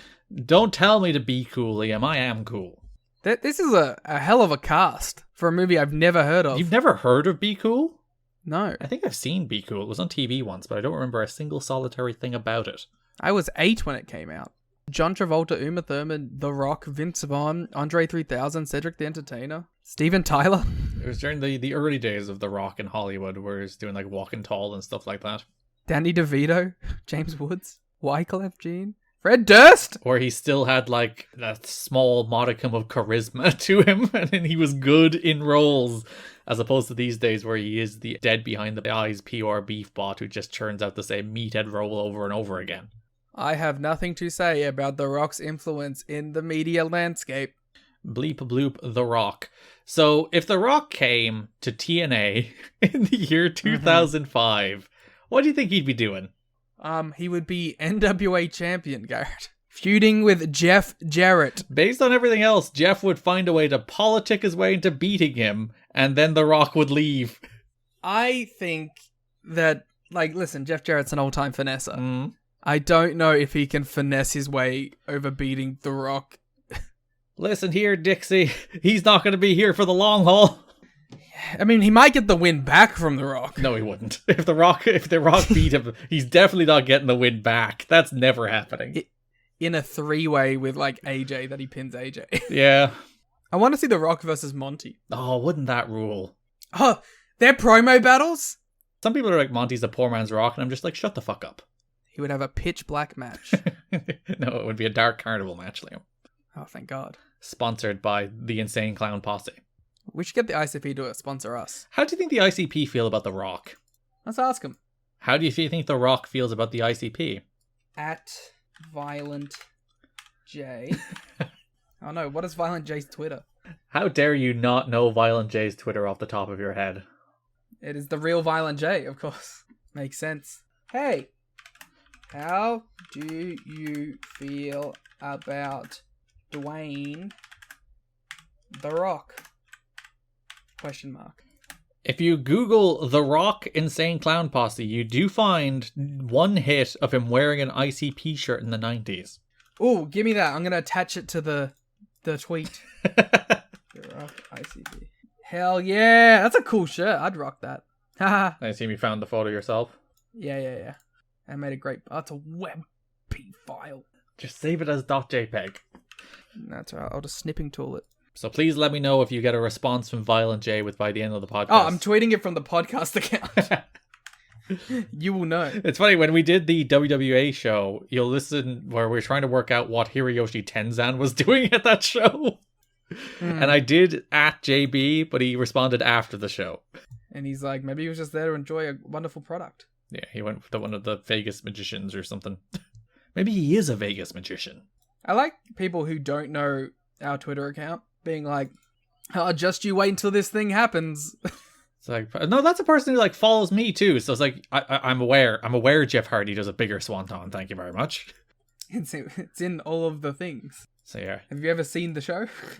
So yeah, The Rock, Jarrett, having a little chat. All right. Well, I've tweeted Violent J. Hopefully he responds in time. One of those, keep this little one in the back of your mind. The announcement came this week that Spike TV had pulled out of negotiations to renew its contract for WWE Monday Night Raw, and the WWE's other cable properties leaves the USA Network as a probable home for WWE on cable after the contract expires in September. So there's all sorts of reasons about how Spike's like, we're getting out of wrestling, we don't make the ad money back, blah. By all accounts, WWE were quite blindsided by this because they were still negotiating, and Spike just sent out a 2-sentence statement saying, yeah, we're done, bye. And then there was like that weird contentious period where obviously they went back to USA and they were trying to plug that they were going back to USA on Spike, and Spike would like censor it. Yeah. So this period rules. I love this. Mm-hmm. And there's perhaps something to be said about the idea of, because I think Spike's eventual thing was like, we can just get this other wrestling property for like a third of the price or some shit. You know what I mean? Like a lot less than a third. Yeah. Yeah. A fraction of the price. And it's like, perhaps other big networks that are currently paying billions for a product will be like, hey, you know what we could get for a fraction of the price? And have much greater return on the investment, huh? Yes, keep the fact that Spike have cut WWE in your mind when we're talking about October. And then keep it in mind some years later. Well, yes, because TNA will be on Spike. Or do you mean now? No, well, yes, but I meant when they left Spike. Amicably. As another sign of cost cutbacks at TNA, the newly released schedule shows that there will be regular triple tapings, 3 weeks of taping on one date in Orlando. So they have multiple triple tapings, as well as Lockdown coming up, where the 2 planned matches for Lockdown were Styles versus Abyss and Dusty and Dustin Rhodes versus the newly turned AMW. I wonder if Styles and Abyss would have a good cage match. We'll never know. Ooh, there's truly no way of knowing. I think the big reason the AMW turn was ditched was because if you watch the Dustin Rhodes against Raven match, the crowd have turned on him. So, yeah. I don't think they were entirely sure that Dustin would be a babyface in that scenario. And it might spoil the AMW heel turn. Also, Dusty's been acting like a real son of a bitch on screen, so... Well, he's only just having women fight over his love. It's fine. After that comes a pay-per-view on the 15th of May, which is Hard Justice. I don't think it's named yet. And then Slammiversary, the first mention of Slammiversary on June 19th, the company's 3rd anniversary show. One of the greatest pro wrestling pay-per-view names of all time. Let it be known, it was misspelled in The Observer and I fixed it. No, you have to be historically accurate. Change it back. No, Dave was wrong. I fixed Dave's wrongness. Shake my head. So that is the news. So that brings us to broad topics. Let's actually start with Monty and Trytan, given we'll have more to say about Monty in a minute, so we'll get his program out of the way for the month. Sure. Program is a generous term. So Monty Brown, coming off the back of his loss to Jeff Jarrett, coming off the back of his tag team match where he faces Team Canada with DDP, he now moves into a feud with the debuting Trytan. He has not debuting. He's Ryan Wilson of the old red shirt security. Black shirt? He was one of the securities. And he's terrible. And now Monty's feuding with him. He was a red shirt. So, first episode of Impact of the month, February 18th. Well, first episode of the pay-per-view build. Monty Brown faces Lance Hoyt in the main event. Hoyt goes for a back elbow. Monty catches the hand, hits him with a pounce, and then the lights go out. And then Trytan appears. And he points at Monty Brown from the top of the tunnel. And then he disappears. And then they cut to the shot from inside the tunnel, and you can actually see his shadow walking away, which happens multiple times this month. So, there's multiple levels to why this stinky. One, it's Trytan. He's very bad. 2, this match just ends? Yeah, Lance just disappeared. He's just gone.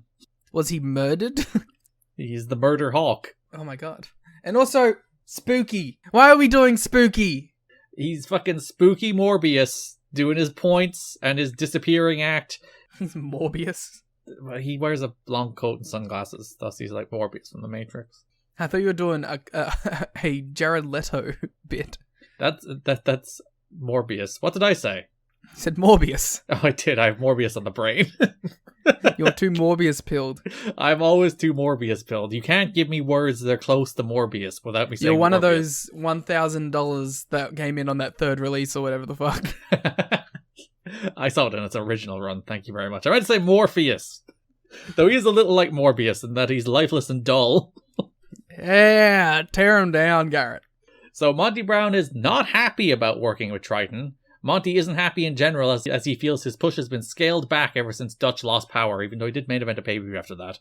The issue with Trytan is that Monty knows he can't carry him to a good match and can't understand why the office would risk exposing him in that planned feud, which I somewhat disagree with. I think Monty's pretty good at this stage, but he is right in that he still needs to be in there with experienced pros, and Trytan is not that.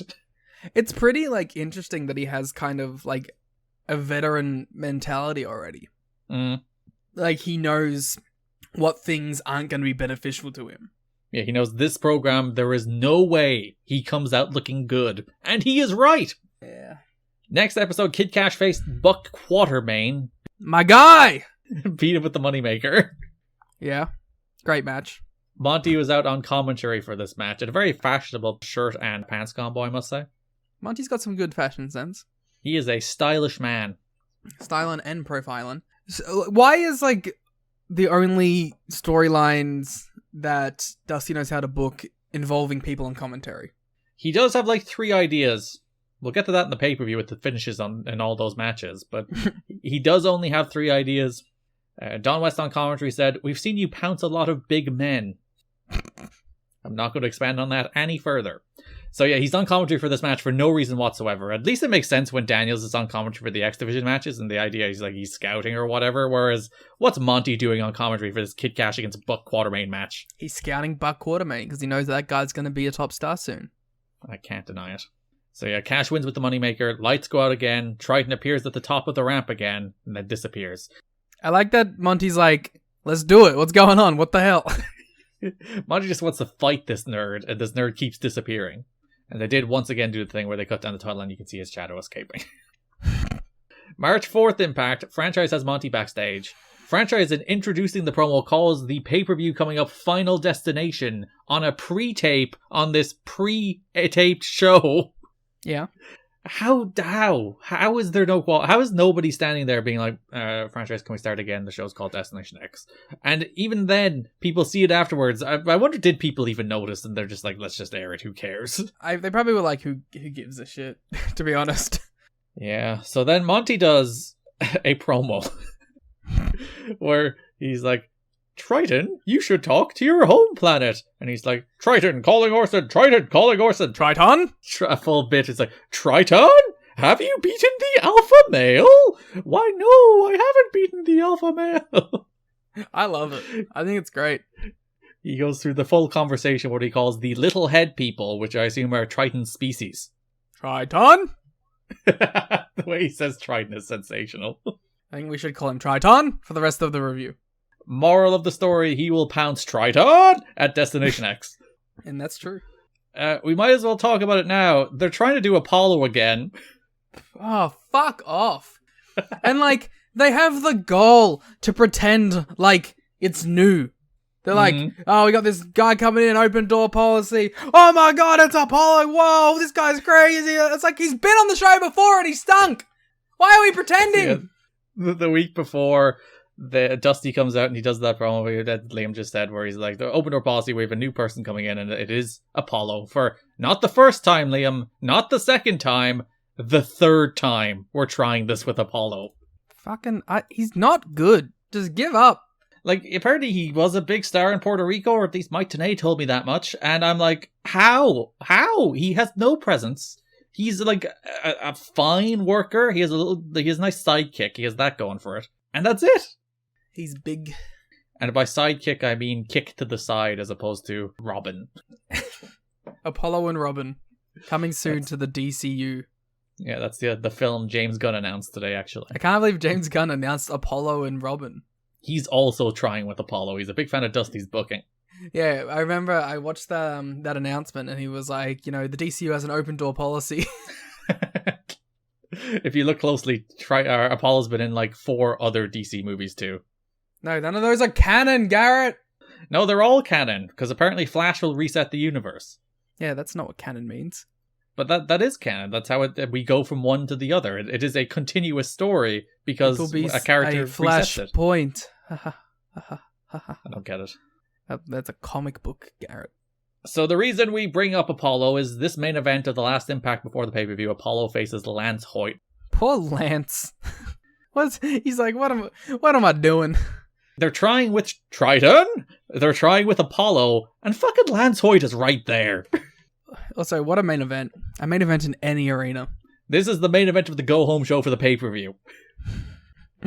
Apollo versus Lance Hoyt with Monty Brown on commentary. During this match, the clock must have broken at some stage, because if you watch the countdown timer, they pasted a new countdown timer over on top of the original at 8 minutes 6 seconds. Don't know what happened, but I was like, did the font of that clock change? And it turns out the font of the clock did change. You said it like Monty.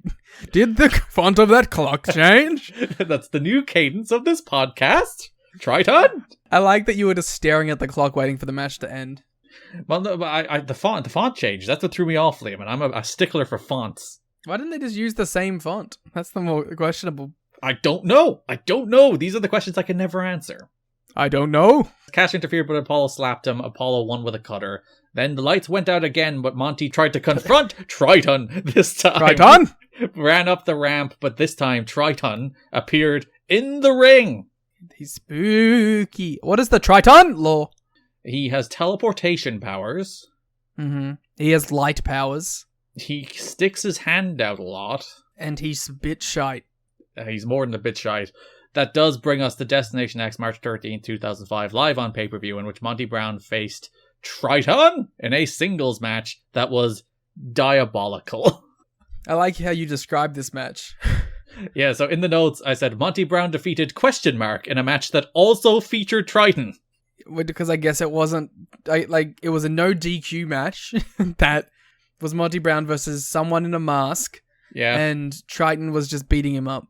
So these two have a terrible match. Trytan is just one of those guys who you look at and you can see there's nothing.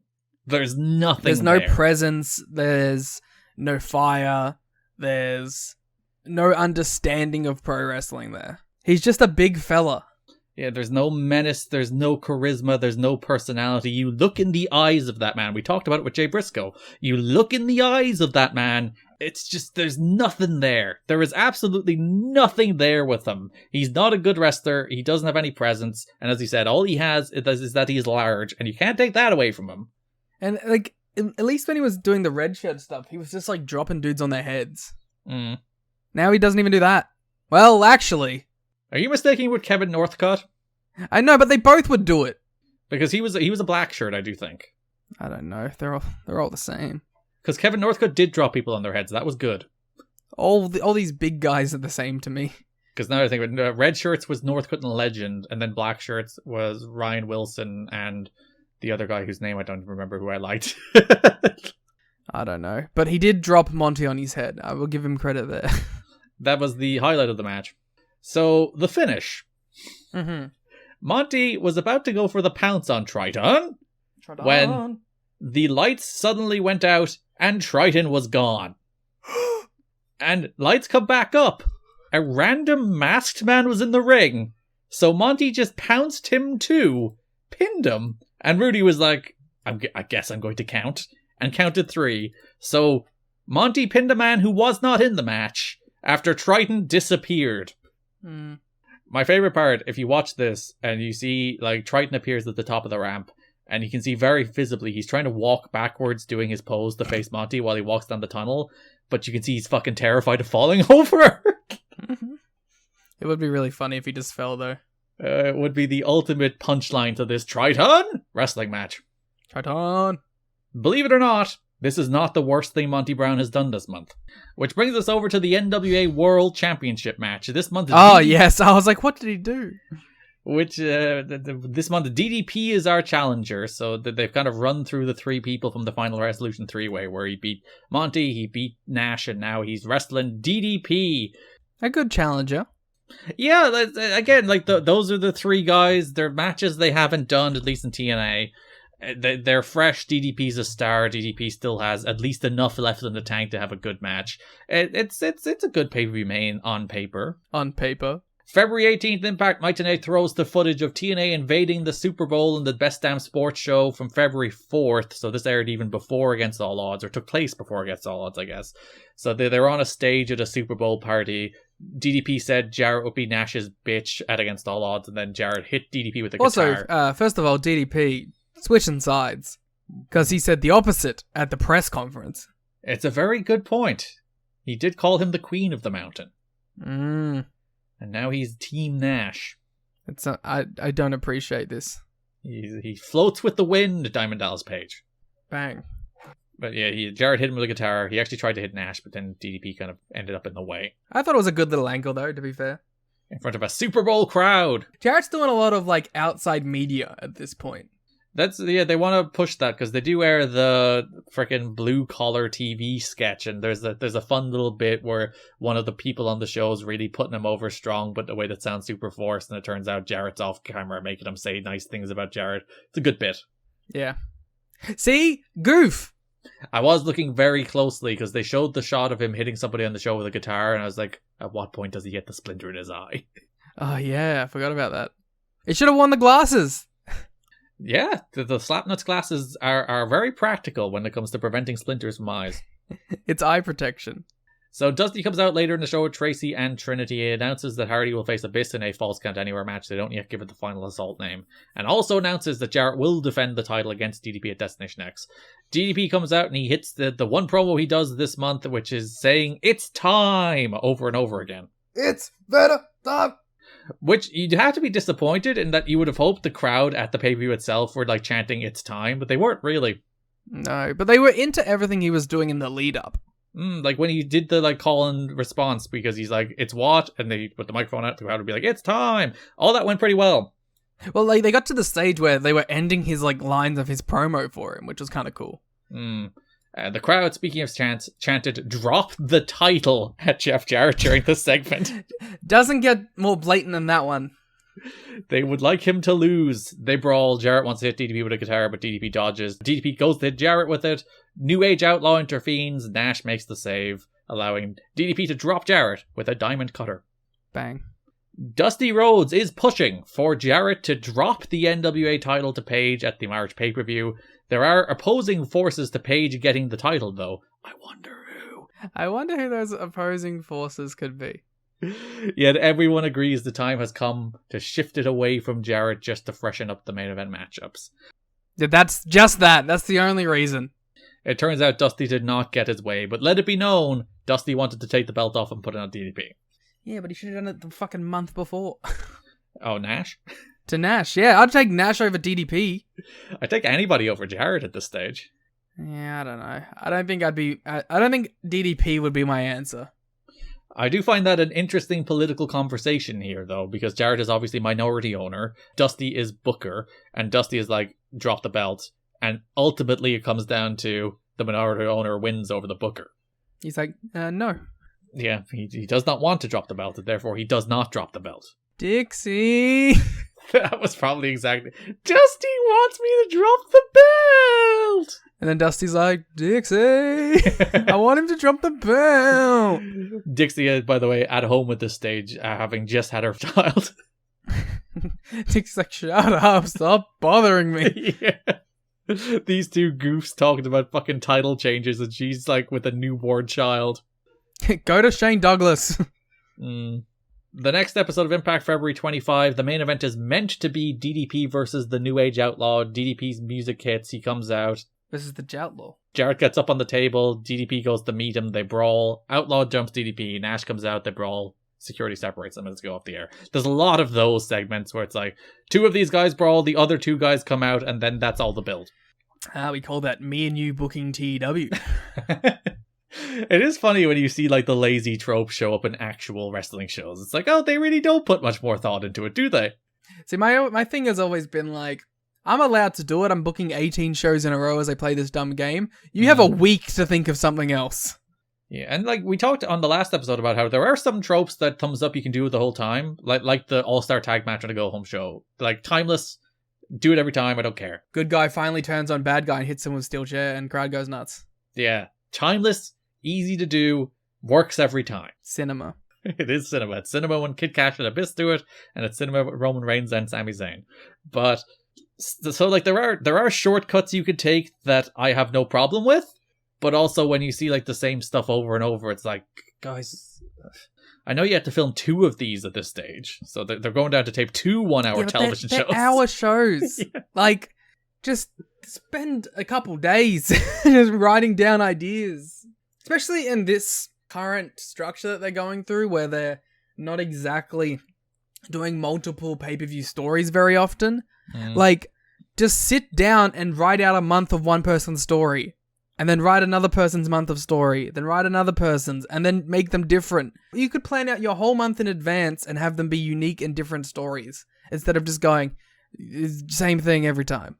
And they touched on an actual story here. So earlier in that show, Mike Tenay sat down with DDP, sitting in the entrance tunnel, which I appreciate that they found a unique backdrop for that interview. So they're sitting like backstage in the back of the entrance tunnel, and you can see into the impact zone behind them.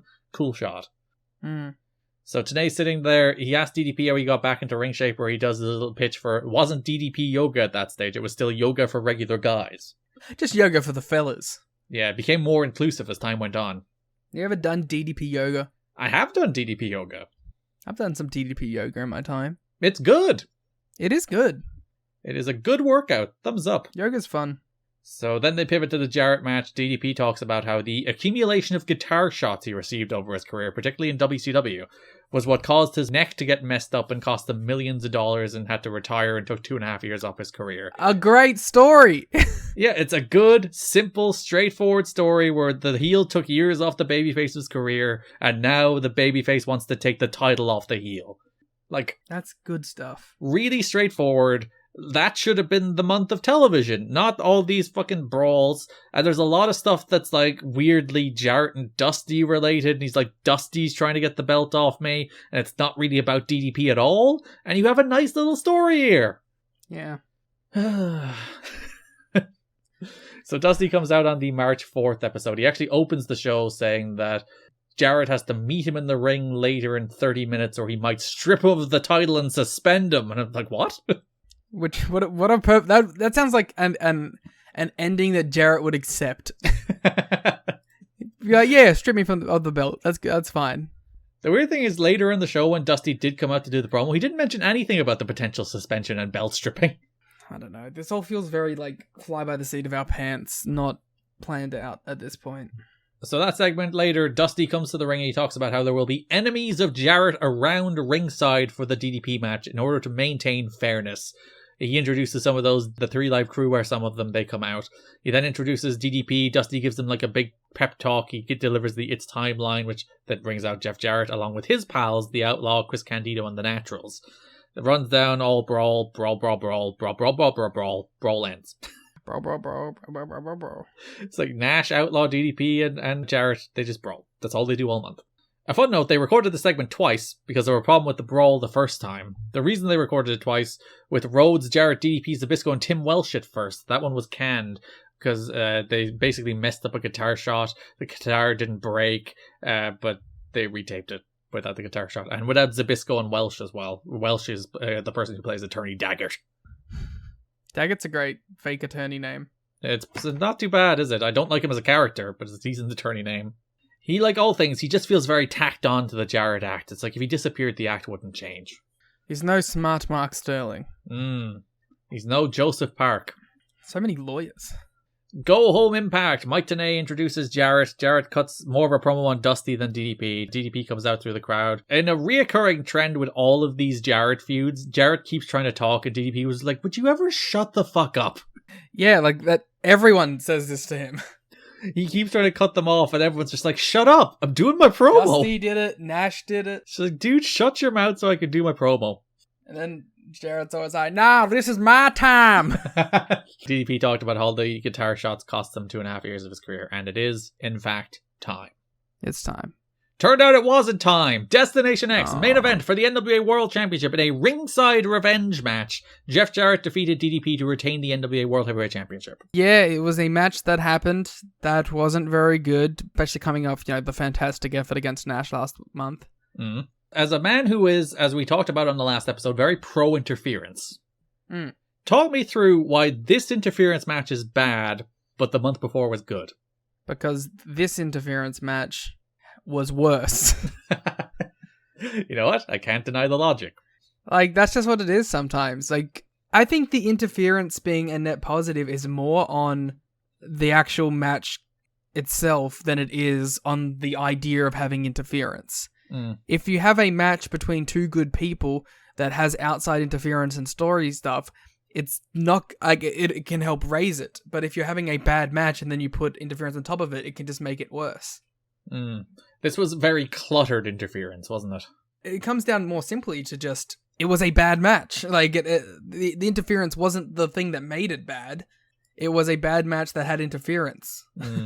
So, as mentioned, ringside revenge rules means there's a bunch of people at ringside, both allies of Jarrett and of DDP. So, Tree Life Crew, Monty Brown, the Naturals, and Candido are all ringside along with the Outlaw. And TNA explicitly states, he looks dead down the camera and is like, this is not a lumberjack match. These people cannot get involved. They are only there to maintain law and order. What do they do? They all fucking get involved. Like, just do it as a fucking lumberjack. Just do it. Yeah, and there is a ref bump for the actual run-ins. There's run-ins from Sean Waltman and the Outlaw. But there's a lot of the interference right in front of Rudy Charles. Rudy. Not a great day for you. Yeah, first you're counting pins on people who aren't in matches, and then you're freaking allowing every interference under the sun here. So, BG goes to hit Jarrett with a guitar. There's all sorts of interference and nonsense. The match is no good. The match never even settles into being a match. Because I think that's the downside of having all those people at ringside. It's just get to the interference. There's no pretense of this even being a wrestling match with all these people at ringside, you know? Yeah, which is just do it. Just have all the run-ins and stuff. Because, I don't know, I think that could have helped the match, if anything. The problem is, when these two are out there just trying to work, that you're like, this is dull. Also, there's no cellos. That would have helped. So, BG goes to hit Jarrett with a guitar, but Jarrett moves and he accidentally hits Conan. Because through the month, there's a little story about Wink. BG is dragged away to talk aside by the Outlaw. And the Outlaw's like, hey, we're just reminiscing about old times. And Conan's all conspiratorial. He's like, what the hell are you guys talking about? I don't know who the Outlaw is. Oh, sorry, the Joutlaw. Oh, yes. So here, BG accidentally hits Conan with a guitar. We'll hear more about that in a minute. Sean Waltman returns for the first time in a month. He runs off the Outlaw who interfered. DDP diamond cuttered all the goons. And then the smoke had cleared. Everybody was gone except for Jarrett, DDP, and the alpha male Monty Brown. Yeah, and then the alpha male's going to pounce Jarrett, and he's going to help DDP win the title. We're going to finally get the belt off Jarrett. It's going to be a good moment. That is definitely absolutely positively what happened. Monty Brown swiveled his hips and pounced DDP, helping Jarrett retain as Jarrett and Monty embrace, and Jarrett does his dumbass head point to point out how smart and great he is. Monty Brown has turned heel and aligned himself with Jeff Jarrett. My favorite thing about this was in the watch along where I go, oh, Monty's not going to turn heel here, is he? So on the Final Resolution episode, I did say that the worst creative decision in TNA history is Monty losing, which is probably still true. But to compound that, not only does he align with Jeff Jarrett, but he does so by turning heel, is just the absolute dumbest shit. Not only because all we've seen over the last 2 months in particular is that Monty Brown is actually an awesome babyface. Yeah. It's very clear, as a worker, he was a pretty mediocre heel, and he was a really good babyface because he hits big, high-impact, cool moves and cuts awesome promos. So this dude is made to be a babyface. And then you turn him heel, and not only do you turn him heel, you align him with the guy he's been trying to beat for months. It's just such fucking dumb, idiotic wrestling bullshit, nearly certainly entirely concocted in order to keep the hot young babyface challenger away from the paranoid NWA champion who doesn't want to drop his title. Which actually could be a good story if it had the right payoff. That's the thing. If they did do that story of Jarrett manipulating Monty and Monty snaps and wins the belt, fine. They didn't. It's just a stupid... When he hits him in the back with a chair and the crowd goes fucking nuts. It's just a stupid, pointless swerve for the sake of a swerve, and it just kills Monty. It's a swerve for the sake of backstage politics, is what it is. It can't be overstated how much this just kills Monty Brown. And it kills my personal interest in him. Because even after he lost to Jarrett, I was talking about how he did that Team Canada squash that I really enjoyed. Because he just beat the shit out of dudes and he was cool. And now he's just a stupid heel who's going to stand next to Jarrett. As Jarrett does his same promo when he talks about how he's great and no one's on his level. And he loves the NWA title and no one loves the NWA title like he loves the NWA title. And he lives and breathes this and no one else does. And he does that same promo as the crowd tell him to wrap it up and leave, or the crowd tell him to drop the title.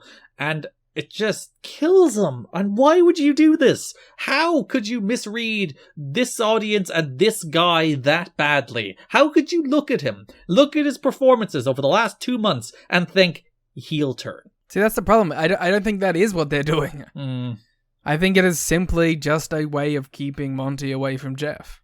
It's such bullshit. It's such nonsense. It's such useless, terrible booking that should be thrown in the bin because somebody economically doesn't want to drop the belt. Just have DDP lose. Yeah. You don't have to do the turn. You can just beat DDP. There's a lot of you could just beat X on this show as well. You could just beat Trytan. You could just beat Kevin Nash. You could just beat all these people. Just beat people. You could beat AJ. Maybe not AJ. You said beat AJ on the watch along. I disagree with that one. I'm fine with them not directly beating AJ.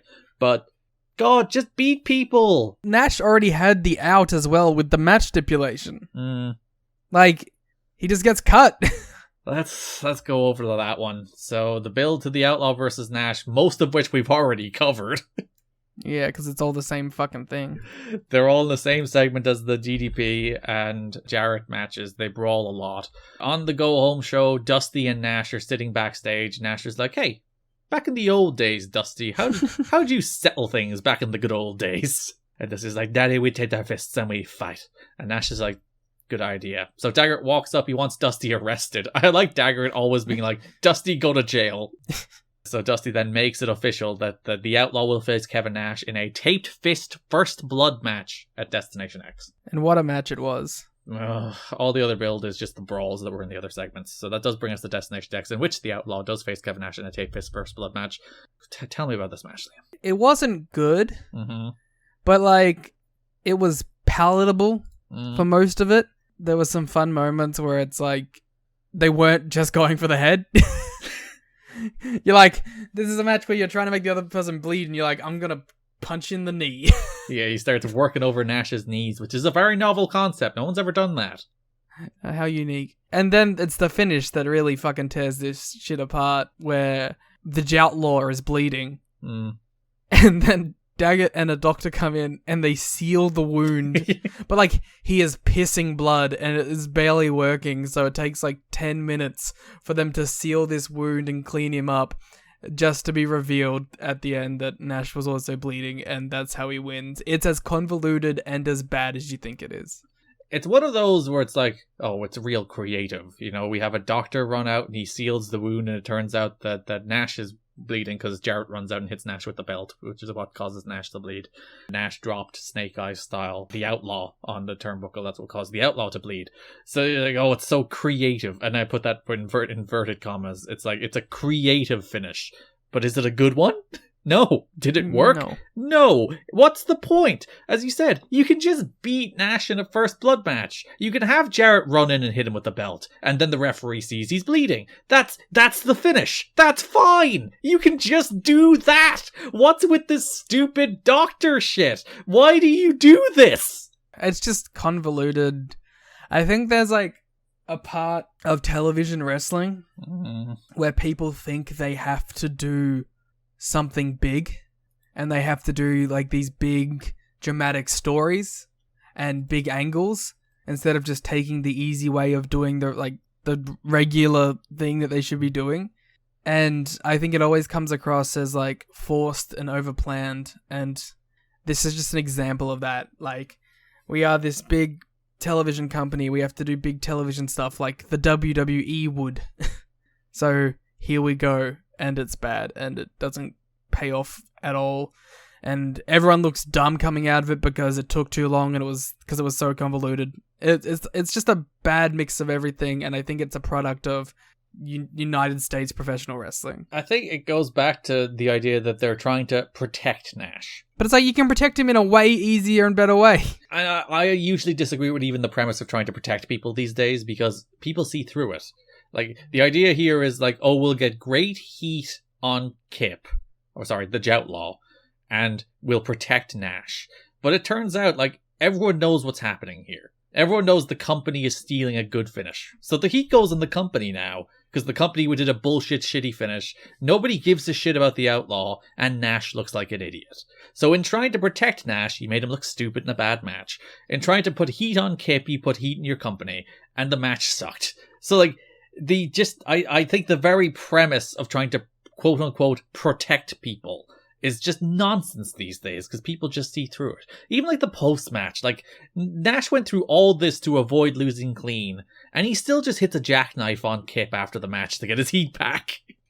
Yeah, and he falls.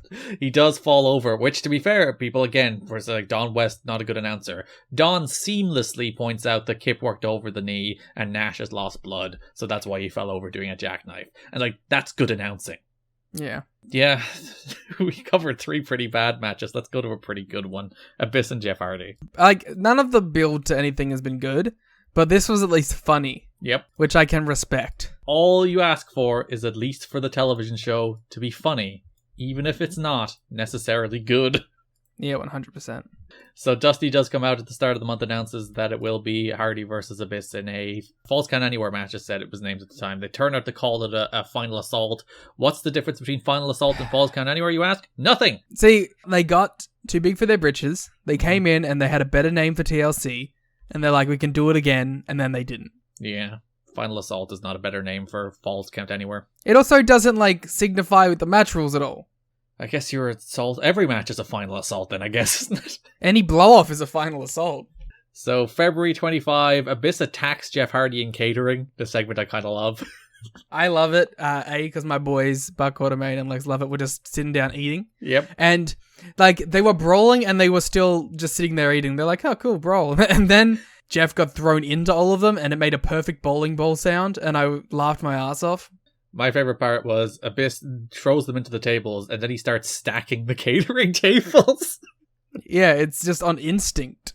He's like, I'm going to slam him through multiple tables. But yeah, Hardy tackled Abyss into some tables, which looked deeply unpleasant. And then the segment ended. Yeah. So a note from the Torch. Jeff Hardy shows up on time for most shows, but wrestlers say his new habit is leaving the building long before the shows come to an end. Which, fine. Yeah, like, I don't know, if you're not booked, go home. If you finished your job, you can leave. You don't have to stand at the curtain. That's like old school wrestling bullshit. Come on. Especially when you're Jeff Hardy. Also, especially when you're not being paid hourly.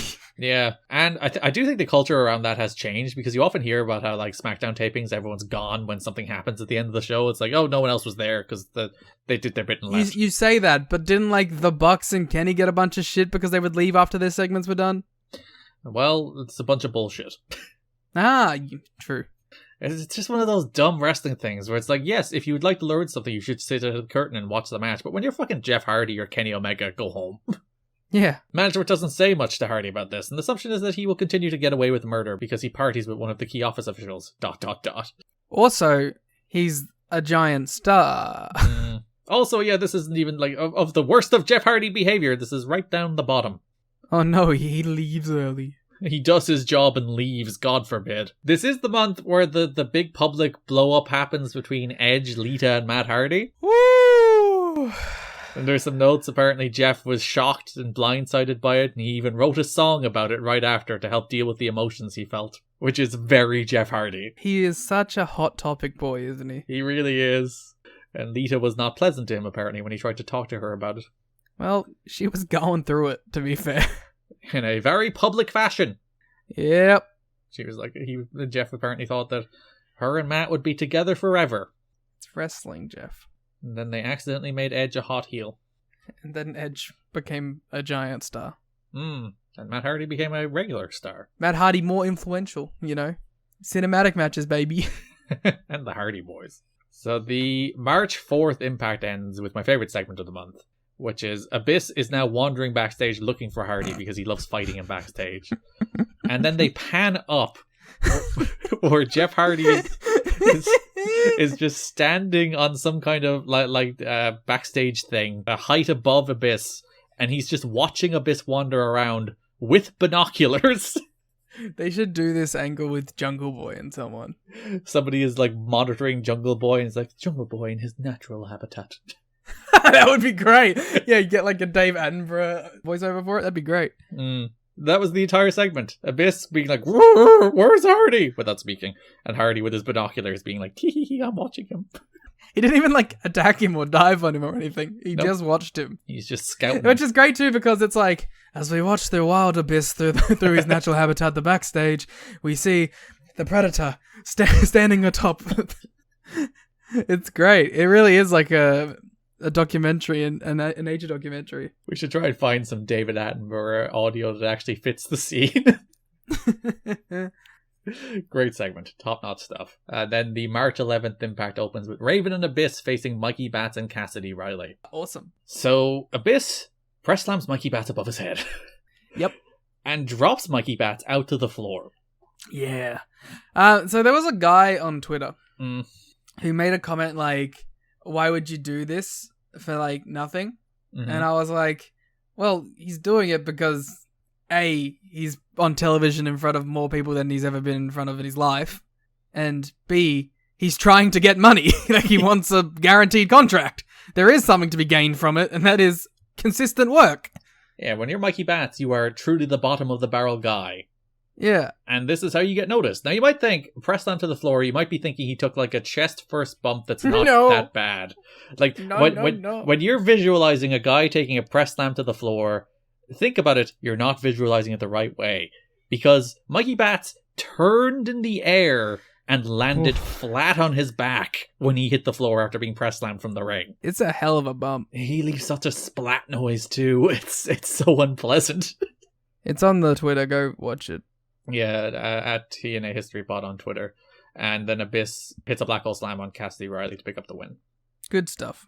Also, Raven did a sick kick in this match. Like the Roderick Strong move. Yeah. One of those flying single boots. Also the Carl Anderson. He didn't have the shitty little boots. He didn't. Hardy appeared on the big screen after the match and challenged Abyss to come find him. I guess he never did find him because that's all we saw of them. He was hiding on top of the fucking thing again. They should have done another scene where Abyss is like... He's throwing Lex Lovett through the catering. Destination X, we then have Hardy versus Abyss in a final assault match in one of the very few good matches on this pay-per-view. Yeah, they hit each other with a bunch of shit and Jeff Hardy jumped off shit. Yeah, they brawled backstage. Jeff climbed like there's steel girders in the shape of an X backstage. Hardy climbs it. It's a good 15 feet in the air and does a swanton off it through a table onto concrete. Good spot, cool spot. Hardy hit the classic like leg drop over a ladder. Abyss powerbombed Hardy off the top through a table. All very good stuff. I will say the finish was a little bit on the weaker side given the like tone of the match because he just hit a twist of fate on a ladder and pinned him. Yeah, and then of course Abyss has to get his heat back. Again, just like the Nash match. Yeah, it's like Abyss, he lost to a twist of fate on a ladder, so Abyss jumped Hardy after the match, broke out some thumbtacks, and Black Hole slammed him into the thumbtacks, which was a sickening looking bump because they cut to the shot of his back where you could see like the torn the fuck up. The hundreds of holes from the shoot thumbtacks. It's like, oh. I feel like we don't see a lot of thumbtacks nowadays. I wonder, do people work them more? There was a bunch of thumbtacks in the Bully Ray and Josh Alexander match, and you could see after or Jen did, or Jay Chung did the Dudley Dog, her knee landed in the thumbtacks. and then she posted a photo on Twitter later being like, this is what happens when your knee lands in thumbtacks. I will keep a mental note of that. So yeah, don't put your knees in thumbtacks. You already have frail knees as it is, Liam. You can't afford thumbtack knees. Maybe it'll strengthen them. Maybe it will. Then you can hit people with thumbtack knees. That'd be sick. He should have gone up and done a swanton with all the tacks in his back. Oh, and then they transfer into Abyss? Yeah. That would have been sick. That would have been a finish, as opposed to a shitty swanton on a ladder. Twist of fate onto a ladder, no. But yeah, actually, yeah, because I was about to say, he should have at least hit him with a swanton after. That would have been fine. But the twist of fate on a ladder? No, thumbs down. Good match. Not a great match, but a good match. And at least Jeff Hardy didn't throw a hissy fit this time. a good match that became a great match via proxy of what else was on this show. Yeah, there were 2 like good matches on the show, and then the rest of the show was absolute dog shit. Let's go to the other good match on the show, but not a good build. That's the X Division. I mean, like, define build. There is a lot of matches that build to this. It's probably the most built to match in TNA history. But it's not a build either. Like, it's just matches with no connective tissue. They're trying to impress Dusty Rhodes, Liam. That's the laziest shit I've ever heard. It's made all the more lazy by it's the exact same thing they did building to the Ultimate X in January. Yeah. Where they did the exact same. Dusty Rhodes is watching these X Division matches looking to be impressed to see who he'll put in Ultimate X. And they did the exact same thing here where there's a bunch of X Division matches this month to determine who will enter the Ultimate X Challenge, which is a new form of Ultimate X. It starts as a tag team match. When somebody is eliminated, it becomes a triple threat match. When another person is eliminated, it then becomes a one-on-one Ultimate X match where the person who pulls down the belt wins or retains the X Division title. How'd you feel about that little wrinkle to the stipulation? That's too much. Too many rules? I'm not someone who's like anti-rules in my wrestling, but this is just, I don't know, just do the Ultimate X. Does it really matter? It was apparently Daniel's idea, which he pitched to Dusty, and Dusty liked it. Oh, it's just unnecessary more than anything, I think. So let's talk about like 100 different X Division matches. Ron Killings defeated Michael Shane on the February 18th episode of Impact. I'm not going to do this. Tell me all about this Ron Killings versus Michael Shane Alright, Ron match. Killings had purple pants. This was the last Michael Shane match in TNA history. Was it? Yeah. He never wrestles in TNA as Michael Shane ever again. Ah, what about the Chris Sabin match? He was just Michael. Was he just Michael? Did you not notice that? No, I didn't notice that he was just Michael. He was just Michael. It said Michael versus Chris Sabin, and every time they refer to him, they simply refer to him as Michael. Why? Did they get sued again? So, you remember the Gemini? Yeah. One of whom is Mike Shane? Apparently, okay. It turns out he apparently had the trademark of that all along. And if you remember, he was the NWA Tag Champion when TNA were formed, the Shane brothers. And TNA not only stripped them of the belts, but put them in a penis costume. Yep. Because they became the Johnsons. Yep. So apparently, sheerly out of spite, he enforced the trademark and said, you can't use Michael Shane anymore. How do you, like, what a stupid name to trademark. Mike Shane. Like the most fucking generic bullshit. My name's Bob Johnson and I'm gonna fucking trademark it. Mike Shane. Well, you're the Shane brothers with the other Shane, whose name I don't remember. The Gemini. Okay. The Johnsons. How silly. It's alright, Matt Bentley's a better name anyway. That is why Michael Shane dropped the name Michael Shane. This was his last Michael Shane match. Kazarian pulled Killings off the apron, punched him. Frankie interfered again, but then Truth pushed Shane into him, hit the axe kick. Killings picks up the win. Ron Killings is moving to the X Division. He was apparently strongly against the move, but will be part of the Ultimate X match. Not for long. This is his only time in the X Division. He's only here for a month. Yeah, I don't know, man. Like, I think he should be happy, but I guess he probably wants to do, like, heavyweight real wrestling stuff. I feel like he would be the opposite of AJ, wouldn't he? Where AJ's like, oh, thank fucking God I can have a match with Chris Sabin. Whereas Ron Killings is like, why am I wrestling these lower card nerds? Yeah. More about position than match quality. Franchise has Daniels on that show. Daniels talks about how he had it won at the end of the 30-minute Iron Man match, but Franchise did remind Daniels that Daniels was the one who asked for the overtime period. Yeah. I actually thought that was a pretty good little backstage segment between the two. It's a good use of, like, because WWE, their interviewers never have a response. They're literally, my guest at this time is blah, and the person does their promo. Whereas I kind of like that there is a line where you don't want the interviewer to overly undercut the heel. But if the heel's spouting a bunch of bullshit, I kind of like the interviewer being like, wait a minute, no, you asked for the overtime period. I think Renee's the best at that. She can challenge them enough where it actually becomes an interesting segment. Yeah. But she doesn't, like, overstate it and become part of the whole thing. Unless she's specifically meant to be, like, in the Hangman stuff. Daniels then complains that he has to earn a spot at Destination X rather than be put into that Ultimate X match automatically. God, Chris Sabin was all over this month and did like nothing. He had a bunch of 3-minute television matches. Also, he was like the most winningest of the month. He should have just been in the Ultimate X. So later in that show, it was Chris Candido versus Shark Boy versus Chris Sabin in a 3-way. Tell me all about this match, Liam. No. Styles is on commentary. He was not very good. Well, he's not very good at speaking. He's really not. He just doesn't seem to have like a sharp brain. Or a shark brain. That's true, but there's someone in this match that does have a shark brain. But like, it just like the thoughts don't come to him fast enough, so he tries to like make points and then stops and stutters and doesn't really know what he's saying. I don't think like it's just kind of that's just kind of who he is as a person. Yeah, I don't really mean it as a slight. It's just how his brain works, and then he's out there Yeah, trying to do like what Daniels does much better, which is like come up with organic points and play off TNA and West. He gets flustered very quickly. Yeah, and then he just kind of gets lost. And then he says a slur. He's only done that once so far. No, he's done that 3 times. This company, he's done it once. Okay. Oh. Do you remember when he did it as IWGP champion? Like 20. While wearing the belt? AJ. Sweet AJ. Don't call him sweet. He might he might get aggressive with you. The gay community. The gay community. That is Imagine me. that being like part of your legacy. The gay community is part of my legacy, Liam. Thank you very much. Oh my gosh. There was a spot where Candido just was like tossed over the ropes. You know, he charged at Sabin and Sabin did the thing where he just tosses him over.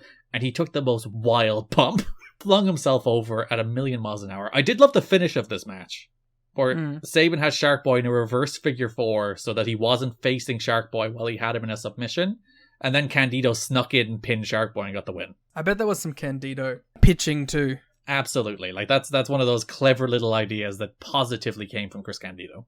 Candido's been fun. I've enjoyed his run here, and now he's linking up with the Naturals, which is, for some reason, always been an association that I've had in my mind. Yeah, I guess there's nowhere else to talk about it. Earlier on the show, the Naturals do face Buck Quartermain and Lex Lovett. There's not much Naturals. My guys! Buck and Lex lose.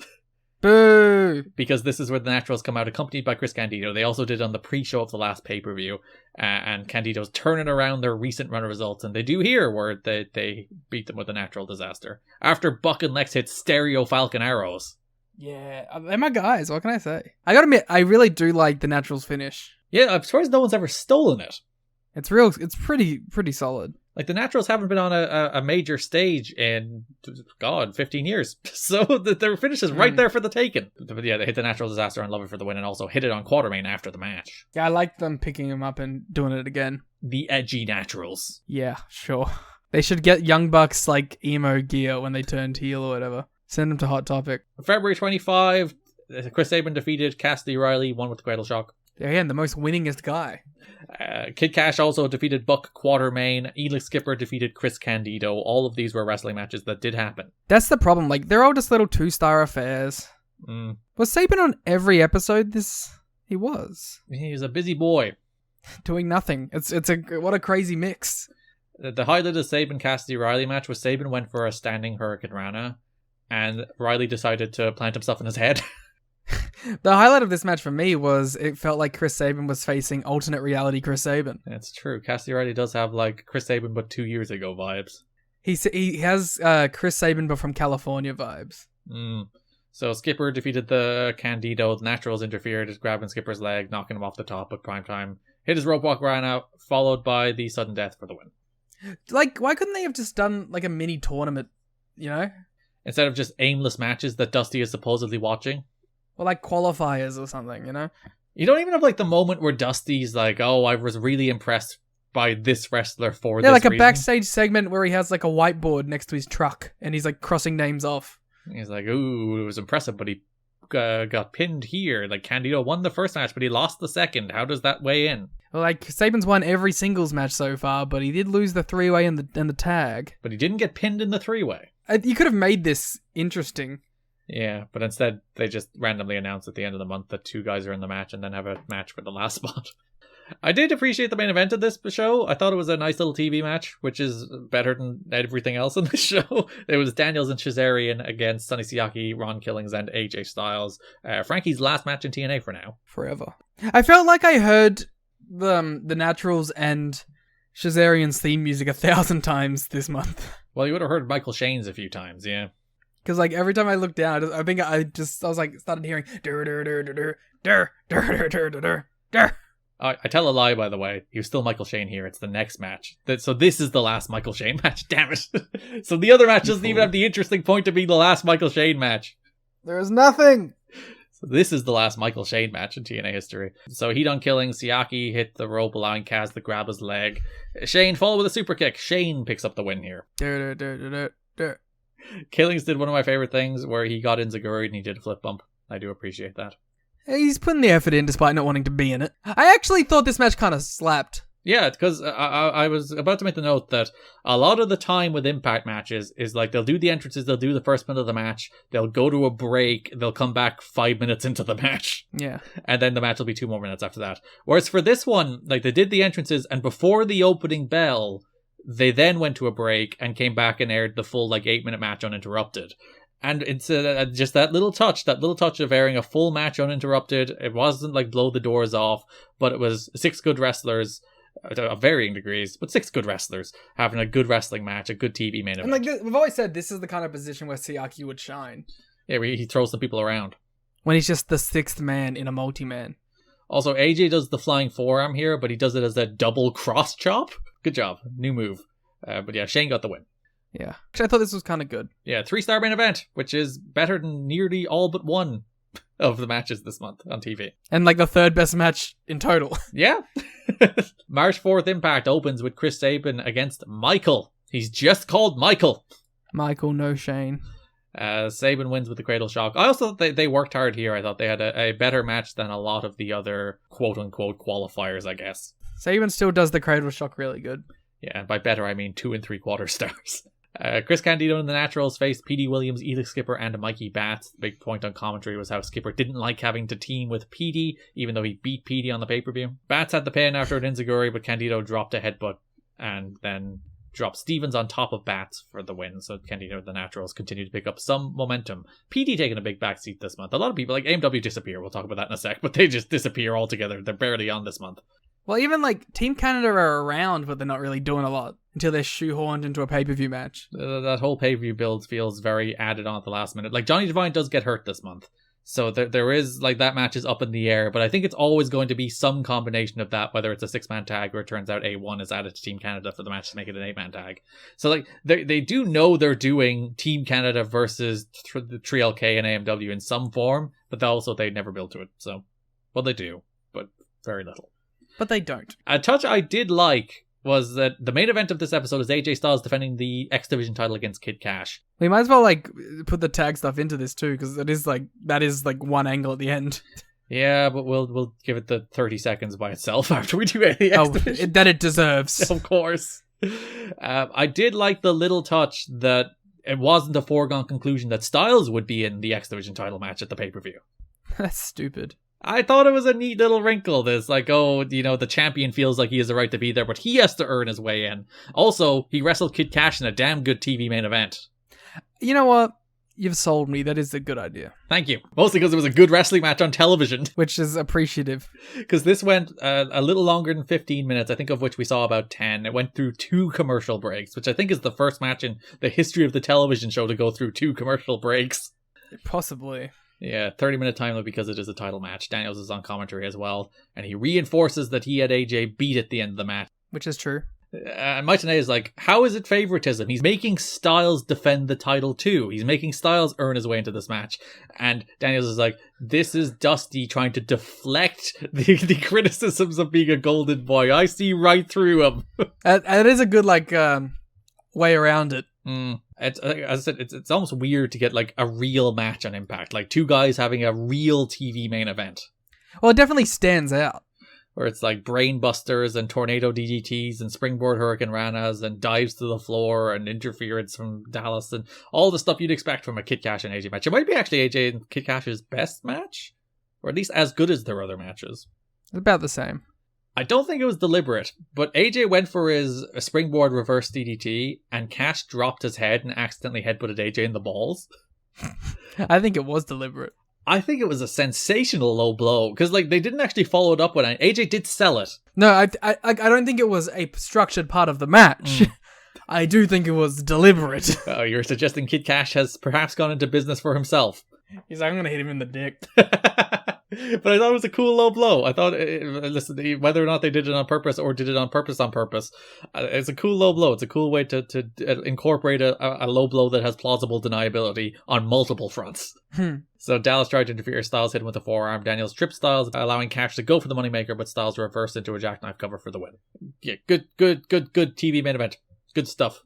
Do more of this. Why don't you do more of this? That's always the thing. I say this all the time, but my idea of lazy booking is like, what if we give AJ Styles Kid Cash 15 minutes in the main event? Yeah, but like that's good lazy booking. Yeah, it's a good thing. It's like, instead of filling it with 15 like half-assed segments, why don't we just give 2 good wrestlers time in the main event? On every show. Do it all the time. People like good wrestling. The Shocker. No, he's someone else. We'll get to him.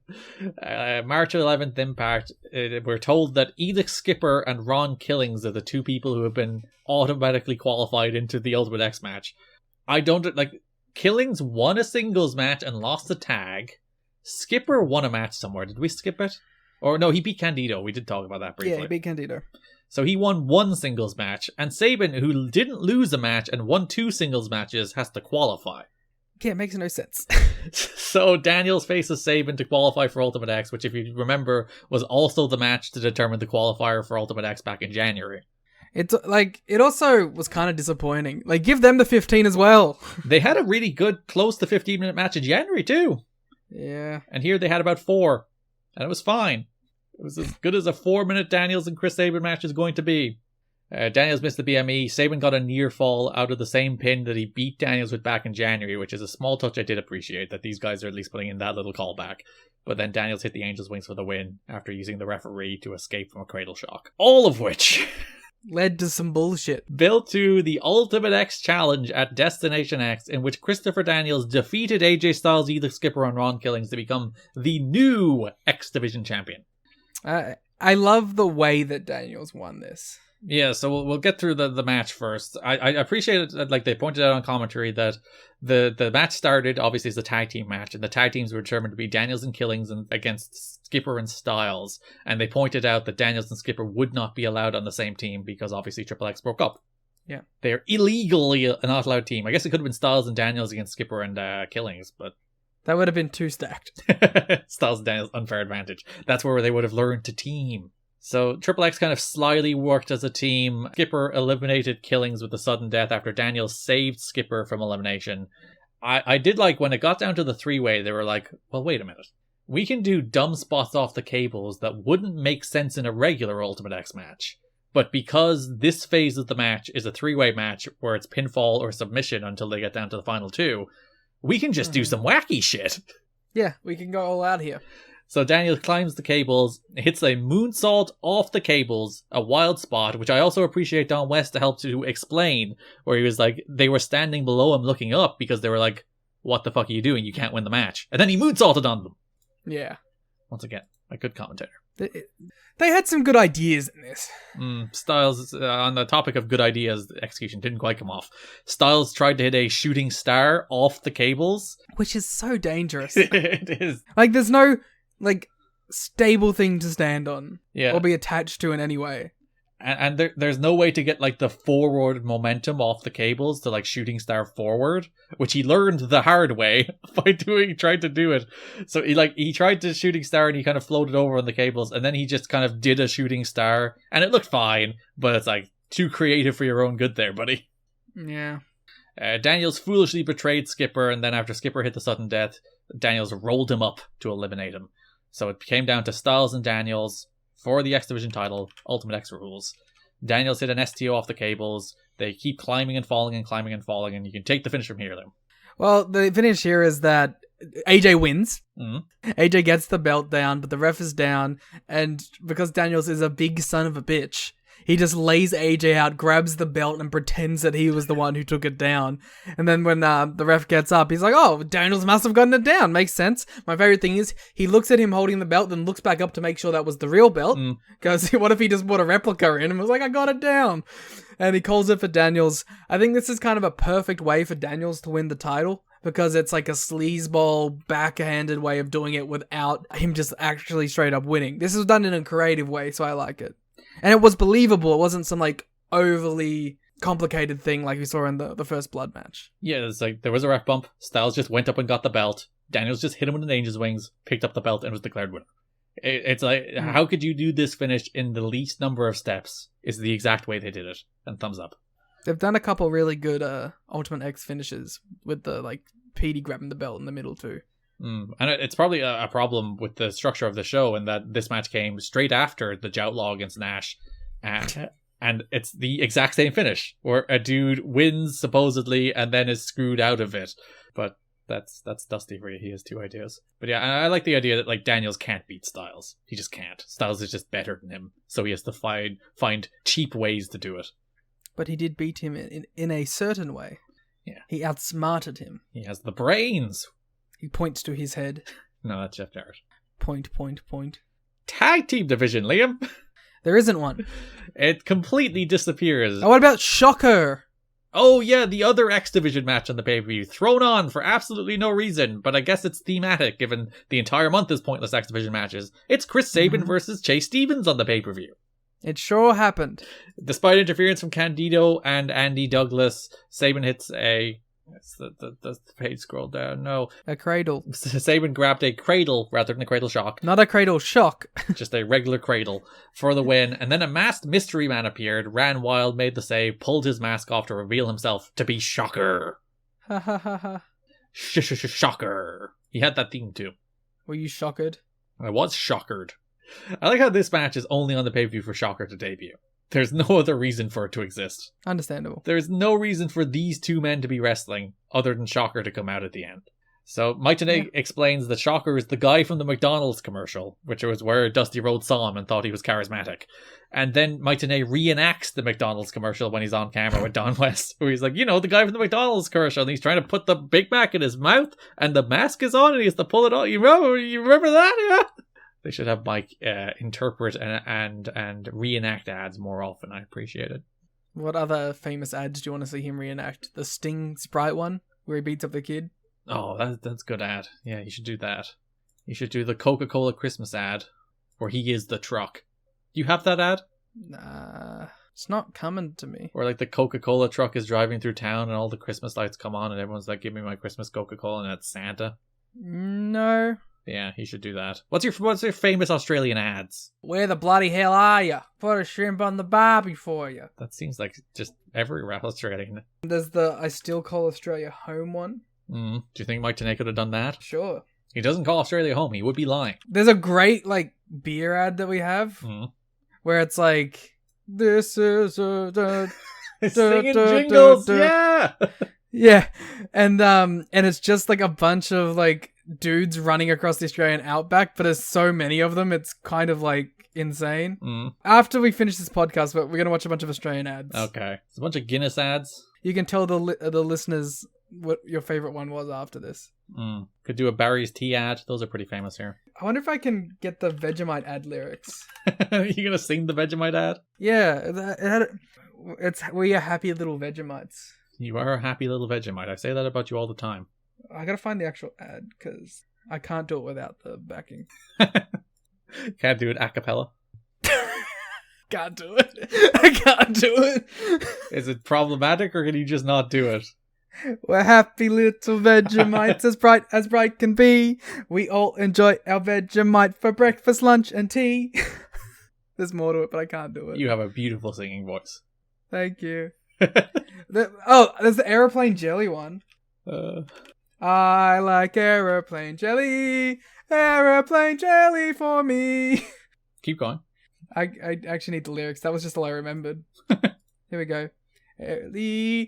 Oh my god, she has way more oomph on it than I did it with aeroplane jelly for me.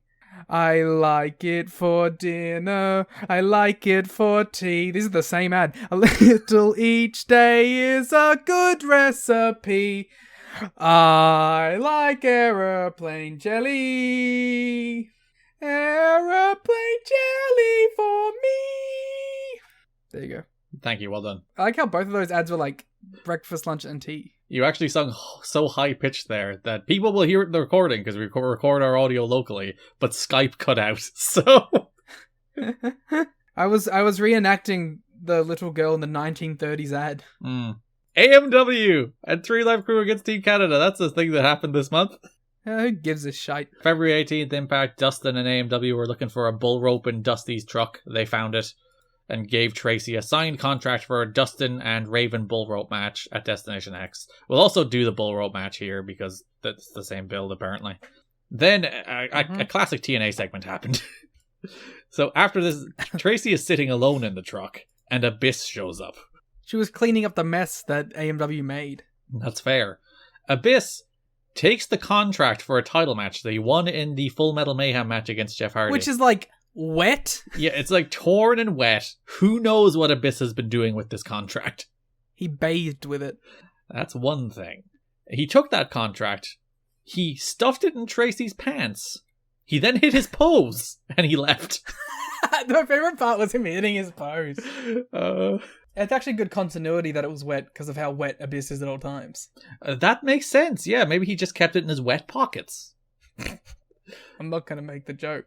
He actually doesn't get his number one contender match, so maybe Dusty's like, actually the wetness makes it null and void because I'm not touching that This is shit. a voided contract. Because he wrestles Styles in a number one contenders match at Lockdown, and he never gets his title match. He won a title match. He's owed a title match. Give my man his title match. Next show, Franchise has Raven. He talks about the bull rope match. Raven's like, I'm actually pretty okay with it being a bull rope match. I've done worse. Then talks about he is the most unforgiving person on the planet and will set Dustin free by destroying him. I like how he went back to his rhyming bullshit. Management is souring on Raven. Just knowing what's about to happen. As they blame him, not Dustin, for the quality of their recent matches. I wonder why. Fucking stupid. The general assumption is that Raven asked to work with Dustin in the hopes it would score points with Dusty, but it backfired. Okay. Dustin Rhodes faces Eric Young on the March 4th show. Trunks Eric. Tenay takes a little shot at WWE here. He's like, we did Piper's Pit months ago, because I assume they announced they were doing Piper's Pit. It's the Austin one for WrestleMania in 2005. Yeah. Which is unhinged, by the way. Well, tremendous angle. Go listen to it. This era of Piper, what more could you expect? They just let him go out there. After this year. Yeah, they saw the TNA segments and were like, let's just cut him loose. Put him in there with Austin. But today is like, we influenced the wrestling world. We did it first, then other people, as if he fucking invented Piper's Pit. Where did Piper's Pit first start? Just like we were like, we invented covering 2010 TNA. Mike Tenay was like, never mind the WWF in the 1980s. We invented Piper's Pit. It's true. We did. We invented Piper's Pit. So there's a moment in this match where Young jumps off the top rope, and the spot is meant to be Dustin catches him and Atomic drops him, but Dustin is completely lost, and Young basically does the move himself. Young, he tries, man. He like grabs Dustin's arm, lifts himself up, and Atomic drops himself. Bless him. Rhodes hit a super kick, but Rude jumped on the apron. AMW came down to even the odds. Dustin hit D'Amore with a bulldog and then followed with a power slam for the win on Young. TNA officials were under the impression Piper was just doing WrestleMania and would be returning to TNA shortly after that. That could wind up happening like that, but if it does, it will probably only be if WWE doesn't want to use Piper any longer. So TNA are like, he's only going there for a little while. Yeah, he'll be back. They want him back for some reason. I don't know. Maybe he's just fun to be around. Oh, I forgot in the last show, there's a Team Canada against Dustin and AMW match. Who cares? D'Amore tried to interfere, Dustin backdrops him. Divine actually does hit Dustin with the hockey stick, and then Harris tries to clean house, but he gets Northern Lariated for the Rude win. It was a great Northern Lariat, though, to be fair. I love the Northern Lariat. It's a cool move. I like that it's a Hanson reference, too. I kind of get why no one does it, because if you do it wrong, you do actually just clothesline somebody in the back of the head. And also, like, if the sell isn't good, it kind of looks like shit, too. Like, it's a very 50-50 move. And I guess it's hard to sell because by design, you can't see the dude coming. Yeah. I don't think it's a finish, but I think it's a great sig. Good move for Rude. The March 11th Impact, one that's cut off Impact Plus if you watch it, so you won't see the segment unless you watch the original broadcast version. AMW and Dustin Rhodes were in Dusty's truck. Send us $50 and we'll give you the original broadcast. They were having a great old time in Dusty's truck with Tracy and Trinity. They were up to all sorts of antics and shenanigans and giggling. The AMW and Dustin were just having a good time with Tracy and Trinity. You don't know that. That's true, I guess I don't.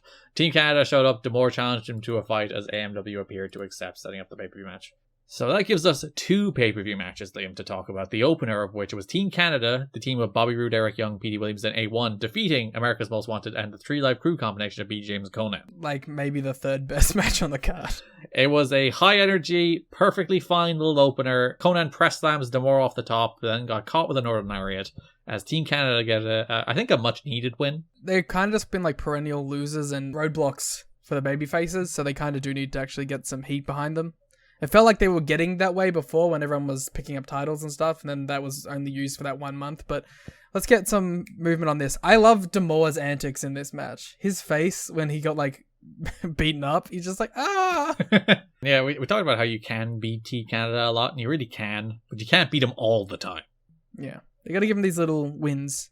And then Dustin Rhodes defeated Raven in a bull rope match. Well, you love this match, so why don't you talk about it? I think I gave it 2 1/4. Yeah, I gave it 1.45. The well-known wrestling rating of 1.45.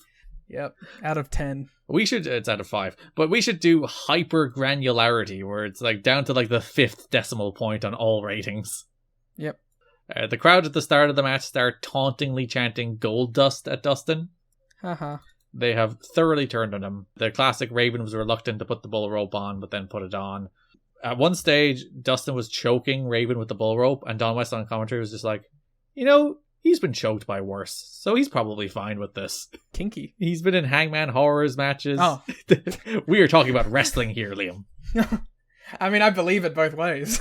I'm perfectly sure that he has also been choked in other capacities, but we are strictly speaking about wrestling. Put it on pay-per-view, we'll see how it does. It'll probably do better than this show did. Raven had a chair, Dustin accidentally punched it, but then just hit his bulldog immediately after for the win. To audible boos, crowd was not happy he beat Raven. This show sucked. This was like the downfall too. This was the first match where you're like, the first 2, they're like, whatever, they probably shouldn't have just been on the show, but they ended up being like 2 of the better matches on the show. And then this was just like the beginning of the end. So yeah, Dustin went over. Team Canada attack after the match, AMW made the save. Let's talk about John Fairplay, because then we can end it with some fun discussion about what the worst match in TNA history might be.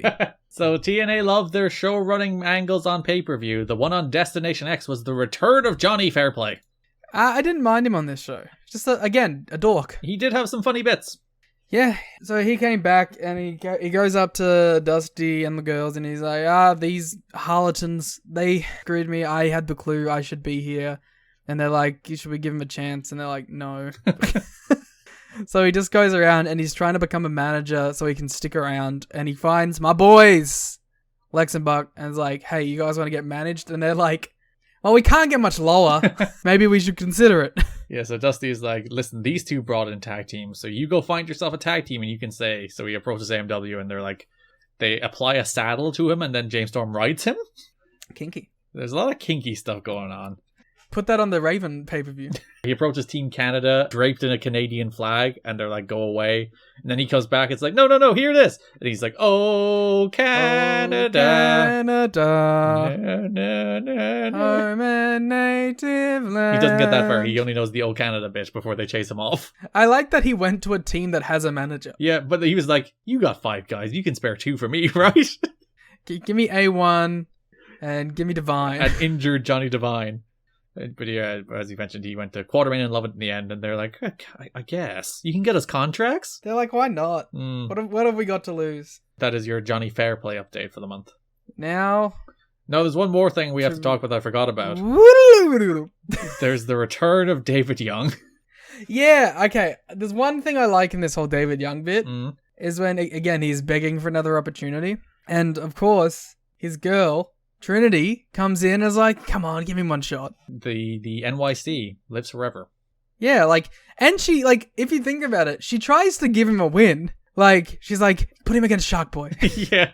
He might be able to do it. And she was right. He did do it. So I appreciate, there's a couple moments of that. Like, there's a moment where, is it Michael Shane also goes to the back and, like, he talks to Tracy specifically? Yeah. The girls are in power now, and, like, all of their old flames are like, come on, help us out. That is also the segment where Michael Shane officially dubs himself Matt Bentley. Yes. Which must have been very confusing, but he's not, because he's not like, I'm Matt Bentley now, that's my name. He's like, and you will hear from Matt Bentley. And Tracy should have just been like, who? Well, no, Tracy knows. So, like, oh, that's what he calls himself in his free time. It is his shoot name, so. Yeah, so, yeah. She knows she's on very personal terms. Very, as we've seen from history in the company. Yeah, on the Go Home show, David Young does defeat Shark Boy with the help of Chris Candido and the Naturals. Can't wait to see where this is going. I like the way the last two matches on the Go Home show were David Young versus Shark Boy and Apollo versus Lance Hoyt. This is for us, people who survived 2003. And the last story. So running through the last few episodes, Dusty has been trying to decide between Trinity and Tracy as his special assistant, his secretary, if you will. And he has said that both should go find tag teams and they can face off, and the winning tag team will determine who will be his secretary. He's like, listen, we have no tag division. Please go recruit. There is, like, the worst of the Dusty segments is actually, we didn't mention the Fair Play one, the one where he's like, Fair Play, go get me a tag team. Then Dusty gives Tracy a little kiss, and Trinity sits there and sulks. And Dusty's like, let me give you a little sugar too. Once again, a reminder, he's the booker. They're probably fine with it. Probably. I also kind of love them. Like, I think Tracy and Trinity are so much fun on these shows. They should frankly replace Dusty as bookers or as authority They figures. should be co-bookers. They should be co-authority figures. I like this whole storyline. All I want is for Tracy and Trinity to end up being like, you know what? We rule. Fuck this guy. So February 18th Impact, Trinity's team of Phi Delta Slam, Big Bruno and Big Till face Mikey Bats, Kid Romeo. I kind of love these dorks. So yeah, they're dressed in like frat outfits because they're Phi Delta And they both Slam. look like 45. Yeah, they're both men in their 40s. The only reason they're in this spot is because they drive Dusty roads around the place. Awesome. Which is great, a great ploy by Trinity. Ah, yeah, pandering to Dusty. She's smart. Yeah. That's why she got the kiss. No, she didn't get the kiss. It was Tracy that got the kiss. Well, blatant favoritism. So Bruno hit a powerbomb. Till hit a big top rope splash. It was awesome. It was like watching 3 Minute Warning. His tsunami splash on Romeo for the win. I didn't know that anyone other than Jonah had called it the tsunami. He stole it. He's watching his Big Till tapes. The idea of anyone sitting down and studying Big Till is so fucking funny. Ordered his fucking Big Till comp on the internet. You know, everyone knows that when you go to the Performance Center, day one, you go in there, you sit down, you watch the Bret Hart Shawn Michaels Iron Man, Yep. you watch Bailey and Sasha, and then the third match is Big Till. They teach you how to do the big splash. A best of Big Till compilation. Oh. The other team is much worse. I'm going to say it from the beginning, I've always loathed this team. What do you... I loathe them. So Lex Lovett and Buckwater. No! March 11th Impact. They face, by the way, if you watch this match is also not on the Impact Plus version, so you're saved from this one. Lex Lovett and Buckwater main face the Tracy combination of the Disciples of Destruction, who you might be like, I don't know who they are. They're the Harris Bros. Yes, you do. They're called Dodd, but they should be called Dud. Ah, owned. Well done. You should be very proud of yourself. Thank you, the one live fan who pays $50 a month to listen to this show live in my room, who was clapping for that. What's his name? He doesn't get to speak. Cool. It's Big Till. It's Big Till. Big fan of Big Till on the podcast. The Harris Bros are doing like their fake Undertaker biker gimmick. It's like two biker takers. Yeah, they're two biker takers. They come in on their bikes with Tracy. I like to call them as two Chuck Palombos. As Tracy also has a bandana now. I gotta say, Trinity's ahead of the game right now. Phi Delta Slammer ahead of the Harris Bros. Yeah. They went with the H-bomb before Phi Delta Slam attacked. Till went for his big splash. But The H-bomb. the Harris Bro avoided it. Which does bring us to Destination X, in which the Disciples of Destruction faced Phi Delta Slam to determine who would be Dusty Rhodes' secretary. Yep. Well, to be fair, we don't know for sure because Buck Waterman and Lex Luger could beat the winner of this match That's true. at any opportunity. And it could be Johnny Fairplay. Yes. I hope if Johnny Fairplay wins, he gets treated with the same sexual harassment cases that Trinity and Tracy have been building up. Yeah. He gets a kiss too. He kisses Johnny Fairplay and Tracy and Trinity are like, Yeah. Give Johnny Fairplay a little sugar too. This is so shit. So, in a moment that made me irrationally mad, actually quite rationally mad if you think about it. So, Trinity goes up top. Oh, yeah. She hasn't hit her big moonsault in a good while. So she goes up top, she hits the moonsault on one of the Harris Bros. I couldn't be bothered working out which, because they both stink. But she hits the moonsault, and he's meant to catch her and throw her in the front row. She is like a tiny 100-pound woman. He is like a 6'7" hulking human being. And he fucking drops her. Yeah. She does a moonsault off the top, and this useless piece of shit drops her. I'm like, get out of the business. This guy's like a 15-year pro or whatever at this stage. And you cannot catch a tiny woman. Kick him out of the business. Like, legitimately, if he came backstage after he did that, I'd be like, don't come back. Yeah. Go back on tour. You useless piece of shit. And he didn't come back. They don't wrestle again. So maybe they did say that. But Harris Bros win with a boot. A shitty boot to Bruno. So Tracy's the secretary now, apparently. We'll see how that goes. And that is it. That's the terrible month that was March 2005. Like, the stretch of matches on this pay-per-view, where you get Dustin and Raven, which isn't the worst, but it's not exactly good. Then you get the Disciples of Destruction versus Phi Delta Slam, which is a bad wrestling match. And then you get Monty Brown versus Trytan, which is a terrible wrestling match. And at that point, after you also got Sabin against Stevens, which was fine, and the opening 8-man tag, which was fine, you just wanted to die. Yeah, it's really just a terrible, the worst TNA pay-per-view so far. And you get the small reprieve that is Hardy and Abyss. And then it gets shit again with the Joutlaw versus Kevin Nash. With another dud!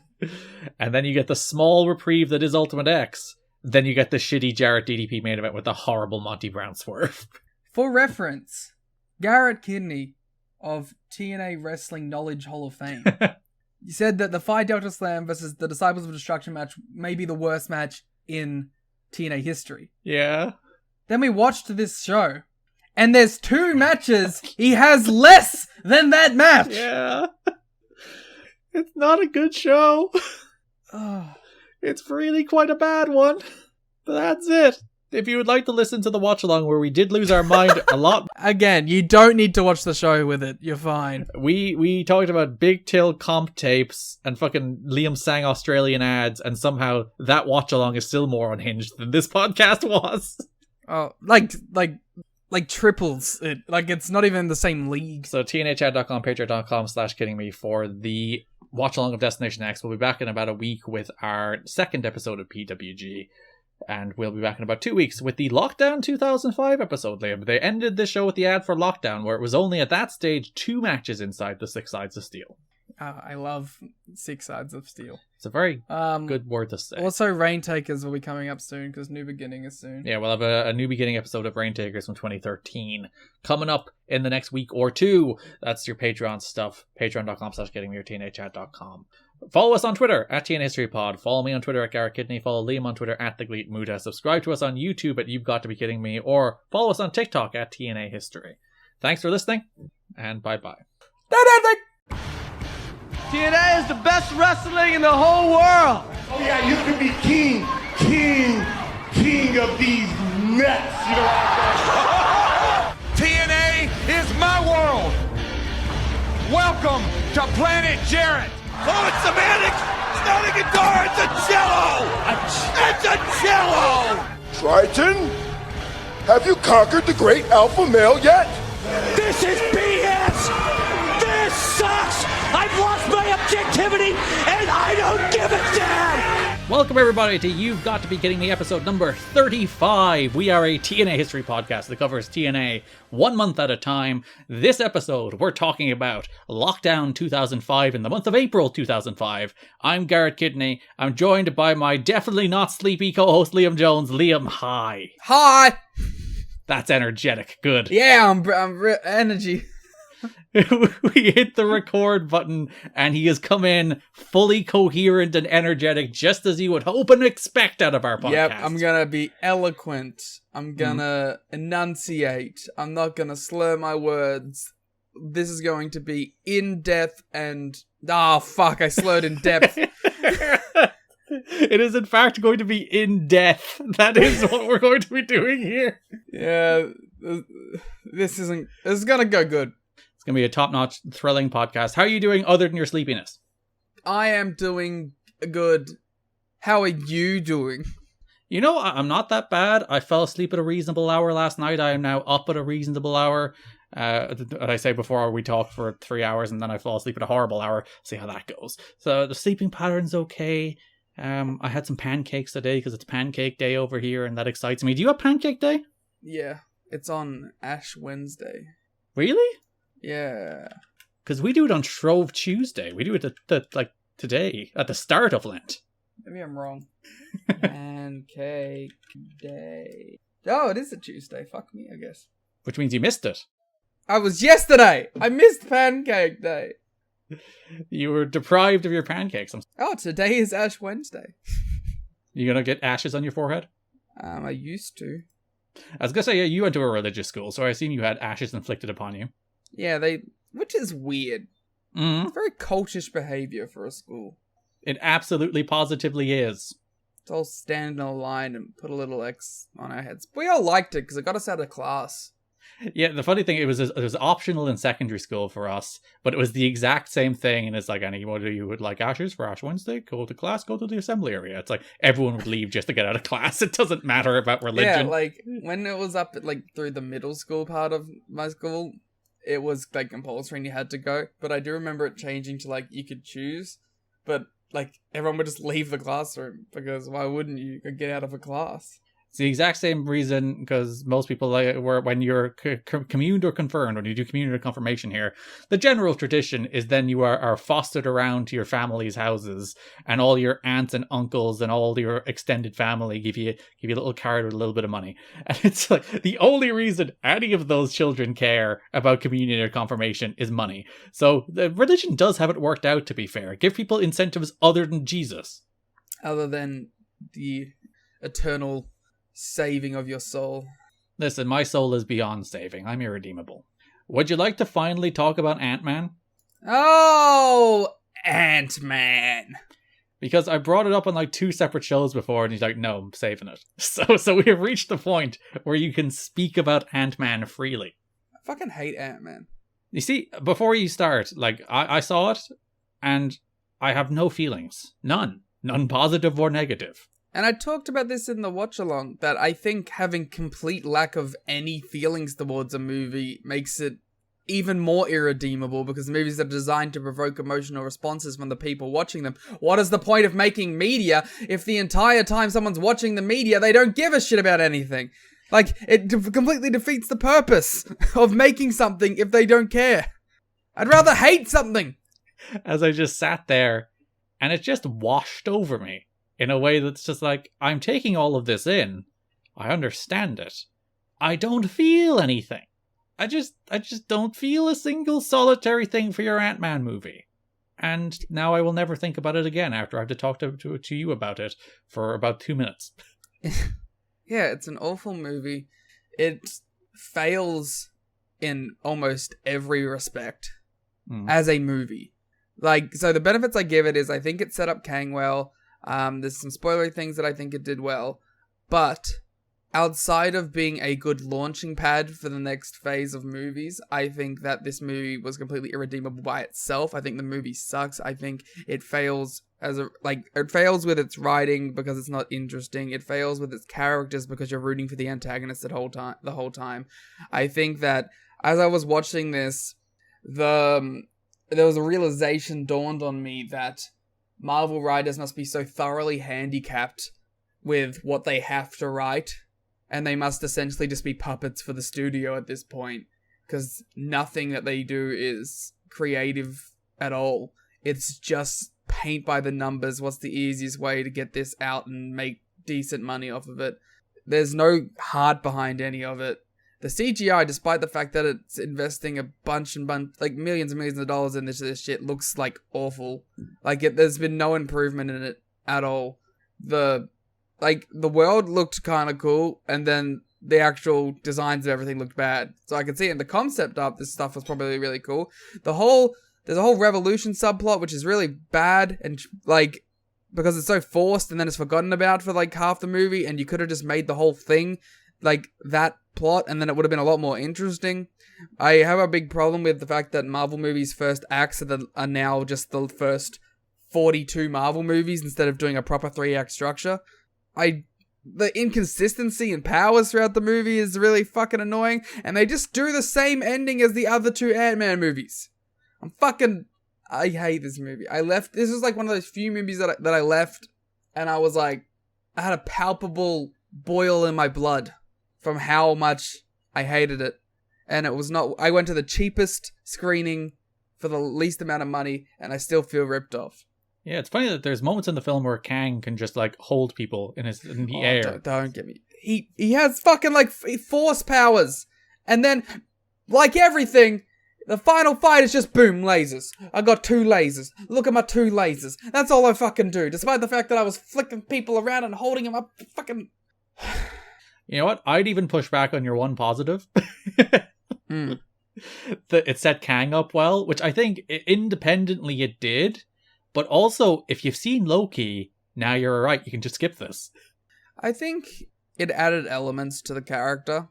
But elements we're, without getting into spoilers, not going to see again. I think we are, though. That's the difference. I guess it's not a spoiler to say there is thousands of Kangs. We know that from Loki. Again. We also just know that from 50 years of comic books. Yeah, but even if you're just going into these movies or this universe, it's like, the big reveal that there's lots of this guy came in Loki. So, yeah. I have been a hater of these movies for quite a while now, to the degree that I think people think I hate all these movies. And I'm like, no, I liked nearly all of them up until Endgame. And I thought Endgame was like a borderline masterpiece of what they were trying to do. Not in terms of it like being like a real serious film, but like the culmination of a comic book universe. Perfect. They nailed it. And then everything after Endgame, like I thought I'd feel a little like worn out, and I didn't think I'd entirely care coming out of Endgame. But then I didn't really anticipate the degree to which I just like, I don't care about any of these movies or these people. Like I even watched Black Panther last night, and I made the mistake of watching it like on a relatively small screen in my room. And I couldn't pay attention to it. It could not hold my attention. And I'm like, I've got to see these films in the cinema from now on, because sitting at home watching this, I just completely zone out because I don't care about any of these people anymore. I think this phase would be borderline irredeemable if it didn't have a slew of good TV. The movie side of this phase really let it down. Well, Ant-Man is the start of a new one, which was a news to me. It's like, oh, phase 4 is over? Yeah, the Black Panther was the last one. Why even call it a phase? I think they knew, and they're trying to get out of it. But yeah, the TV was the only good part of this entire thing. The movie stunk. Except, like, I liked Black Panther. That's about the only one. I liked Spider-Man, but not because it was, like, a good movie. I liked the experience of Spider-Man, but I don't think it's a good movie at all. I've already talked about this on the show. Yeah, so let's talk about something you did like. Let's talk about the Great Muta. Yes, he is retired. He had his final Tokyo Dome show in front of 30,000 people. Eat shit, Wrestle Kingdom. Yeah, it was probably the best show of the year. I don't know what, like, Wrestle Kingdom was, I don't think it was better. This gave me like it's like a warm blanket coming over me and reminding me of what Japanese pro wrestling is. That's what this show felt like. And it was the loudest pro wrestling crowd I've heard since the COVID restrictions went down. Interpromotional warfare all over it. And then, a big, grandiose retirement ceremony at the end. It is kind of a perfect encapsulation of Japanese pro wrestling in a way. And it reminded me why Japanese pro wrestling is better than all other pro wrestling. And is better than everything else. It's just the best. So I watched like 6 minutes of this show. I watched the Chono and Muta match. Yes. which absolutely rocked. Thumbs up, like 3.5 stars. And I love the fact that like Chono clearly was like, "What the fuck you? I'm not doing this." But he still did his Shining Wizard and his STF, and everyone was happy. He did the Shining Black, thank you. And I also watched Muta's entrance, It's just the best, isn't it? which, if you haven't seen it, go watch it. It's on YouTube. Like, go immediately watch it. It's 9 minutes long. But, well, the actual entrance is about 3 or 4. But it did a thing that I was like, how has no one ever done this before? Because it's, like, so blatantly obvious that surely you would have thought somebody would have done this, but I don't think anybody has. I think I just assumed someone else had done it. Yeah, but before Muta came out, they played a montage of all of his old theme songs. They did a theme medley. And my favorite part was like seeing which ones the crowd did not give a single fuck about. And then they played like his 90s New Japan theme and they're like, oh fuck, that's his best theme. And then everyone went NWO. If you would have thought, oh, the Tokyo Dome in 2023 will all unite saying the words NWO in 2023, I don't think anybody would have taken that bet. But they did. Yeah, what a great idea, though, to just do a medley of the theme songs to encapsulate his career. Because everyone loves wrestling themes, and everyone loves Muto. So I can't believe nobody's ever done that before. And maybe if somebody has, let us know. But I don't think I can think of an instance. And there's some issues where, like, you know, people have been in different companies, so you might not be able to get theme song rights and all that, which I don't think they gave a fuck about because they played some final countdown on this, and they absolutely positively did not license that. Well, they may have actually had it in the license because Cyber Agent, like, just has that kind of stuff. Like, oh, they are a media company, yeah. Like, they may just be in, like, their previous, like, no, I'm sure they didn't license it for this, but they may have had the license. That being said, they were very sparse in how much Final Countdown they played. It was like 4 seconds. Yeah, so they may have had the rights, but still didn't even want to, like, fuck around with knowing how Europe is very protective of that song. Yeah, both the continent and the band. Yes. Yeah. And then he came out, and the fucking Noah stage is, I don't know, every time like a new stage debuts and I'm disappointed, that's like the Noah stage is what I'm hoping it will be. Where like everything about that stage, and particularly how they light that stage, is just insanely cool. And the fact they have that 4K camera just for entrances, really. Like, they'll cut to it during the match, but like they bring it out basically to do the entrance shots with. But my favorite thing about Noah production that gets a little maybe overlooked because of how great the like ring production is I love the fact that they're the ones keeping the pre-match VTR alive. How cool was this pre-match VTR with Keiji Muto sitting on a chair as a projector plays his old matches? It's just, again, it's the little touch. It's the reason WWE drive me nuts. Oh, because they could be doing something similar? Because they have all the money and resources in the world. And they do nothing anymore. Like even as a company who used to be known for producing some of the most memorable pre-match VTRs of all time. Like there's so many WWE promo packages you can cite that people absolutely adore. Even like going back to relatively recent times with stuff like the Daniel Bryan Monster package. And now they just don't. They don't do any of that shit anymore. It's just a bland, boring looking show. You have so much money. Why aren't you doing cool shit with your money? They won't even spend money on making cool trons.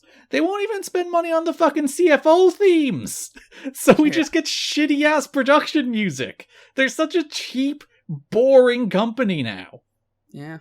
And then you watch Noah with the fucking coolest stage you've ever seen in your life. Every like little lighting part for all of the different Keiji Muto themes had a different lighting setup, and they were all fucking awesome. Just for like that 2 minutes that they just played songs, they had completely different lighting rigs for all of them, and they were so cool. And then I watch every other wrestling production, and I'm like, why aren't you trying? They had different lighting rigs for everyone on the show, Garrett. I just hate how it's like, I don't think it's lazy. I think it's just like effortless. They're not trying, but not in a lazy way, just in a lack of creativity way. It's just like, what's the easiest way we can do this? Churn it out, bang, bang, done. Giant screens, font on screen, job done. Yeah. and then you just watch Noah, and it's like, it's so cool. It makes wrestling feel like the biggest thing on earth, and it's fucking Noah. Yeah. So yeah, the 6 minutes of that show I watched Rock. I will watch the main matches for it, but I had to get show notes done for this show, so I couldn't watch it today. This is really, I'm like, abandon the show notes and watch Noah instead. Yeah, I don't get what the internal debate was. You know what? We can put on our own wrestling shows with phenomenal production. If thousands of you go to tnachat.com or patreon.com/kiddingme and subscribe to our Patreon, where you can get tons of extra bonus content, including our current ongoing PWG review show, Guerrilla Warfare. Liam has spread his brain virus to me. Guerrilla Radio is the name of that show. We're currently a few episodes in. You can listen to our most recent episode on World's Finest, and our upcoming episode will be on DDT4 from 2012. We also have our latest episode of Rain Takers is up there, talking The New Beginning from 2013, talking extensively about the influence of both Alex Shelley and Prince Devitt for two very, very different reasons. They're both fun shows. Yeah, all our previous shows are up there waiting for you to listen to, including our full Ring Ka King show, our full Monday Night Wars show, 2010 Monday Night War that matters, our full GFW show, our full WSX show, all of our drafts, all of our interview awards, all of our watch-alongs, all of our star ratings, all of our show notes, where there is also an ad-free version of the show for just $1. Wow, that's so much value, Garrett. It is, like, there is over 100 pieces of exclusive audio on Patreon now, which is kind of wild. I'm going to go there right now, man. Pay $10. Oh, thank you. You get it for free, but I'll take the money. Actually, no, you'll get 5 of it back. But nice. Which means it's a great deal for you. But tnachat.com, patreon.com/kiddingme, where you can support the show and get an absolute ton for it. This is the upside of waiting to subscribe to our Patreon, because there's more and more stuff waiting for you there the longer you wait, but you shouldn't wait longer because there's lots of stuff there now. I've just made a bad sales pitch there, Liam. I'm trying to walk it back. Yeah, walk it back. In what has sadly become a reoccurring trend on episodes of this show, we have to talk about somebody who died again. Oh, hell. So Jerry Jarrett passed away in between our episodes, the co-founder of the very company we're talking about. Yeah. Someone whose book gave us many an insight in the early shows. Oh, his book is the best because, one, it gives you, as you said, like an insight into the founding of a wrestling company and Jerry's like day-to-day thought process as that company was being founded. If you've never read it, The Development of NWA-TNA, something like that. It's basically his journal, his diary, as he was actually going through the process of the first year of TNA. So the entirety of 2002. So the 6 months leading up to the start of the company, and then the 6 months of the start of the company. And it is like just a fascinating insight into like starting a company like that, weird personal dynamics with your son, a deep, relentless hatred of Vince Russo, which is perhaps my favorite part of it. And then like the dealing with the just tumultuous first 6 months that was TNA, filled with like fraud and investors pulling out and bad shows and of course TNA being bought in the end. So like, I don't know, you can say a lot about TNA. You sure can. And you can say a lot about the business plan behind TNA and whether or not it was a very good idea to launch a weekly pay-per-view series. It wasn't. You can also say a great deal about the quality of the early TNA shows and frankly beyond. They were bad. We've said a lot. We have 34 other episodes saying a great deal about all of them. But when you look at the wrestling landscape that the Jarretts launched into, which was total and utter monopoly from the World Wrestling Federation, it was a pretty large fool's errand to even try. To even launch, because we already had Jimmy Hart's company backed by Hulk Hogan that flopped. We already had the World Wrestling All-Stars that flopped. So people, it's not like TNA were the first to try. It was already proof that like there's not really a market here anymore for a second wrestling company. And through stubbornness and pig-headedness, they brute forced their way into creating a second company that did provide people jobs for now going on 21 years.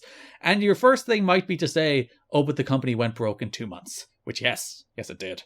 But without the Jarretts, you don't get the Carters. Like, the Carters are only in wrestling through a personal connection to the Jarretts. So if you don't have the Jarretts taking that leap first, you don't have the Carters putting money into wrestling. And for basically 15 years, you don't have a well-paying, for as much as TNA were well-paying, but even like by the peak of the Spike years, they were offering good 6-figure salaries to some wrestlers. So well-paying jobs in wrestling. And that's ultimately like the Jerry Jarrett has a much larger influence than TNA. If you want to go back to further in his career when he has much more successful territories. When at like 25, he's opening up territories in going to wrestling wars. That upset me. Where it's just like I was because thinking about like that like what he was doing at what age in his life, because he was a wrestler. But yeah, it's like I haven't achieved anything and I'm 30. Now you have a top tier podcast that's in the top 10% or whatever. Oh yeah, we are in like the top 25% of wrestling Patreons, so thank you for that, everybody out there, and help us get into because there's like, whenever Brandon releases that, there's like 25% and 10% or something, and we've never been in the 10%. So the main reason you should go to tnachat.com or patreon.com/getting we want to see our name on the list. Yeah, we want to see their name on the list, and we want to be in the nice part of the pie chart. Yeah. But as I say, like you can say all you want about TNA and its business plan and its product, but without that leap, without Jarrett jumping into the wrestling business, and Bob Ryder, though he didn't put money in, you don't get the Carters and you don't get a number 2 in wrestling for a very long time. And like there would have been a number 2. It would be naive to think nobody would have tried to jump into that space. But nobody with money would have, and it would have flopped, just like TNA did very quickly, just like WWE did, and just like that Jimmy Hart company did. So if you can listen elsewhere for, I think, deeper retrospectives on Jerry Jarrett. We'll, of course, be talking more about Jerry on this show. But it's going to be sort of a continuous retrospective. Yeah, because he does have a very big falling out with Jeff coming up that we haven't covered yet. So, which they did reconcile later in life, which was quite nice. But yeah, Jerry Jarrett has passed away. But too many people are dying. That's the 3rd episode in a row we've had to do some kind of memoriam to. We're getting like one a week. Yeah, and I was thinking about that, where it's like TNA is 21 now, which is pretty old, and yeah. we're increasingly like moving into the phase where like the wrestlers I watched growing up are getting older and older, and it's going to be like the sad wrestling fans who are like 50 now. It's like all my faves are dying. It's like, no, I don't want to get to that age where all my favorite wrestlers are going to die. That is the grim process of aging, isn't it, Liam? I wouldn't know. You are but a spry, youthful young fellow. Yeah, for sure. I can't bounce youthful and young off each other, by the way. It's bad English. I should have chosen a better synonym. Enthusiastic, perhaps? Energetic? That gets us into the news for this month, starting with a Torch Talk interview with Big Sexy Kevin Nash. In which Big Kev pulled absolutely no punches about his current run in TNA. My favorite quote, in which he talks about, it's like he's asked, "Are you committed to TNA?" And he says, "No, because to me I'm 0-5. 4 of those were with Dusty booking. I think in that time his son is 5-0. It gets to the point where, I'm not a mark, but I can't work for a company that books matches and doesn't book finishes." If you saw the booking of Trytan versus Monty Brown, his booking is still cutting edge. Laughs. Motherfucker, I saw that shit that night and I went, you know what? I don't care what Daniels and AJ do after it. It's not going to pull this pay-per-view out. That is a fucking back and to the left Kennedy headshot where it's the emergency room and we're just going to make you comfortable until you die, because it didn't matter what happened after that, let alone our fucked up finish and everything else that happened. I love you, Kev. This is a man who's still working for this company. This is a man who does not give a single solitary shit. He is just going off. He is popping off, throwing shots at Dusty. We'll talk a lot about Dusty on this episode. But there's a lot more in the show notes. And honestly, you should go read the full Torch Talk, because it's absolutely tremendous. Like, the first question he's asked, like, why he starts working for TNA, and does he feel like he's getting something out of it? And like, he basically says that he's working for TNA because Jeff Jarrett's a good friend of his. And when he was finishing up with WCW, Jarrett was like, hey, come over to TNA. And Nash was like, sorry, sorry, I gotta go to WWE. And he felt kind of bad about that. So it's like, yeah, I'll do the TNA appearances. And then he goes on like a long non sequitur about how his first car trip had Sid, Dutch Mantel, and Iron Sheik in it. And then talks about how Iron Sheik called him a jabroni and he was smoking a joint and asking what Nash wants out of his career. And Nash, tremendous interview. He seems like the kind of guy who could just sit there, literally ask the smallest of prompts, and he will just go off. He's a natural speaker. He is. What a man. Yeah. I'm looking at some of the highlights as in this interview. And one of my favorites was like, has AJ Styles impressed you? Yeah. Thanks, Kev. Yeah, and like, in fairness, like that's kind of a leading question from Wade Keller, because he's like, oh, he's not a vanilla midget like you used to say about Malenko, Benoit, gotcha journalism. And whereas Nash is like, no, the vanilla midget comment, that was at a different point in my life. I've got a much greater appreciation for those guys today. The thing that killed me was watching Daniels and AJ work before me and Jeff. I mean, you talk about your ass tightening up. I'm watching that going, fucking hell, this is good. This is really good. I'm watching, and I'm not even thinking about a spot I've got to do or anything, because he's in the main event, by the way, right after, against Jarrett. He had a better match, so don't worry, Kev. I asked how long they were going after the time limit. They said 3 minutes. I said, well, I guess I should get up and stretch. I'm 45 years old. I gotta quit being a fucking mark and watching their match. I didn't remember anything we were doing. I figured, though, it'll come to me. We got out there. I don't know if you can see it on tape or not, because I haven't watched it back, but I looked at Jeff in the ring and said, I'm blank, call it. Well, to be fair, not a bad guy to be in there to call it with. Double J. Yeah, Double J. That's a man who can call a match on the fly. Yeah, he even like starts talking about how everyone said his match with Jarrett was good. And then he's like, you fucking marks, I worked you. Oh no! It's like, it was all smoke and mirrors. Jeff created all the movement. We used the run-ins and everything we could possibly throw in. I had asked Jeff if I could have a couple of his matches on DVD they'd done lately against Monty and a couple of other guys. And then Jarrett sent him the Bad Blood match against Shawn Michaels he did. We sat down and went, what do you see? I looked at him and said, what the fuck? I've got a legal pad right here. I've written down every fucking prop we could use, and I had them on one side of the page, and on the other were all the human bodies we could use. He goes, well, what have you got? And we just took all those pieces, plugged them into a match, and that's what we did. It was the same thing with Billy. I can get 45 minutes out of a screwdriver. I don't think anyone's ever done that before.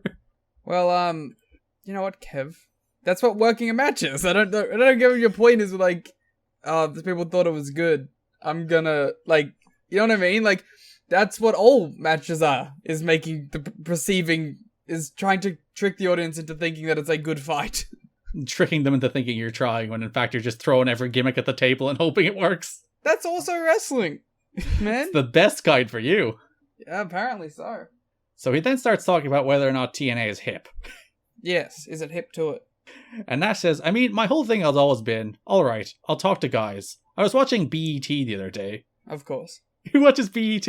Well, I do, because they got raw underground rap guys who come on there. You can get some really incredible ideas.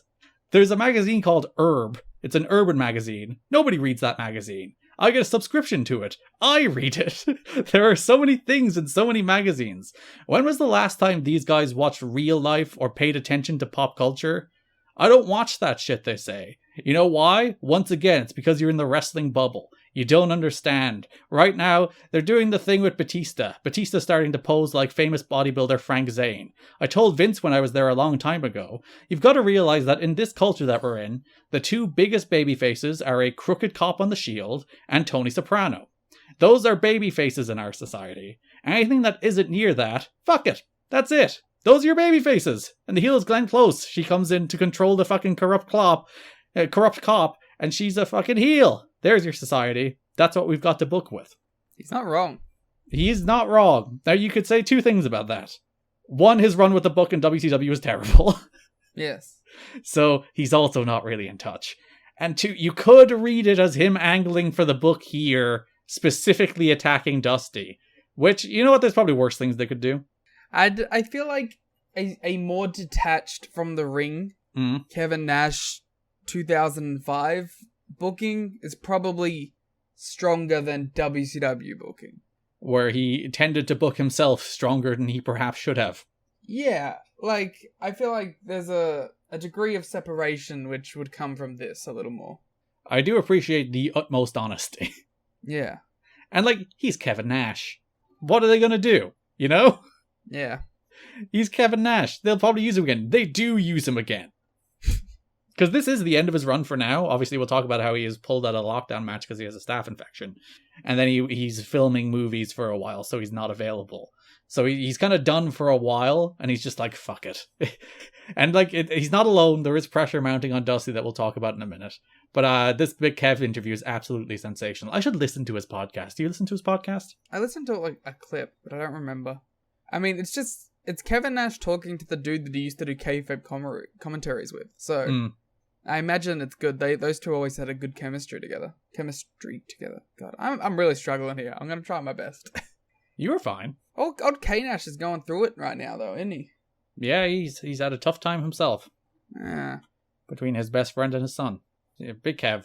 And yeah, he is famous for shoot interviews, isn't he? Oh, as a kid, one of my go-tos. If I saw that Kevin Nash was doing a shoot, I'm putting it on. Due to his sharp wit and his utmost honesty. It was a refreshing wave in a shoot interview culture at the time. And it's a kind of bummer because, like, on TNA, he was just being silly and goofy, and he kind of hasn't been that for a couple months, and he's just kind of been a serious guy who stands around and brawls, and doesn't even really cut promos. I can't remember the last time he had a microphone on one of these shows. So it's kind of a bummer that even on the show itself, he's kind of not doing much. Yeah, well, he's in the Jarrett verse. That's true. You get sucked in there and you become a bland, horrible wrestler who nobody could possibly care about. Mm-hmm. Somehow designed to serve just the NWA champion. Oh, Double J. TNA officials met with Spike TV officials in New York about a potential deal to replace WWE programming when its contract expires in the fall. Jarrett told several people that he was optimistic with the reception he received at the meeting and excited about the potential for a deal. Spike TV spokesman downplayed the meeting, telling The Torch, Spike TV executives are always meeting with various entertainment and sports-related organizations. We met with TNA, but that does not translate into a deal. Sources say that any potential deal is in the preliminary stages of being considered, but is a definite possibility that Spike officials will look further into TNA as a content provider. I don't think it's going to happen. Nah, company's going to go under. They're going to lose their TV deal. They said we would never get on Spike. That was more JR than Jeff, but I got it. JR probably did that promo too. The goal of the Jarretts from the outset of TNA was to end up head-to-head on Monday nights with Raw on a national network. That always works. Why? Because everyone lives in the 90s and no one can do their own thing. Why are people obsessed with this idea? Like, why? Let's split the audience. Because, like, it was a cosmic fluke that the Monday Night Wars worked. Yeah. Because you know what happens 99 times out of 100 when two shows that have similar audiences go head-to-head, Liam? They both lose viewers. They both lose viewers. They split the audience.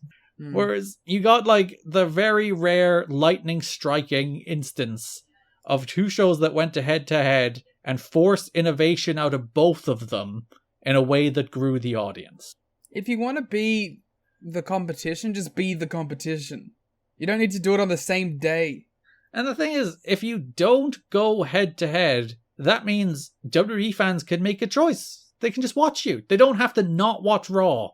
Because it's much harder to get a WWE fan to watch TNA if they also have to stop watching Raw in order to do it. Whereas, if you're on another day, perhaps, said WWE fan can watch both Raw and TNA. Then you end up with more viewers. Then the TV company gives you more money. Then you're alive.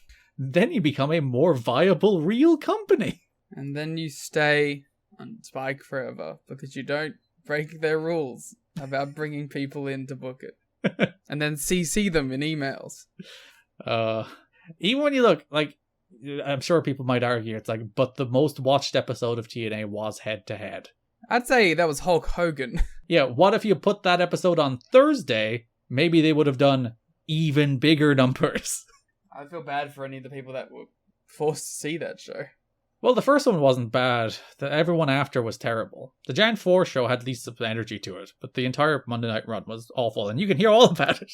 TNHN.com. I just winked at the non-existent camera. They heard it. They heard that eyelash move.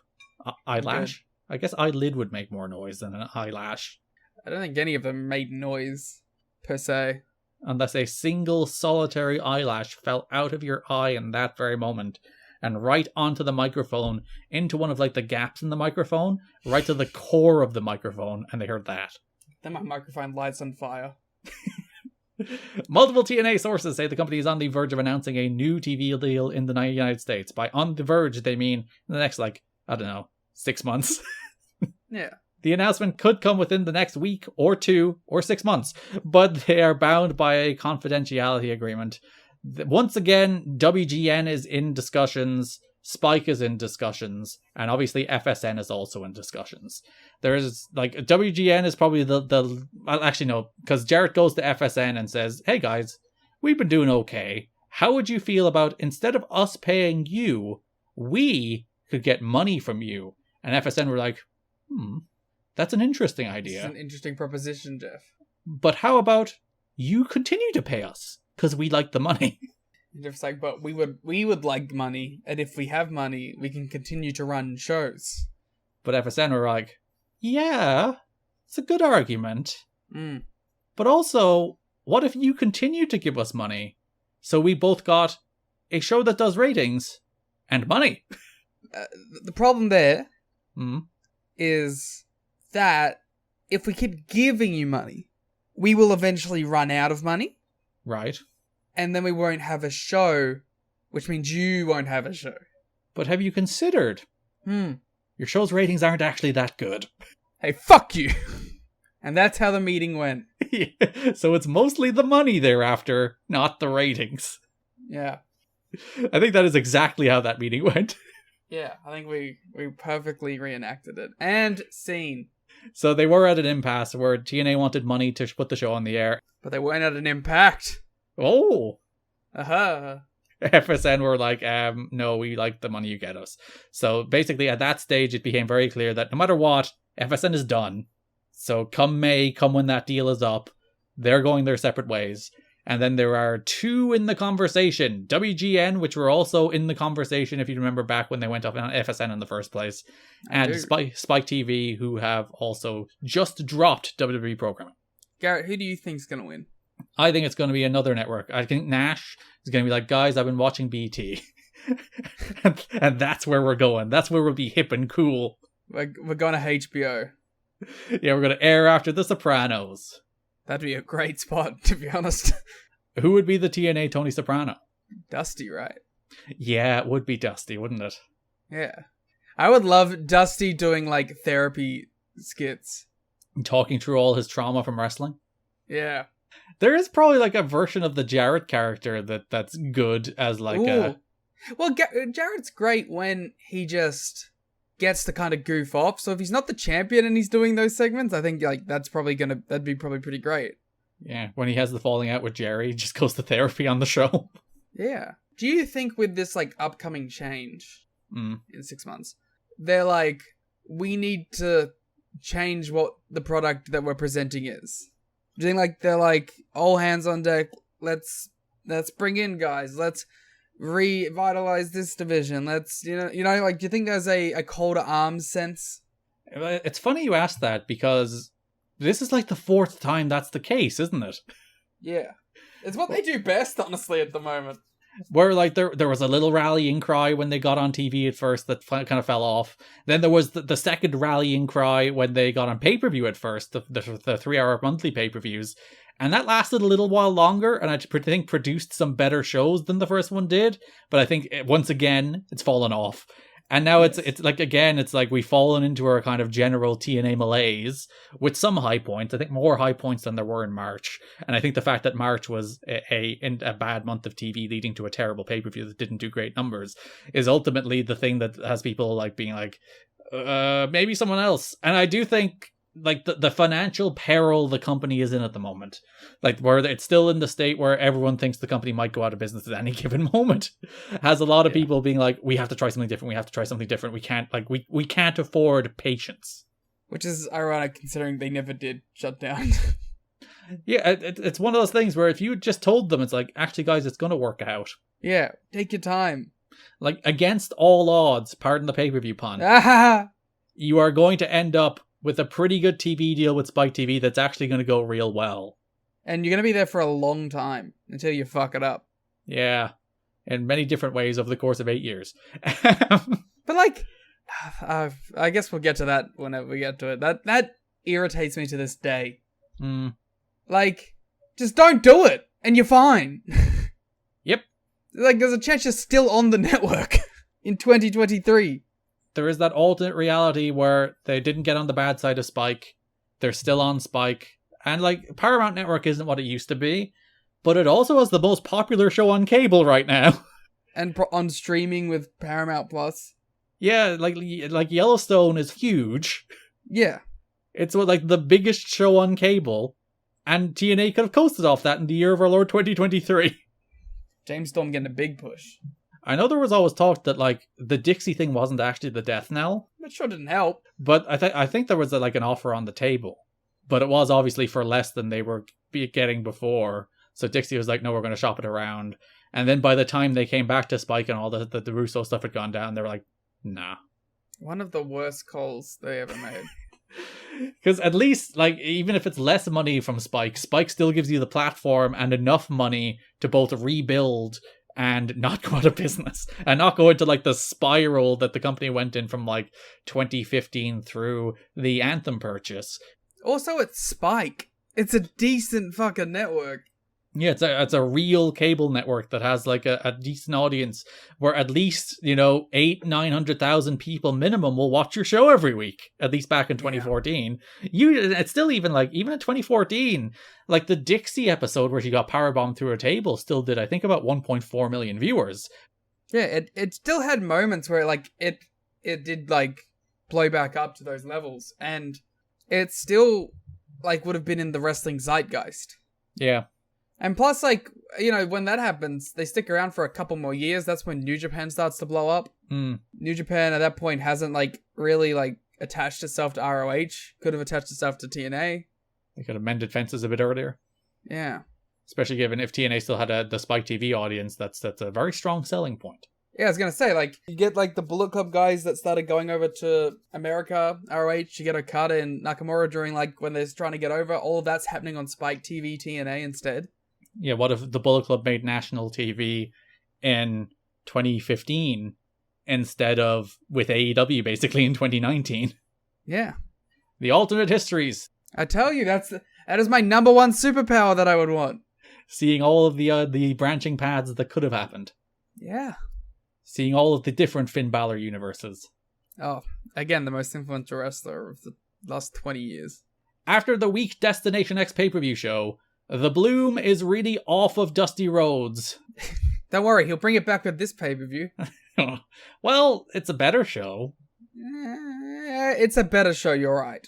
Like, it is, like, I say substantially better based on the fact that the last one was terrible, and I think this one was decent, and the last one was awful, which is substantially better, but this one was alright. They kind of needed to knock it out of the park this month, and they didn't. There was tremendous second-guessing of his booking, and even people who grew up with him as their childhood idol are saying they can't handle his ego.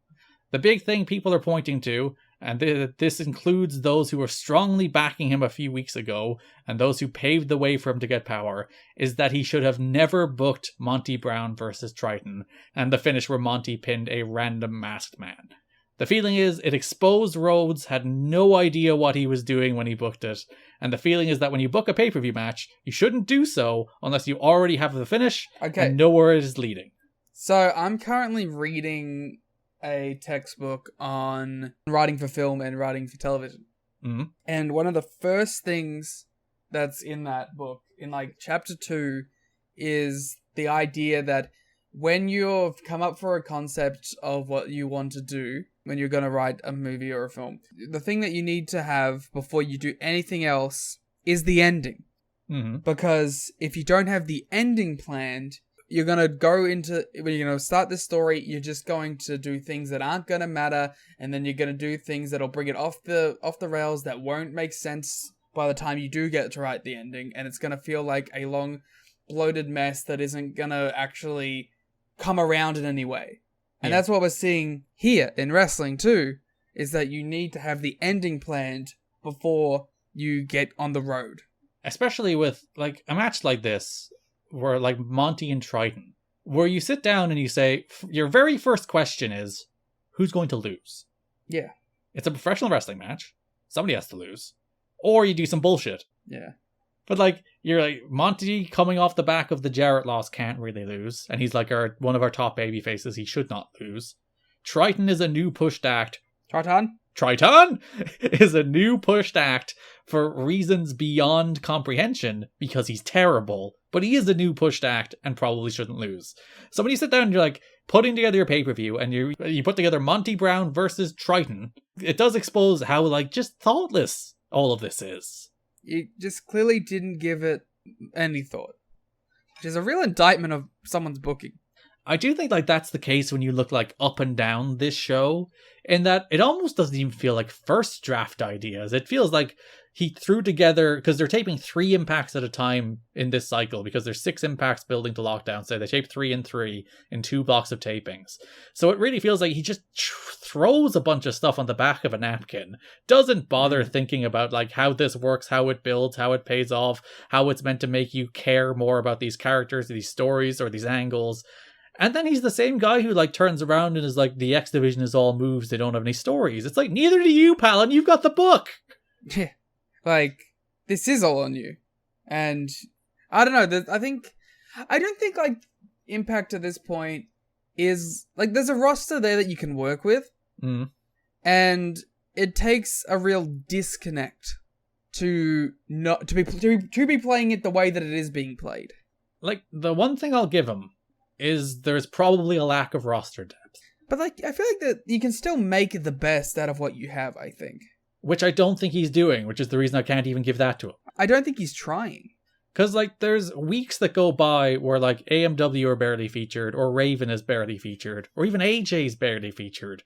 It's like, you have pieces you can put in good places, and instead you're just booking everybody to beat Buck Quartermain every week. Yeah. Like, I feel like I've seen Buck Quartermain on this show more than I've seen Jeff Jarrett, and that's saying something. All over the show, old Buck and David Young and Lex Lovett. Though it is funny, you raised the point about like having your ending planned in advance, which I largely agree with, that you should. But it's funny, we saw an instance just this weekend where it's like they had their ending planned in advance and stuck to it when they probably shouldn't have. That's the thing. You don't have to stay with it. Mm. You can adapt as the story progresses, because it is a story unlike a movie or TV show that is going to be told concurrently with the people watching it. So you have the ability to adapt and change. But when you first form it, you should have an idea in mind. Yeah, it's fine that you're building toward Cody Rhodes, but you should pivot when you get a really hot babyface. Yeah. And you can find a way to make it... That's the thing, too. You can find a way to make it work. Yeah, it's pro wrestling. You can basically do whatever the fuck you want. Yeah, you control every element of it besides injury. Mm.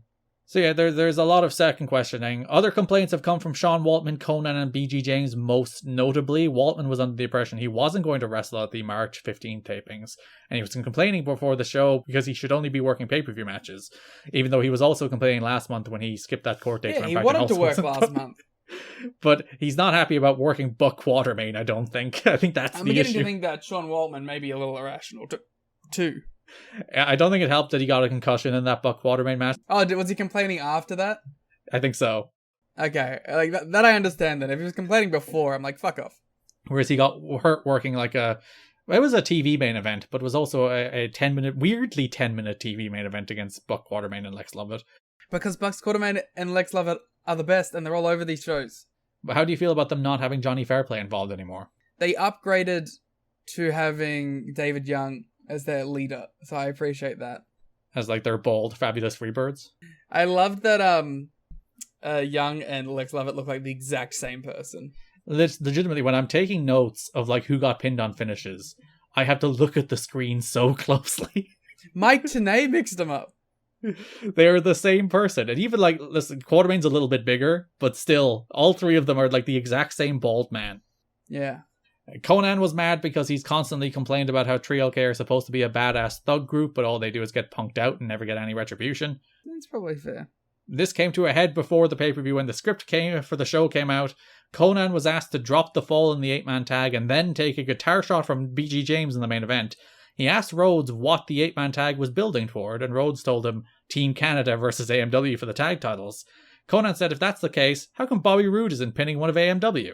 Rhodes pretty much told him if he didn't want to job, he could leave, and Conan just said he had no problem jobbing, but the booking didn't make sense based on where they were going. James was mad when he found out his ex-Outlaw tag partner was earning $2,000 per show starting out, while BG had been with the company from day one, was the same level star, and is only making $1,000 per show. Excuse me, BG, you didn't have that Billion Chuck run. That's true. Or the one Billy Gunn. Exactly. Well, where's your King of the Ring win? Yeah. Also, like, the Outlaws strayed off a WWE run and BG's been gone for like 4 years now, so... Yeah. BG's just a run-of-the-mill TNA schmuck, whereas Billy Gunn still has some star power left, arguably. Well, he hasn't dampened it yet. He asked for a raise and was turned down, saying the company couldn't afford it with all the cutbacks. Can't see too many people getting raises right now, says Dave. Dave goes to like one of his favorite analogies in the next like set of comments, where he describes it as being funeral-like. Does Dave do that a lot? He does that a lot. Like, you hear that term, or referring to things as being like a funeral, or like that sort of melancholy whenever something's bad in a pro wrestling company. So at the April 5th tapings, Dave does say it was like funeral-like with the negativity, because they changed the pay-per-view to an all-steel cage match pay-per-view lockdown. It was originally just meant to be 2 cage matches. Now the entire show is cage matches. And everyone was like, that's fucking stupid, and I don't want to do it. And even Dusty, like, later in the month was on, like, a media interview being like, it wasn't my idea, I also hate it. Yeah, thanks, Dusty. Me and Dusty. On the same page, finally. Lockdown haters. Love my lockdown. But also, a bunch of people were apparently shorted pay as well, so that didn't help either. And they all thought the company was going under, and they're all sick of Dusty, and they all think Dusty is a giant ego, and the show's booked terribly. Well, so it's not going well. It's not going well. Also, pay-per-view buys for Destination X were down as well. So all is not looking well for the American Dream Dusty Rhodes run with the book. Yeah, it started okay. So this month, I think, was better than last month in that I didn't feel existential dread while watching the shows. But I still don't think it's good. No. It's just a very dull show, and I have to admit, I'm very sick of just squashing nerds. They've ruined the joy of squash matches for you? Yeah, because they do 17 on a show. It's like a ridiculous amount of squash matches. Whenever they actually put guys out against each other, I think they do pretty well. And those matches always, like, you know, exceed expectations at this point. But one thing I will say is I think the build to the pay-per-view this month was better, in that there was some. I liked the general gist of the show heading towards this pay-per-view more than last month's. But it wasn't like a giant step forward. I think most of the time when the show is good, it's almost good in spite of itself, which I really think was like the case, especially with the pay-per-views, the first few of them, where it was pointed out even at the time by Dave that like these shows aren't necessarily great due to anything Dusty has booked. I guess other than like he did put some of the matches together, but it's not like he put together hot angles. It's not together like he had this particular eye for matchmaking. He just kind of lucked into some good matches while people were trying really hard, but then didn't really learn from what was good about his shows.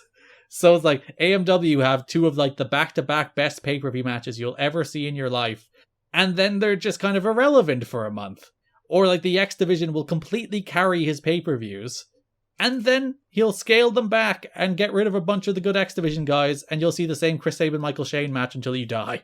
So anytime it's good, it's like it stumbles into being good. It's good by accident.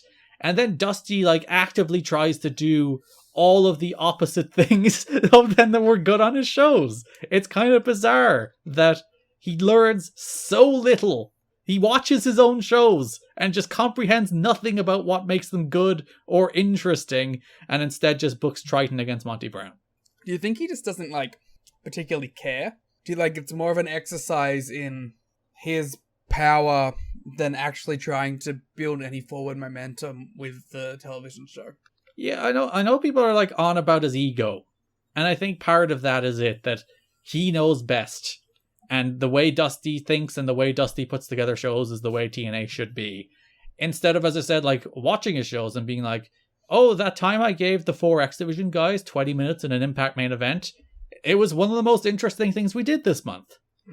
Maybe I should learn a thing or two from that. It's interesting that he's like, seems to be so steadfast in what he believes. Yeah, and as I said, like, compare it to NXT where everybody loves him. Yeah.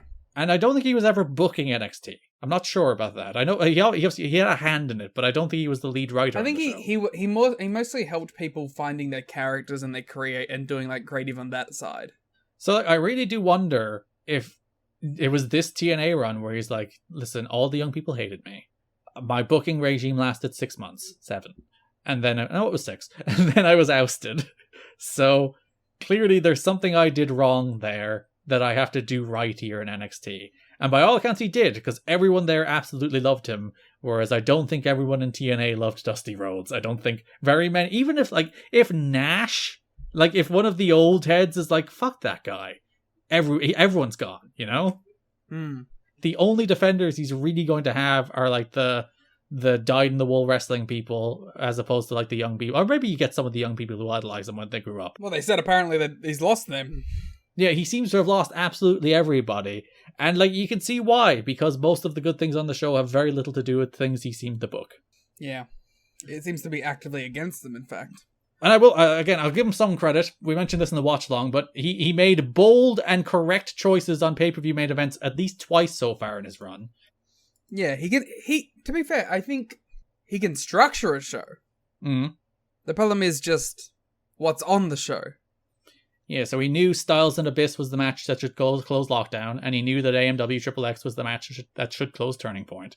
Like, he made those calls. They're non-traditional calls. They're probably, like, if you were to look at the match with the most star power, or the match that technically has the most world title stakes or whatever, they're not the calls that the average wrestling company would make, and that they were better calls for it, because both the matches he chose ended up being far and away the best matches on their respective shows.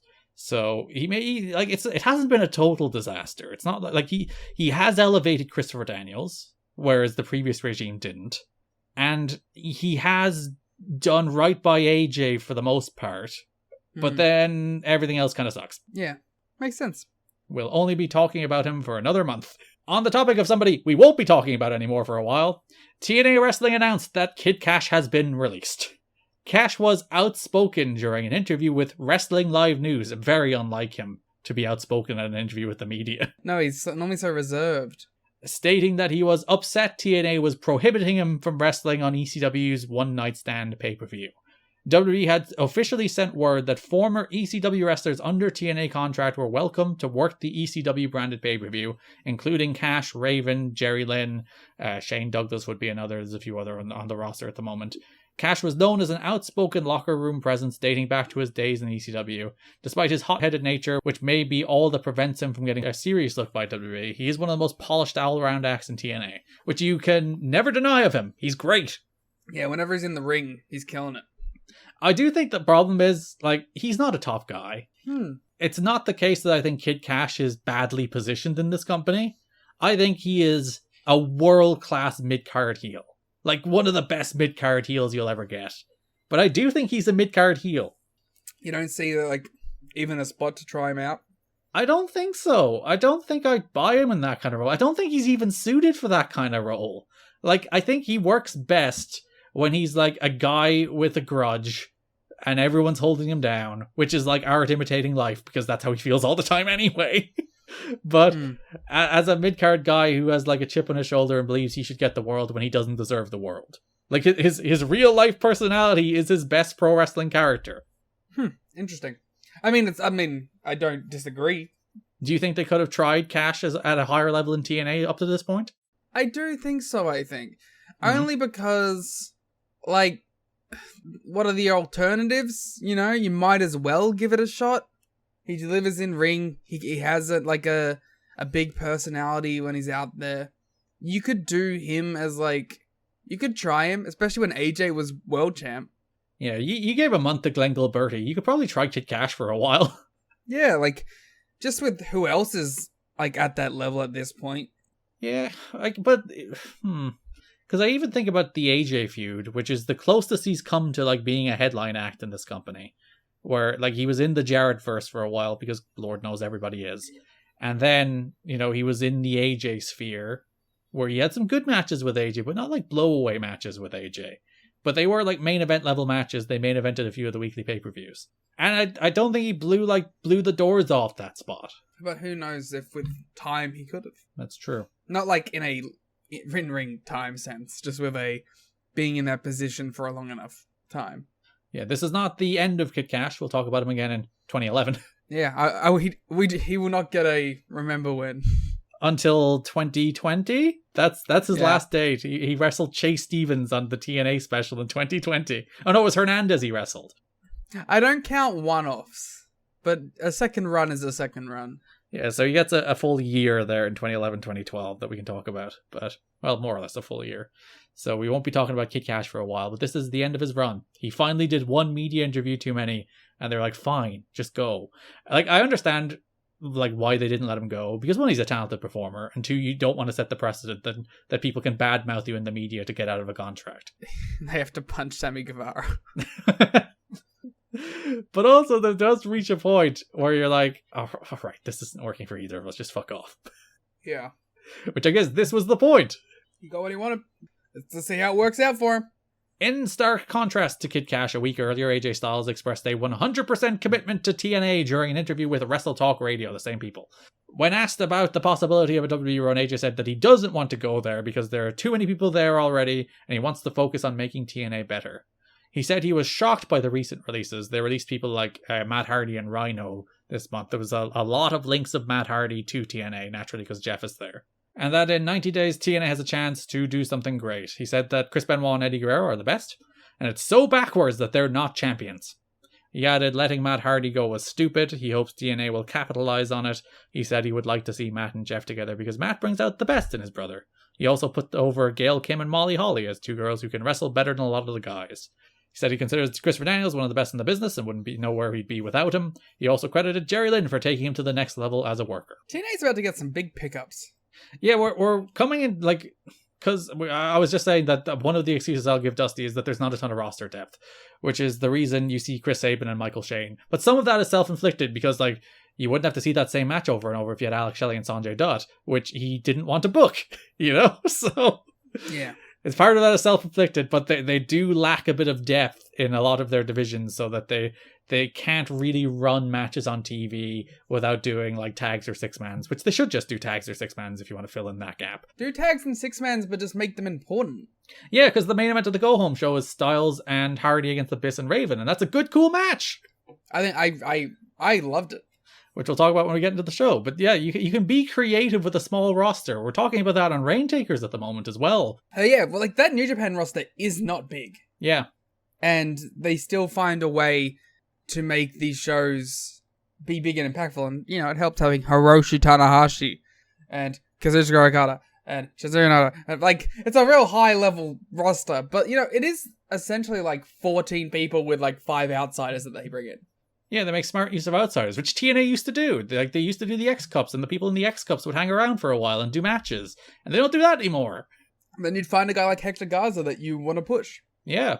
He then reflected fondly on his time with Ring of Honor working with Low Ki, Bryan Danielson, Paul London, and Jamie Rave. He did criticize the all-cage match format for Lockdown, stating, "It's obvious to everyone it's a bad idea." Yeah, Garrett. Even your hero, AJ Styles, agrees. But the goal was to still have an incredible show. He said his real name is Alan Jones, but he was called AJ throughout high school. That's where AJ came from. He took the name Styles because he teamed with a wrestler with that last name on an indie show early in his career.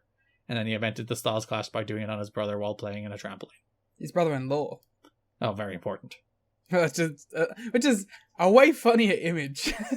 Just messing around with your brother-in-law doing Styles Clashes? Yeah, come here. AJ, no, I don't want to do this. Nah, come here. It's a styles clash too, which is like famous for nearly breaking wrestlers' necks if taken badly. For someone who doesn't know anything. It'll be fine.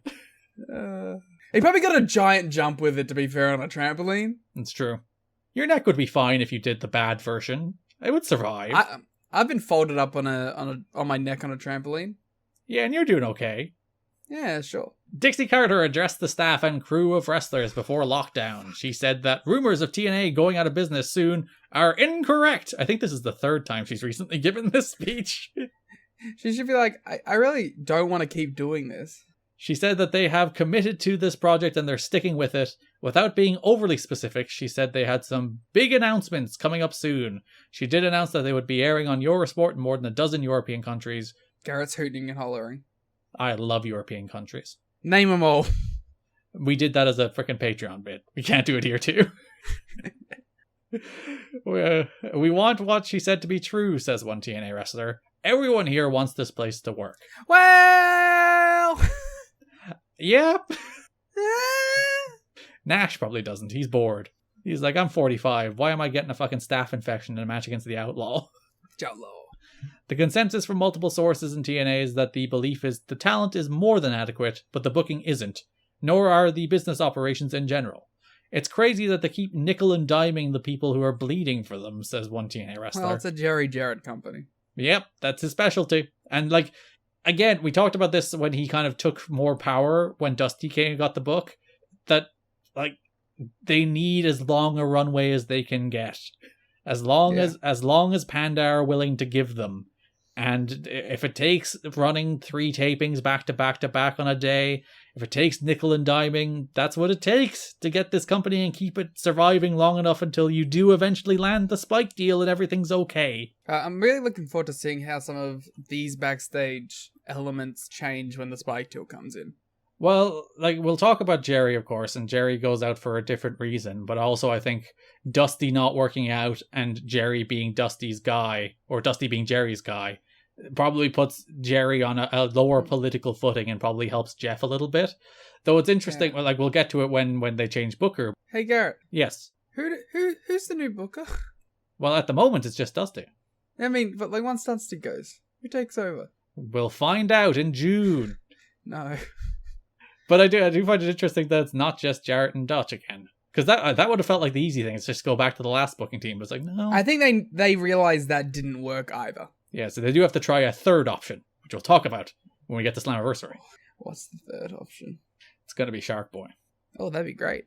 TNA announced to wrestlers and staff before the lockdown show that Frank Dickerson, a longtime member of the Panda Energy Board, had been hired to run the company as Chief Executive Officer and Chief Financial Officer.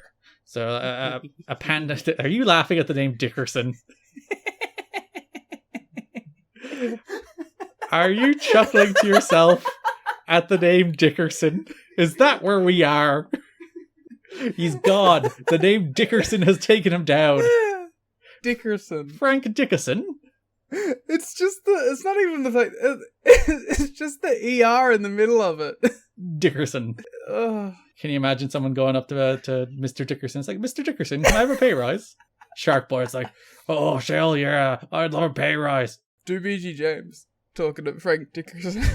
Y'all gonna make me lose my mind up in here. Up in here. Dickerson, believed to be in his mid-50s, has been a member of the board of directors of Panda Energy, the company owned by TNA's financial backers, Bob Carter. Dickerson was a wrestling fan as a child growing up, but he is believed to have not really paid attention to the product for some 40 years. Most of them haven't. It was already said he had already started his education into the strange industry by purchasing the books Sex, Lies, and Headlocks and Death of WCW. There's also a funny story, I don't think I included it, of AJ, and I think it was that same media interview, where he was like asked about what he thought about Vince Russo. It's like, I like him as a guy, but my opinion of him as a booker changed when I read The Death of WCW. I never read it. Because it's funny, AJ's like not a wrestling fan either, so it's funny that he sat down to like, let me read this book about my boss. Yeah. The hiring of Dickerson, combined with Carter's insistence at the pre-show meeting that the company isn't going anywhere, turned around a lot of people who thought the company was on its death march. They've also booked pay-per-view dates in July, which is past the lease of Universal Studios, which was another thing the people were thinking about, that Universal was only leased through June, and now it's leased through at least July, perhaps through the end of the year. So it's another thing where everyone's like, oh, okay, we've got a little while. We're okay. For now. For now. She also noted the deal with Eurosport and that the companies for a pay-per-view lockdown will air in New Zealand. I love New Zealand. Your mortal enemy country. Yeah. TNA producer Keith Mitchell and graphics coordinator David Sahadi talked about the production of the lockdown pay-per-view on TNAWrestling.com before the event. Said Mitchell on camera shots surrounding an all-cage concept. In the past 2 weeks, we've had conference calls with TNA management to discuss ideas on how to capture all the action with a cage surrounding the ring. I'm confident we have some great solutions in place, and I think the fans will enjoy it at home from a visual standpoint. We're going to make a lot of use of our overhead camera, and, in like one of the most innovative things in wrestling history that I'm still mad every company doesn't do, they're going to cut holes in the cage for the cameras to shoot through. Doesn't everybody do that? They don't! Interesting. It's one of those things, like, this is the first show anybody ever did it. Lockdown 2005 is when they started cutting holes in the cage. They also put a cameraman in the cage at one stage. That wasn't a good idea. I think that was just as a bit. Mm-hmm. Like, I think that was just to break that, like, that internal connection in the viewer's brain. Yeah. Because, like, they didn't do it for any of the other matches. I wonder, because that opening match was where Chris Candido broke his leg. If they blame it on having another person in the ring? Yeah, if they're like, we're cutting off too much of the space. Because if you see, it's not like, I don't think Candido's even concerned about the cameraman or anything, because he takes the leg lariat, we'll talk about it in the match, but he takes the leg lariat and his leg falls underneath him and he breaks his leg. But I wonder if they're like, listen, we need to keep these guys the full ring, we can't do this. Yeah, maybe. Sahadi said the opening package for Lockdown is a little different than the openings we've previously done. Usually we focus on the top matches or top athletes that night in the pay-per-view, but since the night is about the 6 sides of steel, the whole opening is about the cage itself. It's about the horrors involved and the dangers of being inside a cage. We use the voice to speak for the cage as if the cage was talking to us. I tried to make the cage into a monster in the opening.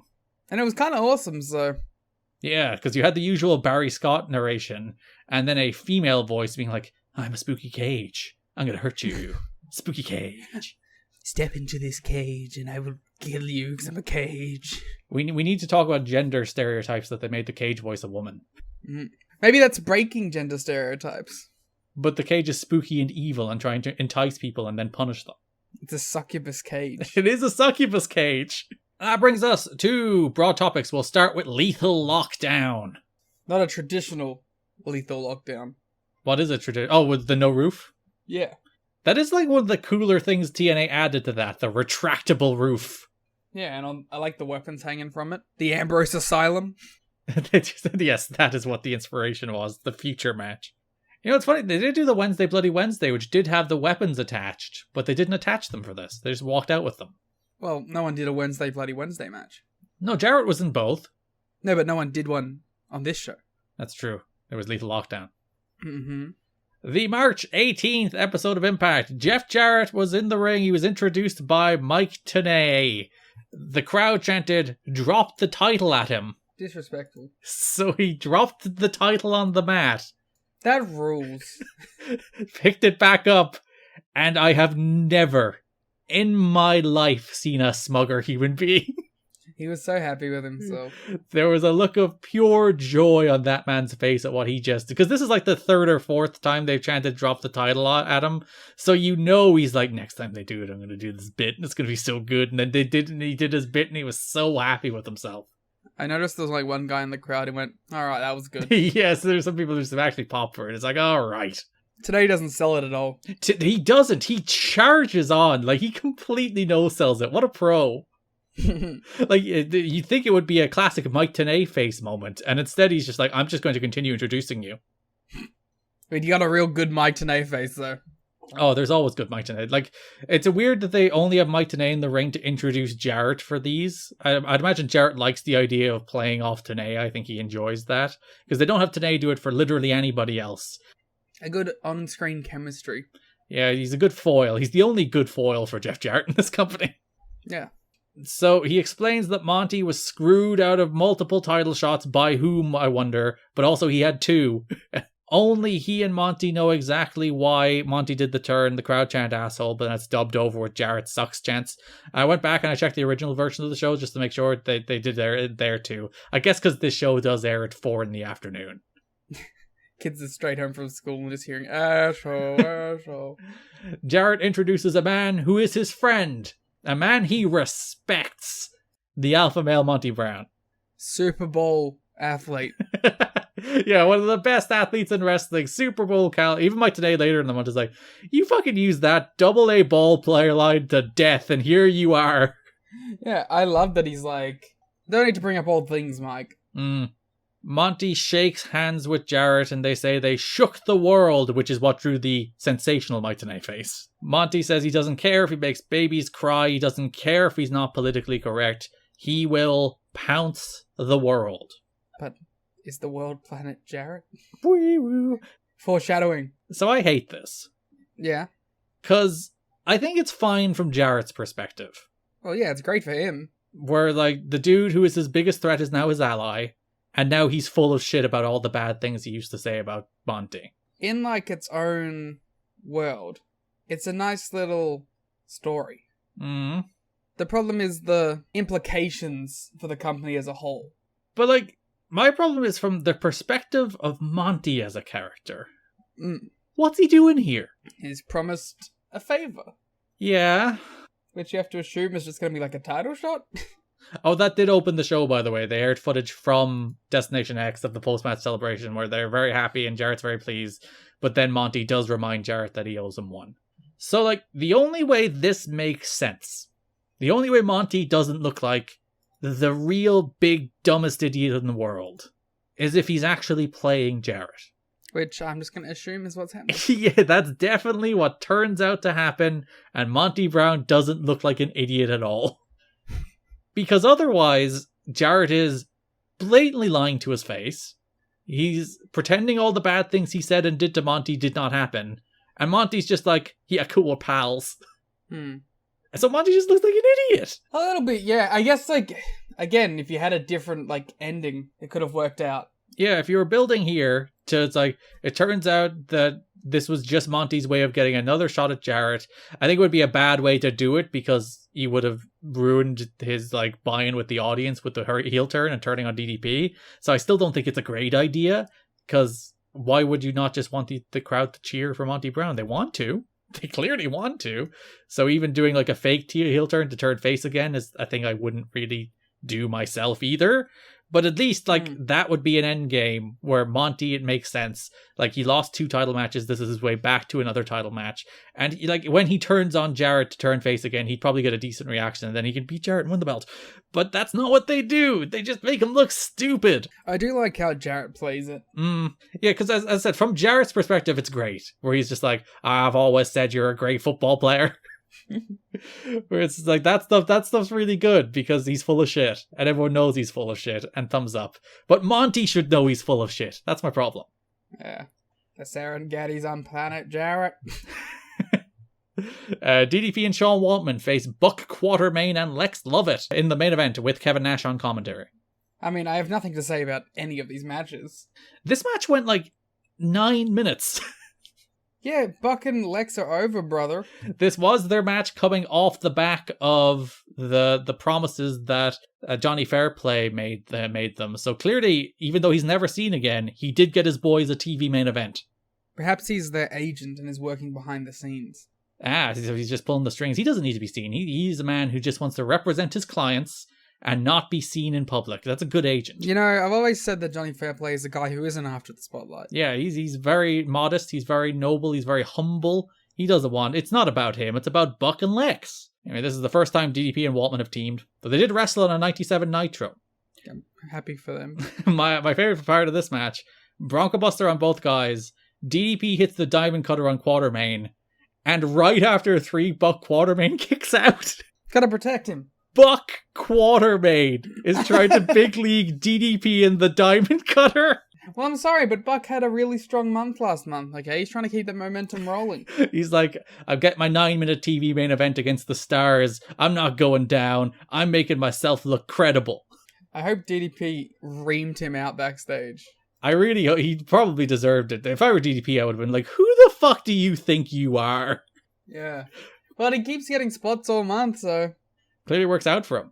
So Nash gets on the mic, and you actually hear like a subdued bring back Hall chant. He calls out Dusty. He says on commentary during the match, it's like, oh, I have something I want to ask Dusty after this match. So he says, one of the cage matches at Lockdown, because at this point there is still only 2. He would like it to be Waltman, DDP, and Nash versus the Outlaw, Jarrett, and Monty in a 6-man tag team cage match. And Dusty says, let me think about it, Daddy. And then Nash is like, what? Yeah, it's like, this requires deep thought. He's like, I'll tell you next week. And Nash is like, next week? This is the match where Waltman got a concussion, by the way, and he was mad. Yeah, well, you know. If you can't keep up with Lex Lovett. Love it or leave it, baby. That's good wordplay. Well done. Thank you. So DDP comes to the ring on the March 25th episode of Impact and asks Dusty Rhodes for his answer. And then Dusty starts doing his promo, and DDP briefly interrupts Dusty, and Dusty's like, don't step on me with your mic, brother. It got real for a second there. There's a shot of DDP right after that, where he's like, again, I think he probably like chewed Dusty out. It's like, don't you emasculate me, I'm your top babyface. Yeah. Dusty is fucking people up. He's kind of off the rails, isn't he? He's mad with power. Because we talked a lot in like 2003 in particular about how Dusty was actually great on these shows. Yeah. And now he's not. You know, they always said, like, when he was doing Florida, that the thing about Dusty was that he could be a great wrestler or a great booker, but he could never be both at the same time. And it's like, he can be a great character, he can be a pretty decent booker, but both at the same time seems to be his Achilles heel. He just can't separate being on the show from putting the show together. And yeah, he's only a character here, as you said too. Like, he's a director of authority, but he shouldn't be shooting down DDP like that. Especially because DDP is like, give me what I want, and he's like, all right, I'm going to make the match. It's going to be a 6-man tag. Cool. He's not even doing good promos. Again, it would be another thing if Dusty was like midway through this fantastic promo. It's like, oh, he's really selling the 6-man tag. I'm so excited for it. But he's like, Daddy, if you will, we're going to have the match at Lockdown. And then DDP says something. It's like, brother, don't you say a word. Absolutely furious. DDP says Monty has made a bad decision. Jarrett and his goons attack Nash as backstage. So Candido and the Naturals, Jarrett, are attacking Nash. And then DDP goes to help. And they sold this like Nash was murdered. Yeah, he got like punched a few times by the Naturals. The Naturals!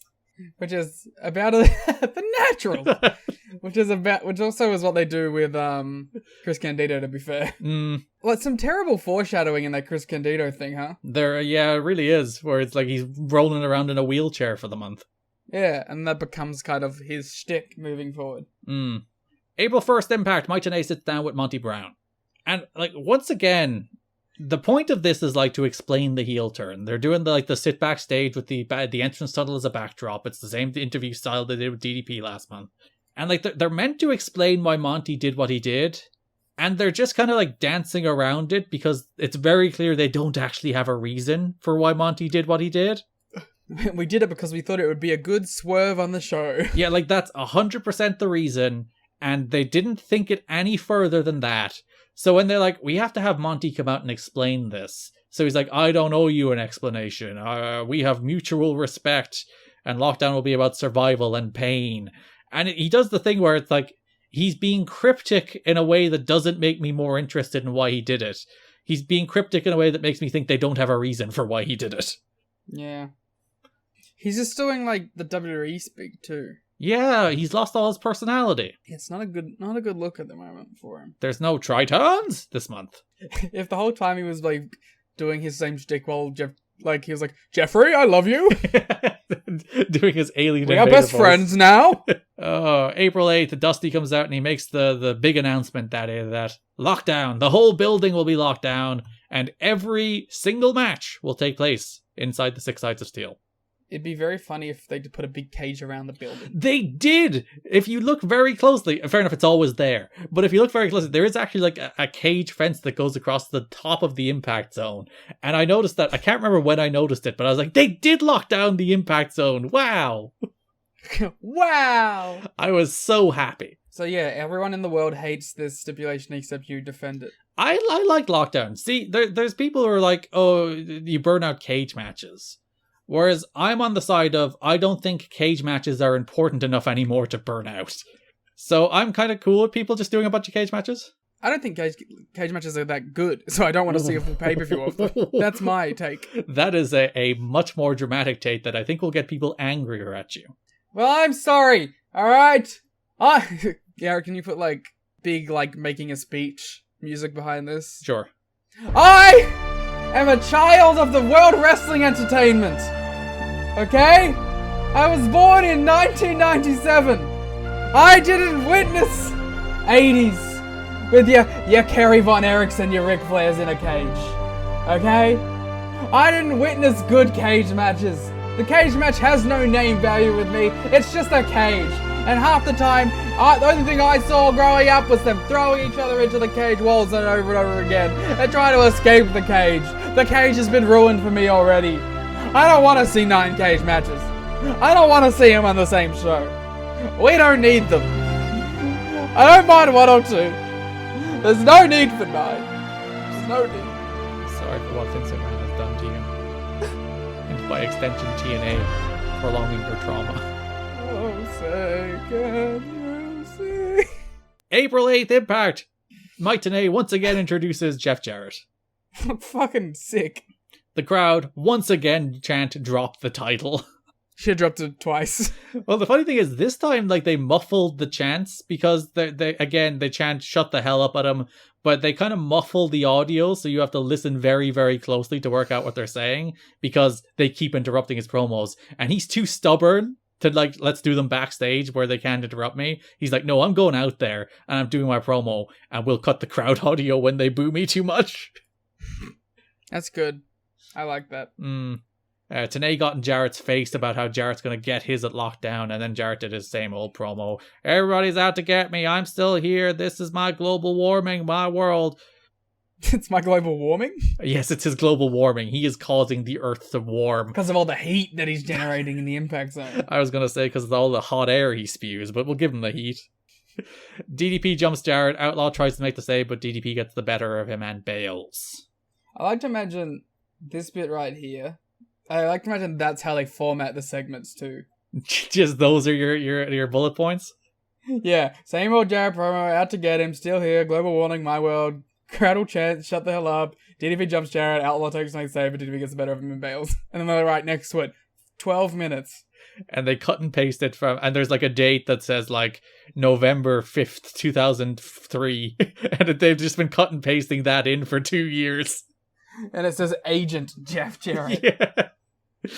I wouldn't be surprised if he's producing his own segments. Oh, it 100% is. The main event of the April 15th show was The Outlaw and the Alpha Male Monty Brown versus DDP and Sean Waltman. I mean, this was a little weird one, right? It was nice to have stars in a main event. But like, they kind of just... They fucked around for a little bit and then everything went crazy. Yeah, it was the classic, like, because they gave it the special 15-minute time limit, even though when the match started, there was 6 minutes left in the show. Well, obviously, they did the time buy thing that Tony does on Dynamite. Oh, yeah, they're going long. That the Tony does every week, where he's like, we will stay with this as long as we need to, even though the match will still end at the top of the hour. Yeah, but sometimes it doesn't. Like, once it didn't. It's like 3 times. I think it's twice tops. Yeah, fuck you. They say it every week, though. It's like, oh, we will stay with this as long as we need to. Tony has talked to TBS, and we're going to stay here. Oh, no, the match is still over by 10? Every single Wednesday, TBS gets a call at like 3 minutes from the top, and they're like, yes, Tony, you can have the extra 5 if you need it. Yeah, you can go 15 seconds overtime. You're fine. He has to call them every time. We're only cutting into Power Slap. We don't care. Fuck Power Slap. Damn right. Fuck Dana White, too. Jarrett was out on commentary. That's where Tenay was shouting at him. Nash tried to get in, but there was an angle earlier in the show where attorney Daggert walked up with a battered and bruised Chris Candido in a wheelchair. Ooh. So, Chris Candido, to me, is the Naturals guy in the wheelchair. Mm-hmm. So when I saw this, I was like, oh, that's how he gets it. Little did I know. At the end of the last show, Nash showed up to beat up Candido and the Naturals. And now Candido's in a wheelchair being like, look what he did to me. Look what Kevin Nash has afflicted on poor innocent Chris Candido. Chris Candido is also a pretty great, goober for Jarrett. Yeah, goofs. Wrestling always needs more goofs. Yeah. Wrestling is like a natural goof form of entertainment. That's because there ain't nothing but goofs in the business, baby. Owned. Including me. Including both of us. Hey, we are cool people who watch TNA. Including every single podcaster. Well, no, all the other podcasters are goofs. We're the good podcasters, Liam. Bro, I can't even name one other podcast. Name a podcast. Name a podcast. We need to bring back Name a Dirt Sheet. Yeah, it's been a while. Alright, we're gonna bring it back, guys. That's now an official You've Got to Be Kidding Me bit. Yeah, we're gonna make a Name a Dirt Sheet shirt and Rover can't sue us. Yeah, fuck off. No, I don't want to say it.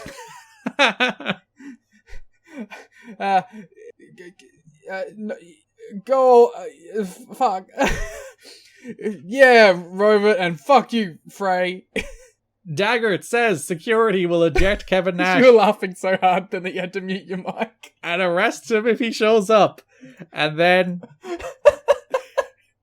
my favorite part of this segment, Candido had a towel in his hand, and he just kind of sadly threw it at Mike Tenay and Don West. He was like, Yeah. So Nash tried to attack Jarrett at the start of the main event, but security, an army of security, it was like 30 of them, dragged him away. I mean, that's how many it takes to get rid of K Nash. He's the Punisher, baby. He's not the Punisher. He's the big Popeye. He was determined, too. That man had a determined look on his face. Everyone hit their big moves, and then Jarrett hit Waltman with a guitar, allowing Outlaw to pin him for the win.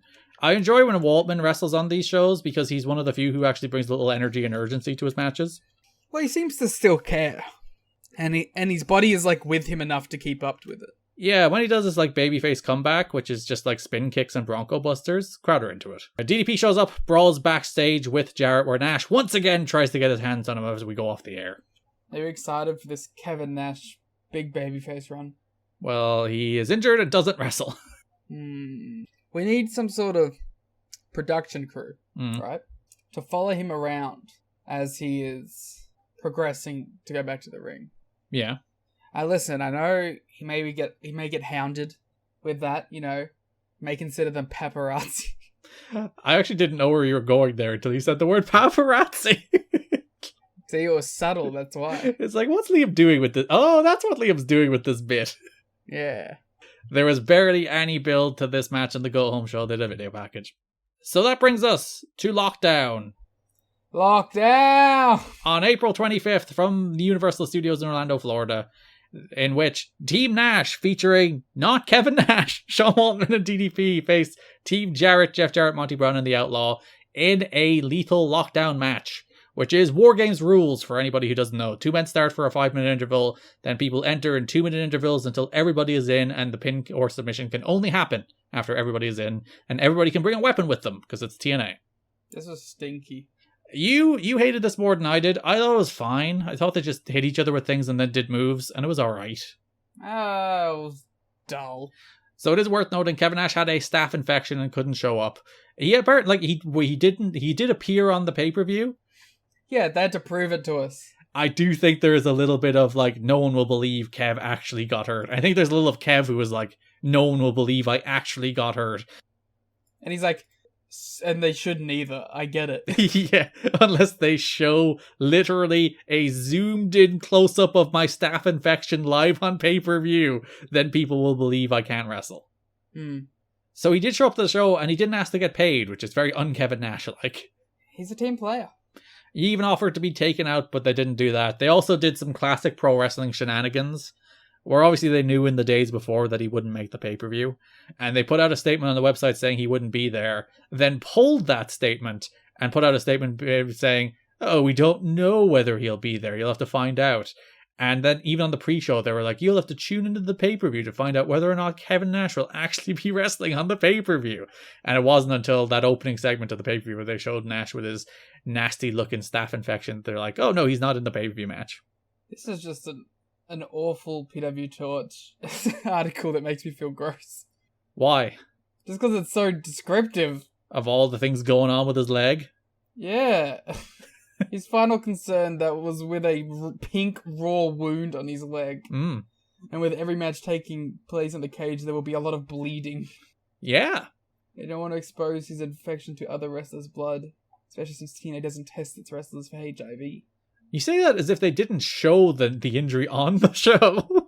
I know, but it's like I'm reading the sentence and it's putting the image back in my head. Is it worse to read than to see? It's reminding me. Yeah, so Nash will be done for a while now because he's off shooting movies again. And also because he, as mentioned in that PW Torch interview, does not give a fuck. Yeah. So his replacement in this match, Liam was very pleased to learn, was BG James. Oh, the whiplash. Jarrett and Waltman spent most of the opening 5-minute period brawling on the floor because Lord fucking knows what else would Jeff Jarrett do in a cage match than brawl on the floor. I do admire his dedication to brawling around the arena. Do you think Sean Waltman came up to him with a list of ideas, being like, we could do this? Oh, what if we did this? And Jarrett's like, good ideas, pal. But what if we brawled in the arena? I think Jarrett went, ah ha ha ha! And then... And Waltman's like, what are you doing? They hit him with a guitar. Waltman is just so confused as Jarrett wanders around making noises. He's like, it's like the laugh from my entrance, do you get it? He's like, why did you hit me with a guitar 4 times? Because that's what I do. The Outlaws out next, then DDP, then Monty, then Nash's replacement, who was BG, who wasn't revealed until he came out the tunnel. BG ran wild, attacking referees and cameramen, then he had a stare-off with the Outlaw, they went face-to-face, they went nose-to-nose. Would the New Age Outlaws explode? But then Waltman hit the Outlaw with an X-Factor to stop them from doing anything. Pretty, weird, crazy one, too. Yeah, it was like one where the Outlaw lifted him for like a sky high, but then Waltman countered midair into an X-Factor. It looked odd.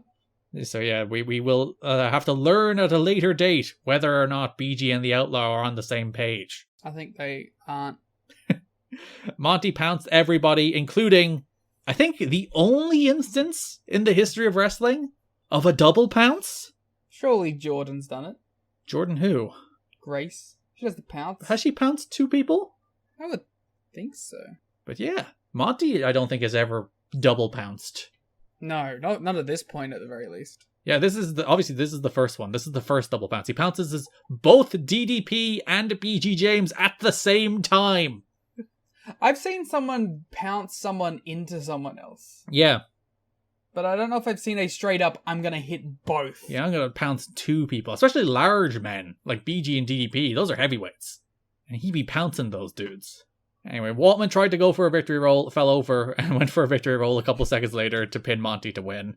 Monty attacked after the bell, but DDP and BG ran him off. Couldn't pin the Outlaw.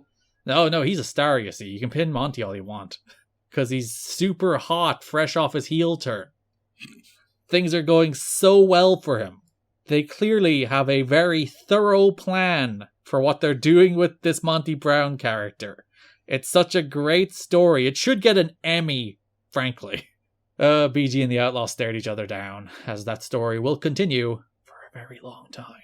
I say, ominously. Foreshadowing. So Liam, as the War Games hater, the famous disliker of the War Games, I assume this is the match that has turned you around? No. Damn. Not even with a double pounce? No. What if all the War Games matches had double pounces? That would probably go tiresome. What if it was a War Games match with 2 rings, and he double pounced 2 people from one ring to the other? I mean, now we're talking. Would that be the best War Games in the history of War Games? Oh, it really depends on the other 40 minutes of it, but it helps.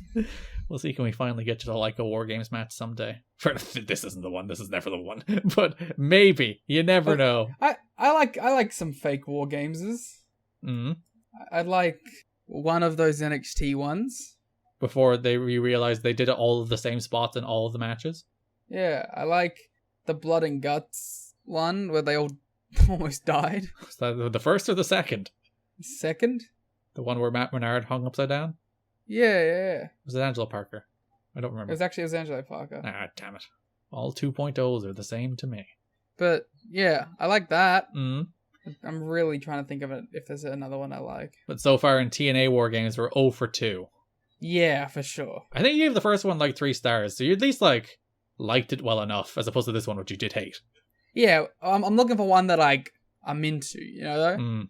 Like I'm looking for one to convert me. Yeah. maybe we'll get there. So the other major story in the heavyweight division this month was the main event. Major story. Well, they did like 3 angles and it wasn't bad. So what more can you ask for? But it was the build to the main event of Lockdown, which is Abyss facing the phenomenal AJ Styles. You are. I am. So I think the build to this was actually pretty good. Mm-hmm. But it was like 2 things. It was like 2 angles in a match. Yeah. But you know, Garrett, I do. not everything needs to be the greatest storyline of all time, the Bloodline. So it's not getting an Emmy. I saw a tweet the other day that reminded me of this, but I like the tweet was, I like the idea that WWE fans think that specific storylines in TV shows win Emmys. Yeah, it's a category in the Emmys. Best storyline on a scripted television show. Like, I'm gonna give it to the B plot of this Soprano season. I wasn't really into what Tony did this year, but then, some of those other stories, those were pretty darn good. Yeah. Crying. Maybe they should. Maybe they should start doing Emmys for that. Specific storyline Emmys would be kind of fun. Do they do episode Emmys? No? They probably should at least do episode Emmys, right? It It feels like a thing they should do. They should do best performance in a single scene Emmys. Yeah. Like, just when someone really hams it up and does some acting, capital A. And none of there has to be real rigid definitions on what they mean by scene. It's like none of your bottle episode bullshit. If it goes longer than 3 minutes, it doesn't count. Yeah. You get 3 camera cuts. Yeah. People are going to start shooting TV around that. It's like, it only has 3 cuts. Fair enough, it's 2 hours long, but there's only 3 cuts. That sounds like a great technical challenge, actually.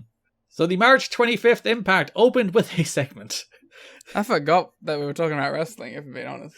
Trinity and Tracy were reviewing papers when Abyss showed up and pointed as AJ just walked past. And then they just cut there. That was the scene. Was that the one where she's like, I know what you want? But they broke it in 2 for some reason. So this segment, and I went to check the actual broadcast version to make sure it wasn't cut weirdly, and it wasn't. So it was like a 15-second segment where Tracy and Trinity were reviewing papers. Abyss walked up, pointed. AJ walked past, glanced at them, and that was it. I was like, you stay away from those girls, Abyss. Like, AJ's getting more and more redneck. Naturally. So they ran the opening titles, and then Mike Tenay's like, now we're going to go back to that scene we started the episode with. I'm like, okay, why couldn't you just show it in full the first time? They had to cliffhanger it. Yeah, they had to get you through the opening titles of Impact. They had to get you through the Jeff Jarrett segment. Because you had to see Jeff Jarrett in those opening titles. So you'd see the 40 seconds of them, but Jarrett's there, and you're like, oh no, I don't know if I can do it today. So you're like, well, I gotta see if Tracy and Trinity were murdered by Abyss. So they cut back to that Abyss scene. Abyss wants his title match, because if you remember last month, he walked up with his dripping wet torn contract and handed it to Tracy and Trinity. Oh, this is continuity as to why he's doing a second number 1 contenders match. Yeah, so they can't find his contract. And he once again hits their pose, causing them to faint. I'm giving a best scene performance. To Abyss hitting his pose. Yeah. That should be a new category. In the end of year awards? In the end of year awards. Best scene. So AJ's like, I'm going to defend those women. And brawls with Abyss for a little bit. I'm going to defend those women. A man of the women. I'm going to knock you straight off this flat earth. Oh no. Oh. Sometimes I just have a brief memory where I remember that he's a flat earther and it makes me laugh. The episode of Talking Smack is just an old-timer. I don't think the world's flat. The earth is a sphere. The deadpan delivery of the earth is a sphere will live in my head until I die. Honestly, Talking Smack was the best thing they have done in 10 years. Yep. I remember when fuck this match. When that brand split first happened, me and my friend, we had a tradition for a few weeks for the first month or whatever, where we just go and watch SmackDown and Raw. And I remember it became okay, let's get through SmackDown so we can put on Talking Smack. You don't give a shit about what happens on SmackDown. You want Renee and... I am not a flat earther. But there are things that they say, I never thought about it like that. Here's the thing. You don't have to believe in anything that's told you. Like, you can always question anything. Is that my Lord Jesus? And although I'm not a flat earther, there are some things that, like, make sense. But then again, satellites, the curvature of the earth, if you're a sniper, you got all that to take into account. I'm not a flat earther, but they bring up some interesting points. Listen. It's interesting, and I think you should be able to question anything you want. You don't have to agree with everybody. So I would like to point out that this is a man who regularly wrestled in Japan. So he is a man who has regularly flown across the earth, and I assume never looked out his window. But the fact that his point of reference for why it might not be flat is a sniper. Yeah. What is going through this man's mind that it's like, well, you know, they say a lot of things that are true, but then I have to think about how a sniper has to take account of the curvature of the earth. So that really does present a compelling counterpoint. Wait, what did he say? I don't know who can say. The only person that ever told me or told the world the other planets exist is NASA. No one has ever proved it other than NASA. The only person that ever told me or told the world that other planets exist is NASA. Has he never looked in the sky? But there's a reason for all. They're making a lot of money. A lot of money. They have a lot of money coming in. NASA is not an American thing. It's a world thing. Oh, there's... A lot of people don't know that. So when you start asking questions, there are not a lot of answers sometimes. AJ! You're saying too many wrong things in a sequence of a sentence. I'm gonna pass out. Like, all the blood has rushed to my head. You have embodied the AJ too much so that there's actually nothing left in your brain to process anything. Oh, yeah. AJ Styles. This was 2017. That was 5 years ago. 6 years ago. He could have evolved. I hope so. I doubt it, but I hope so. I don't know who can say. The only person that's ever told me or told the world that other planets exist is NASA. You can see them with your own eyes! Look in the sky! I love you, AJ Styles. He's my favorite wrestler of all time. And this is what you get. Can't trust to enjoy anybody. Fucking NASA's a world institution. I like how I'm doing different southern accents every time. It's not staying consistent. My favorite part was when even you were like doing the reading and passing voice, you still did it. Even the skim through to find the point I want, you did it in the AJ voice. The April 1st episode of Impact, Mike Tenay and Don West announced that the second steel cage match at Lockdown will be the phenomenal AJ Styles versus the Monster Abyss. And Dusty said that was determined through all the emails from the fans around the world. Yeah, around the other millions. I wish they would have emailed them to tell them to book about a wrestling show. I wish they would have watched the wrestling show. Opening match on that show was Abyss versus Cassidy Riley. Styles was on commentary. Abyss won with a Black Hole Slam. He pulled thumbtacks from under the ring, but Jeff Hardy made the save. Of course, it makes perfect sense. AJ's literally sitting there at the announce desk. I did think it was funny that AJ like kind of looked too scared. Yeah, he's like, I'm not getting in the ring with Abyss. He has thumbtacks. That guy's really dangerous. Even then, like after Hardy made the save, Raven then jumped Hardy, and they were beating on Hardy 2-on-1 for a while, and AJ was still standing there, being like, AJ's like, someone should help him. Yeah. I like Mike and Don pleading. It's like, no, you can't go there, AJ. It's too dangerous. I like the idea that like they meant it like passive aggressively, like, no, AJ, you can't go there. It's too dangerous. You fucking cowardly bitch. AJ did eventually make the save. He eventually nutted up. Sorry, I'm still one out. The April 8th episode of Impact had AJ Styles versus Chase Stevens in a wrestling match that happened. Yes. Sadly, we had that run of really good 5-minute AJ TV matches. Chase Stevens clearly doesn't got it in him. Yeah, he don't have that dog in him. He's no Andy Douglas. He never had one against Andy Douglas, Liam. He's no Johnny Devine. Sorry, he's no A1. Fuck you. My favorite moment on the watch along, if you go to tnachat.com or patreon.com/kiddingme. So A1 is at ringside for the Lockdown Tag Title match. And I'm like, look, it's Johnny Devine. And Liam's like, I mixed them up again. And I gaslit him. It was very funny. Shake my head. I am messing with Liam's mental state. which AJ Styles has already done enough of right now. Yeah, it also kind of hurt my voice To do the AJ voice?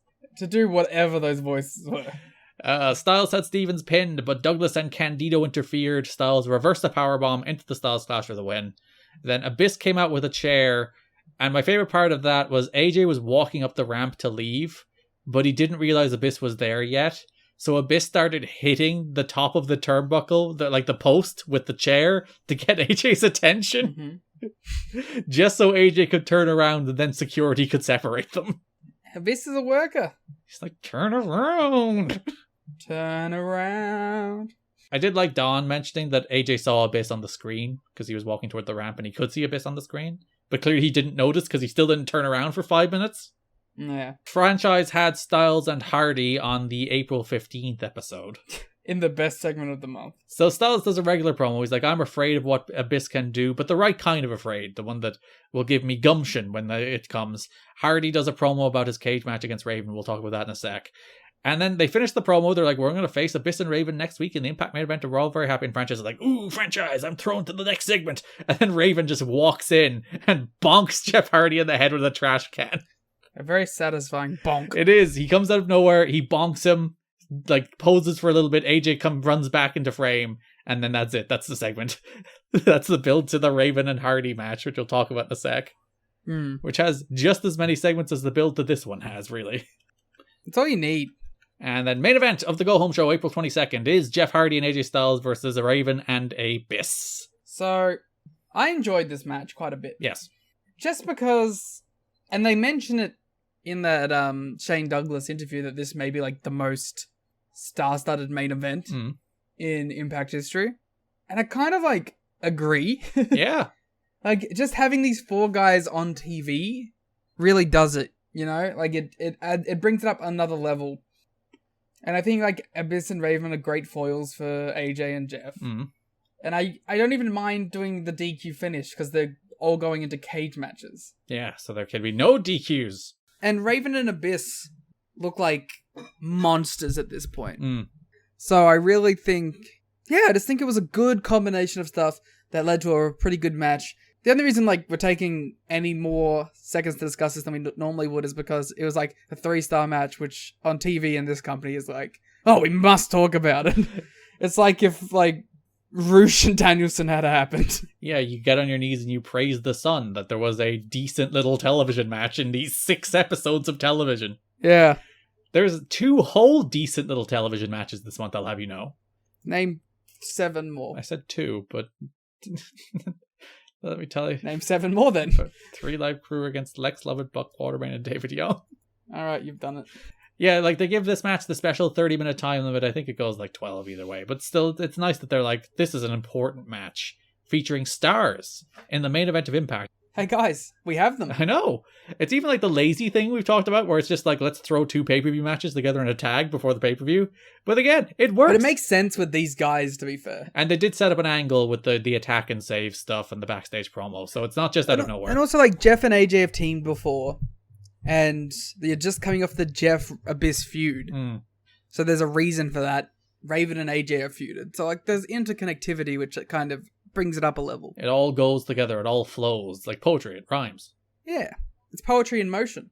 Matt's not coming in yet. Which sorry. Jeff and AJ hit. They did. They're the real Hardy brothers. No one needs Matt. You have Jeff and AJ. I was trying to think of another disparaging flat earth remark, but I couldn't. Abyss goes to hit Hardy with the chain, but Styles took the chain shot for his partner Hardy, causing the DQ. Then Abyss whipped AJ with a chain. Raven threw Hardy through a table on the floor. Then Abyss wrapped the chain around AJ's neck and yanked him into a chair in the corner. As you said, all that stuff just made Abyss and Raven seem like killers. Where they're just beating the shit out of AJ and Hardy in interesting ways. It's not just generic brawling. It's not the Naturals thing where it's a few stomps and Kevin Nash is supposed to be hurt. Hardy was thrown through a table on the floor. Styles was dragged through a chair in the corner. They tried to do a stretcher job on Styles. Abyss attacked him, but then Styles fired up and started punching him as he went off the air. There was good energy to this angle. Yeah, and felt like the crowd was into it. It felt like an actual angle, which most things on this show don't. They both feel like real mid-card matches between actual people, which is a big plus over the trash that we normally get given. So the main event of Lockdown, for the number one contendership for the NWA World Championship, the phenomenal AJ Styles versus Abyss. It's not the one, you know? It's not the Abyss AJ Styles cage match. Yes, it is. Is it? Yeah? Isn't the NWA title one? There is no NWA title match. This is the What? AJ Styles Abyss match. Oh my god, I've had a stroke and imagined I was watching a different match. I think it's just because you were too busy making my D&D character to notice. I swear to god they had a different one, but I guess I'm crazy. No, this is their match. This is the AJ Styles Abyss match. It fucking rocks. Oh my god, it is too. Oh, actually, Garrett, guess what? What? I'm gonna Rolodex my mind back to the other time I watched this and really liked it then. You know, sometimes when you're doing a show, guys, you have to perform. And you have to make things compelling. Uh-huh. And when that happens, you sometimes forget to pay attention to the match. Sometimes you were too busy inventing McGiggins Johnson, the wood elf, to pay attention to AJ Styles versus Abyss in their fucking awesome kick-ass match. Yeah, this match rocks. Let it be noted, if you go and listen to the watch-along, you will hear multiple attempts for me to get Liam's attention on matches. I'm fine when he goes on tangents during like fucking BG James. He can do that all he wants. I'm talking about Liam in the third person now. He's not in the room. Liam, don't listen. Do you want me to leave? So I do my best every time. It's like, no, this is a good thing. You should pay attention to this one. You can do your bits elsewhere, sir. It was like 1 a.m. I was tired. You were too busy making me a D&D character. My jaw hurts. Yeah, okay, well then I do know this match quite well. This match rocks. Yeah, this match is awesome. Unlike, it's funny, Yeah. You have the back-to-back matches that start with floor brawling. One of which is not compelling whatsoever, and one of which is this AJ Abyss match with the Styles. It's just the best. Like, the best part of the match might be like the 3 minutes on the floor at the start. Yeah, AJ, again, he has those Gumby Men instincts. And is just running around getting destroyed. And I think, you know what this match kind of is? What? Bonesaw versus Spider-Man. That's always the comparison I think of personally. But you know what I mean? It kind of is, right? Like it's AJ trying to like duck around and he knows if he gets caught, he's going to get destroyed.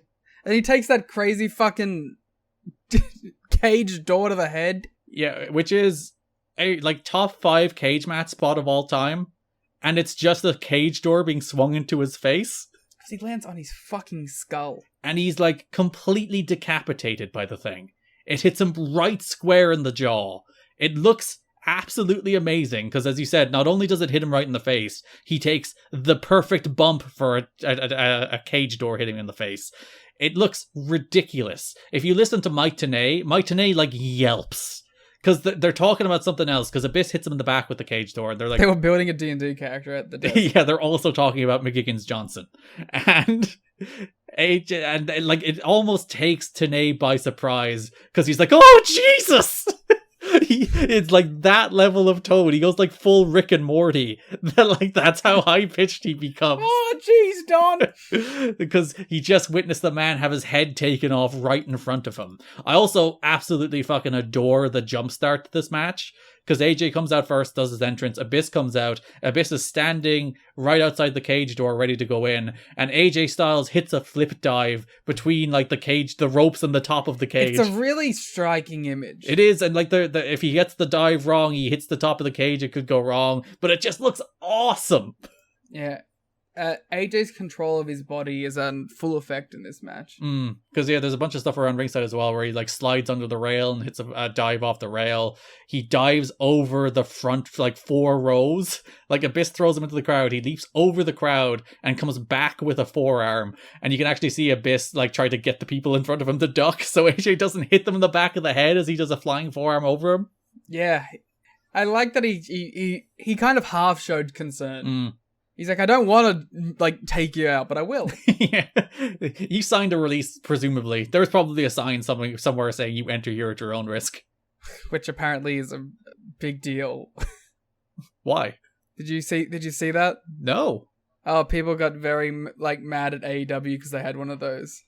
The standard don't sue us disclaimer? Yep. God damn it. WWE fans. So like, actually, that wouldn't hold up in court. My dad is a lawyer, and he says that wouldn't work. Well, their dad's a lawyer. They said so.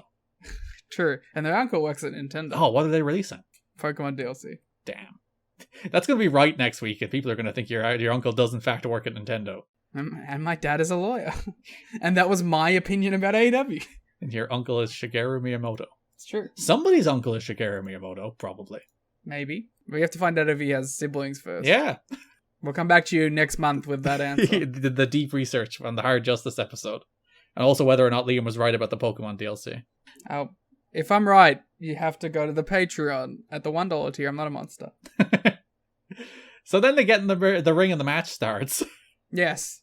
Which means we have to ignore everything that happened before this point when rating the match. Yeah, unfortunately it's only a 2 1/4 star match because all the good stuff happened outside the ring. Now, but then the rest of the match rocks too. Abyss goes for a press slam onto like a wrapped up chain, and AJ turns it into a DDT right on top of the chain. Yeah, and we were talking about how small of a target that is. Yeah, because he wraps it into like a... like a coil. Yeah, into a coil. Like a snake. He is a snake. He's a snake on the plane. Snake in the back. Snake in the grass. Snake in the tax. I tried to stretch it to make it sound like grass. It didn't work. So yeah, it's a very small target that they nail. Oh, goddammit! Snake in the back, snake in the tax. But they nail it perfectly. Failure. Abyss hits a black hole slam, and Styles becomes the first person in TNA history to kick out of the black hole slam. Yay. Then Styles hits a Styles Clash into Thumbtacks. It's not quite the full Styles He Clash. hit the Diamond Clash, actually. Does that have a name? Yeah, it's the DDP used to do it. Did he? Without doing the legs. Yeah, because it's a Styles Clash where he doesn't hook the legs, so he just lifts him up and drops him down. Closer to like the Cesaro neutralizer. You know, I say that DDP used to do it, Mm-hmm. but it was just his finisher in one of the 2K games, so I assume he used to do it at some point. They couldn't possibly be wrong. And it was called the Diamond Clash, so... And they couldn't possibly be wrong. They never have been before. So yeah, right into Tax, and Abyss kicked out. AJ started climbing the cage, and then Abyss just fucking yeeted Andrew Thomas into it. Yeah, there was a couple real nasty looking bumps into the ropes. Where like he just picks Andrew Thomas up and launches him into the side of the cage and the ropes to knock AJ off the cage. And poor Andrew Thomas, that's a hell of a bump. He went like under his arm and like hip into the top rope. Abyss is so good at playing a like wild beast. Yeah.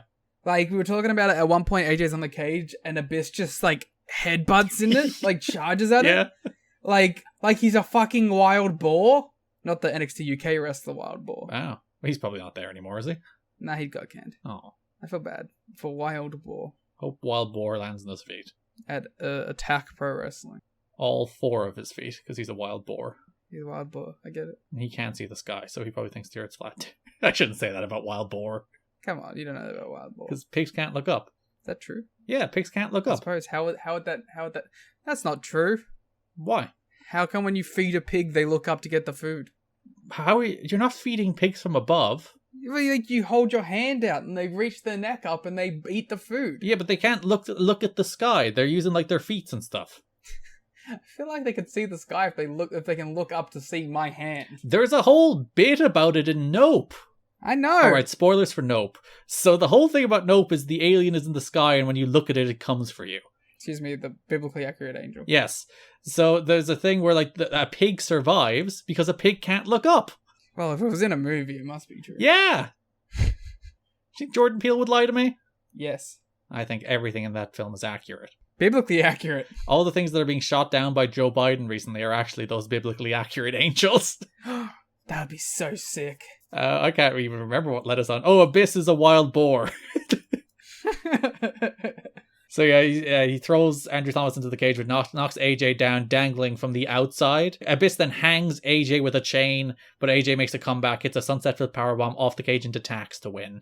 And AJ Styles will challenge Jeff Jarrett at Hard Justice for the NWA Championship in May. I'm sure that'll go well for him. Haha, wink. Yeah, this match rocked. This match fucking rocks. It's probably the peak of Abyss's career. It's AJ working with a big man. It fulfills like the promise these two had. Because when we watch their matches in like 03, 04, they're like, they never had their match, but they clearly have just great chemistry together. but it never quite came together. And this is where it comes together.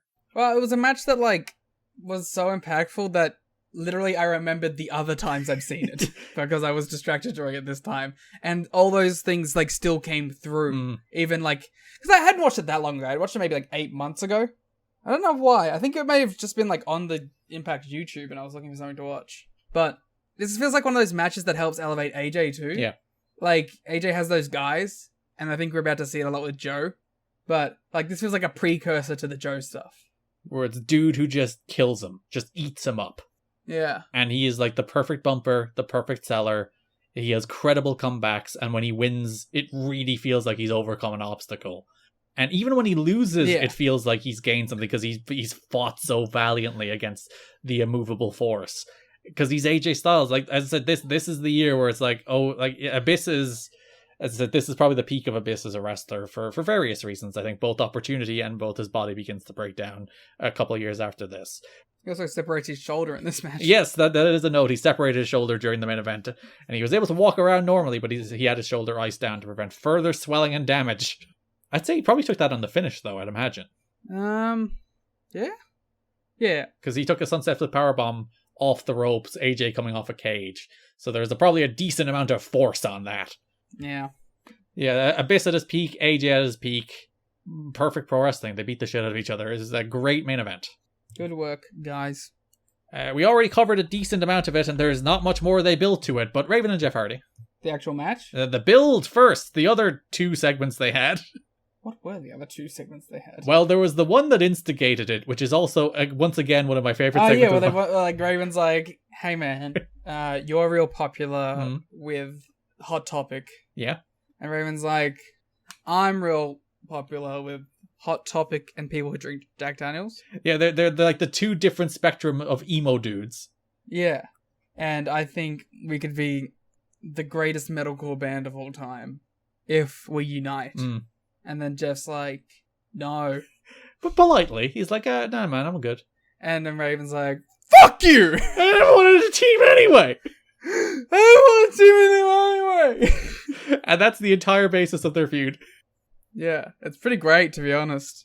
That's all you need. We've literally covered all the other segments. There's the segment where Raven attacks Cassidy Riley and Abyss and Styles makes the save. There's the segment where Raven hits him with a trash can. Then there's that main event tag. That's everything in this feud. Garrett, do you remember when on one of these, this is a rare different you remember, how on one of these shows there was 2 matches? Yeah. Like, that's where we're at the moment. Shit's crazy. Well, one of them was a 21-minute main event, to be fair. Yeah, and then there was one that had 3 matches as well. There was 2 4-match cards. I do feel like this month they are messing with format a little more. Yeah, I think they're trying to find out some different things. They're trying to work out, what does Impact look like if we have one long main event, a couple of features, and a squash? What does Impact look like if we have 3 decent length matches, 2 of which are star driven, because the other match on that 3-match card is AMW. What does Naturals. Impact look like if we have a full pay-per-view 8-match card? All of which are squashes. So yeah, I do think they're kind of tweaking and experimenting with the format of Impact a little bit to see what it looks like. Especially because, as I said, they're going into TV now. They're shooting 3 at a time, which I think hurts the TV a little bit because, not like the crowd were super energetic for TV as it is, but because that crowd has to sit through 3 Impact tapings now, full of 75 squash matches, they just kind of lose interest. So I think even some of the good matches lose a bit of energy. But I also think part of that is they're throwing together shows and throwing together stuff, and maybe they probably shoot a little too they're not used to shooting 3 shows in a row, so they're not used to formatting 3 shows in a row, so sometimes they're probably light and heavy on how much they've shot versus how much they need, so they're probably fumbling their way through it. Yeah, it was an interesting month for seeing how TV panned out. So yeah, those are all the builds. We then takes us to Jeff Hardy versus Raven in a tables match. It's never really announced as a tables match. I'm sure it says it on the scroll at one stage, but there's never a moment where this is going to be a tables match. This match rocks. This is the dumbest, stupidest match, but in a good way. Yeah, this is what you want from Jeff Hardy and Raven. You're not going in there expecting work rate classic from this. You want them to hit each other with shit. You want them to fall through tables, which they do a lot. You want to look at spots and be like, ooh, how's that going to work? And that happens. Yeah. So it's just a complete car crash in a cage with a bunch of tables, and I will give them credit here. This is one of the matches, and one of the reasons I thought, despite the fact that I have a visceral negativity towards an old cage pay-per-view, the way they did it, I think it worked out fine, because these matches did feel different, and that's the major component of it. And this is one of those matches that just felt different, because they didn't really focus much on the cage beyond using it as a platform of which to fall off. Which is the ideal for cage matches, frankly. Yeah. And plus, that final bump in that match looks like so much fun. Yeah, so they do... they solve, I think, the fatal flaw with tables matches in that there's one table bump, and there's a bunch of matches that have lots of table bumps, and they're good. And they're like, alright, so we have to work multiple table bumps into this in order for it to be interesting. So, like, within the first 2 minutes, Raven charges through a table and misses and crashes and burns. Yeah. It's perfect. That's how you do a table match. Yeah, Hardy goes for a swanton off the cage, also crashes and burns through a table. Yeah, you know what I've always wanted? What? And you can pitch this. Alright? Iron Man table match. Ooh, like 60? You don't have to go 60, but like, say it's like 20 minutes, right? 20-minute Iron Man match. And it's just whoever goes through the table the more times. Yeah, I think that would work. Yeah, it'd be an awesome match, right? And especially if you did it with like a team, like a tag team table Iron Man match.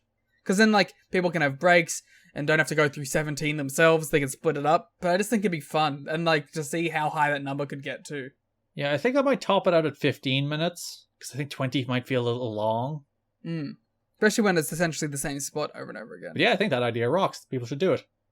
Alright, write it down. We all know that this podcast is incredibly influential. You can call it Tag Table Turmoil. There you go. T4. The T4 match and the Pain Bow. They're free. People can take them. Whoa, free. I'm giving away Liam's intellectual property. But yes, I think that's a fantastic idea. It is. So they opened the cage door and Raven crotched Hardy on the cage door, but then Hardy immediately swung the door into Raven's head. Not as good as the other time. And then hit the stupidest thing in this match. So he closes the cage door again and he's on top of the cage. And he just kind of falls onto Raven, who gets his foot up. But Jeff lands like feet first after falling off a cage or like landing off a cage. Yeah, he does a double stomp to the ring. I don't know how he doesn't just break his knees. If I was him, my shin would have shot up my leg and pierced through my patella and just like gone all the way through. And like as he said, he's not even doing a double stomp. He's doing like he's just a classic. He's just falling onto his ankles and knees. It's like a classic pro wrestling flying nothing. And Raven gets his foot up, but he does it off a fucking cage. It's insane. So as you mentioned, the finish. They stack 4 tables, the classic 2-on-2. Andrew Thomas actually helps him, which is very nice of him. Yeah, well, I mean, like, I'm not going to get mad about that. Referee assists with construction.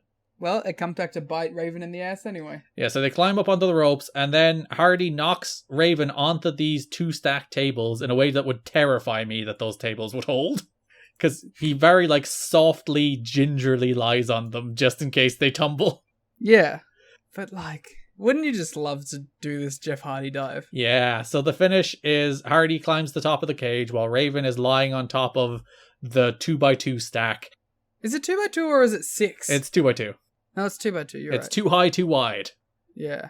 I thought it might have been 2 high, 3 wide. Which again just sounds even more fun. It does. Hardy just ass first cannonballs off the top, plummeting Raven through a few of the tables. 2 of them didn't break, but it looked great. It just looked like so much fun. It's just like, wee! Yeah, it just went boom, boom, boom, boom, boom. Like going down a bumpy slide. Yeah, it wasn't even the case where like, oh, that looked like it sucked for Raven. It looked like it was probably okay for him too. Yeah. Like Jeff broke the tables, he just slid. It is as well as that bump could have gone. I think it went. If I was Raven, I would have started chuckling on the way down. Oh, it was fun. Listen to these tables break beneath me. Yeah, and what a satisfying sound too. Yeah, and Hardy does win the steel cage tables match. I went 4 on this. I thought it rocked. What did I go? I went 3.5?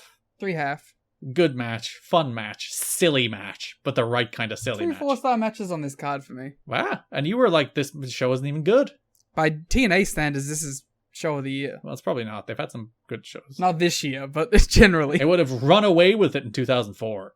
Oh, it wouldn't have even been a question. That brings us over to the tag division. The main feud of the month was America's Most Wanted versus Team Canada. Was it? It was a feud this month. Okay, so here's when, we were being pleasant about how they were, booking things. This one is where we lose it because why did this happen? So AMW had 3 matches this month, and I'm going to challenge you to look away from the notes and name them. Okay. Not including the pay-per-view match, by the way. Yeah. So I know that they wrestled the big boys that were Tracy's team, or Trinity's team. Phi Delta Slam. They were Trinity's team. I'm surprised that's the one you read. That's an Impact main event, by the way. And also, they win by DQ. They can't even pin Trinity's team. I remember that one because as I was watching it, I was like, if AMW can have a great match here, they might be the best tag team of all time. They wrestled the Naturals in some capacity. In 2 capacities, some might say. Did they wrestle the Naturals in a regular tag and then in a 6-man? Damn right they did. Okay. Yeah, it was the Candido and Justin 6-man. You know what? You remember it, so you've undermined my bit. So, Dusty's booking is good! I'm sorry. I just remember the Naturals, and then I was like, well, technically you gave me the answer. That's true. Because you said that they wrestled them twice. So, March 18th Impact, Dustin Rhodes and America's Most... You gotta cut that whole section. Gone. Doesn't exist. March 18th Impact, Dustin Rhodes and America's Most Wanted defeat Chris Candido and the Naturals in a match that would probably be good if it was longer than 2.5 minutes. Maybe. I don't have a lot of faith in Dustin at the moment. But he's in there with AMW, and Candido and the Naturals are pretty good. I like how you got whiny with it. Yeah, I have to get higher pitched to defend the thing. I don't really believe it. They did have a cool power bomb where AMW did the thing they always do, where they hip tossed them into their own arms, but then they passed them off into Dustin to a power bomb. That was cool. Garrett, I have another thing I want to talk about. What's it about? It's not wrestling related. Go for it. So, the AI stuff, right? Yeah. The voice stuff. Mm-hmm. Terrifying. Yeah. Just wanted to bring that up. Scares you, makes you think you won't have a job anymore? Well, a bit of that, but also just truly terrifying to this idea that you could just mimic someone's voice perfectly at this point. The weirder thing that's going to happen, I think, is less them doing it with people who are still alive. Well, you say that, but on my screen right now there is a TikTok of George W. Bush, Joe Biden, Barack Obama, and Donald Trump playing Call of Duty Zombies. Yeah, stop it. But in terms of from the law's perspective, ultimately you will own your own voice and people can't use it without your permission. So you'll be able to sue people. The thing that's going to become really weird for me is when families and estates of people who are dead begin selling their dead famous family members' voices for things. When do dead people become free use? Well, I don't think their voice does. I'm not sure there's precedent for that, though, so... That's what I'm saying. This is a new thing. It's after 100 years, fucking Steamboat Willie is free use or whatever. Is it the same for people's voice and likeness? Yeah, after Michael Douglas dies, you can make all your own Ant-Man movies. Yeah. That's totally gonna be a thing that Marvel make people sign in the future. Oh yeah. If you die, we're allowed to use your voice. But that is the real creepy part as this stuff gets better. Where when these corporations have permission, they'll do it. Because they do all the weird de-aging stuff. Dystopian state. They already put dead people in movies now. Yeah. Never mind when they can do it better. I don't like it. Never mind when they can make them act. We are still sitting on the precipice of the mother of all class action lawsuits against all of these AI because they were all built off copyrighted material. Hopefully that's enough to fuck them all. You know what I saw the other day? What? While I was looking at voice acting work, there was 3 or 4 different posts from companies that are come lend your voice to our AI thing. And I was like, fuck you. Fuck you for doing it, and fuck you for promoting it on these sites specifically. Hey, come help us replace you. Yeah. Fucking thanks. Troy Baker. Yeah, Troy Baker wants to do it anyway. He's fine. That guy. Yeah, it's going to be a weird thing. Because as I said, I think on one of our paywall shows, NFTs were a grift. They're not a real thing. Oh no, as 700 followers unsubscribe. I don't care. There's no real value beneath NFTs. It was all a pyramid scheme. Whereas AI will get better and scarier, and we have to be very careful about the ways we use it. Otherwise, it will cause chaos and havoc. It's gonna cause chaos and havoc. Sure will, because we'll be 15 years too late to regulate it. But that'll be fun. We're not meant to have this. No, we're not. This isn't a thing that's meant to exist. We have gone too far. We're talking about AMW against the Team Canada. Dustin and AMW beat Chris Candido and the Naturals after a death sentence. They pinned Andy Douglas. You seem to have lost a lot of chutzpah after the AI conversation. You've taken the life out of me. They should AI me back in now so that I'm enthusiastic. From now on, everything that is said is going to be generated by AI. Hello, I have 6 fingers. If you don't know what that reference is, apparently, like, this fingers is always the tell with AI art. You look at they constantly fucking put 6 fingers in there. Because they don't get how people work. They don't understand the human anatomy. They have not stolen enough copyrighted material about the human anatomy to process it.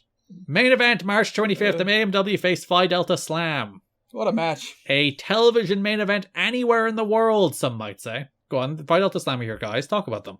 No. Run down this TV main event for me. No, I don't. I mean, listen. AMW went out there, they tried. They did. Nothing happened. Then Team Canada came out and attacked them. And then Phi Delta Slam tried to do their big shit. And then Dustin came out and saved them. Clearly, the answer here is Phi Delta Slam join Team Canada and fight them in the cage. Are Team Canada a member of a fraternity? That's the word I'm looking for. I mean, they look like college bros. They do look like a bunch of frat bros. You're not wrong. From about... Yeah, you know what? Yeah.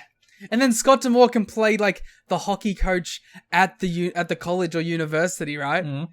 So he's like, I know these boys are trouble, but I let them get away with it because I'm the fucking hockey's so important, I guess. They also even wear like Letterman jackets. Exactly. God, this actually works perfectly. Never mind. Once again, T4, Phi Delta Slam, Team Canada. I've nailed it. Painbow. Oh, trust me, one day. Yeah, that's the match. It was somehow not the worst TV main event this month. No. Dustin Rhodes and Cassidy Riley faced Lex Lovett and David Young. AMW were on commentary. They were like, we're happy it's a cage match because we're good at cage matches. That is like the consistent theme of AMW. They are very good at cage matches. And then Go Home Show, April 22nd, you had AMW versus the Naturals. Dino faked. He did the Kevin Nash. Worst version of the Kevin Nash. There was no like fun reveal. Yeah. The Kevin Nash, if you don't know, is where he's sitting in the wheelchair and he pulls up and it turns out the cast leg is actually fake and he's fine. Where they did that, youthful kids that listen may know it as the Xavier Woods. Yeah, they'd steal it. That upsets me if they do know it as the Xavier Woods. Or that one mascot. Oh yeah, I remember that. And everyone was freaking out because it's like, it's the Nash!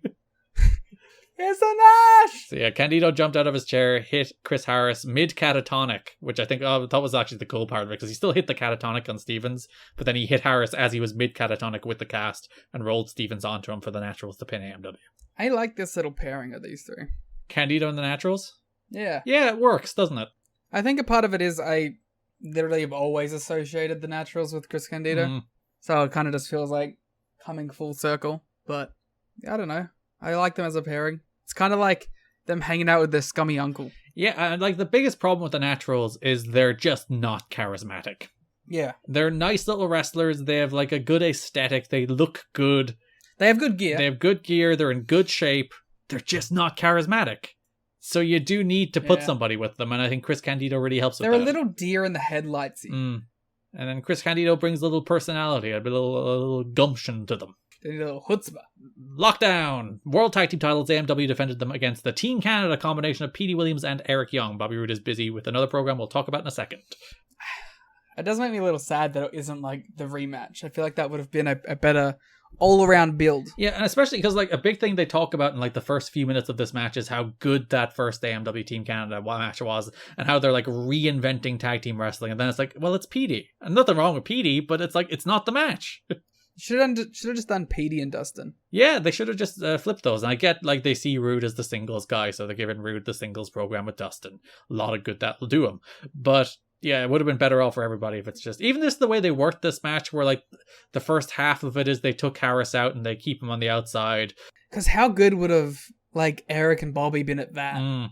Because, like, they play that scrappy heel role of people who are, like, trying to use their surroundings to their advantage really well. You saw it in the other tag match. Yeah. Like, those two together are, like, have that kind of chemistry where they they can tell, like, on feel where they should be. And I think that would have really lent itself well to this story. Yeah, and as it was, with Storm just selling most of the way, it was just kind of dull. And it was also Storm selling for two smaller guys. That's not like a death sentence or anything, but like with Bobby in there, it could have added a little more oomph to it. Yeah, and like Harris gets in, they do all their stuff. A1's at ringside. There's also like the weird thing where there's like, they don't explain that there's a stipulation, but there's two flags in the corner, so you're like, is it a flag match? And you're like, no. We worked out later, it was moral support. Yes, because they had the American flag and the Canadian flag in opposite corners. And then they're just there for set dressing, I guess. And then AMW come out with straps. You're like, is it a strap match? And it's also not that either. That is kinky. Yeah, Dusty gave them permission earlier in the show, apparently, to run out with straps. So I'm just like, there's too much going on. Feels very biased. Oh, that he did something to favor his boys, AMW? Yeah, he's like, yeah, go out there with straps. That's a cage match. There's no DQ, except when they do legal tags. But like, I don't know. They didn't say, hey, Team Canada, go out and bring hockey pucks. But they could have. They wouldn't have been DQ'd if they did. That'd be a great weapon for a cage match. You get a hockey puck in the cage and you get the hockey stick, taking pot shots in the cage at people. I feel like there would be no way to work a hockey puck shot. Don't worry about it. Well, you work the puck, right? Okay. You make it like out of plastic or something. But then it wouldn't like flow properly, would it? It would be too light. Okay. Yeah, I'm sure we could find a way. You would have to weight it. It'd be a fantastic spot, though. Yeah, especially for Team Canada. But imagine if like who do you think in Team Canada is the best like shooter? Probably Bobby. I was gonna guess Eric. Ask Scott. Who was the best hockey player in Team Canada? It's probably A1. No, specifically, who is the best like offensive hockey player? A1 looks like the guy who's probably least likely to be because he's like a big guy, so he's probably not coordinated. But then it probably turns out it is him. Could be Johnny Devine. Johnny Devine does seem like a finesse kind of guy. PD hit a sick tornado DDT where he ran across the cage. It looked awesome. That was sick. Like I said, like even their cage spots were variable enough to stand out. Yeah, they did 8 cage matches and no one really did the same thing twice. There was like variations on the same thing, but nothing too bad. Well agented this show was. I just turned into Yoda. Well agented this show was. It's a great impression. Now do Obi-Wan. No, I am wise and boring. Don't watch my show on Disney Plus. It's a bad show. All the Disney Plus shows are bad. People like the Andor one. Yeah, but that's like the serious show, so I haven't watched it. So I can just say they're all bad because I haven't watched the one people say is good. I don't know. Wait a minute. PD got a bunch of powder, Storm kicked it into his eyes, and then a blinded PD hit Eric Young with the Canadian Destroyer. AMW followed with a death sentence on PD to retain the World Tag Team titles. Yay. Yeah, good match. Nothing special, nothing particularly memorable, and nowhere in the same league as the Team Canada AMW match from January. Nothing special. Nothing special. Nothing special. But enough about that. Let's get to Apollo and Sonny Siaki. Oh no. The dream team forms. The team everybody has been waiting for in TNA. The JAG combination that is Apollo and Sonny Siaki. JAG American Exchange. 5150 ain't nothing to mess with. I was gonna say Cop Killer, but they changed it. Ringo Killer. Didn't they? It's not bad, but it's no Cop Killer. Yeah, I don't think they thought they could get away with Cop Killer on TV. Why? It'd be so cool. That's like a top 10 move name ever. Cop Killer? Yeah. Specifically because of like, it's such an abrasive name, and then also the move is like death. So now you have to talk about Apollo facing Sonny Siaki on the first Impact of the Monthly. Or no, it's the second Impact of the month. Never mind. So they did a match, right? They did. And the idea was at the end, they're like, "Wow, you got me tonight, mate. But you're a good guy, and we shake hands, and we're friends." Mm-hmm. So they tried that, but it's bad. Then Kid Cash is homophobic. We'll talk about that in a sec. I feel like when you do that angle, which has been like done constantly, where two guys have a match and then they gain a mutual respect and become a tag team. Emmy award winning. Like it's a classic go-to wrestling angle. Two guys gain mutual respect through wrestling and become a tag team. Like, but done it up and down. It's how the bar formed, Sheamus and Cesaro. So I feel like the only way you can do that is if you actually go out and they have a barn burner. You know? Yeah, it can't just be like a an okay TV 2-minute match. If they go out there and tear it up and the crowd are going nuts and they're like, yeah, you know what? That kicked ass. You rule, I rule, handshake. We're pals, right? Garrett, imagine if Apollo and Sonny Siaki had like a 4.5 star Best of the Super Junior style, like, like just a banger. And they're both working like Sonny Siaki at his absolute best. Like when he's into the X Division, like throwing dudes around as a mini Shingo looking guy. Him and Apollo doing that for like 15 minutes and it's awesome. And the fucking Impact Zone's going nuts. Yeah. And then they're like, we should be a tag team. Let's wrestle AMW. And everyone's like, fuck yeah. Again, that ability to look into alternate realities. I don't think there's a reality where that happened. It just, there's infinite realities, Garrett. There has to be one. No. That's like the ultimate test of the multiverse. That there is simply not one where there was like a 4.25 star Apollo Sonny Siaki match in this show. I like how we don't even have to extend it to 5. Like they didn't get to like a spreadsheet level. There's probably not even like a 3.75 star Sonny Siaki Apollo match in the universe. You can go to any one of them. I've always thought about that like plan as a way of seeing like the really cool things in wrestling that could have happened or whatever. But like the idea of having that power and using it to see if like shitty wrestlers could have like one night great moments. Looking across all of space and time to work out, could these two dudes who had a random TV match actually have a fucking banger? Yeah, I want to look through all of space and time to see if Trytan and Monty Brown in any reality had a 4-star match. Or the entirety of Dusty Rhodes' booking regime turned around on that match actually rocking. You like, someone's watching me do it, I'm like shaking, there's blood pouring from my nose, and they're like, he's going too deep! You gotta pull back! It doesn't exist! Trytan! I'm like, no! Trytan! Trytan! My head explodes. But you got there, you saw it, you had the brief moment of bliss. Before my head explodes, you see a tear come down my eye, and I'm like, it's beautiful. This was not that universe.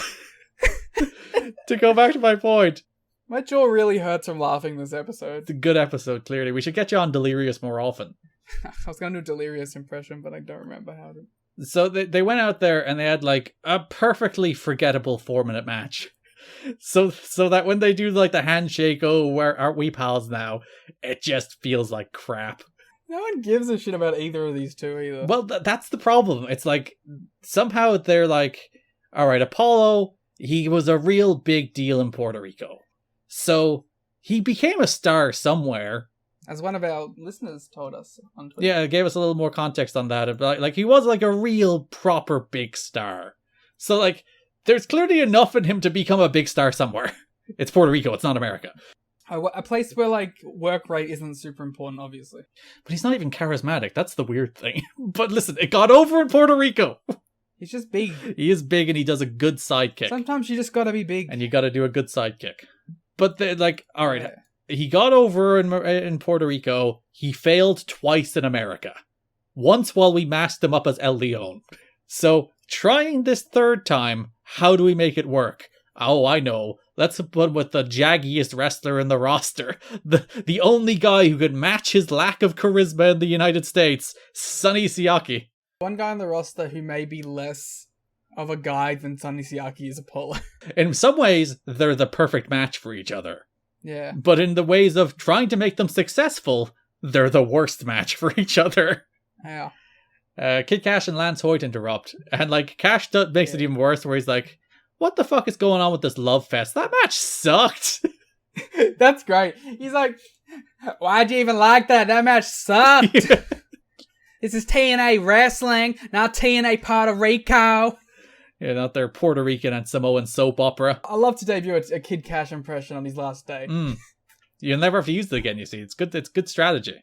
Yeah, go out on a high note. Cash suggests Siaki wants to get his hands on Cash sexually and declines. Ooh. Oh. The babyfaces chase off Cash and Hoyt.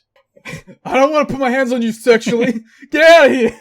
Listen, who wouldn't want to put their hands on Kid Cash sexually? Or Sonny Siaki, for that matter. Have you seen the coat? It's a very nice coat. This continues most of the way through the month, including the only TV main event worse than Fight Out the Slam. The main event of the April 8th episode, Apollo versus Kid Cash. This was a mess, huh? Not a good wrestling match. But, like, not even a functional one. And also went nearly the full 10-minute time limit.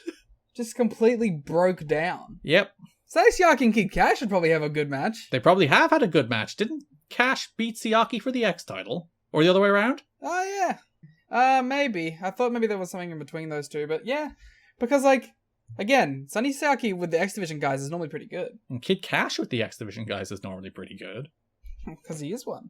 TNA does announce during this match that the X Division Escape match, which we'll talk a little more about when we get to the X Division, will be Shocker, Cash, Sabin, and Shane.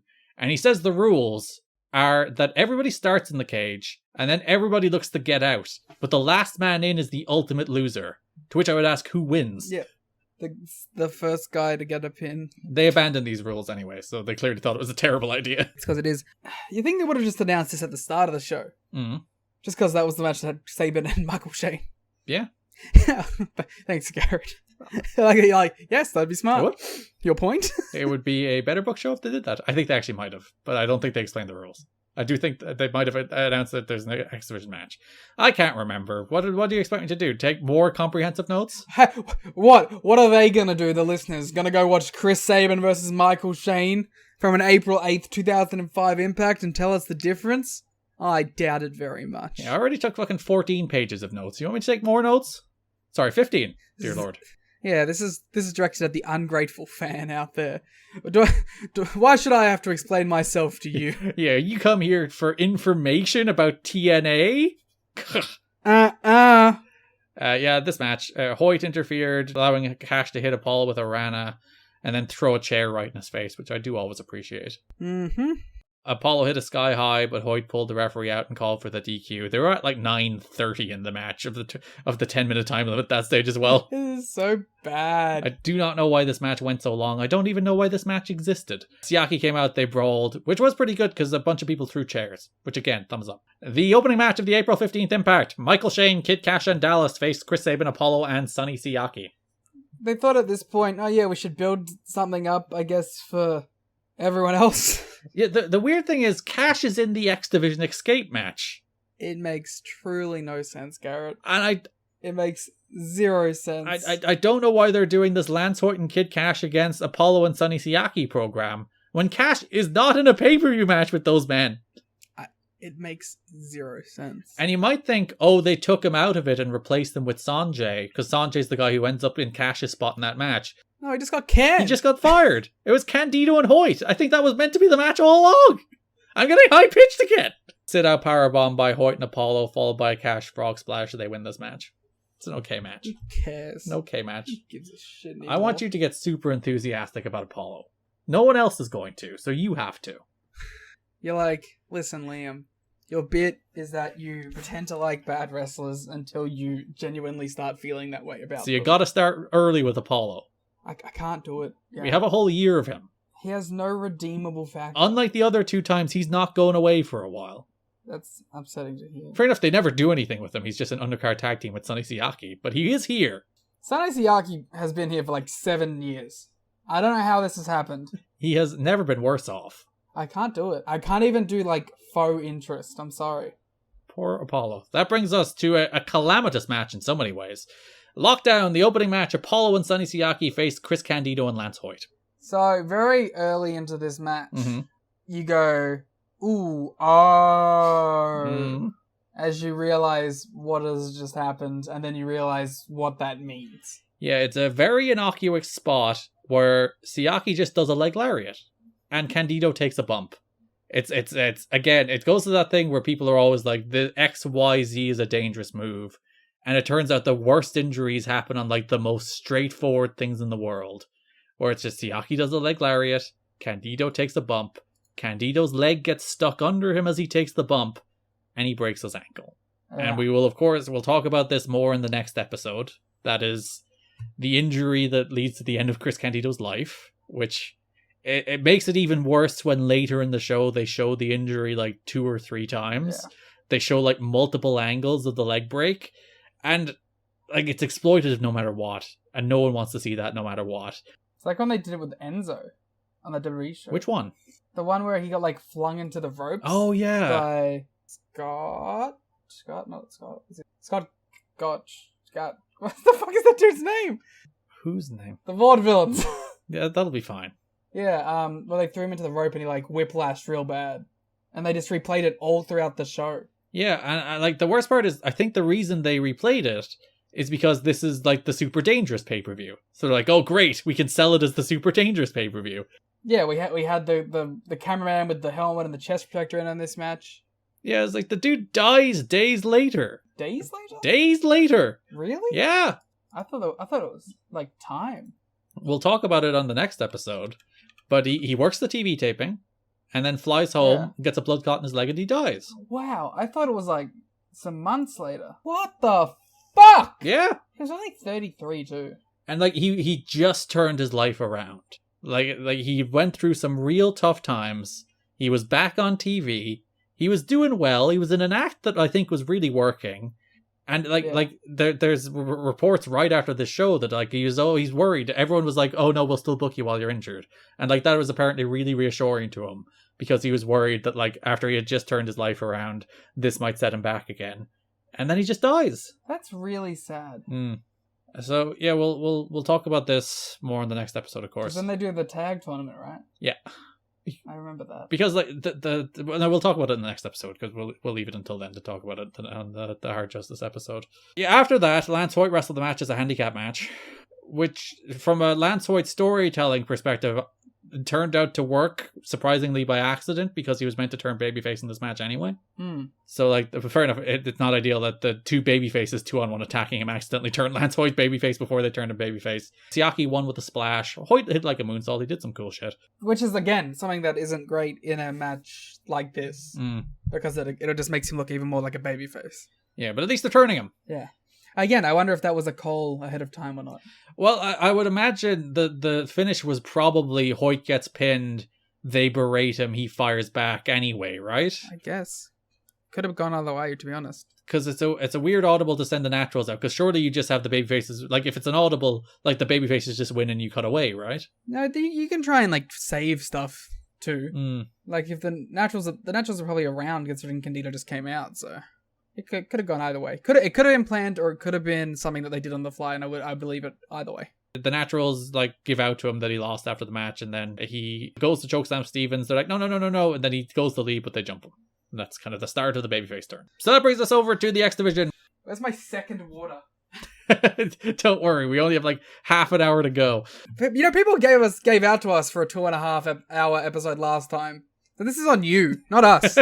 Elix Skipper versus Christopher Daniels is your pay-per-view match, and that stems off of the Ultimate X match from Destination X, if you remember, when that got down to a triple threat match. Triple X teamed up on Styles, but then Daniels turned on Skipper, eliminated him from the match, setting this match in motion. A good swerve, to be honest. I mean, not a swerve, I guess, but like a swerve within character, not as a actually trying to swerve the audience. And I appreciate that it's not just a thing they did for the sake of that match, it's actually a thing they then brought forward to this pay-per-view match. Actually...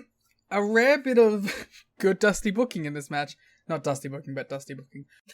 Is that, you know, it does set up your first challenger for Daniels to be Elix. So you also get the tag stuff. I think this is this is the perfect first challenger for Daniels. Yeah, because it's a guy he has history with. It plays off their biggest pay-per-view match. A guy he can beat easily. Yeah, a guy he can beat.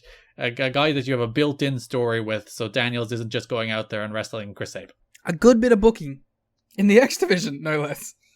March 18th opens with Christopher Daniels wrestling Jarrell Clark. It's the opener of that show. X Division title has gone to Daniels' head as he slaps Clark before the bell, which I kind of liked. I was also going to say, we're continuing the thread of the first match post-pay-per-view being Christopher Daniels. Yeah, he has a belt now. He has to show it off. They love throwing Daniels or Skipper out as the first match post-pay-per-view. Yeah, they're really the palate cleansers post-pay-per-view. Yeah.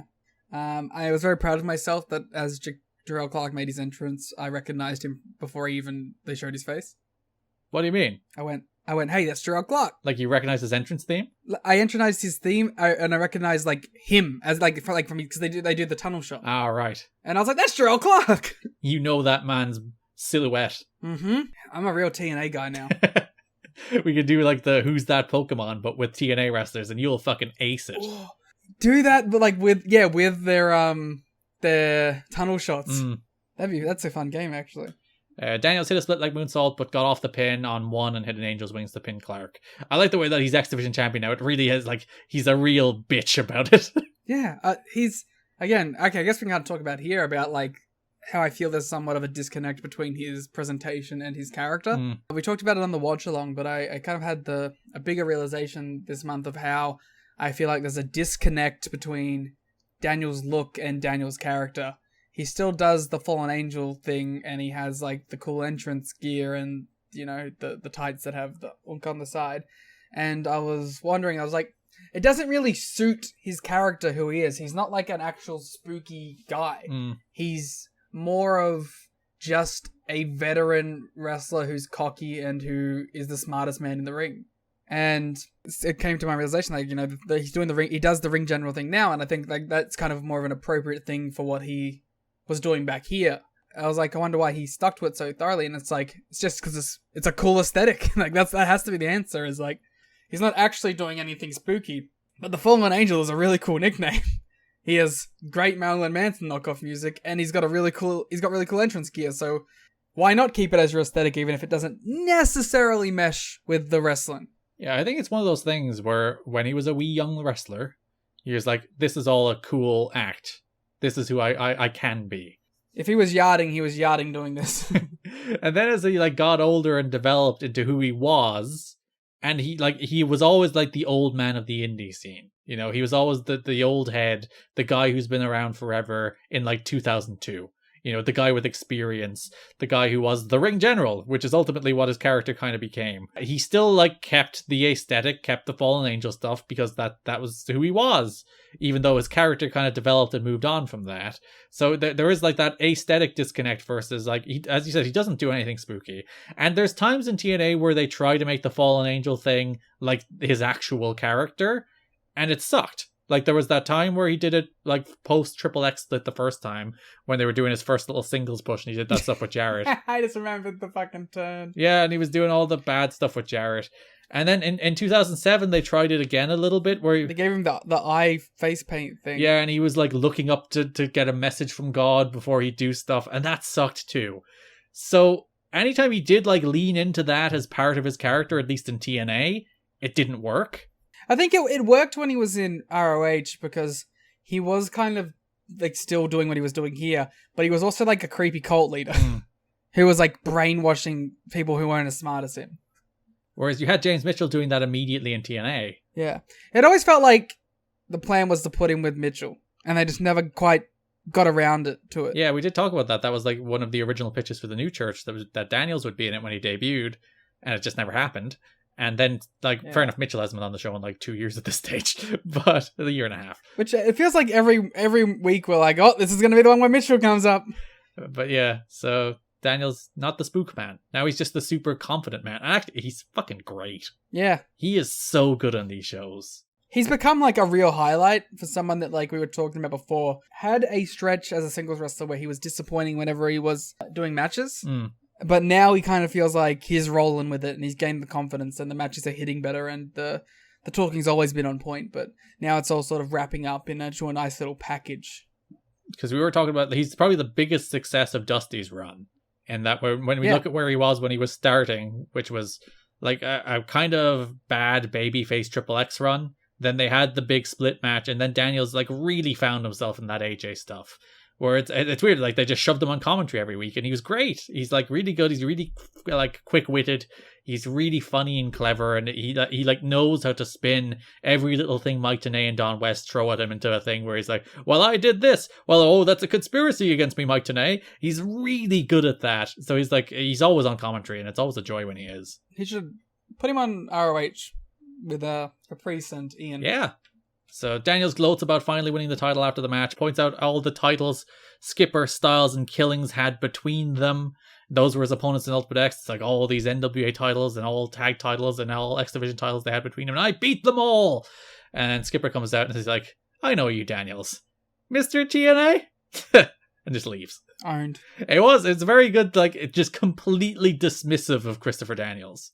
So April 1st Impact had a long feature running down the history of Christopher Daniels and Elix Skipper. It was like all their tag team history, them coming together, them breaking up, them coming back together, them I liked it. Breaking up. I thought it was great. It had one fatal flaw. Did you notice what it was, Liam? Well, the thing that I noticed, so maybe it was the same thing that you noticed, was when they first showed them teaming, with the idea that this was when they had first formed, they were using footage of when they were in a 6-sided ring. Yeah. Is that what you were talking about? No, it had a much more fatal flaw that you seem not to have noticed. That there was no Loki? Nope, not even that. This feature ended with a plug for a Christopher Daniels versus Elix Skipper X Division title match at Lockdown. Liam, what was the main event of this show? Oh, they were going to determine that fact. They accidentally spoiled the finish of their TV main event in this video package. Well, now I look like a curmudgeon because I look like I've really picked apart the video. Yeah, it's like all these different flaws in the video. It's like, no, you missed the big one, and that they accidentally announced Skipper was number one contender before he became number one contender. I thought you were going to be on their back about them using the 6-sided ring footage like I was. That's not original Triple X. Because after that, they swapped to like talking about the tag match, and the tag match was in the 4-sided ring, and I was like, it's disconnected. No continuity. But yeah, that's a pretty like big. That's a pretty egregious one. That's a terrible continuity error. Like, come on, how does nobody catch that? Actually, you know what the worst part is? This is the third Impact of a 3-Impact taping. Yeah. You can tell because there's 2 matches on the card. Yeah, but like this would have been in the can for 2 weeks. Hence why they had the ad made. It would be one thing if it was like a tight turnaround, you know, they taped it this week, it's airing Friday. So, you know, they made a mistake, something slipped through. But it's like, no, they taped this weeks ago, and it still fucked it up. But that did lead us to our main event. Elix Skipper, Chris Sabin, Michael Shane, and Petey Williams in a X Division shootout to determine the number one contender for Christopher Daniels at Lockdown. It's elimination rules, has a special 30-minute time limit, of which they go 21. They sure do. It's a real honest-to-goodness TV main event. That being said, it's not as good as I wanted it to be. Yeah, I think this is the match where I was talking about, where if they shot this match on an Impact where they were just taping one Impact, I think the crowd would be much more engaged. But given this is the last match of a 3-Impact block, the crowd are just like, they're not into it, but they're not like super into it. They should have filmed this on the first taping set, but then put it in on the third. Because, yeah, God forbid you ruin the pop that America's Most Wanted versus Fidel to Slam gets. Yeah. Don't want to sabotage that match. Daniels is on commentary for the entire match, and I think he's great. He does a bunch of... He's a joy. Of little things where, like, when Petey was eliminated after he got super kicked, Daniels was like, damn, I really wanted to face Petey. He was my pick. Oh, God. I liked throughout the match, he's like, oh man, I think Michael's really great and he could win. I think Petey's really great and he could win. Sabin, tremendous athlete. He mentioned those 3, but then wouldn't talk about Elix at all. He's not in the match. He put over everyone else and then just would be silent about Elix Skipper. Yeah, so they were about to go to break, and then they did a bunch of dives. And then we were told that dive sequence was sponsored by The Right to Bear Arms by Larry the Cable Guy. I rolled my eyes so hard when this happened. You have no idea. You didn't listen immediately to The Right to Bear Arms, Larry the Cable Guy's comedy album? You didn't get her done? Oh. Alright, Garrett.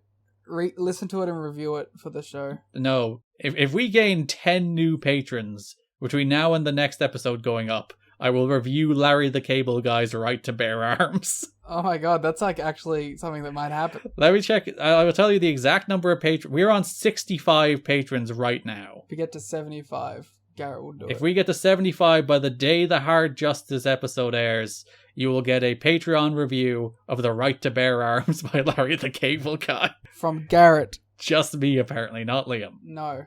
Michael Shane is Michael Shane again, by the way. Michael Shane again. So he went from Michael Shane to Michael to Matt Bentley back to Michael Shane. Apparently, they had Bob Ryder look through the trademarks, and he's like, actually, no, it won't hold up. Given the fact he ends up being called Matt Bentley, I think they were wrong. Bob Ryder's really fucking it up for everyone. So Petey went for the Canadian Destroyer. Shane super kicked him and eliminated him. Daniel says it was Petey you really wanted to face. Skipper eliminated Shane with a sudden death, and it came down to Skipper and Sabin, which ended with a phenomenal sequence where Sabin went for like a tilt-a-whirl DDT thing, but Skipper immediately smoothly countered it into the sudden death for the win. It looked so cool. It was like so fast. They did it so quick. It was awesome. If Elix Skipper's thing became hitting the sudden death out of wacky X Division shit, I would be very into it.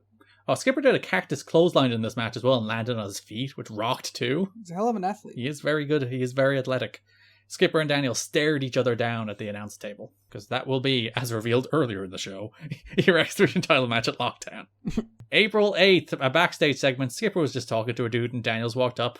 He was like, "You really want this match, Elix?" And Skipper's like, "Yeah, I want this match." It's like, "Even in a cage? Remember last time we were in a cage? You got pinned last time we were in a cage." He's like, "Yeah, I still want the match."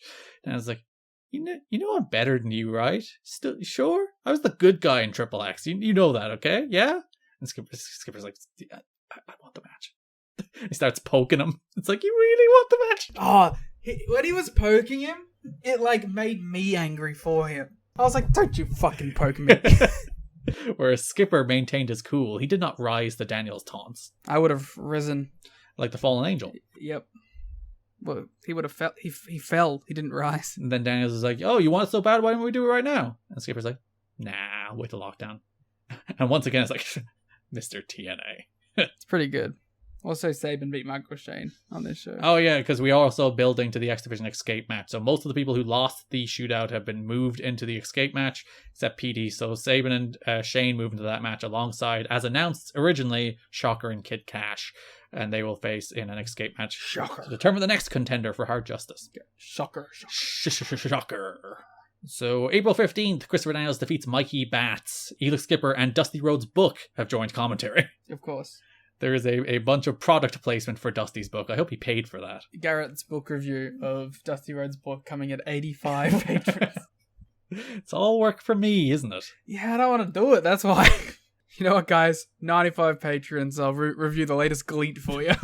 Oh, Liam will watch the thing he likes, huh? Yeah. So ref is bumped. Bats hits the Bats beater, which is kind of like the Rey Mysterio stunner gimmick. Bats goes for the pin. Skipper runs in and counts the 3, but then Daniels boots Skipper out of the ring, hits an Angel's Wings on Bats and wins. Skipper should know that that's not how that works. Now he's a licensed official. Prove it. You prove he isn't. Guilty until proven innocent. You can actually say the fact that the match wasn't awarded to Mikey Batts is a sign he's not a licensed official. But yeah, so the fact that the match wasn't awarded to Mikey Batts is a sign that he's an illegal official. Damn. Got him. But yeah, the gimmick is that Skipper counted him down. They didn't really do anything with this. It's like an angle that they kind of did. It was mostly just to embarrass him. There was no follow up on it. There was nothing like that. It's just an angle they did. Go Home Show had a package with Daniels. He had a new promo talking about how great he is, how he's an ideal that young people could live up to as X Division champion. And they also ran down the top 5 cage match moments in TNA history. Surprise, Skipper Cage Walk was number 1. Did you agree with this top 5? Oh, so yeah, the top 5 was Chase Stevens' moonsault, which I think should have been higher than 5. That would have been my number 2. A Tower of Doom spot from Turning Point, which okay. The death sentence off the cage from the first NWA-TNA match, which did rock. That'd be my number 3. The funniest one being Hardy missing a swanton on the Best Damn Sports show. My God. The number 2 moment in a cage match in TNA history. Not AJ Styles beating Jeff Jarrett for the NWA title. Let's leave that one out. No, it has to be a move, Garrett. But it's a moment. That's a moment. It has to be a move. AJ Styles inzaguriing the guitar then. Yeah, right. No, it's Hardy missing a swanton. But yeah, that takes us Lockdown in a match that was pretty well built and then ended up being kind of disappointing. Daniels defeated Skipper to retain the X Division title. Yeah, this wasn't great. It was just kind of dull, kind of there. They worked the wrong kind of match, I feel. They tried to do we're going to work body parts in this cage match, slow it down. When they probably should have just gone out there and tried to bang it out in 10. I appreciated all the low-key references throughout this. Mm-hmm. They did a bunch of low-key poses and kicks and stuff. No, they were pretty obvious. Fuck you. Thank you. But I've lost my train of thoughts. Yeah, it was a regular ass match. It didn't do a lot for me. It did kind of expose, everyone's always like, why wasn't Elix Skipper pushed? And I think it turns out he was just a much better tag team wrestler. Though he did have that match against Sanjay that kind of rocked at the start of the year. But he just never hit it as a singles guy. And it's unfortunate because he has some of the parts and he's pretty charismatic, but he's just not that interesting as a wrestler. Yeah. Unless he's doing cage walks. Though he did do the cage walk and he's immortalized forever. Feats of athleticism are his bread and butter. Yeah, it will be my personal mission to make sure that Elix Skipper is immortalized until I die. So, When I die, I can't make any promises, but until I die, I will keep Elix Skipper's Don't name worry, alive. Garrett. Eventually, with the heat death of the universe will erase all human history and nothing will matter. So. Or I'll just program the AI of me to continue to keep Elix Skipper's name alive. Till the servers are melted by the heat death of the universe. Ah, yes. The other match on that show is the X Division Escape match, which was Shocker, Chris Sabin, Michael Shane, and returning Sanjay Dutt. In tights! In tights, indeed. No more bin bag pants. Good. Despite my love of shiny pants. They already struck a deal for Sanjay to return. He was meant to return on the TV taping after this, but they brought it forward because Kid Cash obviously was fired. So Sanjay took Kid Cash's spot in this match. Against Dusty's will, apparently. It was another talent decision forced on Dusty. He doesn't want Sanjay. But everyone loves Sanjay, so you gotta do it. It's just one of those things. It's like, when you have to put Buck Quatermain on your television show as often as you do, imagine if Sanjay was in the place of Buck Quatermain, and then, like, take, for example, the DDP and Sean Waltman versus Sanjay and Chris Sabin. Imagine that match instead. It'd be a good match. Because you have good wrestlers in a good match. I just want to talk about my man, Shocker. Yeah, go on. Go off, King. I love this guy. Mm-hmm. This guy's great. Mm-hmm. He does a cool fucking crazy little pose. Yeah. He's got charisma. He does. Great look. Wrestles his ass off. It's a great pickup. Dusty Rhodes is right. I take it back. Take back every bad thing I've ever said. Shocker does have 2 other TV matches this month. He wrestles David Young on the first Impact of the pay-per-view cycle. He beats Which is okay. David Young with his... Mike Tenay once again reenacts the McDonald's commercial during that match. He wins with his finish, which is a hammerlock small package that he calls the Shockwave. And then he teams with Jeff Hardy. Yes, March 25th Impact, it's Jeff Hardy and Shocker against David Young and Lex Lovett. Which is a very Liam match, considering the person I like least in that is Jeff Hardy. You like Jeff Hardy less than David Young? Yes. Oh. And Lex Lovett, obviously. And like, he didn't even question that one. Well, yeah, he's your favorite, of course. Shocker. Shocker. So that does bring us to the cage match. It's nice to have Sanjay back. He's a good wrestler. Yeah, especially now that he got rid of the bin bag pants. So the updated rules to this match is that it's escape the cage when it gets down to the final 2, elimination rules until then. The quote-unquote big story note is on one of the impacts before the pay-per-view. Trinity just strolls up to Michael Shane and she's like, I like your style. Michael Shane's like, thanks. And it's like, I think you and I, we could go places together. And then Tracy walks up and she's like, grrr. She's like, that was my man of 4 months ago. Whom I abandoned, and the other person who was with him is now gone. For work.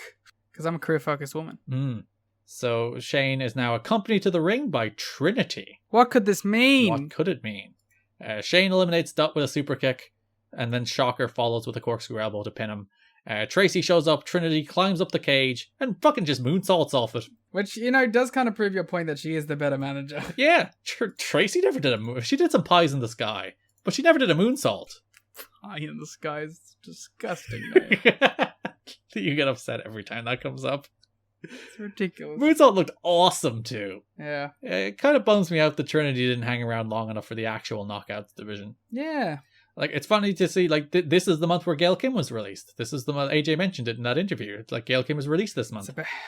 We're about to see it happen. Where that sets in motion the launch of the Knockouts division. Sets in motion a lot of things. Yeah. Moving forward. A true women's revolution, some might say. If they want to get sued, sure. Again, you look into your alternate reality machine, and if WWE never released Gail Kim, what does women's wrestling in Impact or TNA look like? I just did it, Garrett. I found out what happened. What? They released it like a month and a half later. Oh. Well, it all worked out then. But yeah, she hits a moonsault off the cage. It rules. Tracy then gets in the ring, and Shane just launches her out. Yeah, how rude. He's not a good relationship with his old manager, but he turns around, Sabin cradle shocks him for the elimination. His old girlfriend either. Yeah. Listen, the new franchise is long dead. Long live the old franchise. Sabin and Shocker climb the cage. They're hanging off the other side of the cage.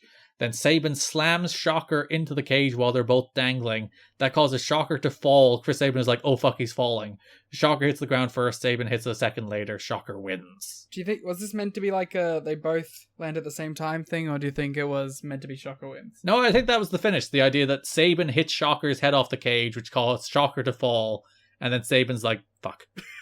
I really have done this to myself. Yeah, which isn't a great way to crown a number one contender that his opponent accidentally caused them to win the match, but that's probably neither here nor there. Well, you can run it back in a singles match on Impact. He's undeserving. He only won because Chris Sabin kicked too much ass. The best wrestling story. Which means that, Saban has a gripe, and that's a free TV match to give Shocker some more momentum ahead of his Daniels match. Yeah, so he will face Daniels at the pay-per-view next month. Hard Justice. I'm excited for that. The pay-per-view's rounding up to look pretty good with the two matches that we know so far. Yeah, and it's a 3-week build as well, so you'll be pleased. Perfecto. It's the rare company where it's like, oh, how can they build a pay-per-view in 3 weeks? It's like, they can't build a pay-per-view in 6 weeks. They'll be fine. Yeah, they can barely build a pay-per-view, so just let them try, okay?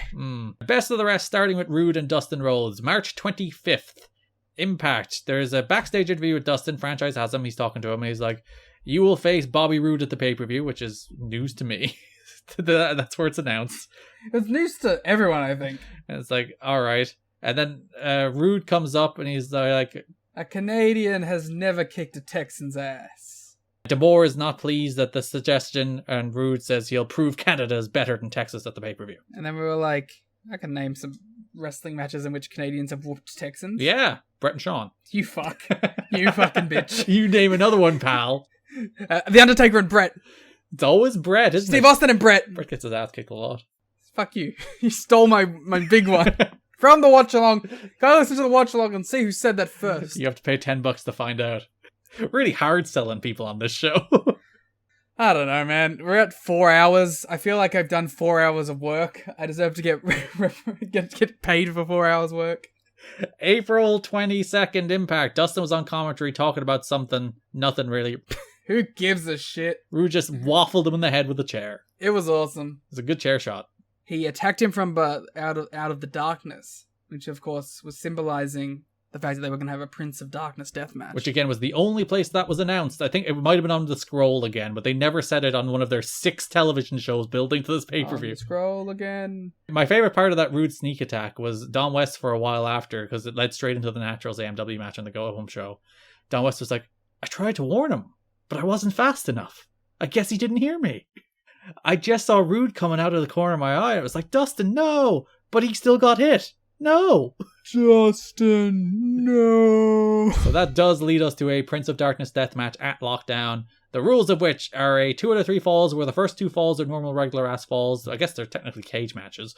And then the third fall is a blindfold match. This is the end of this Dustin Rhodes run. We won't see him for another 2 years. Oh, really? Yep. I take it back, baby. I'm ready. Let's go. Of course, he still won on the way out. Yeah, what the fuck? It's clearly the sign that his dad's booking power is running out. That's what I call a dusty finish. But yeah, Dustin raps here until Black Rain. Get it? That's his dad. Well, his dad hangs on for another month. His dad is ousted right before Hard Justice. Hard Justice, baby. So Rude grabs a quick pin, feet on the ropes. Dustin gets the second fall back with a top rope bulldog, and then they do a blindfold match. Which is pretty good bulldog.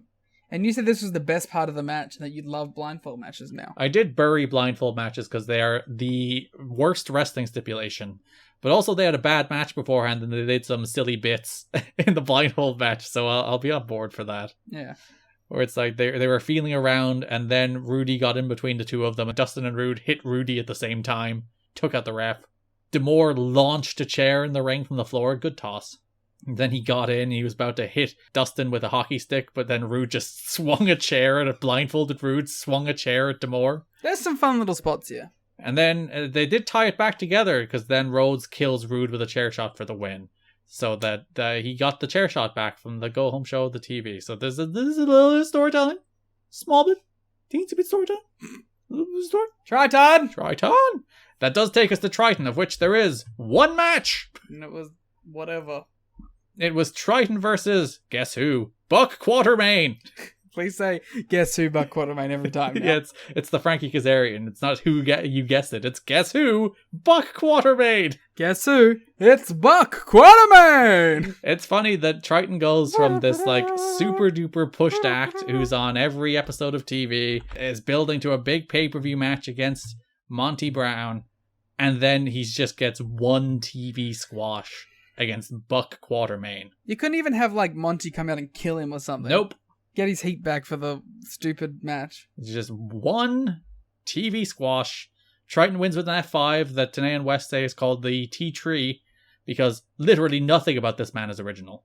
Also, name yourself after a good Terminator movie. T2? Or T. I can't remember. I was going to say one of the new ones, but I can't remember the name of any of the new Terminator movies. And I've seen like 2 of them.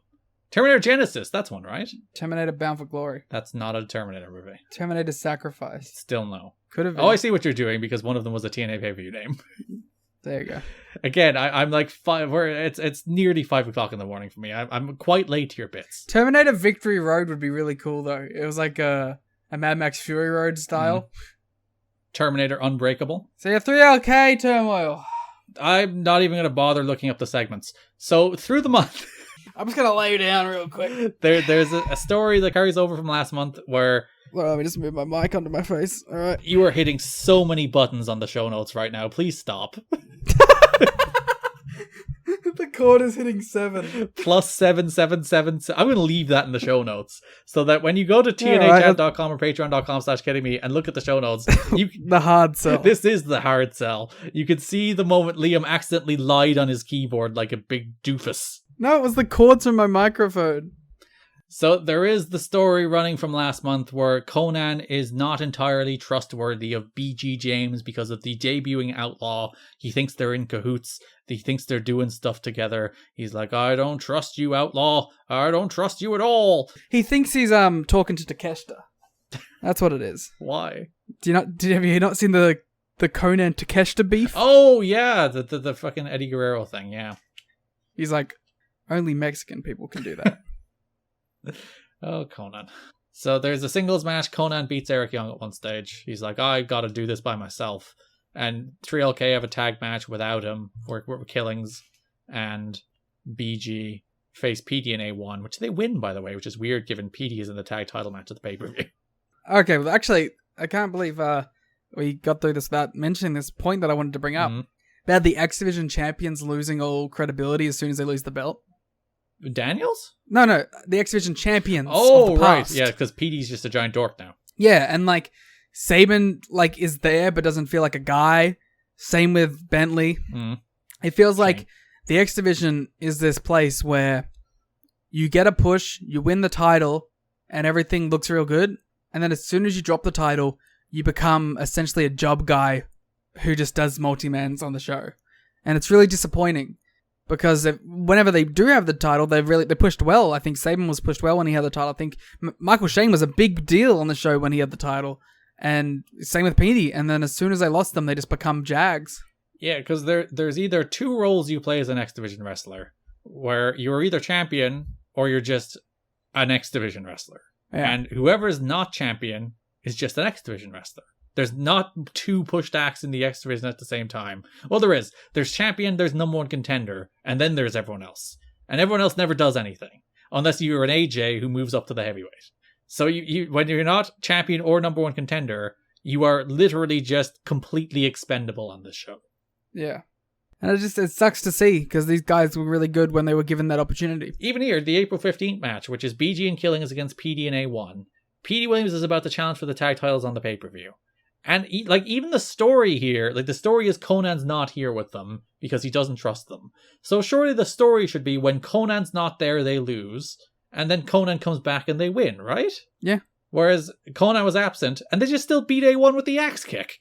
And then it's the same thing later, where it's like Eric Young and the same show is challenging for the tag titles next. And the whole idea, he's wrestling Conan in a singles match. Conan's out there by himself with no Trail K. So the whole idea, again, should be Conan doesn't succeed without his pals, except he just wins. Now, you're forgetting one key component. What? That BG and Conan are really sick of playing ball and losing. There's a long discussion from Don about Conan's girth and width in this match. He's the thick man. He's a wide human being. Conan pinned Young with a powerbomb. And then Trail K, they came back together in the last Impact of the Month where they beat Lovett Quartermain and David Young. As I said, the bald Freebirds. Sing the song again, Garrett. Freebird. The highlight of which was Conan threw his shoe, which he regularly does. But when he won, all the fans in the crowd took their shoe off and raised their shoe to Conan in celebration. If they all started drinking out of them, it would have been an Australian national holiday. You would have loved this. This would be your favorite match in TNA history. I would have done a shoey with them on the show. And they're the interaction in this story we already covered, which is BG and the Outlaw having some face-offs in the Lethal Lockdown match at Lockdown. And that is it. That is it. That is April 2005. A month that existed. Yeah, that was a weirdly exhaustive episode. Like, for a month of TV, that was okay.